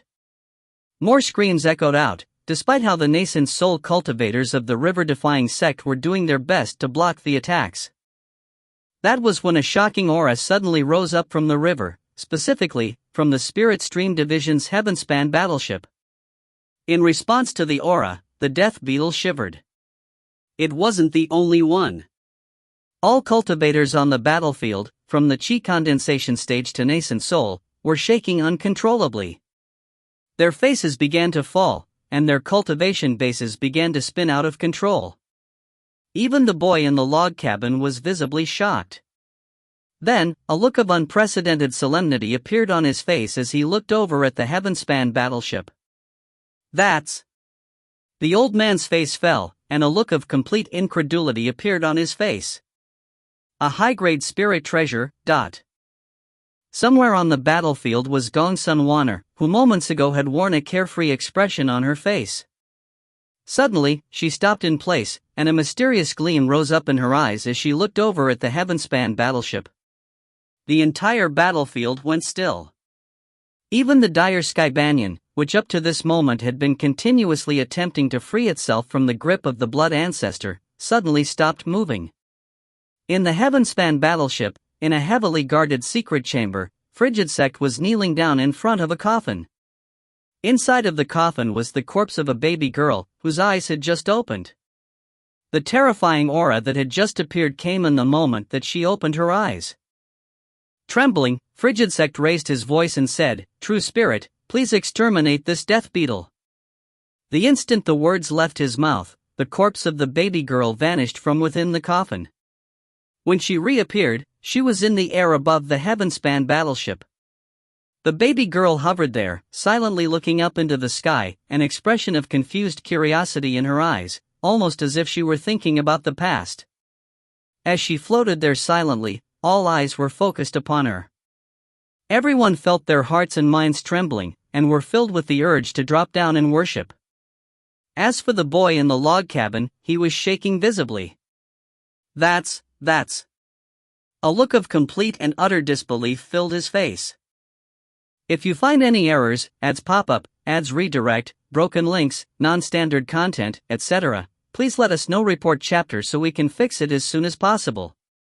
Chapter 342, Undying Heavenly King Core. Chapter 342, Undying Heavenly King Core. The boy wasn't the only one to react in such a way. The old man's eyes shone with strange light as he stood there panting. Outside of the Sky River Court headquarters, the three observers from the other sects all had looks of complete shock on their faces. Who is that? Her aura, I've never felt so shaken, not even when facing a Deva-level patriarch. Who could ever have imagined that the river-defying sect would have reserve powers like this? Even the other three divisions of the river-defying sect were completely and utterly shocked. Master Godwin's eyes were wide as he was yet again impressed with how well the Spirit Stream division kept their true strength hidden. Never in all eternity could he have imagined that they would have power such as this at their disposal. Xiaochun's eyes were wide as he looked at the baby girl. Although there were other people who might know more about the girl than he did, he still was more familiar with her than most. In fact, back when he'd laid eyes on her for the first time, he'd even heard her voice. Now that the baby girl had emerged from the coffin, allowing Xiaochun to directly sense the indescribably terrifying fluctuations rolling off of her, he couldn't help but pant. All of this takes a bit of time to describe, but from the moment she opened her eyes until the instant she appeared in midair, only the briefest of moments passed. Before anyone could even react, the baby girl looked away from the sky, taking in everyone in the world with her gaze, including the enormous beetle. Then she simply lifted her hand and pointed at the bug. In that instant, the death beetle began to shiver, and then seemed to lose any ability to fight back. No one could even see any ripples of a magical technique, and yet, the death beetle began to shake violently. A moment later, the beetle was nothing more than ash dissolving in the air. The wave of the baby girl's finger had stirred natural law, and completely wiped the beetle out of existence. The response to the scene which had just played out was complete silence. The eyes of the river-defying sect cultivators were wide, and the Sky River Court cultivators' minds were reeling. Xiaochun hovered there in midair, eyes wide with shock. He had just witnessed something that no one else had noticed. With the power of his Heavendao Gold Core, he had noticed that the wave of the baby girl's finger had caused a vibration on something that looked like a thin thread. That slight fluctuation gave rise to transformations that he didn't understand, but the result was that the death beetle was blotted out of existence. What had just occurred was something that could not be explained with an understanding of magical techniques and divine abilities. As for the three people from the other sects, their scalps were tingling, and they were shaking visibly. In fact, they weren't even capable of imagining what kind of power could simply wipe away a mid-grade spirit treasure like that death beetle. However, they could imagine what would happen if that power were turned upon them. They would be instantly turned into nothing more than ash. Back in the Sky River Court, the young boy gasped and murmured, "An outsider. I can't believe the Spirit Stream division has an outsider." 1. The look in his eyes as he observed that baby girl couldn't have been more serious. The old man suddenly chuckled. Outsiders are inauspicious. Everyone in the Heavenspan realm knows that. Furthermore, any sect that has dealings with outsiders also becomes polluted and inauspicious. A gleam of anticipation could be seen deep within the old man's eyes. The boy maintained his silence. He was one of the 5 devas of the Starry Sky Tao Polarity sect, and had a very profound understanding of the world around him. He was well aware that outsiders truly were incredibly inauspicious. However, at the same time, the Starry Sky Tao Polarity sect's stance toward them was to stay hands-off and simply ignore them. Damn, thought the boy.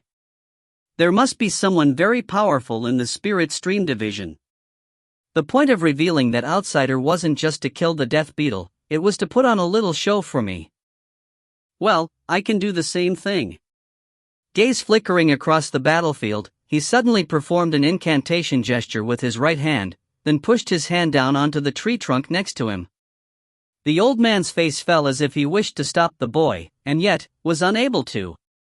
Almost as soon as the boy pushed down onto the tree trunk, the ancient dire sky banyan that was the home of the Sky River Court suddenly surged with life force, and began to struggle mightily. Powerful roaring could be heard as countless branches flew out onto the battlefield and began to wrap around the Sky River Court cultivators, even the nascent soul experts. Then the branches lurched back, dragging the cultivators into the dire sky banyan. As the cultivators were swallowed up, they became nutrients for the dire sky banyan, causing its life force to surge. That in turn caused the enormous palm print on the dire sky banyan's trunk to heal up. Countless branches spread out over it, and leaves sprouted. More intense roars could be heard, and then the enormous tree jerked, snapping the two main branches which had been pinned down by the blood ancestor. With that, the gigantic tree reared up to its full height. The tree let out a bellow that shook heaven and earth, and then, its eyes opened, bright red eyes which stared at the baby girl up in the air. The baby girl only had 10 breaths of time to be awake. Although everything almost seemed to be happening in slow motion, the truth was that those 10 breaths of time still hadn't passed yet, only about 8 or 9. The baby girl was already starting to wither up, and the light was fading from her eyes. And yet, she didn't even bother to glance at the roaring tree. Instead, she turned her head to look at the shocked Bai Xiaochun. Bai Xiaochun's mind instantly began to spin as a familiar yet mysterious voice spoke to him. "I'll give you a bit of my qi and blood. I hope that you can concoct the river-defying pill sooner rather than later." The baby girl waved her right index finger, and a drop of blood flew out of the tip, which shot with lightning-like speed toward Bai Xiaochun's forehead. In the blink of an eye, it had fused into him. Having accomplished this, the baby girl vanished. A moment later, she reappeared back inside of the Heavenspan battleship, in the coffin, her eyes closed, once again nothing but a desiccated corpse. A tremor ran through Bai Xiaochun, and his qi and blood began to seethe. That drop of blood which had just been absorbed into his body apparently contained boundless power. As the power spread out, Bai Xiaochun let out a long, piercing cry. At the same time, 9 Azuras appeared behind him. Then, with the stimulation of the blood drop, a 10th Azura came into being.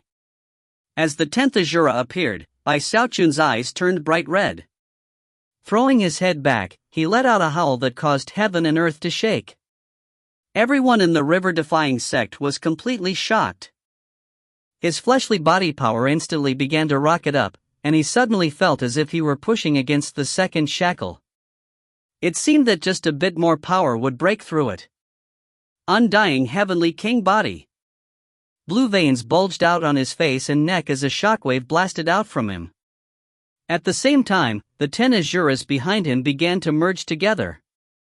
When they became one, a terrifying fleshly body power instantly exploded out of Bai Xiaochun. Bursts of golden light shone out from the single Azura as golden armor fell down upon it. Its physical appearance was changing rapidly. No longer did it have 3 heads and 6 arms. It was now an enraged heavenly king, enormous, fully 300 meters tall. It was an undying heavenly king. 2. The appearance of the undying heavenly king indicated that Bai Xiaochun was finally breaking through the second shackle. As he did, he threw his head back and roared. He suddenly felt freer. His fleshly body power was skyrocketing, and at the same time, something became visible inside of the projection of the undying heavenly king. It was a golden core. It was none other than an undying heavenly king core. Bai Xiaochun took a deep breathing, causing the undying heavenly king and the core within it to fly toward him. In the blink of an eye, it merged into him, causing an energy that was even more terrifying than before to explode out.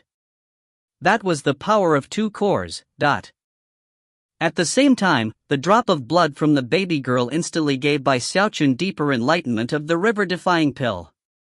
As of this moment, he had new ideas, and was slightly more confident in being able to concoct the pill. Meanwhile, the dire sky banyan was still rising up into the air, and countless river-defying sect cultivators were fleeing from it at top speed. As for the cultivators of the Bloodstream Division, they were following the directions of Master Godwin to head back toward the Blood Ancestor. Although everyone was shaken by what was happening with Bai Xiaochun, there was no time to ponder the situation. Master Godwin immediately roared, "Nightcrypt, my boy, take control of the Blood Ancestor. Kill that dire Skybanyan."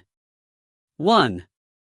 Just to make things clear, the term outsider appearing here doesn't imply a connection to ISSTH.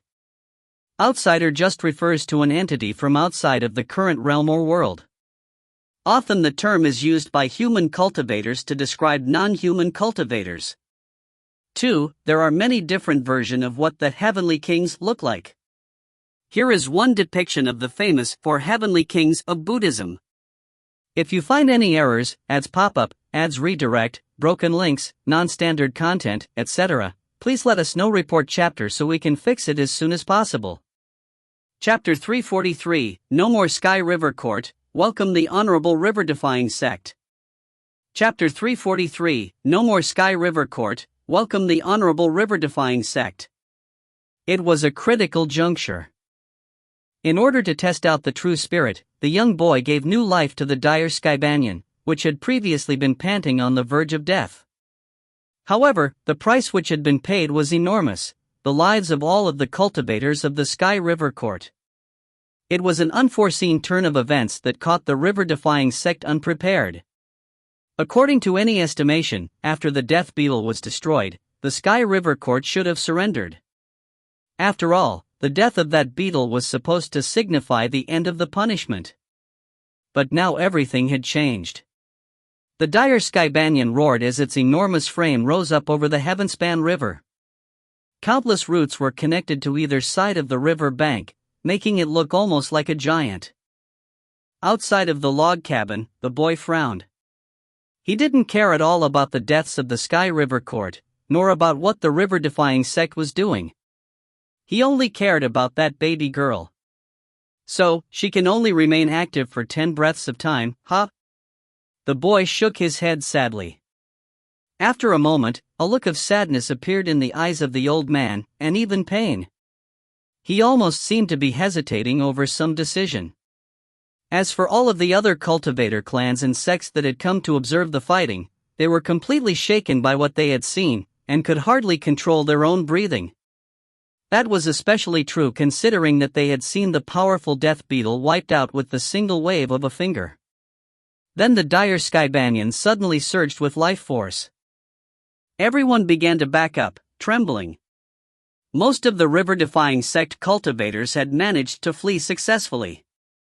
Although a few had been wounded or killed in the process, most were now back in the Heavenspan battleships, whose shields had been raised. As for the Bloodstream Division, most of them were on the banks of the river. Bai Xiaochun had no time to think about the matter at the moment. He was surging with incredible power, and his skin was the color of gold. The feeling of being at the peak of the undying skin and undying flesh left him with the sensation that he could hurl mountains and drain seas. As soon as Master Godwin called out to him, he blurred into motion. He could now move even more quickly than when he had just stepped into the Heavendao Gold core stage. Although the waters of the Heavenspan River were very dangerous to most people, they wouldn't harm Bai Xiaochun at all. Thus, he dove into the water and shot downward toward the Blood Ancestor. It only took a few breaths of time before the Blood Ancestor's eyes opened and began to shine with golden light. Slowly but surely, the Blood Ancestor rose to his feet. Before, something like this wouldn't have been possible. Bai Xiaochun needed the combined strength of countless other Bloodstream Division cultivators to take control of the Blood Ancestor. But now, with effort, he was able to do it single-handedly. As the Blood Ancestor rose up from within the waters of the Heavenspan River, the Bloodstream Division cultivators flew into the air and quickly disappeared inside. Then, the Blood Ancestor began to radiate even more incredible power than last time. Under the control of Bai Xiaochun, the blood-colored giant leaped up into the air. It was in that moment that the dire Skybanyan turned its gaze to the Blood Ancestor. Hatred and animosity burned inside of it as it sent countless branches and vines swirling together to form a huge hand, which then shot toward the blood ancestor in the form of a fist. Instead of retreating in the face of such an attack, the blood ancestor continued to fly through the air, even higher than last time. In a flash, he appeared directly in front of the dire Skybanian, whereupon he reached out and grabbed a hold of the incoming hand, then unleashed the mountain-shaking bash. Boundless golden light glittered as the blood ancestor bashed into the dire Skybanian, ripping it up by the roots and sending it flying backward several thousand meters. Everyone who was watching could scarcely believe their own eyes. The events which were playing out this day completely surpassed the imaginations of anyone present, to the point where they almost felt as if they were suffocating. The blood ancestor and the dire Skybanian were both gargantuan giants, large enough to be the headquarters of a huge sect.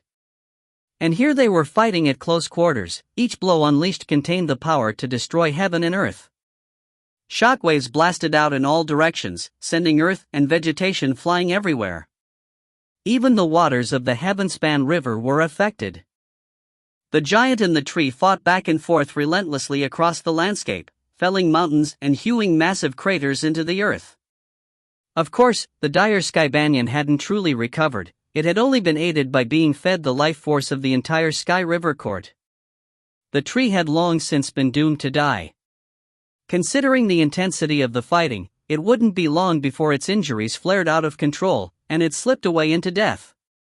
The enormous tree let out roars of rage as it was battered backward and backward. Because of the unrelenting attacks of the blood ancestor, the dire Skybanian was unable to seize the initiative. Xiaochun had already become very comfortable in his control over the gigantic body. His Heavendao gold core surged with energy, releasing constant power. His undying Heavenly King core also seethed, unleashing boundless fleshly body power. With the increase of his cultivation base, Xiaochun could also send his consciousness to greater limits. His mind now filled the blood ancestor, and at the same time, his fleshly body formed a resonance, giving him an unheard-of level of control. Sometimes, he even forgot that he was actually inside of the blood ancestor. It was almost as if he truly were the blood ancestor. Die! He howled. However, his voice came out of the blood ancestor's mouth, rumbling like thunder. The dire Skybanian was shoved backward again, and yet, before it could get very far, Xiaochun reached out and grabbed it by the arm, flinging it through the air. The dire Skybanian slammed into the ground some distance away, then struggled to rise up again. Meanwhile, the log cabin inside the huge tree hadn't been affected at all. The boy still stood outside of it, a thoughtful expression on his face. As for the old man, a look of determination had finally solidified in his eyes. Taking a deep breath, he reached out and pushed his hand down onto the trunk of the tree. In that instant, his body withered, and a powerful aura of death completely surrounded him. The boy looked over at him. "Fellow Daoist," he said coolly, "please pardon my actions from moments ago. I got caught up in the heat of the moment, and my desire to interact with an outsider. That was unfair to you, and it also made things hard for the river-defying sect. Well. If this is the choice you wish to make, so be it. With new life breathed into the Skybanian, your mark will be left behind for all time. It will also serve as a bit of recompense to the river-defying sect on my part." With that, he waved his sleeve behind him, stepped out into the air, and vanished. The old man didn't say anything when the boy disappeared. He looked at the huge struggling treant, and at the same time, his body withered. Everyone in the Sky River Court was dead, and he didn't have much longer to live either. Therefore, he was choosing to sacrifice himself to give the dire Skybanian a chance to live. At the same time, some of his own will and life force would remain behind within the tree. Henceforth, he murmured, "I acknowledge allegiance to the river-defying sect. I will protect it, just as you protected the Sky River Court." With that, he withered up, fusing into the dire Skybanian. The dire Skybanian shivered, and then the red glow in its eyes faded away. Even as that happened, the blood ancestor sailed toward it, fist held back in preparation to launch a blow. That was when the dire sky banyan prostrated itself and said in a deep voice, "I acknowledge allegiance." Even as the words echoed out, a scintillating light flew out from inside of the huge tree. The light shrank down until it revealed a green crystal, which was the heart of the dire sky banyan. Whoever controlled that crystal would have the dire sky banyan's life in their hands. Under by Xiaochun's control, the blood ancestor stopped moving right in front of the dire sky banyan. Everything went silent, and all of the cultivators of the river-defying sect looked over at the blood ancestor. It wasn't just them. The surrounding cultivator clans and smaller sects were also waiting to see what the blood ancestor would do. No one could interfere. The choice was up to Bai Xiaochun. Not even the nascent soul patriarchs could do anything. Bai Xiaochun hesitated for a moment, then smiled and reached out to grab the green crystal. Instantly, a heaven-shaking, earth-shattering swell of cheering rose up from the 3 heaven-span battleships. Victory! From now on, our river-defying sect is a Middle Reaches sect. We won, we won. Within the cheering could be heard crying, whistling, and shouts of excitement. Everyone in the river-defying sect was boiling with elation. Moments later, a beam of bright light became visible, shooting through the sky. As it neared, a stone stele could be seen inside. The stone stele slammed into the ground, burying itself halfway into the earth. Visible on the top half were 3 characters. River-defying sect. Beneath those 3 characters was another smaller line of characters. Subdivision of the Starry Sky Tao Polarity Sect. That stone stele was a sign of the approval of the Starry Sky Tao Polarity Sect, and as soon as the cultivators of the river-defying sect saw it, their excitement grew even more intense. This was everything they had worked hard for, and at long last, they had confirmation. Many of them began to think back to all the fighting that had been involved in becoming a Middle Reaches sect, and it left them sighing. The surrounding cultivator clans and small-scale sects all began dropping to their knees to kowtow. Greetings, river-defying sect. More and more voices joined together, creating a cacophony of sound. As for the 3 representatives from the other sects, they took deep breaths as they recovered their composure. With a final look at the blood ancestor, they turned and left. Everyone knew that from this day on. The Eastern Middle Reaches was no longer controlled by the Sky River Court, but rather, the Honorable River-defying sect. If you find any errors, ads pop up, ads redirect, broken links, non-standard content, etc., please let us know. Report chapter so we can fix it as soon as possible. Chapter 344, Getting to Work. Chapter 344, Getting to Work. The river-defying sect had taken control over the Middle Reaches. All of the cultivator clans and smaller sects were completely shaken, as were the representatives of the 3 other major sections. The entire structure of the Middle Reaches would change, and it also meant that one of the 4 major overlords had been replaced. That was even more meaningful considering that the river-defying sect had come from the lower reaches. To the sects subservient to the other 3 major sects, new doors had suddenly been opened. At the same time, the river-defying sect was now busier than it had ever been before. Regardless of the level of their cultivation bases, the disciples of all 4 divisions were mobilized to aid in the construction of a new sect headquarters. That new river-defying sect headquarters was being built on the former location of the Sky River Court itself. The patriarchs of the 4 divisions had long since discussed and come to an agreement regarding how it would be laid out and what it would look like. Not only did their plan fulfill the requirements of each of the 4 divisions, it put the sect in the perfect position to both defend and attack. After all, this new headquarters would need to stand for thousands upon thousands of years, and would be a source of glory and honor for the entire sect. The nucleus of the headquarters was to be an enormous mountain, half of which rested beneath the surface of the Heavenspan River, and the other half of which rose high into the heavens. Although one might think that such a mountain would impede the flow of the Heavenspan River water, various magical means would be used to ensure that the river continued to flow just as before. The mountain would stretch high into the clouds, so tall that it was impossible to see the summit. As for the name of the mountain, it would be called Mount River Defiance. That mountain would be the nucleus of the sect, where all the important decisions would be made. The patriarchs would live there, and the reserve powers would be held there as well. Mount River Defiance would form the center of the sect, with 4 majestic mountain ranges stretching out from it in 4 directions. Transported into the area by powerful magics, each one would stretch out for 500 kilometers, and would feature 8 peaks that, despite being impressively tall, did not rival Mount River Defiance. Those 4 mountain ranges would be assigned to the 4 divisions of the river-defying sect, the Spirit, Blood, Profound, and Pill Stream divisions. The main gate of the river-defying sect would face the Heavenspan River, and would be guarded by 2 enormous figures.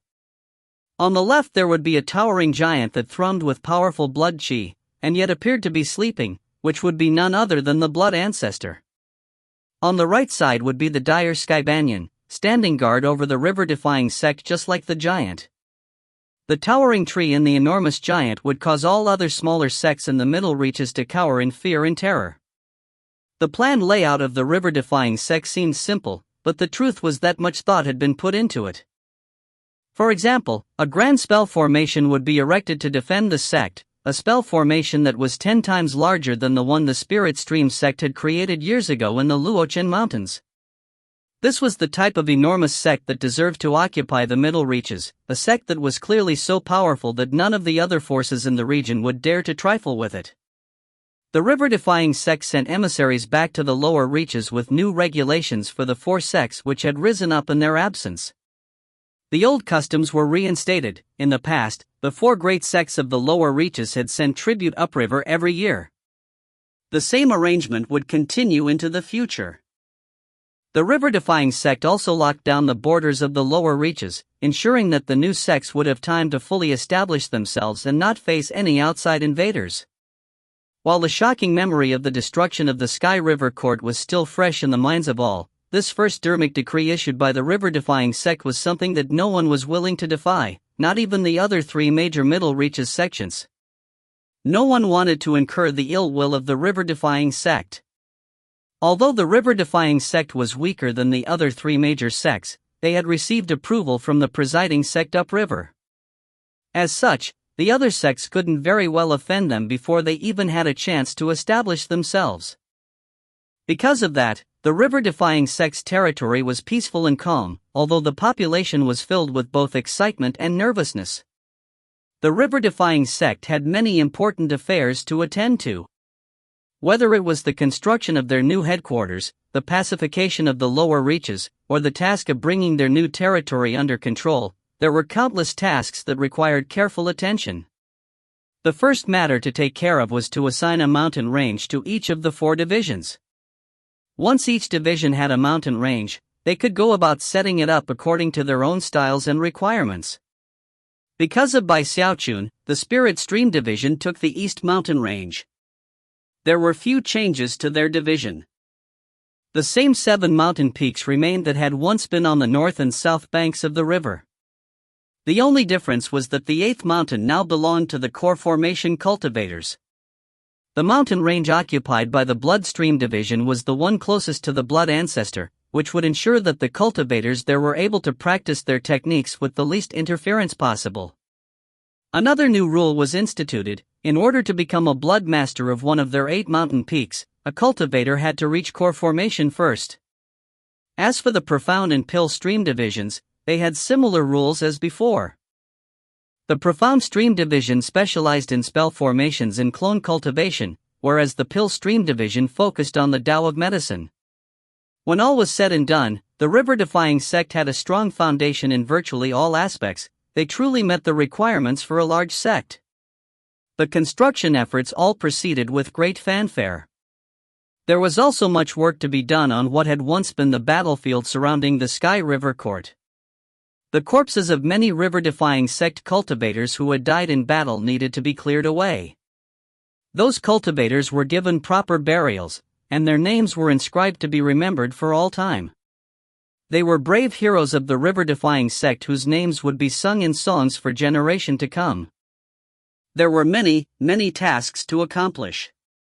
Now that the fighting was done, one of the main matters at hand was to select a new sect leader. Thankfully, such matters were the responsibility of the patriarchs. Bai Xiaochun didn't have to worry about them.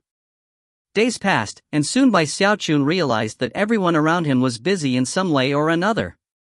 Whenever he walked around, the disciples of the river-defying sect would cast reverent gazes in his direction and offer formal greetings. At first, it felt wonderful, but soon, the thrill began to fade. "This is so boring," he murmured. "I think I'll go chat with Xiaomei." It took a bit of searching, but he soon found her. She was with a team of fellow cultivators operating a spell formation giant to clear away rubble. As soon as he saw her, he called out, "Xiaomei. Don't bother me now, big bro Xiaochun," she called out, wiping the sweat from her brow. "I'm busy." With that, she continued on with her work. Bai Xiaochun stood there awkwardly for a moment before catching sight of Big Fatty Zhang. Eldest brother. Big Fatty Zhang looked over with a serious expression, then said, "Can you save it for later, Xiaochun? I have a bunch of spirit enhancing to do." With that, he went back to his work with Su Meixiang and the other spirit enhancers. Bai Xiaochun smiled, but inside he felt embarrassed and even crestfallen. Just when he was about to leave, he noticed Ho Yunfei flying in his direction. "Big bro Ho. No time to chat, Xiaochun. Master sent me to work on the magic pavilion." Ho Yunfei flew by without even stopping.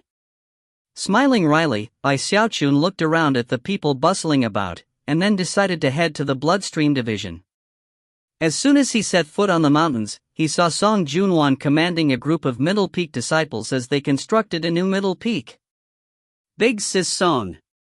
Go hang out somewhere else, Night Crypt," she barked, flicking her sleeve. Then she issued some more orders to the Middle Peak disciples. Bai Xiaochun's jaw dropped.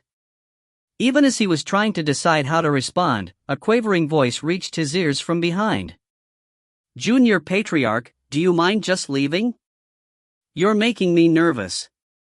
Bai Xiaochun felt like he was about to go mad. Sighing, he turned and moped off. Everyone he knew was ignoring him because of the various tasks they had been assigned. Even Bruiser had been given an assignment, and was overseeing some of the battle beasts.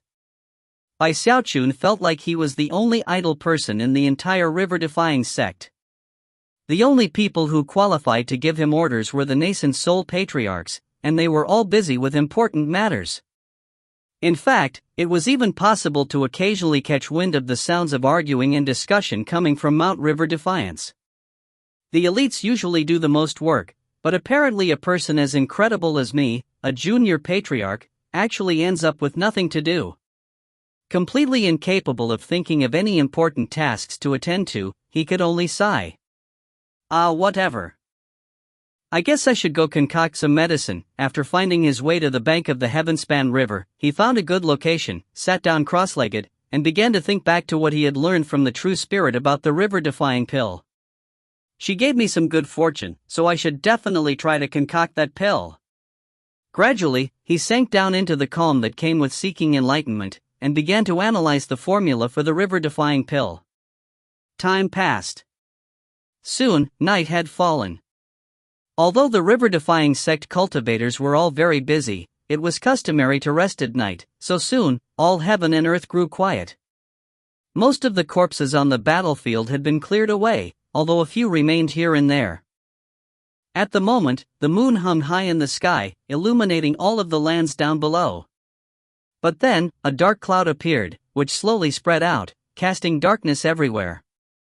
Then, a white-robed figure appeared out of thin air.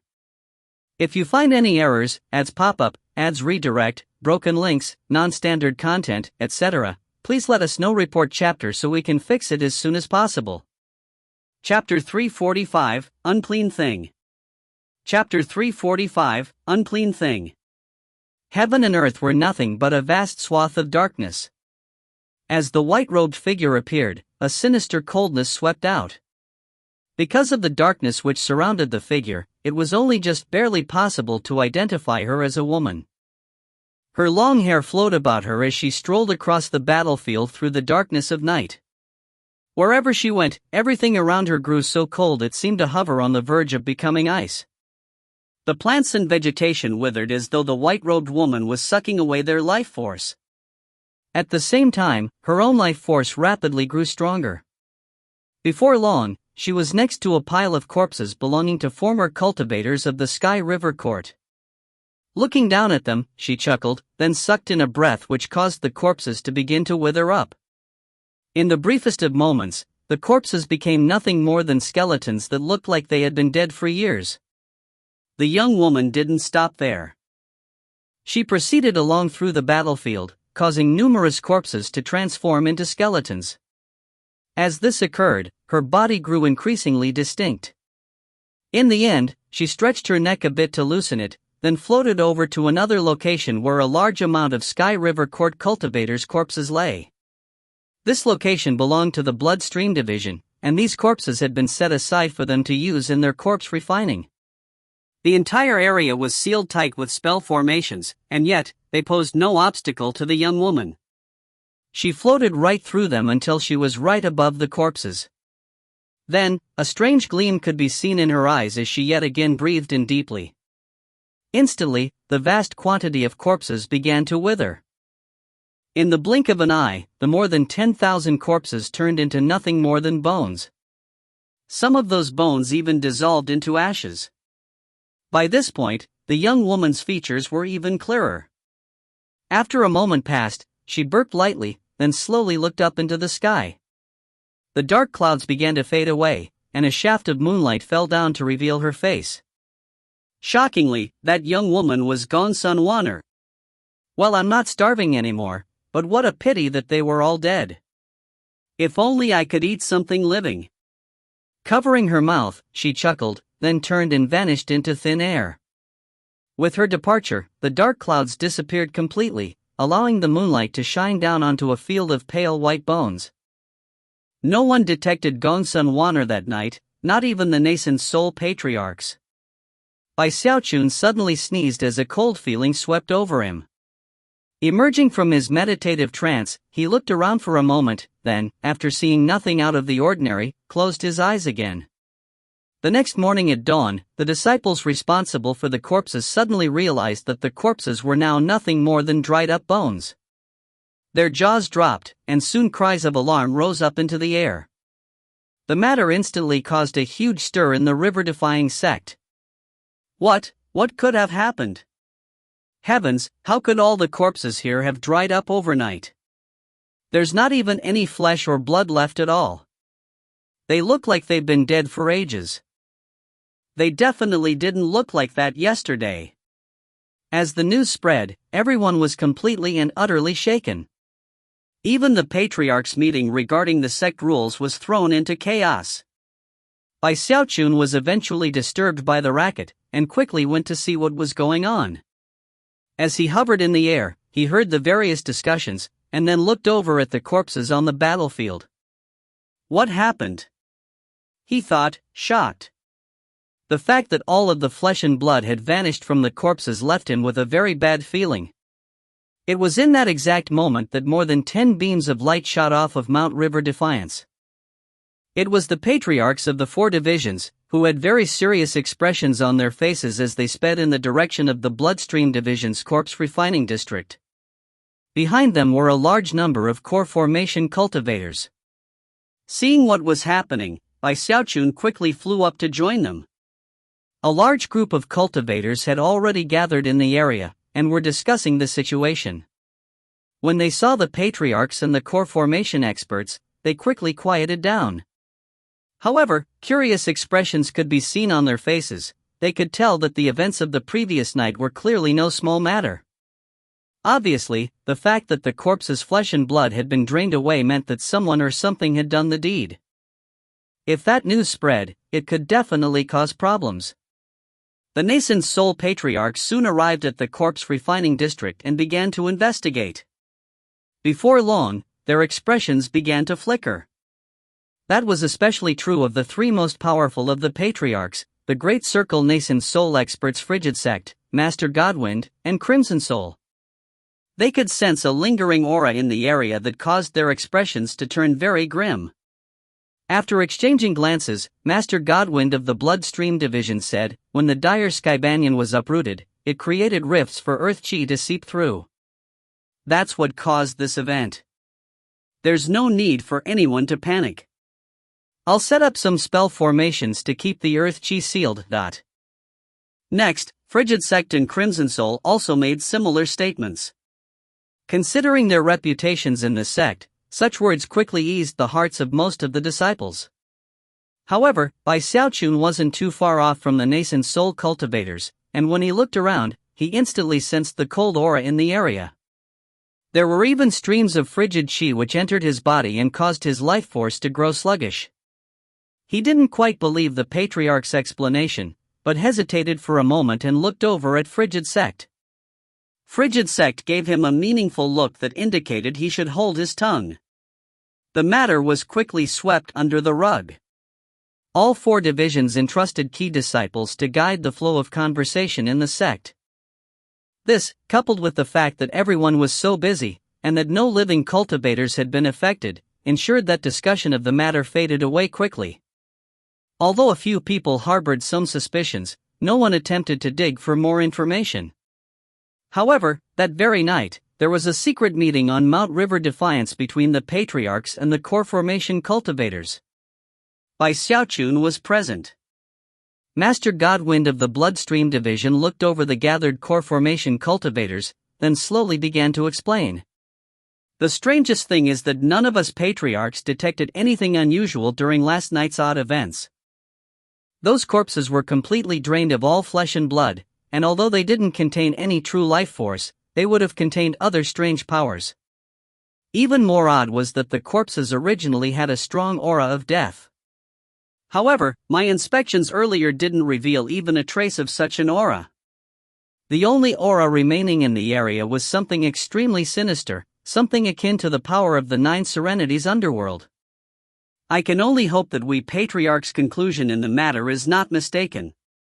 From what we could tell, something visited the river-defying sect last night, something that shouldn't even exist in the world of the living, the powerful ghost of some dead entity. Only the ghosts of the dead thrive on auras of death. Furthermore, after reaching a certain level of power, such ghosts require life force from living beings. Considering that Master Godwind was a nascent soul Taoist master, everyone simply listened to his words and took them to heart. The Core Formation cultivators were completely shocked. As for Bai Xiaochun, his face drained of blood. A ghost, he thought, shivering, his hair standing on end. It was Patriarch Crimson Soul who spoke next, his voice hoarse, a strange light gleaming in his eyes. There isn't any need for anxiety. We're giving you this information so that you can be on guard. The other Patriarchs and I will set up an airtight spell formation. If that ghost appears again, we'll make sure it is completely destroyed. As his gaze swept over the Core Formation cultivators, it lingered for a moment on Bai Xiaochun, who was currently trembling and scowling on the verge of tears. It was with complete and utter terror that Bai Xiaochun left Mount River Defiance. His thoughts were in utter chaos, and he couldn't stop thinking about how he had suddenly been dragged out of meditation the previous night. At that point, his skin began to crawl. Don't tell me that some unclean thing was out looking for me last night. Having reached this point in his train of thought, Bai Xiaochun almost screamed.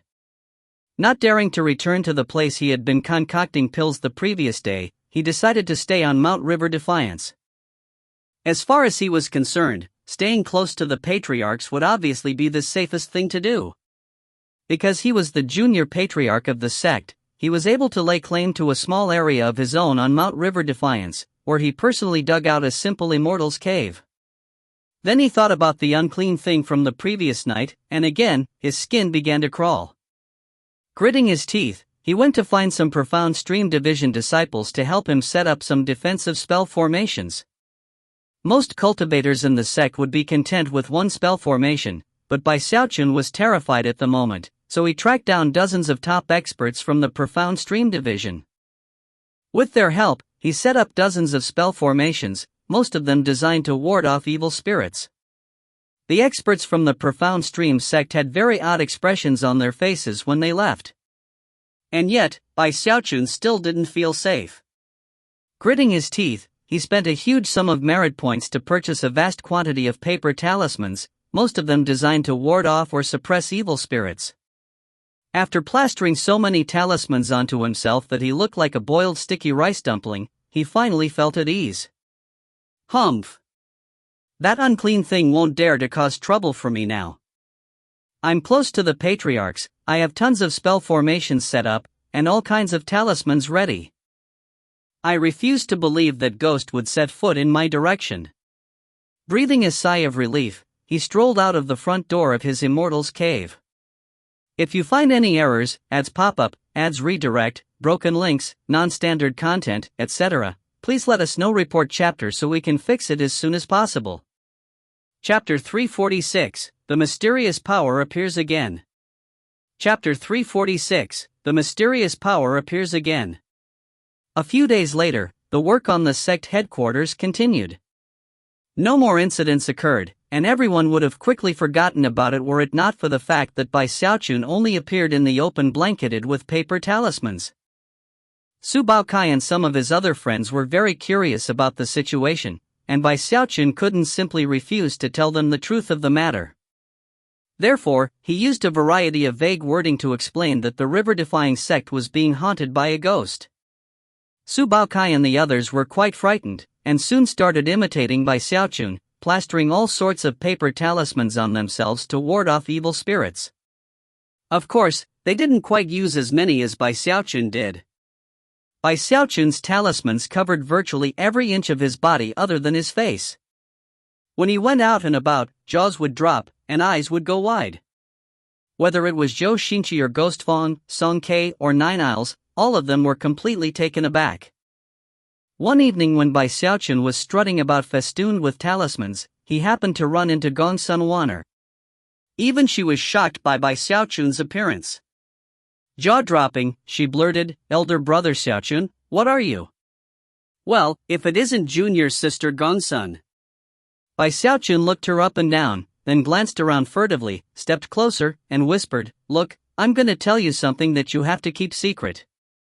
The river-defying sect is haunted by a ghost.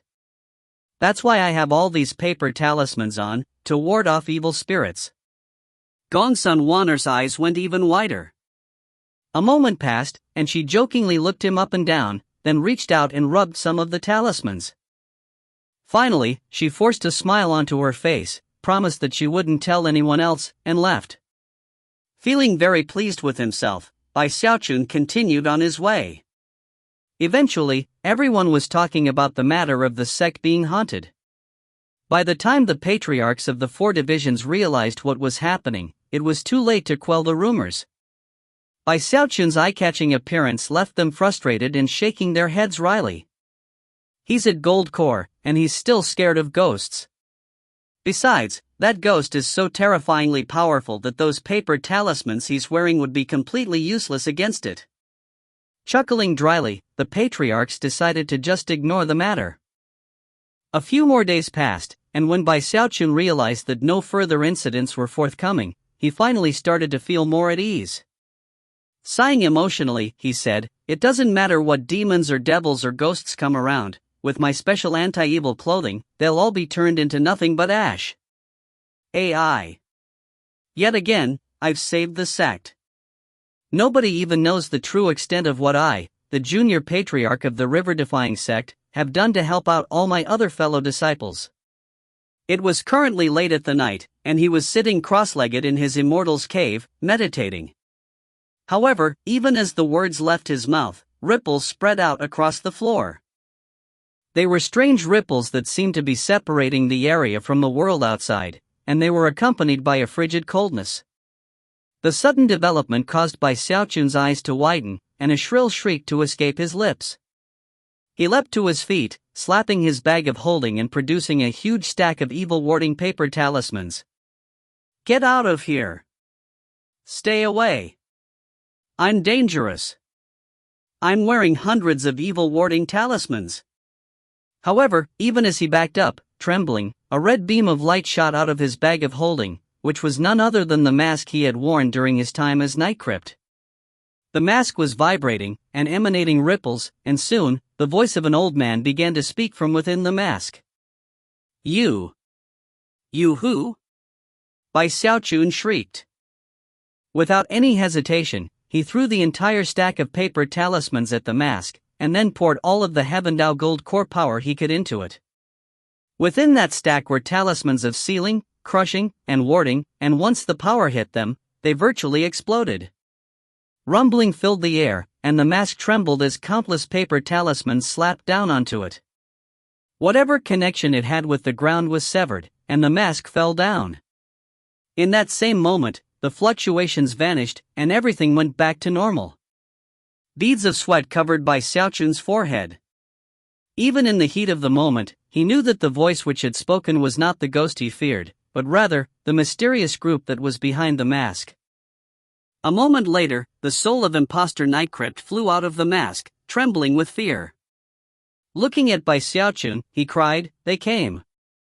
They really came. We're finished, Bai Xiaochun, finished. You took the relic of eternal invincibility, and now the mysterious power is after us. We're dead for sure. There's no way they'll show leniency to betrayers. They'll probably skin us alive and turn us into fertilizer." "Shut up!" Bai Xiaochun barked, annoyed and surprised at the same time. However, he also felt somewhat guilty. After all, he really had taken away the little turtle. Damn it! I'm not even wearing the mask. How could they have tracked me down anyway? He thought about simply throwing the mask away, but couldn't quite bring himself to get rid of something so precious. Besides, the soul of Imposter Nightcrypt was still stuck inside, so if he threw it away, he would be screwing him over too. What do we do, Bai Xiaochun? If Imposter Nightcrypt weren't a soul body, he would definitely have been leaking tears. Bai Xiaochun looked anxiously at Imposter Nightcrypt, then took a moment to think about the situation. Despite some consideration, he couldn't come up with any solution other than to hand the mask over to the patriarchs. What a pity to get rid of a treasure like this that can change your appearance. Bai Xiaochun wasn't sure about what to do. Another half a month went by, and when nothing else happened with the mask, he finally started to calm down. The work on the sect headquarters was approaching its conclusion. The patriarchs were also reaching the end of their discussions about how to handle the situation in the lower reaches, as well as the territory currently under the control of the river-defying sect. Most importantly, they were finalizing all the official sect rules. According to the new arrangement, one of the 4 divisions would be formally in charge of the sect for a 200-year period. After those 200 years, the sect affairs would pass to the next division. The same arrangement would determine who the sect leader was. The first division to wield leadership power in the sect was the Spirit Stream Division. No longer was Zhang Yuandong to be the leader of the Spirit Stream Division, he was to be the sect leader of the entire river-defying sect, but although his cultivation base was a bit lacking, he was more than qualified to handle the responsibilities. In fact, with the agreement and help of the patriarchs, Zhang Yuandong decided to sacrifice his potential for future growth to make an immediate breakthrough into core formation. Furthermore, he made arrangements for Li Qingho to succeed him as the second sect leader, 100 years later. At the end of the Spirit Stream Division's 200 years of leadership, the Blood Stream Division would take over. After that would come the Profound Stream Division, and then finally the Pill Stream Division. None of the patriarchs were opposed to the arrangement. Soon, the sect headquarters was completed. The Blood Ancestor and the Dire Sky Banyan stood tall, and the 4 mountain ranges spread out in all directions. The last step was to activate the Grand Spell formation, and then everything would be finished. The cheering was deafening. A month before, the 3 Heavenspan battleships had been sent downriver to the lower reaches, and had returned with the disciples who had been unable to fight in the war for various reasons. With all the disciples present, the river-defying sect now had well over 1 million members. It was quite a bustling place. A grand ceremony was held to commemorate the occasion, and numerous invitations were sent out into the middle reaches to the other 3 great sects, as well as certain ancient cultivator clans. The formalities lasted for 7 days. The Starry River Court, Tao River Court, and Polarity River Court all sent people to offer formal congratulations. Not a single one of the cultivator clans failed to send representatives. As for the 4 major sects who had risen up in the lower reaches, they also sent representatives with congratulations and gifts. During that 7-day period, the river-defying sect was the talk of the entire middle reaches. As the junior patriarch of the sect, Bai Xiaochun obviously had a very high standing, and was the subject of much attention. He made public appearances every day, wearing ceremonial clothing and showing off his veins of steel. He could not have glittered with any greater glory than he did. Bai Xiaochun quickly fell in love with his role. However, the patriarchs, as well as Li Qinghe, only got more nervous, fearing that he would reveal his true nature in front of all the crowds. However, no one noticed any such clues. He chatted with people wittily, and was definitely the center of attention. Whenever he intentionally unleashed his murderous aura, everyone in the area was shocked. The patriarchs were very pleased with his performance, and Bai Xiaochun was quite proud of himself. To him, it was actually a very simple matter to put on such an act.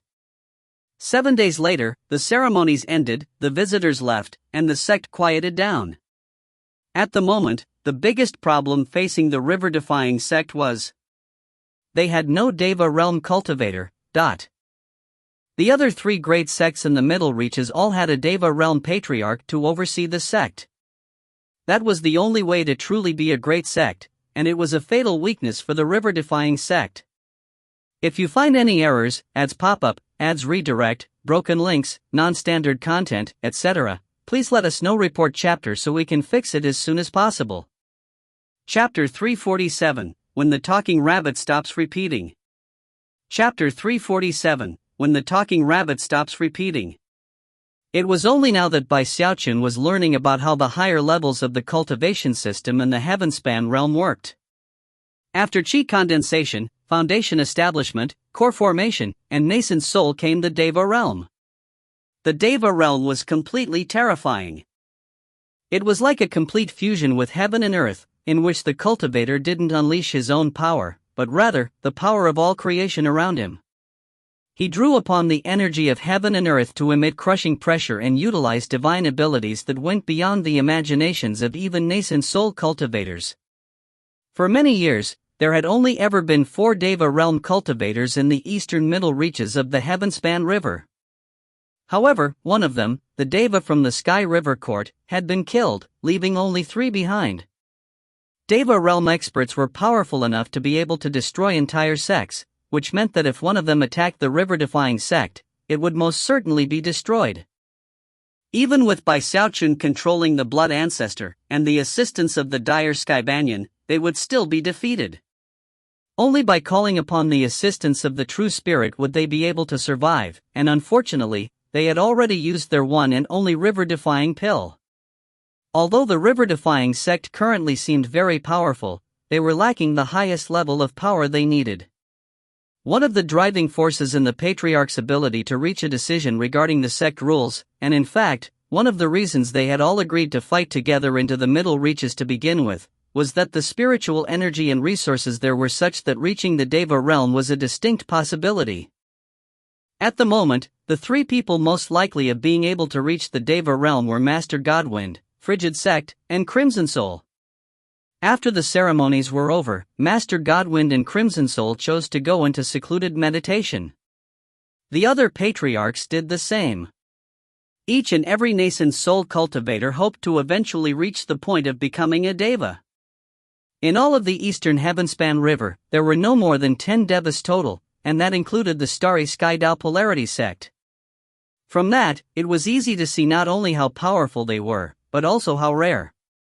In a grand hall on Mount River Defiance, the founding patriarch of the Spirit Stream Division, Frigid Sect, had called Bai Xiaochun to explain to him certain matters regarding the sect and Devas. Although you can't quite say that in the Deva realm it's possible to live as long as heaven and earth, with the energy at your disposal, you can remain unwithered for almost all eternity. Your battle prowess would be such that you could dominate the entire cultivation world. Therefore, I will be going into secluded meditation to strive for my chance to break through into the Deva realm. This was actually by Xiaochun's first time hearing about the Deva realm, and he already wished he could reach it.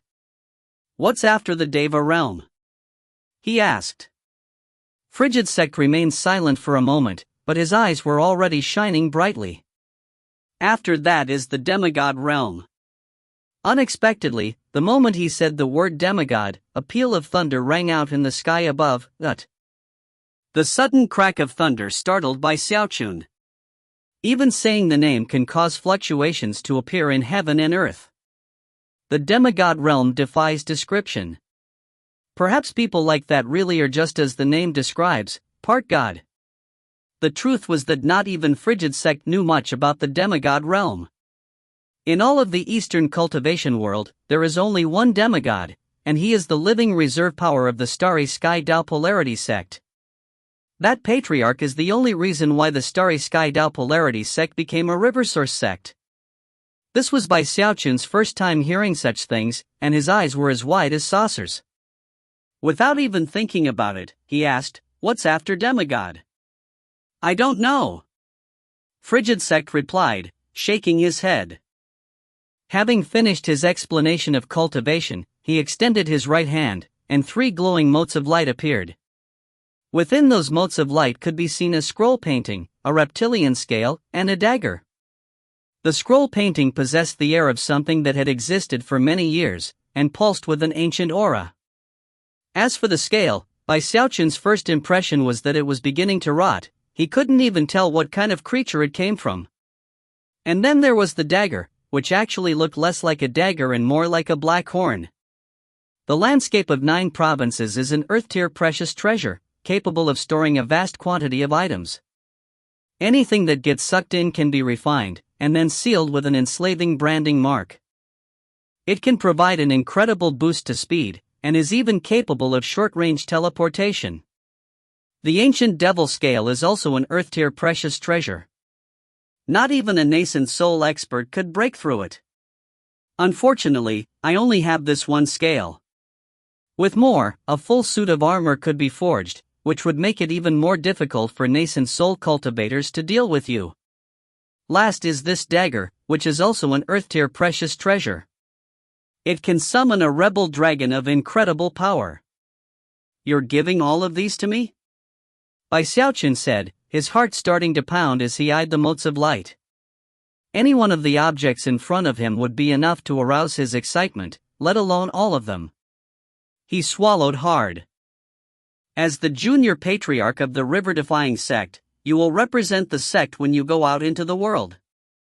It's only natural that these 3 precious treasures should go to you. Take some time to get used to them. In the future, it will be up to you to make a name for the river-defying sect. Frigid Sect smiled. Bai Xiaochun was incredibly important to the river-defying sect, and the patriarchs had all agreed that since they were going into secluded meditation, Bai Xiaochun should be given 3 precious treasures to use for his own protection. Bai Xiaochun was visibly excited, and quickly offered profuse thanks. Then he took the 3 precious treasure and began to fondle them lovingly. Frigid Sect cleared his throat. I'm going to enter into secluded meditation now. In a moment, someone from the senior generation will come to pay you a visit, so please wait for him. Finally, take this jade slip. It's an arcane cultivation technique for you now that you reached core formation, a secret magic of the former Frigid school. A strange expression could be seen on Frigid Sect's face, but before Bai Xiaochun could look up to notice, Frigid Sect tossed him a jade slip, turned, and vanished. Someone from the senior generation? Bai Xiaochun asked, catching the jade slip. But who? However, Frigid Sect was gone. As the moments ticked by, though, Bai Xiaochun's anticipation grew. Maybe they're going to give me some more rewards, he thought, getting more excited. As time went on, he was coming to find that, as the junior patriarch of the river-defying sect, he was treated very well. Someone from the senior generation was even coming to give him a gift. Taking a deep breath, he rose to his feet and stood there straight and tall, trying to look as somber as possible. Inside, he was already feeling pleased with himself. He knew that this pose was one that the older generation would definitely be pleased with. After waiting for a bit, Xiaochun was starting to lose patience. But then, he suddenly got a very strange feeling, as if someone were watching him. Without even thinking about it, he turned around, and when he saw what was right there in front of him, his eyes went wide. At some indeterminable point, a rabbit had appeared right behind him. The rabbit didn't walk around on all fours like a normal rabbit. It stood on its hind legs. It had its hands clasped behind its back much like a person would do, and it was staring at Xiaochun with its red eyes. Its ears stuck straight up above its head, and although it looked somewhat comical, there was something ancient in its eyes that made the rabbit seem completely beyond the ordinary. "You?" Xiaochun said. Gasping, he backed up. Then he clasped his hands over his mouth. Perhaps other people might not recognize this rabbit, but Xiaochun did. He would probably recognize it even if it were transformed into a pile of ash. This was none other than that damnable talking rabbit, but the truth was that way back in the fight outside the Profound Stream Sex City, when he saw the rabbit and the monkey together, he'd begun to suspect that something strange was going on. Now that the rabbit had appeared again, he began to pant. However, he quickly plastered a smile onto his face, and then cautiously clasped his hands in greeting. Disciple offers greetings, senior." The rabbit snorted coldly as it looked Xiaochun up and down. For some reason, the rabbit wasn't repeating his words like it usually did, and although that should have made Xiaochun happy, he was only left with a dark premonition. Getting more nervous, he backed up a few paces and said, "Senior, Idmet. You looked quite pleased with yourself when you tried to chase me down last time," the rabbit said, his voice cracking with ancientness. "However, I won't lower myself to your level." Xiaochun immediately started to get more nervous. "I've come here today to perform a little test. Let's see if those precious treasures of yours will really work." As he glared at Xiaochun, his mouth widened into a smile that filled Xiaochun's heart with terror. Letting out a shriek, he didn't hesitate at all to turn and flee. However, in the moment he started to move, the rabbit blurred into motion, raising his right foot and kicking Xiaochun hard on the back. A rumbling sound echoed out, mixing with Xiaochun's scream as he flew through the air. However, even as he flew, he righted himself and then shot forward with greater speed. "Help! He's trying to kill me! A killer rabbit! Patriarchs, save me! Save me!" Xiaochun sped along frantically, his shrieks echoing out in all directions. Many disciples heard, and immediately looked up to see what was happening. What they saw was a rabbit flying through the air, slamming into Xiaochun and sending him spinning. Then the rabbit began to cackle with laughter. "Scream! The louder the better. Remember how you tried to blow me up during our last chase? Damn it! I went to hide in 10,000 Snakes Valley, and yet you suddenly showed up looking for me. I even went all the way to the Bloodstream sect to hide from you. Why you little bastard. I can't believe you tracked me down to the Bloodstream sect." The rabbit's eyes were bright red as it chased after Xiaochun. Xiaochun's screams echoed out into the sky. Soon, certain cultivators from the Blood and Spirit Stream divisions recognized the rabbit, and began to cry out in alarm. Heavens, that's the talking rabbit. What's that rabbit doing here? And why isn't it repeating things? If you find any errors, ads pop up, ads redirect, broken links, non-standard content, etc., please let us know. Report chapter so we can fix it as soon as possible. Chapter 348, The Rabbit's Weakness. Chapter 348, The Rabbit's Weakness. Xiaochun felt more than ever that he was being unjustly accused. He instantly drew upon the full power of his Heaven Dao Gold Core, and even his undying Heavenly King body. Although that pushed him forward with incredible speed, it didn't make him faster than the rabbit. Furthermore, the rabbit was a very crafty character, and knew just where to kick him for it to hurt the most. Scowling on the verge of tears, he considered calling upon the 3 precious treasures he had just been given. But before he could, the rabbit shot forward with blinding speed, causing a series of sonic booms to echo out as he kicked Bai Xiaochun over and over again. Most outrageous of all was that the rabbit actually chose to kick him in the face. Bai Xiaochun felt like he was going to go crazy.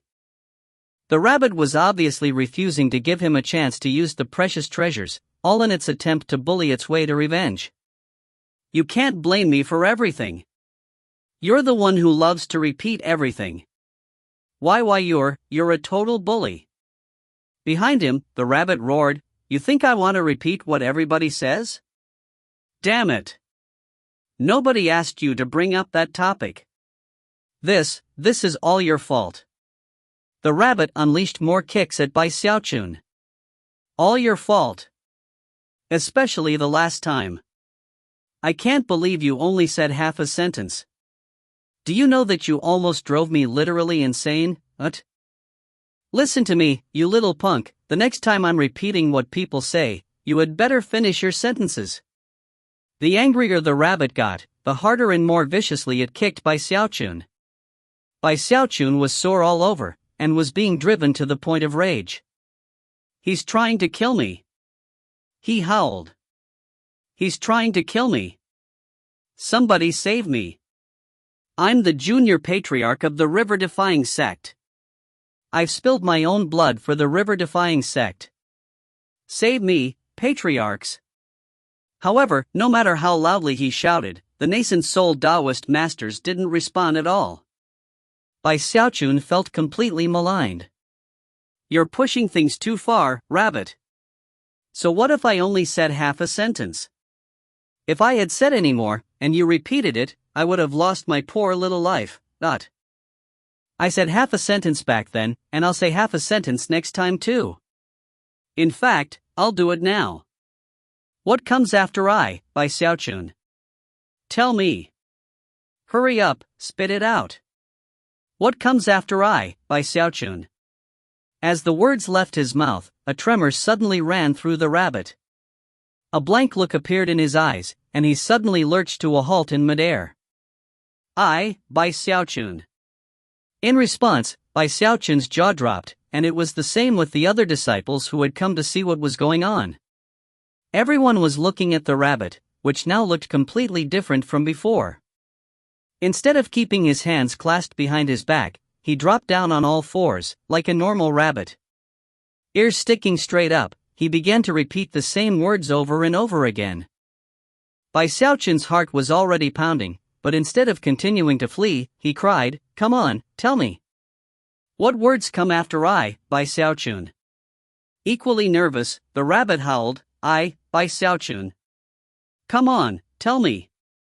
Spit it out." Looking excited, Bai Xiaochun took a few steps forward toward the rabbit. Now that he had found what appeared to be the rabbit's weakness, he was eager to take advantage of it. "I, Bai Xiaochun." The rabbit's eyes were so red that they looked like they might start bleeding. His fur was standing on end, and the pressure being put on him from Bai Xiaochun made him tremble on the verge of collapse.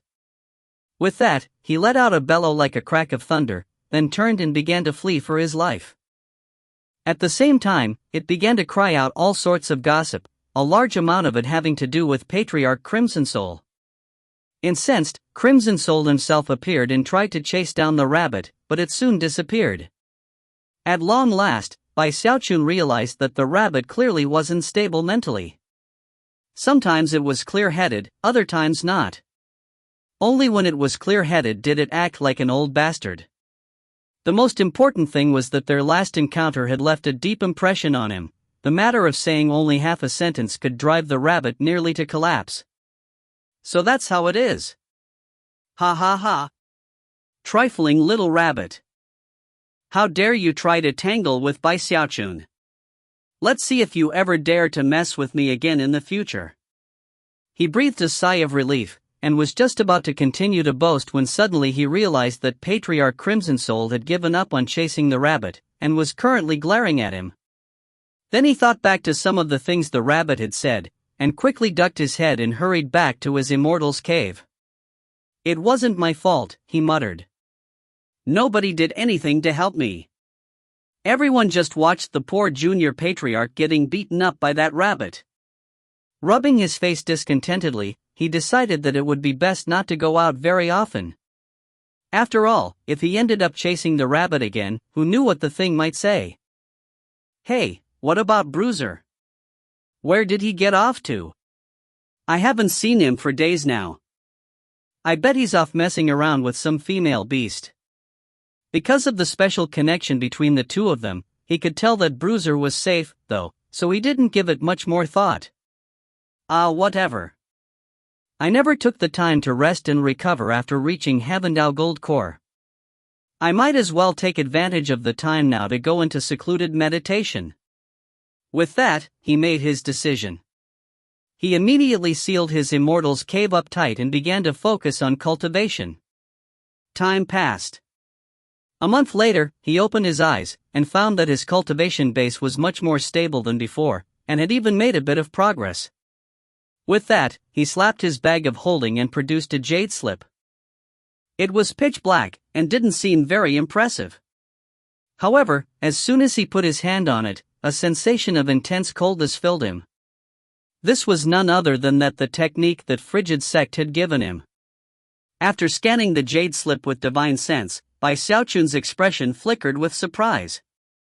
Frigid School Will Evolving Incantation. The cultivation of this technique requires Heavenspan river water. However, instead of consuming it, you alter its structure into two types, frigid and will. Use the technique to form the frigid, use the frigid to evolve the will. If one masters it, one's will can freeze everything in the area with frigid coldness. What's the will it talks about? As he continued to study the jade slip, his surprise grew. Eventually, he put the slip down. So, will is the ultimate level of control power, something completely and utterly bizarre. Essentially, it comes by fusing control power with one's own thoughts. The Violet Chi Cauldron control art develops control power, and the Violet Chi Heavenspan incantation uses that control power to create the Heavenspan Dharma Eye. That's only the initial step toward fusing control power with one's thoughts. The Frigid School Will Evolving incantation involves a complete fusion of one's thoughts with control power. Then, true willpower can be developed and grown. Xiaochun took a long, deep breath and slowly picked up the jade slip again. Finally, he understood the truth. The Spirit Stream Sect techniques were all steps in a ladder leading to the ultimate form of power, will. In that case, I can definitely succeed with my human controlling grand magic. In fact, by using will, I can also complete my work with the powers of gravity and repulsion. Will, he murmured. Looking over at a rock in the corner of the Immortal's cave, he tried to use nothing but his own thoughts to get it to fly up into the air.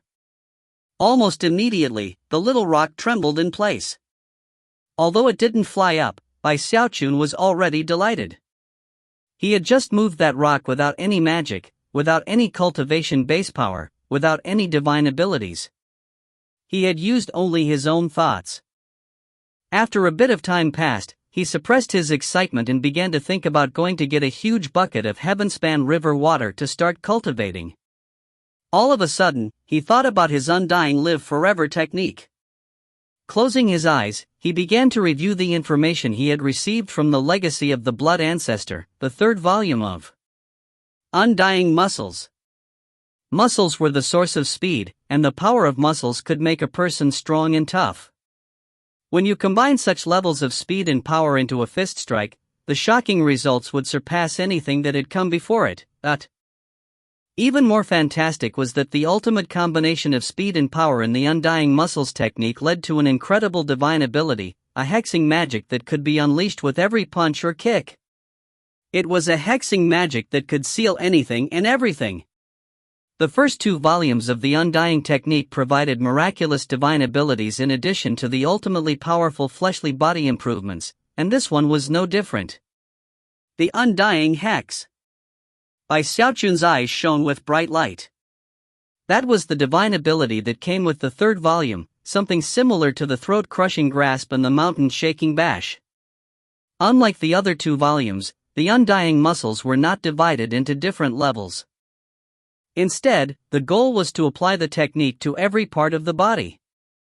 It was divided up into the 4 limbs, the torso, and the head. The only way to master the technique was to apply it to each and every one of those body parts. If you find any errors, ads pop up, ads redirect, broken links, non-standard content, etc., please let us know. Report chapter so we can fix it as soon as possible. Chapter 349, A Love Letter. Chapter 349, A Love Letter. After delving into the frigid school will-evolving incantation and the undying muscles, Xiaochun was filled with anticipation regarding what was to come in the future. That was especially true after sensing his own flourishing life force. Although he wasn't completely sure of the limits of his longevity, he had the feeling that it was at least 1,000 years or so. Many people found cultivation to be dull and boring, but he didn't mind it at all, and quickly immersed himself in the frigid school while evolving incantation and the undying muscles. After some consideration, he decided that he would begin cultivating the undying muscles with the big toe on his left foot. "I'll go one toe at a time," he thought. "That will be the most stable way to go about it." He was fully convinced that this was the right course. He could already imagine the screams of pain from his enemies when they were completely caught off guard by the power of his toe. Only an idiot would start with the fingers. What good are fingers? Everyone is prepared for someone to attack with the hands. Besides, in a critical moment, how could your fingers help you to escape? But toes are different. Not only can they catch people off guard in a sudden attack, they can also be used to run away at full speed.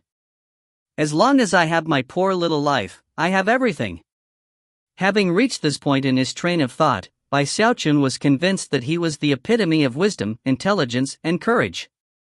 He was so pleased that he started looking around for a copper mirror to admire himself in, only to discover that there were no mirrors in his immortal's cave. "That won't do," he thought. "I can't believe there's not a single mirror in here." He was feeling more than a little disappointed. However, it was at that point that he thought back to the young woman from the Sky River Court whom he had killed in battle. When he'd scanned her bag of holding, he remembered seeing a mirror. He quickly opened his bag of holding and began rifling through its contents until he found a round, palm-sized copper mirror. He also looked for the little turtle, but didn't find even a trace of him. However, he was used to the turtle's mysterious vanishing acts, and thus wasn't very surprised. After examining the mirror for a bit, Xiaochun was delighted to discover that it wasn't just an ordinary mirror, it was actually a useful magical item. Although it wasn't as extraordinary as his 3 precious treasures, it was still quite impressive. It could form a magical clone. However, it wasn't the type of clone that could be used for fighting, and was more for distracting the enemy. Back when he had been fighting the young woman, he had completely dominated the fight. Plus, his use of the Heavenspan Dharma had made the use of such a clone useless. "Not bad at all, actually," he said as he fiddled with the mirror. A moment later, he decided to study the mirror with his third eye. As soon as it opened, he said, "Ee." Violet light flickered within the immortal's cave, then disappeared a moment later when he closed his third eye. It seems that young woman didn't even know the true function of this mirror. Not only can it form magical clones, it can also keep souls alive. Another surprise was that the fluctuations of this mirror were very similar to the fluctuations of the mysterious mask. Although they weren't exactly the same, they were very close. After playing with it for a bit longer, he finally put it off to the side and resumed his cultivation. Time passed. Before long, half a month had gone by. One night when he was in the middle of a session of cultivation, all of the hair on his body suddenly stood on end. Opening his eyes, he noticed that the floor was rippling wildly, and a cold air was building up in the immortal's cave, as if it were being separated from the wider world around him. At the same time, a red beam of light flew out from his bag of holding, and the mask appeared. Then, an ancient voice spoke, seemingly trembling with anxiety. "Don't. Bai Xiaochun gasped. Before the voice could say more than a single word, he produced a stack of paper talismans even larger than before, poured his Heavendao Gold Core cultivation base power into them, and then threw them at the mask. Smacking sounds rang out again, along with a roar of rage from within the mask. Then the mask clattered to the floor, and the ripples vanished. Only then did Imposter Nightcrypt's soul float out, trembling. Finished? He screamed. We're finished. They came again. What do we do? What are we supposed to do? Bai Xiaochun was also terrified, and was convinced that if he'd acted any slower, he would have been placed in extreme danger. Damned evil spirit! Bai Xiaochun said, grinding his teeth. Then he looked over thoughtfully at Imposter Nightcrypt's soul. After a moment, a gleam of determination appeared in his eyes. Imposter Nightcrypt, I'm going to give you a new home, and you need to cooperate. Otherwise I'll have to throw you into the Heavenspan River along with the mask to feed the fishes. Imposter Nightcrypt began trembling again, and it seemed like he wanted to say something. However, considering how bloodshot Bai Xiaochun's eyes were, he didn't even dare to open his mouth. He simply nodded, eyes shining with terror. I can mop the floor with that old rabbit, Bai Xiaochun said with a growl, so I refuse to believe that I can't handle this wimpy little mask. Snorting coldly, he pulled the mirror out and studied it a bit further. Then he performed an incantation gesture with both hands and pointed at the mask. Imposter Nightcrypt immediately began screaming, but then Bai Xiaochun glared at him and he quickly shut his mouth. Bai Xiaochun slipped into complete focus as he unleashed his Heavendao aura. His gold core seethed as his cultivation base erupted with power. As a result, his right hand turned completely golden. At the same time, his Heavenspan Dharma eye opened, shining with intense violet light. A terrifying shockwave blasted out from Bai Xiaochun. The violet light shining from his Heavenspan Dharma eye was now tinged with gold as a stream of Heavendao aura raced through it till landed onto the mask. Almost instantly, Bai Xiaochun was able to see the areas where Imposter Nightcrypt's soul was connected to the mask itself. As soon as he saw the connections, he didn't hesitate for even a moment to chop his hand through the air, causing golden light to flicker brightly. Sever! He growled. Rumbling sounds echoed out as his hand chopped into the connections. The connections trembled, although they were tough, they were now being assaulted by a Heavendao aura, and could only hold firm for a short moment. Then they melted away. Imposter Nightcrypt immediately let out a blood-curdling scream as his soul shot out of the mask. Unexpectedly, as soon as he appeared in the open, some powerful force seemed to grab a hold of him as if to drag him away. Imposter Nightcrypt screamed in terror, and Bai Xiaochun's jaw dropped. Thankfully, he already had the mirror ready to go. He quickly waved his sleeve, sending the mirror flying toward Imposter Nightcrypt.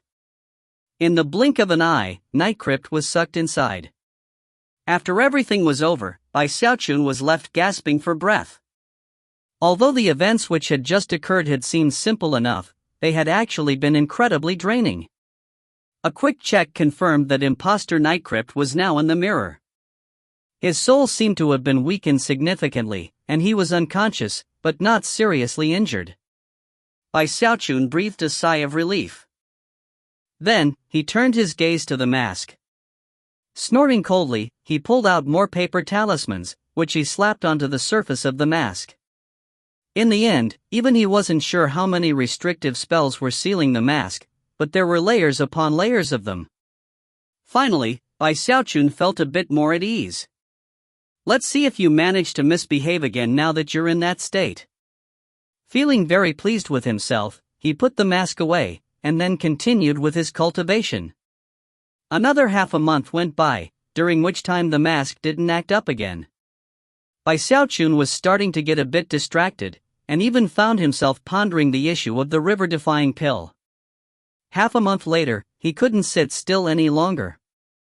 I'm already in the gold core stage, he thought, which is already pretty awesome. I need to strike a good balance between hard work and leisure. I can't just sit around cultivating all the time. The more he reasoned on the subject, the more it made sense to leave secluded meditation. With that, he opened his immortal's cave and stepped out into the open.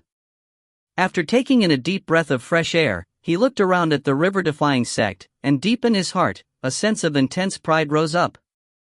Clasping his hands behind his back, he began to stroll through the sect, appreciating the sights as he went. "It's been a long time since I saw Big Sis Song," he thought. "Man, I miss her." Whenever he thought about Song Junwen's scorchingly sexy appearance, his heart surged with warm feelings. After blinking a few times, he decided that he should go find her and say some loving things. As he walked along, the leaves in the trees rustled, and the birds sang. The spiritual energy in the river-defying sect was abundant, and the entire place seemed like a celestial paradise. He encountered many river-defying sect disciples, including young men and young women, all of whom gazed at him with looks of awe and reverence. Because of his status as junior patriarch, he had almost one of the highest positions in the entire sect. Such looks of awe were especially noticeable on the faces of the disciples from the Profound and Pill Stream divisions, who didn't actually know very much about him. After all, his pure and fair appearance was quite pleasing to the eye.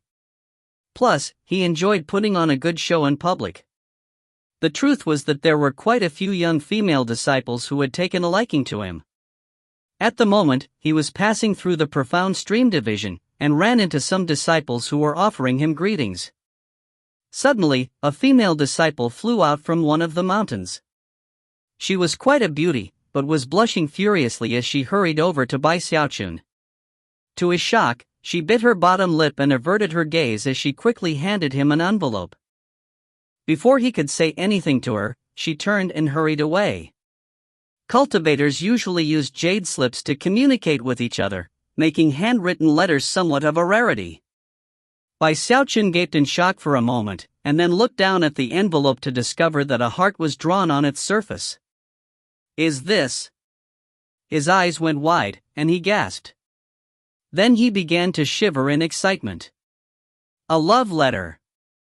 If you find any errors, ads pop up, ads redirect, broken links, non-standard content, etc., please let us know. Report chapter so we can fix it as soon as possible.